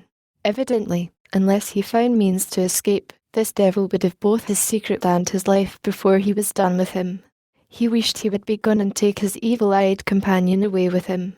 The swaying bulk towering high above him, and the ugly little eyes of the elephant watching his every move made Malbin nervous. Korik stepped into the Swedi's tent to assure himself that Miriam was not hid there. As he disappeared from view, Tantor, his eye still fixed upon Malbin, took a step nearer the man. An elephant's eyesight is none too good, but the great tusker evidently had harboured suspicions of this yellow-bearded white man from the first. Now he advanced his snake-like trunk toward the Swede, who shrank still deeper into his hammock. The sensitive member felt and smelled back and forth along the body of the terrified Malbin. Tantor uttered a low, rumbling sound. His little eyes blazed. At last he had recognized the creature who had killed his mate long years before. Tantor, the elephant, never forgets and never forgives. Malbin saw in the demoniacal visage above him the murderous purpose of the beast. He shrieked aloud to Korik, "Help! Help! The devil is going to kill me!" Korik ran from the tent just in time to see the enraged elephant's trunk encircle the beast's victim, and then hammock, canopy and man were swung high over Tantor's head. Korik leaped before the animal, commanding him to put down his prey unharmed. But as well might he have ordered the eternal river to reverse its course. Tantor wheeled around like a cat, hurled Malbin to the earth and kneeled upon him with the quickness of a cat. Then he gored the prostrate thing through and through with his mighty tusks, trumpeting and roaring in his rage, and at last, convinced that no slightest spark of life remained in the crushed and lacerated flesh, he lifted the shapeless clay that had been Sven Malbin far aloft and hurled the bloody mass, still entangled in canopy and hammock, over the boma and out into the jungle. Korik stood looking sorrowfully on at the tragedy he gladly would have averted. He had no love for the Swede, in fact only hatred, but he would have preserved the man for the sake of the secret he possessed. Now that secret was gone forever unless the sheikh could be made to divulge it, but in that possibility Korik placed little faith. The ape-man, as unafraid of the mighty Tantor as though he had not just witnessed his shocking murder of a human being, signalled the beast to approach and left him to its head, and Tantor came as he was bid, docile as a kitten, and hoisted the killer tenderly aloft. From the safety of their hiding places in the jungle, Malbin's boys had witnessed the killing of their master, and now, with wide, frightened eyes, they saw this strange white warrior, mounted upon the head of his ferocious charger, disappear into the jungle at the point from which he had emerged upon their terrified vision. Chapter 25. The sheikh glowered at the prisoner which his two men brought back to him from the north. He had sent the party after Abdul Kamuk, and he was wroth that instead of his erstwhile lieutenant they had sent back a wounded and useless Englishman. Why had they not dispatched him where they had found him? He was some penniless beggar of a trader who had wandered from his own district and became lost. He was worthless. The sheikh scowled terribly upon him. "Who are you?" he asked in French. "I am the Honourable Morrison Baines of London," replied his prisoner. The title sounded promising, and at once the wily old robber had visions of ransom. His intentions, if not his attitude toward the prisoner, underwent a change. He would investigate further. "What were you doing poaching in my country?" growled he. "I was not aware that you own Africa," replied the Honourable Morrison. "I was searching for a young woman who had been abducted from the home of a friend. The abductor wounded me and I drifted downriver in a canoe. I was on my way back to his camp when your men seized me." "A young woman?" asked the sheikh. "Is it she?" And he pointed to his left over toward a clump of bushes near the stockade. Baines looked in the direction indicated and his eyes went wide, for there, sitting cross-legged upon the ground, her back toward them, was Miriam. "Miriam!" he shouted, starting toward her, but one of his guards grasped his arm and jerked him back. The girl leaped to her feet and turned toward him as she heard her name. "Morrison," she cried. "Be still, and stay where you are," snapped the sheik, and then to Baines. "So you are the dog of a Christian who stole my daughter from me." "Your daughter," ejaculated Baines. "She is your daughter." "She is my daughter," growled the Arab, "and she is not for any unbeliever. You have earned death, Englishman, but if you can pay for your life I will give it to you." Baines' eyes were still wide at the unexpected sight of Miriam here in the camp of the Arab when he had thought her in Hanson's power. What had happened? How had she escaped the Swede? Had the Arab taken her by force from him, or had she escaped and come voluntarily back to the protection of the man who called her daughter? He would have given much for a word with her. If she was safe here he might only harm her by antagonizing the Arab in an attempt to take her away and return her to her English friends. No longer did the Honourable Morrison harbour thoughts of luring the girl to London. "Well?" asked the sheik. "Oh," exclaimed Baines, "I beg your pardon, I was thinking of something else." "Why yes, of course, glad to pay, I'm sure. How much do you think I'm worth?" The sheik named a sum that was rather less exorbitant than the Honourable Morrison had anticipated. The latter nodded his head in token of his entire willingness to pay. He would have promised a sum far beyond his resources just as readily, for he had no intention of paying anything. His one reason for seeming to comply with the sheik's demands was that the wait for the coming of the ransom money would give him the time and the opportunity to free Miriam if he found that she wished to be freed.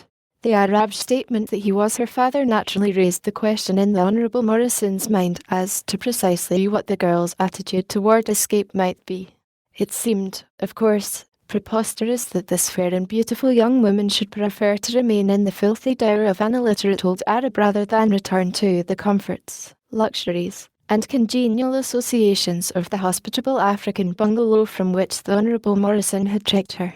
The man flushed at the thought of his duplicity which these recollections aroused, thoughts which were interrupted by the sheik, who instructed the Honourable Morrison to write a letter to the British consul at Algiers, dictating the exact phraseology of it with a fluency that indicated to his captive that this was not the first time the old rascal had had occasion to negotiate with English relatives for the ransom of a kinsman. Baines demurred when he saw that the letter was addressed to the consul at Algiers, saying that it would require the better part of a year to get the money back to him. But the sheik would not listen to Baines' plan to send a messenger directly to the nearest coast town, and from there communicate with the nearest cable station, sending the Honourable Morrison's request for funds straight to his own solicitors. No, the sheik was cautious and wary. He knew his own plan had worked well in the past. In the other were too many untried elements. He was in no hurry for the money. He could wait a year, or 2 years if necessary, but it should not require over 6 months. He turned to one of the Arabs who had been standing behind him and gave the fellow instructions in relation to the prisoner. Baines could not understand the words, spoken in Arabic, but the jerk of the thumb toward him showed that he was the subject of conversation. The Arab addressed by the sheik bowed to his master and beckoned Baines to follow him. The Englishman looked toward the sheik for confirmation. The latter nodded impatiently, and the Honourable Morrison rose and followed his guide toward a native hut which lay close beside one of the outside goatskin tents. In the dark, stifling interior his guard led him, then stepped to the doorway and called to a couple of black boys squatting before their own huts.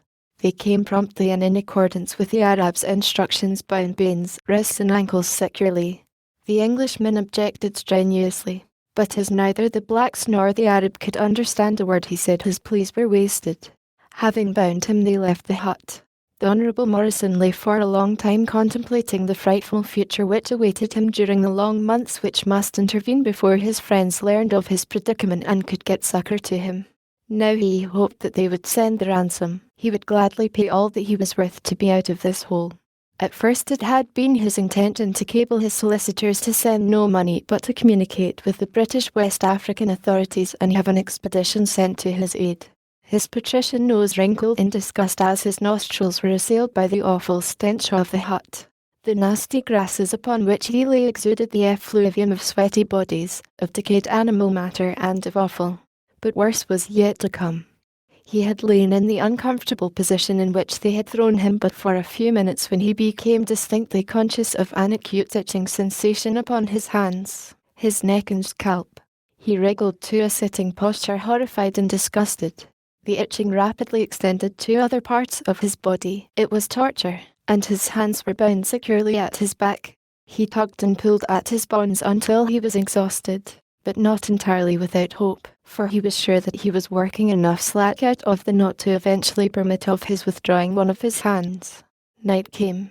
They brought him neither food nor drink. He wondered if they expected him to live on nothing for a year.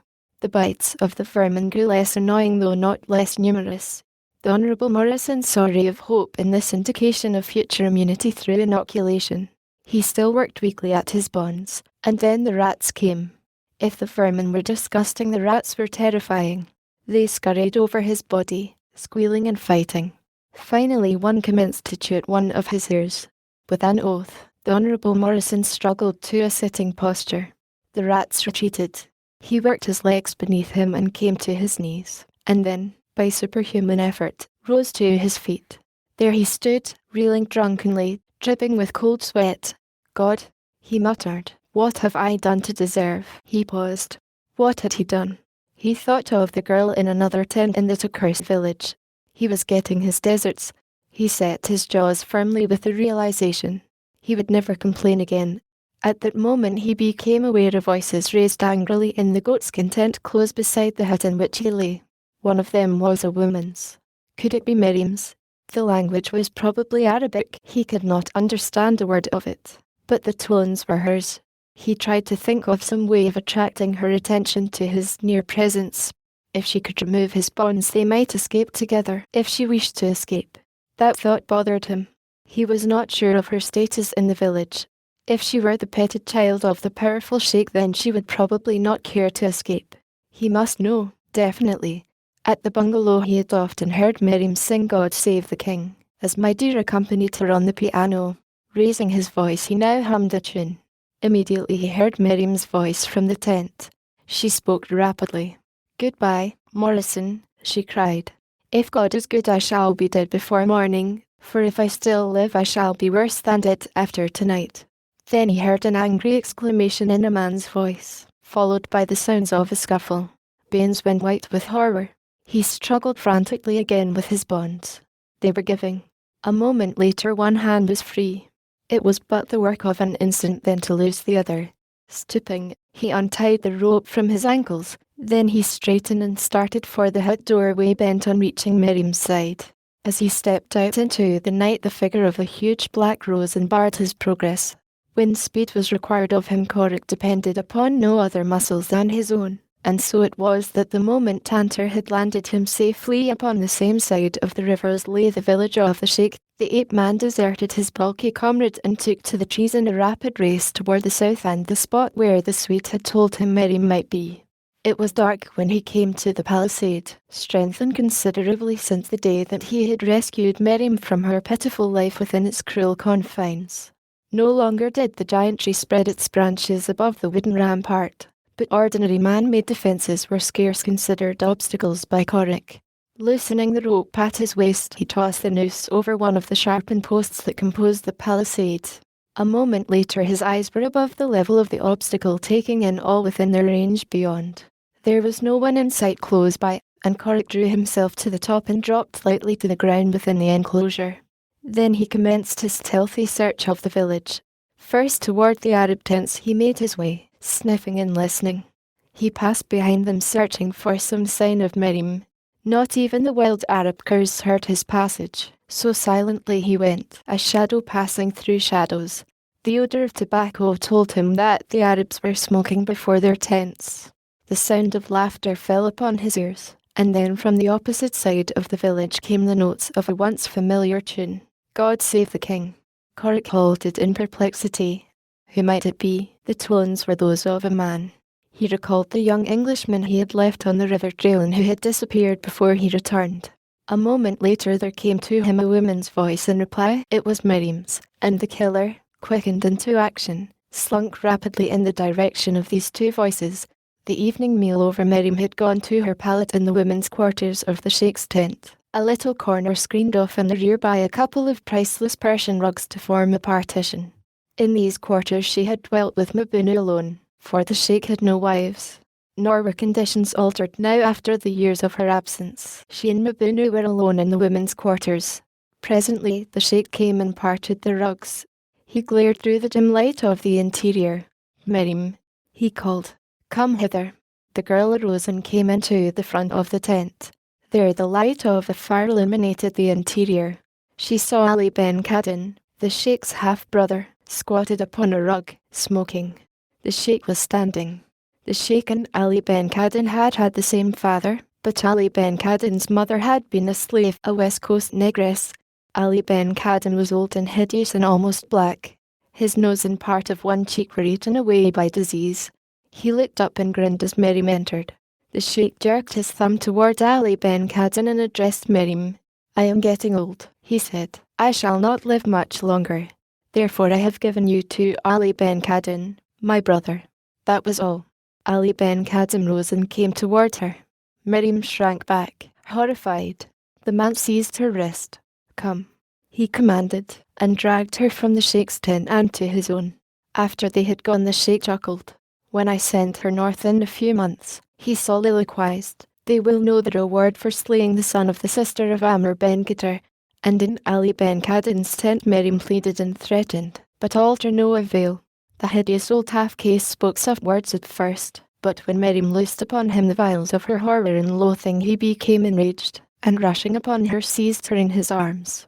Twice she tore away from him, and in one of the intervals during which she managed to elude him she heard Bain's voice humming the tune that she knew was meant for her ears. At her reply Ali Ben Kadin rushed upon her once again. This time he dragged her back into the rear apartment of his tent where three negresses looked up in stolid indifference to the tragedy being enacted before them. As the Honourable Morrison saw his way blocked by the huge frame of the giant black, his disappointment and rage filled him with a bestial fury that transformed him into a savage beast. With an oath he leaped upon the man before him, the momentum of his body hurling the black to the ground. There they fought, the black to draw his knife, the white to choke the life from the black. Bain's fingers shut off the cry for help that the other would have been glad to voice. But presently the Negro succeeded in drawing his weapon, and an instant later Baines felt the sharp steel in his shoulder. Again and again the weapon fell. The white man removed one hand from its choking grip upon the black throat. He felt around upon the ground beside him searching for some missile, and at last his fingers touched a stone and closed upon it. Raising it above his antagonist's head, the Honourable Morrison drove home a terrific blow. Instantly the black relaxed, stunned. Twice more Baines struck him. Then he leaped to his feet and ran for the goatskin tent from which he had heard the voice of Miriam in distress. But before him was another. Naked but for his leopard skin and his loincloth, Corrick, the killer, slunk into the shadows at the back of Ali Ben Kadin's tent. The half-caste had just dragged Miriam into the rear chamber as Corrick's sharp knife slit a 6-foot opening in the tent wall, and Corrick, all and mighty, sprang through upon the astonished visions of the inmates. Miriam saw and recognized him the instant that he entered the apartment. Her heart leaped in pride and joy at the sight of the noble figure for which it had hungered for so long. "Corrick," she cried. "Miriam." He uttered the single word as he hurled himself upon the astonished Ali Ben Kadin. The three negresses leaped from their sleeping mats, screaming. Miriam tried to prevent them from escaping, but before she could succeed the terrified blacks had darted through the hole in the tent wall made by Corrick's knife, and were gone screaming through the village. The killer's fingers closed once upon the throat of the hideous Ali. Once his knife plunged into the putrid heart, and Ali Ben Kadin lay dead upon the floor of his tent. Corrick turned toward Miriam and, at the same moment, a bloody and dishevelled apparition leaped into the apartment. "Morrison," cried the girl. Corrick turned and looked at the newcomer. He had been about to take Miriam in his arms, forgetful of all that might have transpired since last he had seen her. Then the coming of the young Englishman recalled the scene he had witnessed in the little clearing, and a wave of misery swept over the ape-man. Already from without came the sounds of the alarm that the three negresses had started. Men were running toward the tent of Ali Ben Kadin. There was no time to be lost. "Quick!" cried Corrick, turning toward Baines. who had scarce yet realized whether he was facing a friend or foe. Take her to the palisade, following the rear of the tents. Here is my rope. With it you can scale the wall and make your escape. But you, Corrick, cried Miriam. I will remain, replied the ape-man. I have business with the sheikh. Miriam would have demurred, but the killer seized them both by the shoulders and hustled them through the slit wall and out into the shadows beyond. Now run for it, he admonished, and turned to meet and hold those who were pouring into the tent from the front. The ape-man fought well, fought as he had never fought before, but the odds were too great for victory, though he won that which he most craved. Time for the Englishman to escape with Miriam. Then he was overwhelmed by numbers, and a few minutes later, bound and guarded, he was carried to the sheikh's tent. The old men eyed him in silence for a long time. He was trying to fix in his own mind some form of torture that would gratify his rage and hatred toward this creature who twice had been the means of his losing possession of Miriam. The killing of Ali Ben Kadam caused him little anger. Always had he hated the hideous son of his father's hideous slave. The blow that this naked white warrior had once struck him added fuel to his rage. He could think of nothing adequate to the creature's offence. And as he sat there looking upon Corrick, the silence was broken by the trumpeting of an elephant in the jungle beyond the palisade. A half-smile touched Corrick's lips. He turned his head a trifle in the direction from which the sound had come, and then there broke from his lips a low, weird call. One of the blacks guarding him struck him across the mouth with the haft of his spear, but none knew the significance of his cry. In the jungle, Tantor cocked his ears as the sound of Corrick's voice fell upon them. He approached the palisade and, lifting his trunk above it, sniffed. Then he placed his head against the wooden logs and pushed, but the palisade was strong and only gave a little to the pressure. In the sheikh's tent the sheikh rose at last, and, pointing toward the bound captive, turned to one of his lieutenants. Burn him, he commanded. At once. The stake is set. The guard pushed Corrick from the sheikh's presence. They dragged him to the open space in the centre of the village, where a high stake was set in the ground. It had not been intended for burnings, but offered a convenient place to tie up refractory slaves that they might be beaten, ofttimes until death relieved their agonies. To the stake they bound Corrick.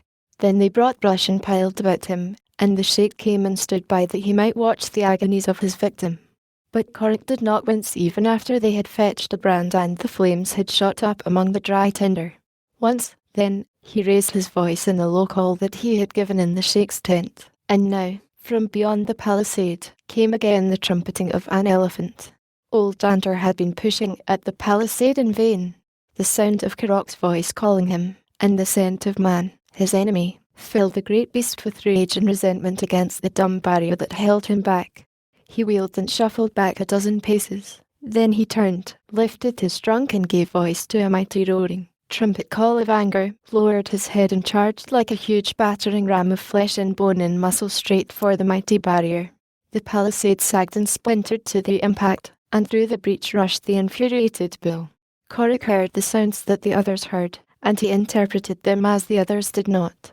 The flames were creeping closer to him when one of the blacks, hearing a noise behind him, turned to see the enormous bulk of Tantor lumbering toward them. The man screamed and fled, and then the bull elephant was among them, tossing Negroes and Arabs to right and left as he tore through the flames he feared to the side of the comrade he loved. The sheikh, calling orders to his followers, ran to his tent to get his rifle. Tantor wrapped his trunk about the body of Corrick and the stake to which it was bound, and tore it from the ground. The flames were searing his sensitive hide, sensitive for all its thickness, so that in his frenzy to both rescue his friend and escape the hated fire he had all but crushed the life from the ape-man. Lifting his burden high above his head, the giant beast wheeled and raced for the breach that he had just made in the palisade. The sheikh, rifle in hand, rushed from his tent directly into the path of the maddened brute. He raised his weapon and fired once. The bullet missed its mark, and Tantor was upon him, crushing him beneath those gigantic feet as he raced over him as you and I might crush out the life of an ant that chanced to be in our pathway. And then, bearing his burden carefully, Tantor, the elephant, entered the blackness of the jungle. Chapter 26. Miriam, dazed by the unexpected sight of Corrick, whom she had long given up as dead, permitted herself to be led away by Baines. Among the tents he guided her safely to the palisade, and there, Following Kurok's instructions, the Englishman pitched a noose over the top of one of the upright logs that formed the barrier. With difficulty he reached the top and then lowered his hand to assist Miriam to his side. "Come," he whispered. "We must hurry." And then, as though she had awakened from a sleep, Miriam came to herself. Back there, fighting her enemies, alone, was Korik, her Korik. Her place was by his side, fighting with him and for him. She glanced up at Baines. "Go," she called. "Make your way back to Bwana and bring help. My place is here. You can do no good remaining. Get away while you can and bring the big Bwana back with you." Silently the Honourable Morrison Baines slid to the ground inside the palisade to Miriam's side. "It was only for you that I left him," he said, nodding toward the tents they had just left.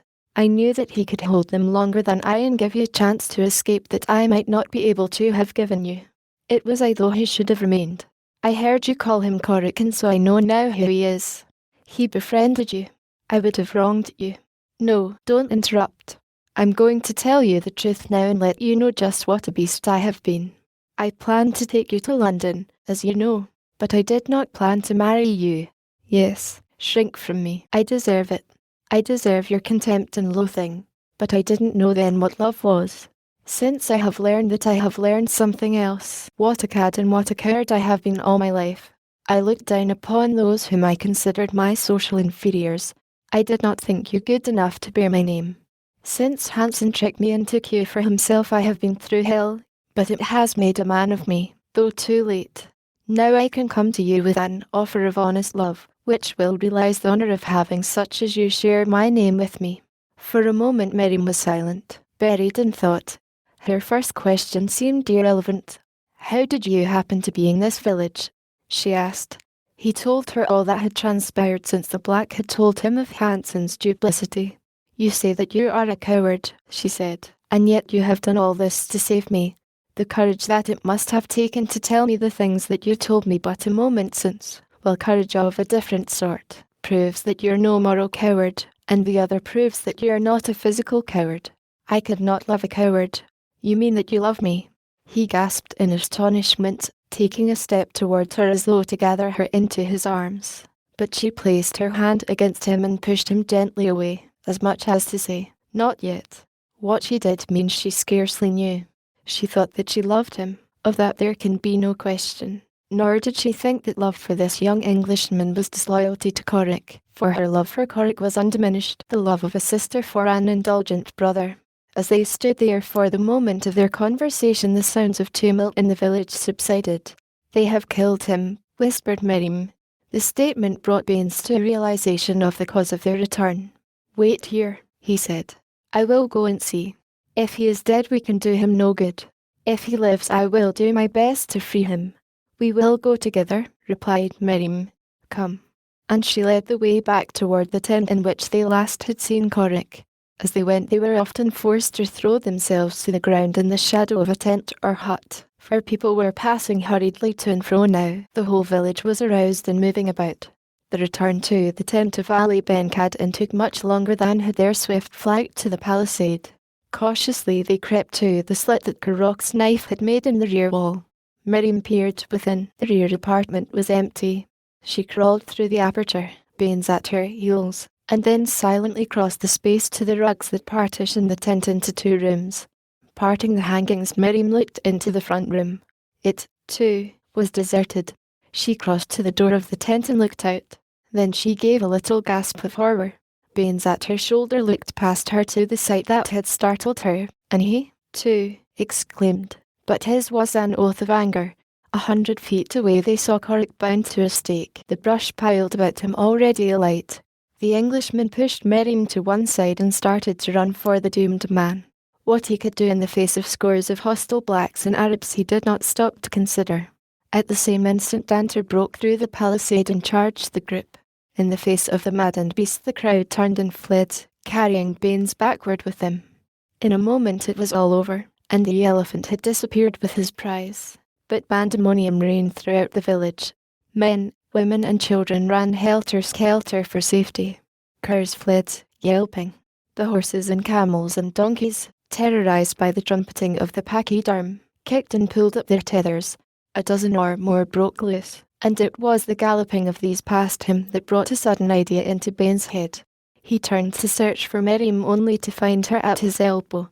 "The horses," he cried. "If we can get a couple of them." Filled with the idea, Miriam led him to the far end of the village.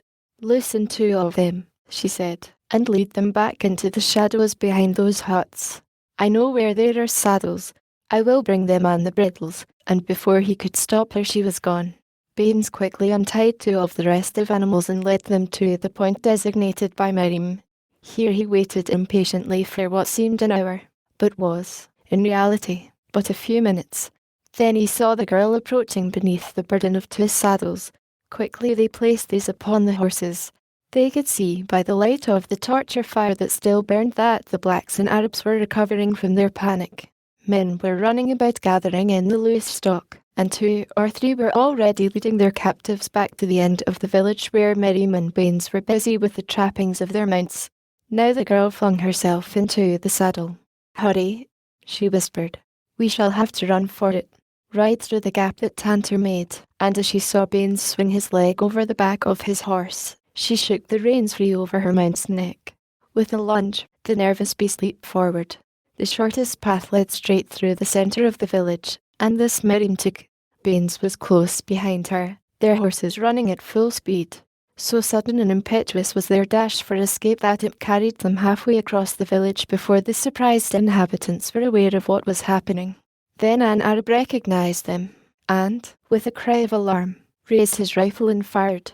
The shot was a signal for a volley, and amid the rattle of musketry Miriam and Baines leaped their flying mounts through the breach in the palisade and were gone up the well-worn trail toward the north. And Corrick. Tantor carried him deep into the jungle, nor paused until no sound from the distant village reached his keen ears. Then he laid his burden gently down. Corrick struggled to free himself from his bonds, but even his great strength was unable to cope with the many strands of hard-knotted cord that bound him. While he lay there, working and resting by turns, the elephant stood guard above him, nor was their jungle enemy with the hard Ahud to tempt the sudden death that lay in that mighty bulk. Dawn came, and still Corrick was no nearer freedom than before.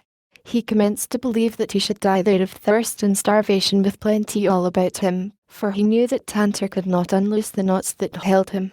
And while he struggled through the night with his bonds, Baines and Miriam were riding rapidly northward along the river. The girl had assured Baines that Corrick was safe in the jungle with Tantor. It had not occurred to her that the ape-man might not be able to burst his bonds. Baines had been wounded by a shot from the rifle of one of the Arabs, and the girl wanted to get him back to Bwana's home, where he could be properly cared for.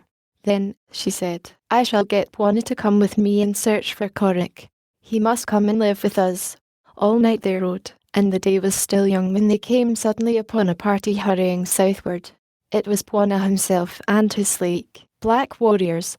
At sight of Baines the big Englishman's brows contracted in a scowl, but he waited to hear Miriam's story before giving vent to the long anger in his breast. When she had finished he seemed to have forgotten Baines. His thoughts were occupied with another subject. "You say that you found Corrick?"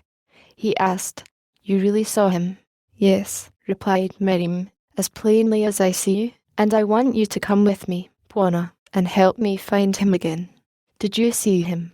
He turned toward the Honourable Morrison. "Yes, sir," replied Baines, "very plainly." "What sort of appearing man is he?" continued Bwana. "About how old, should you say?" "I should say he was an Englishman, about my own age," replied Baines, "though he might be older. He is remarkably muscled, and exceedingly tanned. His eyes and hair, did you notice them?" Bwana spoke rapidly, almost excitedly. It was Miriam who answered him. "Corrick's hair is black and his eyes are grey," she said. Bwana turned to his headman. "Take Miss Miriam and Mr. Baines home," he said. "I am going into the jungle." "Let me go with you, Bwana," cried Miriam. "You are going to search for Corrick. Let me go, too." Bwana turned sadly but firmly upon the girl. "Your place," he said, "is beside the man you love." Then he motioned to his headman to take his horse and commence the return journey to the farm. Miriam slowly mounted the tired Arab that had brought her from the village of the Sheikh.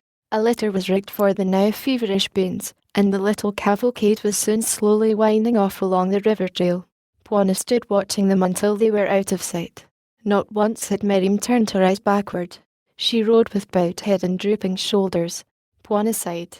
He loved the little Arab girl as he might have loved an own daughter. He realized that Baines had redeemed himself, and so he could interpose no objections now if Miriam really loved the man. But, somehow, someway, Bwana could not convince himself that the Honourable Morrison was worthy of his little Miriam.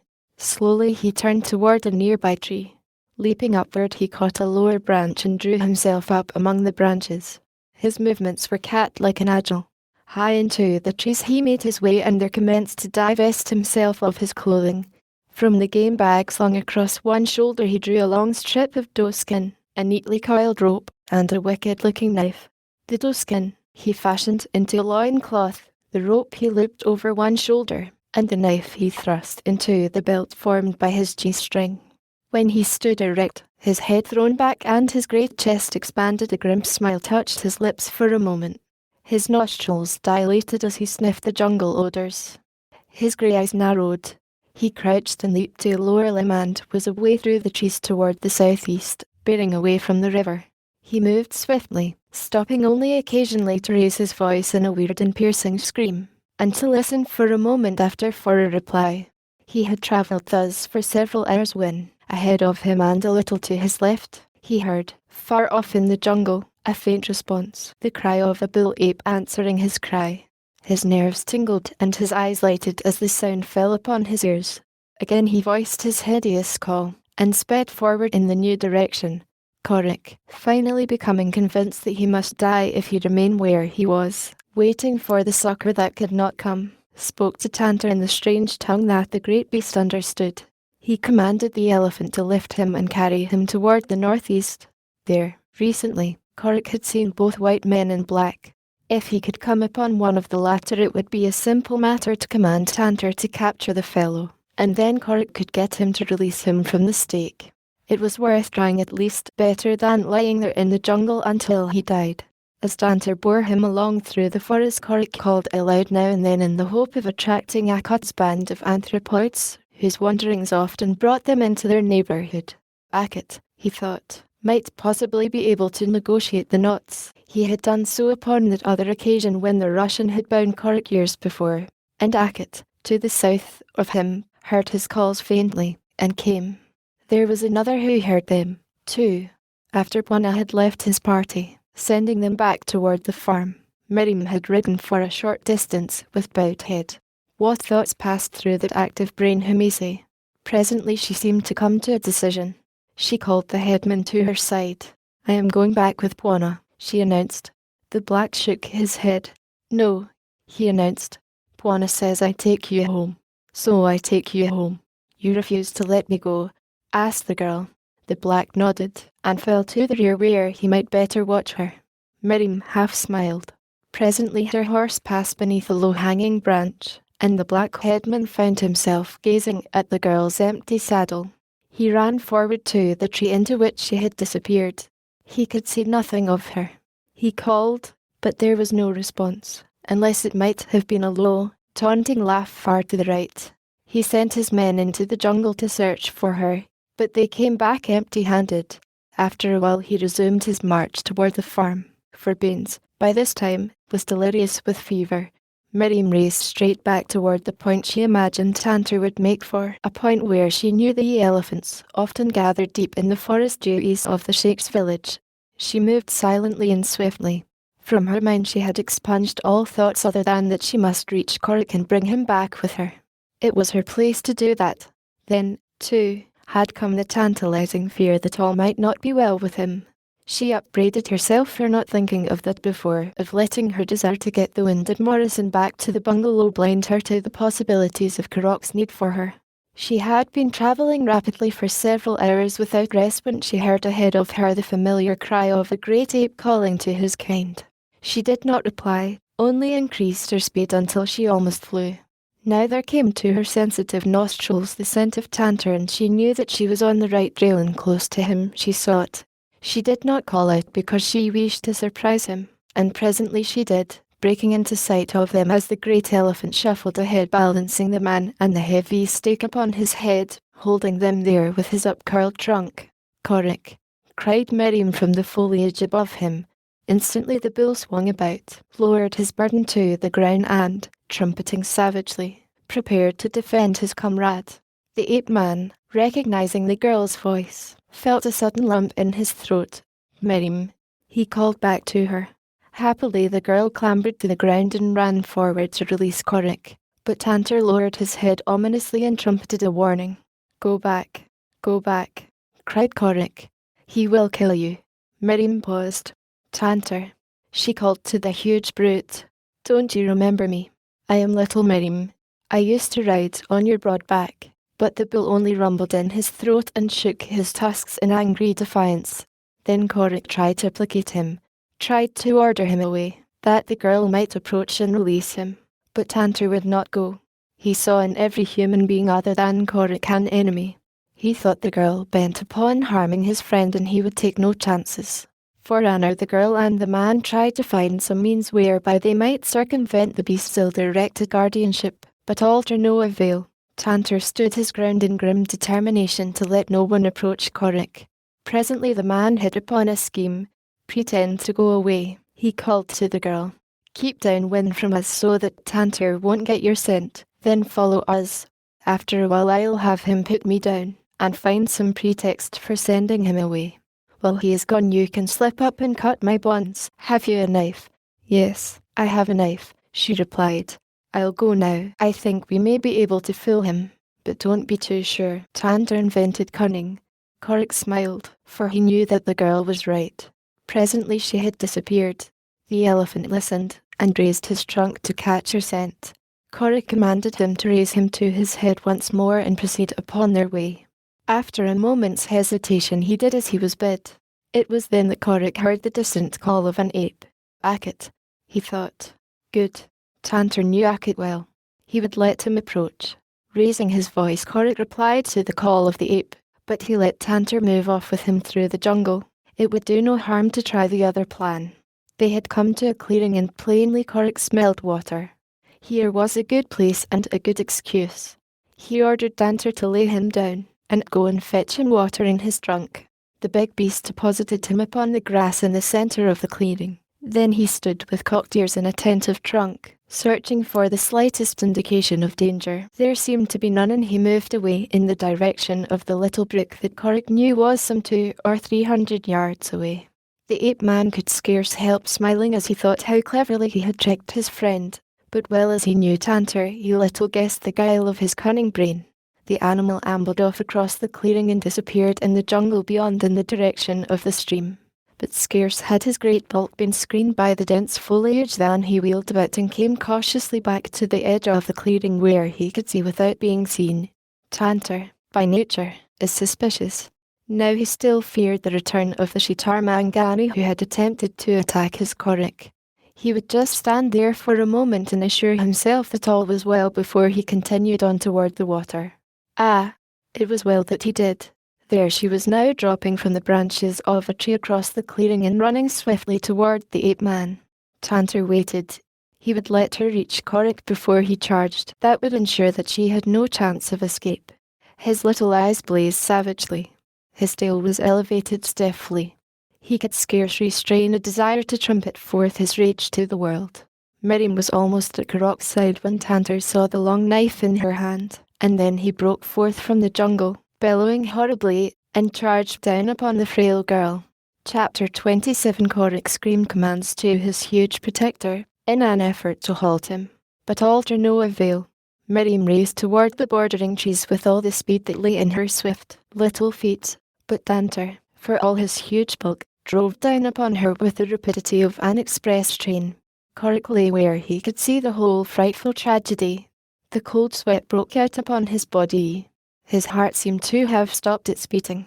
Miriam might reach the trees before Tantor overtook her, but even her agility would not carry her beyond the reach of the relentless trunk. She would be dragged down and tossed. Corrick could picture the whole frightful scene. Then Tantor would follow her up, goring the frail, little body with his relentless tusks, or trampling it into an unrecognizable mass beneath his ponderous feet. He was almost upon her now. Korik wanted to close his eyes, but could not. His throat was dry and parched. Never in all his savage existence had he suffered such blighting terror. Never before had he known what terror meant. A dozen more strides and the brute would seize her. What was that? Korok's eyes started from their sockets. A strange figure had leaped from the tree, the shade of which Miriam already had reached, leaped beyond the girl straight into the path of the charging elephant. It was a naked white giant. Across his shoulder a coil of rope was looped. In the band of his G-string was a hunting knife. Otherwise he was unarmed. With naked hands he faced the maddening danger.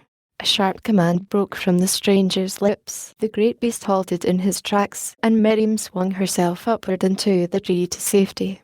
Korik breathed a sigh of relief not unmixed with wonder.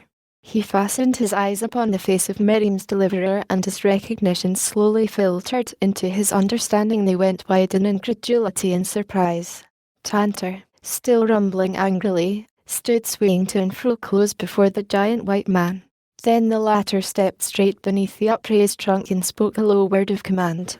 The great beast ceased his muttering. The savage light died from his eyes, and as the stranger stepped forward toward Korik, Tantor trailed docilely at his heels. Miriam was watching, too, and wondering. Suddenly the man turned toward her as though recollecting her presence after a moment of forgetfulness. "Come, Miriam," he called, and then she recognized him with a startled, "Bwana." Quickly the girl dropped from the tree and ran to his side. Tantor cocked a questioning eye at the white giant, but receiving a warning word let Miriam approach. Together the two walked to where Korik lay, his eyes wide with wonder and filled with the pathetic appeal for forgiveness and, mayhap, a glad thankfulness for the miracle that had brought these two of all others to his side. "Jack," cried the white giant, kneeling at the ape-man's side. "Father," came chokingly from the killer's lips. "Thank God that it was you. No one else in all the jungle could have stopped Tantor." Quickly the man cut the bonds that held Korik, and as the youth leaped to his feet and threw his arms about his father, the older man turned toward Miriam. "I thought," he said, sternly, "that I told you to return to the farm." Korik was looking at them wonderingly. In his heart was a great yearning to take the girl in his arms. But in time he remembered the other, the dapper young English gentleman, and that he was but a savage, uncouth ape man. Miriam looked up pleadingly into Bwana's eyes. "You told me," she said, in a very small voice, "that my place was beside the man I loved." And she turned her eyes toward Korik, all filled with a wonderful light that no other man had yet seen in them, and that none other ever would. The killer started towards her with outstretched arms, but suddenly he fell upon one knee before her, instead, and lifting her hand to his lips kissed it more reverently than he could have kissed the hand of his country's queen. A rumble from Tantor brought the three, all jungle bred, to instant alertness. Tantor was looking toward the trees behind them, and as their eyes followed his gaze the head and shoulders of a great ape appeared amidst the foliage. For a moment the creature eyed them, and then from its throat rose a loud scream of recognition and of joy, and a moment later the beast had leaped to the ground, followed by a score of bulls like himself, and was walling toward them, shouting in the primordial tongue of the anthropoid, "Tarzan has returned! Tarzan, Lord of the Jungle!" It was Akut, and instantly he commenced leaping and bounding about the trio, uttering hideous shrieks and mouthings that to any other human beings might have indicated the most ferocious rage. But these three knew that the king of the apes was doing homage to a king greater than himself. In his wake leaped his shaggy bulls, vying with one another as to which could spring the highest and which utter the most uncanny sounds. Korik laid his hand affectionately upon his father's shoulder. "There is but one Tarzan," he said. "There can never be another." 2 days later the three dropped from the trees on the edge of the plain across which they could see the smoke rising from the bungalow and the cookhouse chimneys. Tarzan of the apes had regained his civilized clothing from the tree where he had hidden it, and as Korik refused to enter the presence of his mother in the savage half-raiment that he had worn so long, and as Miriam would not leave him, for fear, as she explained, that he would change his mind and run off into the jungle again, the father went on ahead to the bungalow for horses and clothes. My dear met him at the gate, her eyes filled with questioning and sorrow, for she saw that Miriam was not with him. "Where is she?" she asked, her voice trembling. Muviri told me that she disobeyed your instructions and ran off into the jungle after you had left them. Oh, John, I cannot bear to lose her, too. And Lady Greystoke broke down and wept, as she pillowed her head upon the broad breast where so often before she had found comfort in the great tragedies of her life. Lord Greystoke raised her head and looked down into her eyes, his own smiling and filled with the light of happiness. "What is it, John?" she cried. "You have good news. Do not keep me waiting for it. I want to be quite sure that you can stand hearing the best news that ever came to either of us," he said. "Joy never kills," she cried. "You have found her." She could not bring herself to hope for the impossible. "Yes, Jane," he said, and his voice was husky with emotion. "I have found her, and him. Where is he? Where are they?" she demanded. "Out there at the edge of the jungle. He wouldn't come to you in his savage leopard skin and his nakedness. He sent me to fetch him civilized clothing." She clapped her hands in ecstasy and turned to run toward the bungalow. "Wait," she cried over her shoulder. "I have all his little suits. I have saved them all. I will bring one to you." Tarzan laughed and called to her to stop. "The only clothing on the place that will fit him," he said, "is mine, if it isn't too small for him. Your little boy has grown, Jane." She laughed, too. She felt like laughing at everything, or at nothing. The world was all love and happiness and joy once more, the world that had been shrouded in the gloom of her great sorrow for so many years. So great was her joy that for the moment she forgot the sad message that awaited Miriam. She called to Tarzan after he had ridden away to prepare her for it, but he did not hear and rode on without knowing himself what the event was to which his wife referred. And so, an hour later, Corrick, the killer, rode home to his mother, the mother whose image had never faded in his boyish heart, and found in her arms and her eyes the love and forgiveness that he prayed for. And then the mother turned toward Miriam, an expression of pitying sorrow erasing the happiness from her eyes. "My little girl," she said, "in the midst of her happiness the great sorrow awaits you, Emma." Baines did not survive his wound. The expression of sorrow in Miriam's eyes expressed only what she sincerely felt. But it was not the sorrow of a woman bereft of her best beloved. "I am sorry," she said, quite simply. "He would have done me a great wrong, but he amply atoned before he died. Once I thought that I loved him. At first it was only fascination for a type that was new to me. Then it was respect for a brave man who had the moral courage to admit a sin and the physical courage to face death to right the wrong he had committed. But it was not love. I did not know what love was until I knew that Corrick lived." And she turned toward the killer with a smile. Lady Greystoke looked quickly up into the eyes of her son, the son who one day would be Lord Greystoke. No thought of the difference in the stations of the girl and her boy entered her mind. To her, Miriam was fit for a king. She only wanted to know that Jack loved the little Arab waif. The look in his eyes answered the question in her heart, and she threw her arms about them both and kissed them each a dozen times. "Now," she cried, "I shall really have a daughter." It was several weary marches to the nearest mission, but they only waited at the farm a few days for rest and preparation for the great event before setting out upon the journey, and after the marriage ceremony had been performed they kept on to the coast to take passage for England. Those days were the most wonderful of Miriam's life. She had not dreamed even vaguely of the marvels that civilization held in store for her. The great ocean and the commodious steamship filled her with awe. The noise and bustle and confusion of the English railway station frightened her. If there was a good-sized tree at hand, she confided to Corrick, "I know that I should run to the very top of it in terror of my life, and make faces and throw twigs at the engine." He laughed back. "Poor old Numa," sighed the girl. "What will he do without us?" "Oh, there are others to tease him, my little Mangani," assured Corrick. The Greystoke townhouse quite took Miriam's breath away. But when strangers were about none might guess that she had not been to the manor born. They had been home but a week when Lord Greystoke received a message from his friend of many years, Darnot. It was in the form of a letter of introduction brought by one General Armand Jacket. Lord Greystoke recalled the name, as if familiar with modern French history would not, for Jacket was in reality the Prince de Cadrenet, that intense republican who refused to use, even by courtesy, a title that had belonged to his family for 400 years. "There is no place for princes in a republic," he was wont to say. Lord Greystoke received the hawk-nosed, grey-moustached soldier in his library, and after a dozen words the two men had formed a mutual esteem that was to endure through life. "I have come to you," explained General Jacket, "because our dear Admiral tells me that there is no one in all the world who is more intimately acquainted with Central Africa than you. Let me tell you my story from the beginning. Many years ago my little daughter was stolen, presumably by Arabs, while I was serving with the Foreign Legion in Algeria. We did all that love and money and even government resources could do to discover her, but all to no avail. Her picture was published in the leading papers of every large city in the world, yet never did we find a man or woman who ever had seen her since the day she mysteriously disappeared.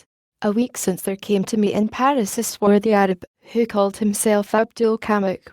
He said that he had found my daughter and could lead me to her. I took him at once to Admiral Darnot, whom I knew had travelled some in Central Africa. The man's story led the Admiral to believe that the place where the white girl the Arab supposed to be my daughter was held in captivity was not far from your African estates, and he advised that I come at once and call upon you, that you would know if such a girl were in your neighbourhood. What proof did the Arab bring that she was your daughter?" asked Lord Greystoke. "None," replied the other. "That is why we thought best to consult you before organising an expedition. The fellow had only an old photograph of her on the back of which was pasted a newspaper cutting describing her and offering a reward. We feared that having found this somewhere it had aroused his cupidity and led him to believe that in some way he could obtain the reward, possibly by foisting upon us a white girl on the chance that so many years had lapsed that we would not be able to recognise an impostor as such." "Have you the photograph with you?" asked Lord Greystoke. The General drew an envelope from his pocket, took a yellowed photograph from it and handed it to the Englishman. Tears dimmed the old warrior's eyes as they fell again upon the pictured features of his lost daughter. Lord Greystoke examined the photograph for a moment. A queer expression entered his eyes. He touched a bell at his elbow, and an instant later a footman entered. "Ask my son's wife if she will be so good as to come to the library," he directed. The two men sat in silence. General Jacket was too well bred to show in any way the chagrin and disappointment he felt in the summary manner in which Lord Greystoke had dismissed the subject of his call. As soon as the young lady had come and he had been presented, he would make his departure. A moment later Miriam entered. Lord Greystoke and General Jacket rose and faced her. The Englishman spoke no word of introduction. He wanted to mark the effect of the first sight of the girl's face on the Frenchman, for he had a theory, a heaven-born theory that had leaped into his mind the moment his eyes had rested on the baby face of Jean Jacket. General Jacket took one look at Miriam, then he turned toward Lord Greystoke. "How long have you known it?" he asked, a trifle accusingly. "Since you showed me that photograph a moment ago," replied the Englishman. "It is she," said Jacket, shaking with suppressed emotion. "But she does not recognise me. Of course she could not." Then he turned to Miriam. "My child," he said, "I am your—" But she interrupted him with a quick, glad cry, as she ran towards him with outstretched arms. "I know you, I know you," she cried. "Oh, now I remember," and the old man folded her in his arms. Jack Clayton and his mother were summoned, and when the story had been told them they were only glad that little Miriam had found a father and a mother. "And really you didn't marry an Arab waif after all," said Miriam. "Isn't it fine?" "You're fine," replied the killer. "I married my little Miriam, and I don't care, for my part, whether she is an Arab, or just a little Tarmangani." "She is neither, my son," said General Armand Jacket. "She is a princess in her own right,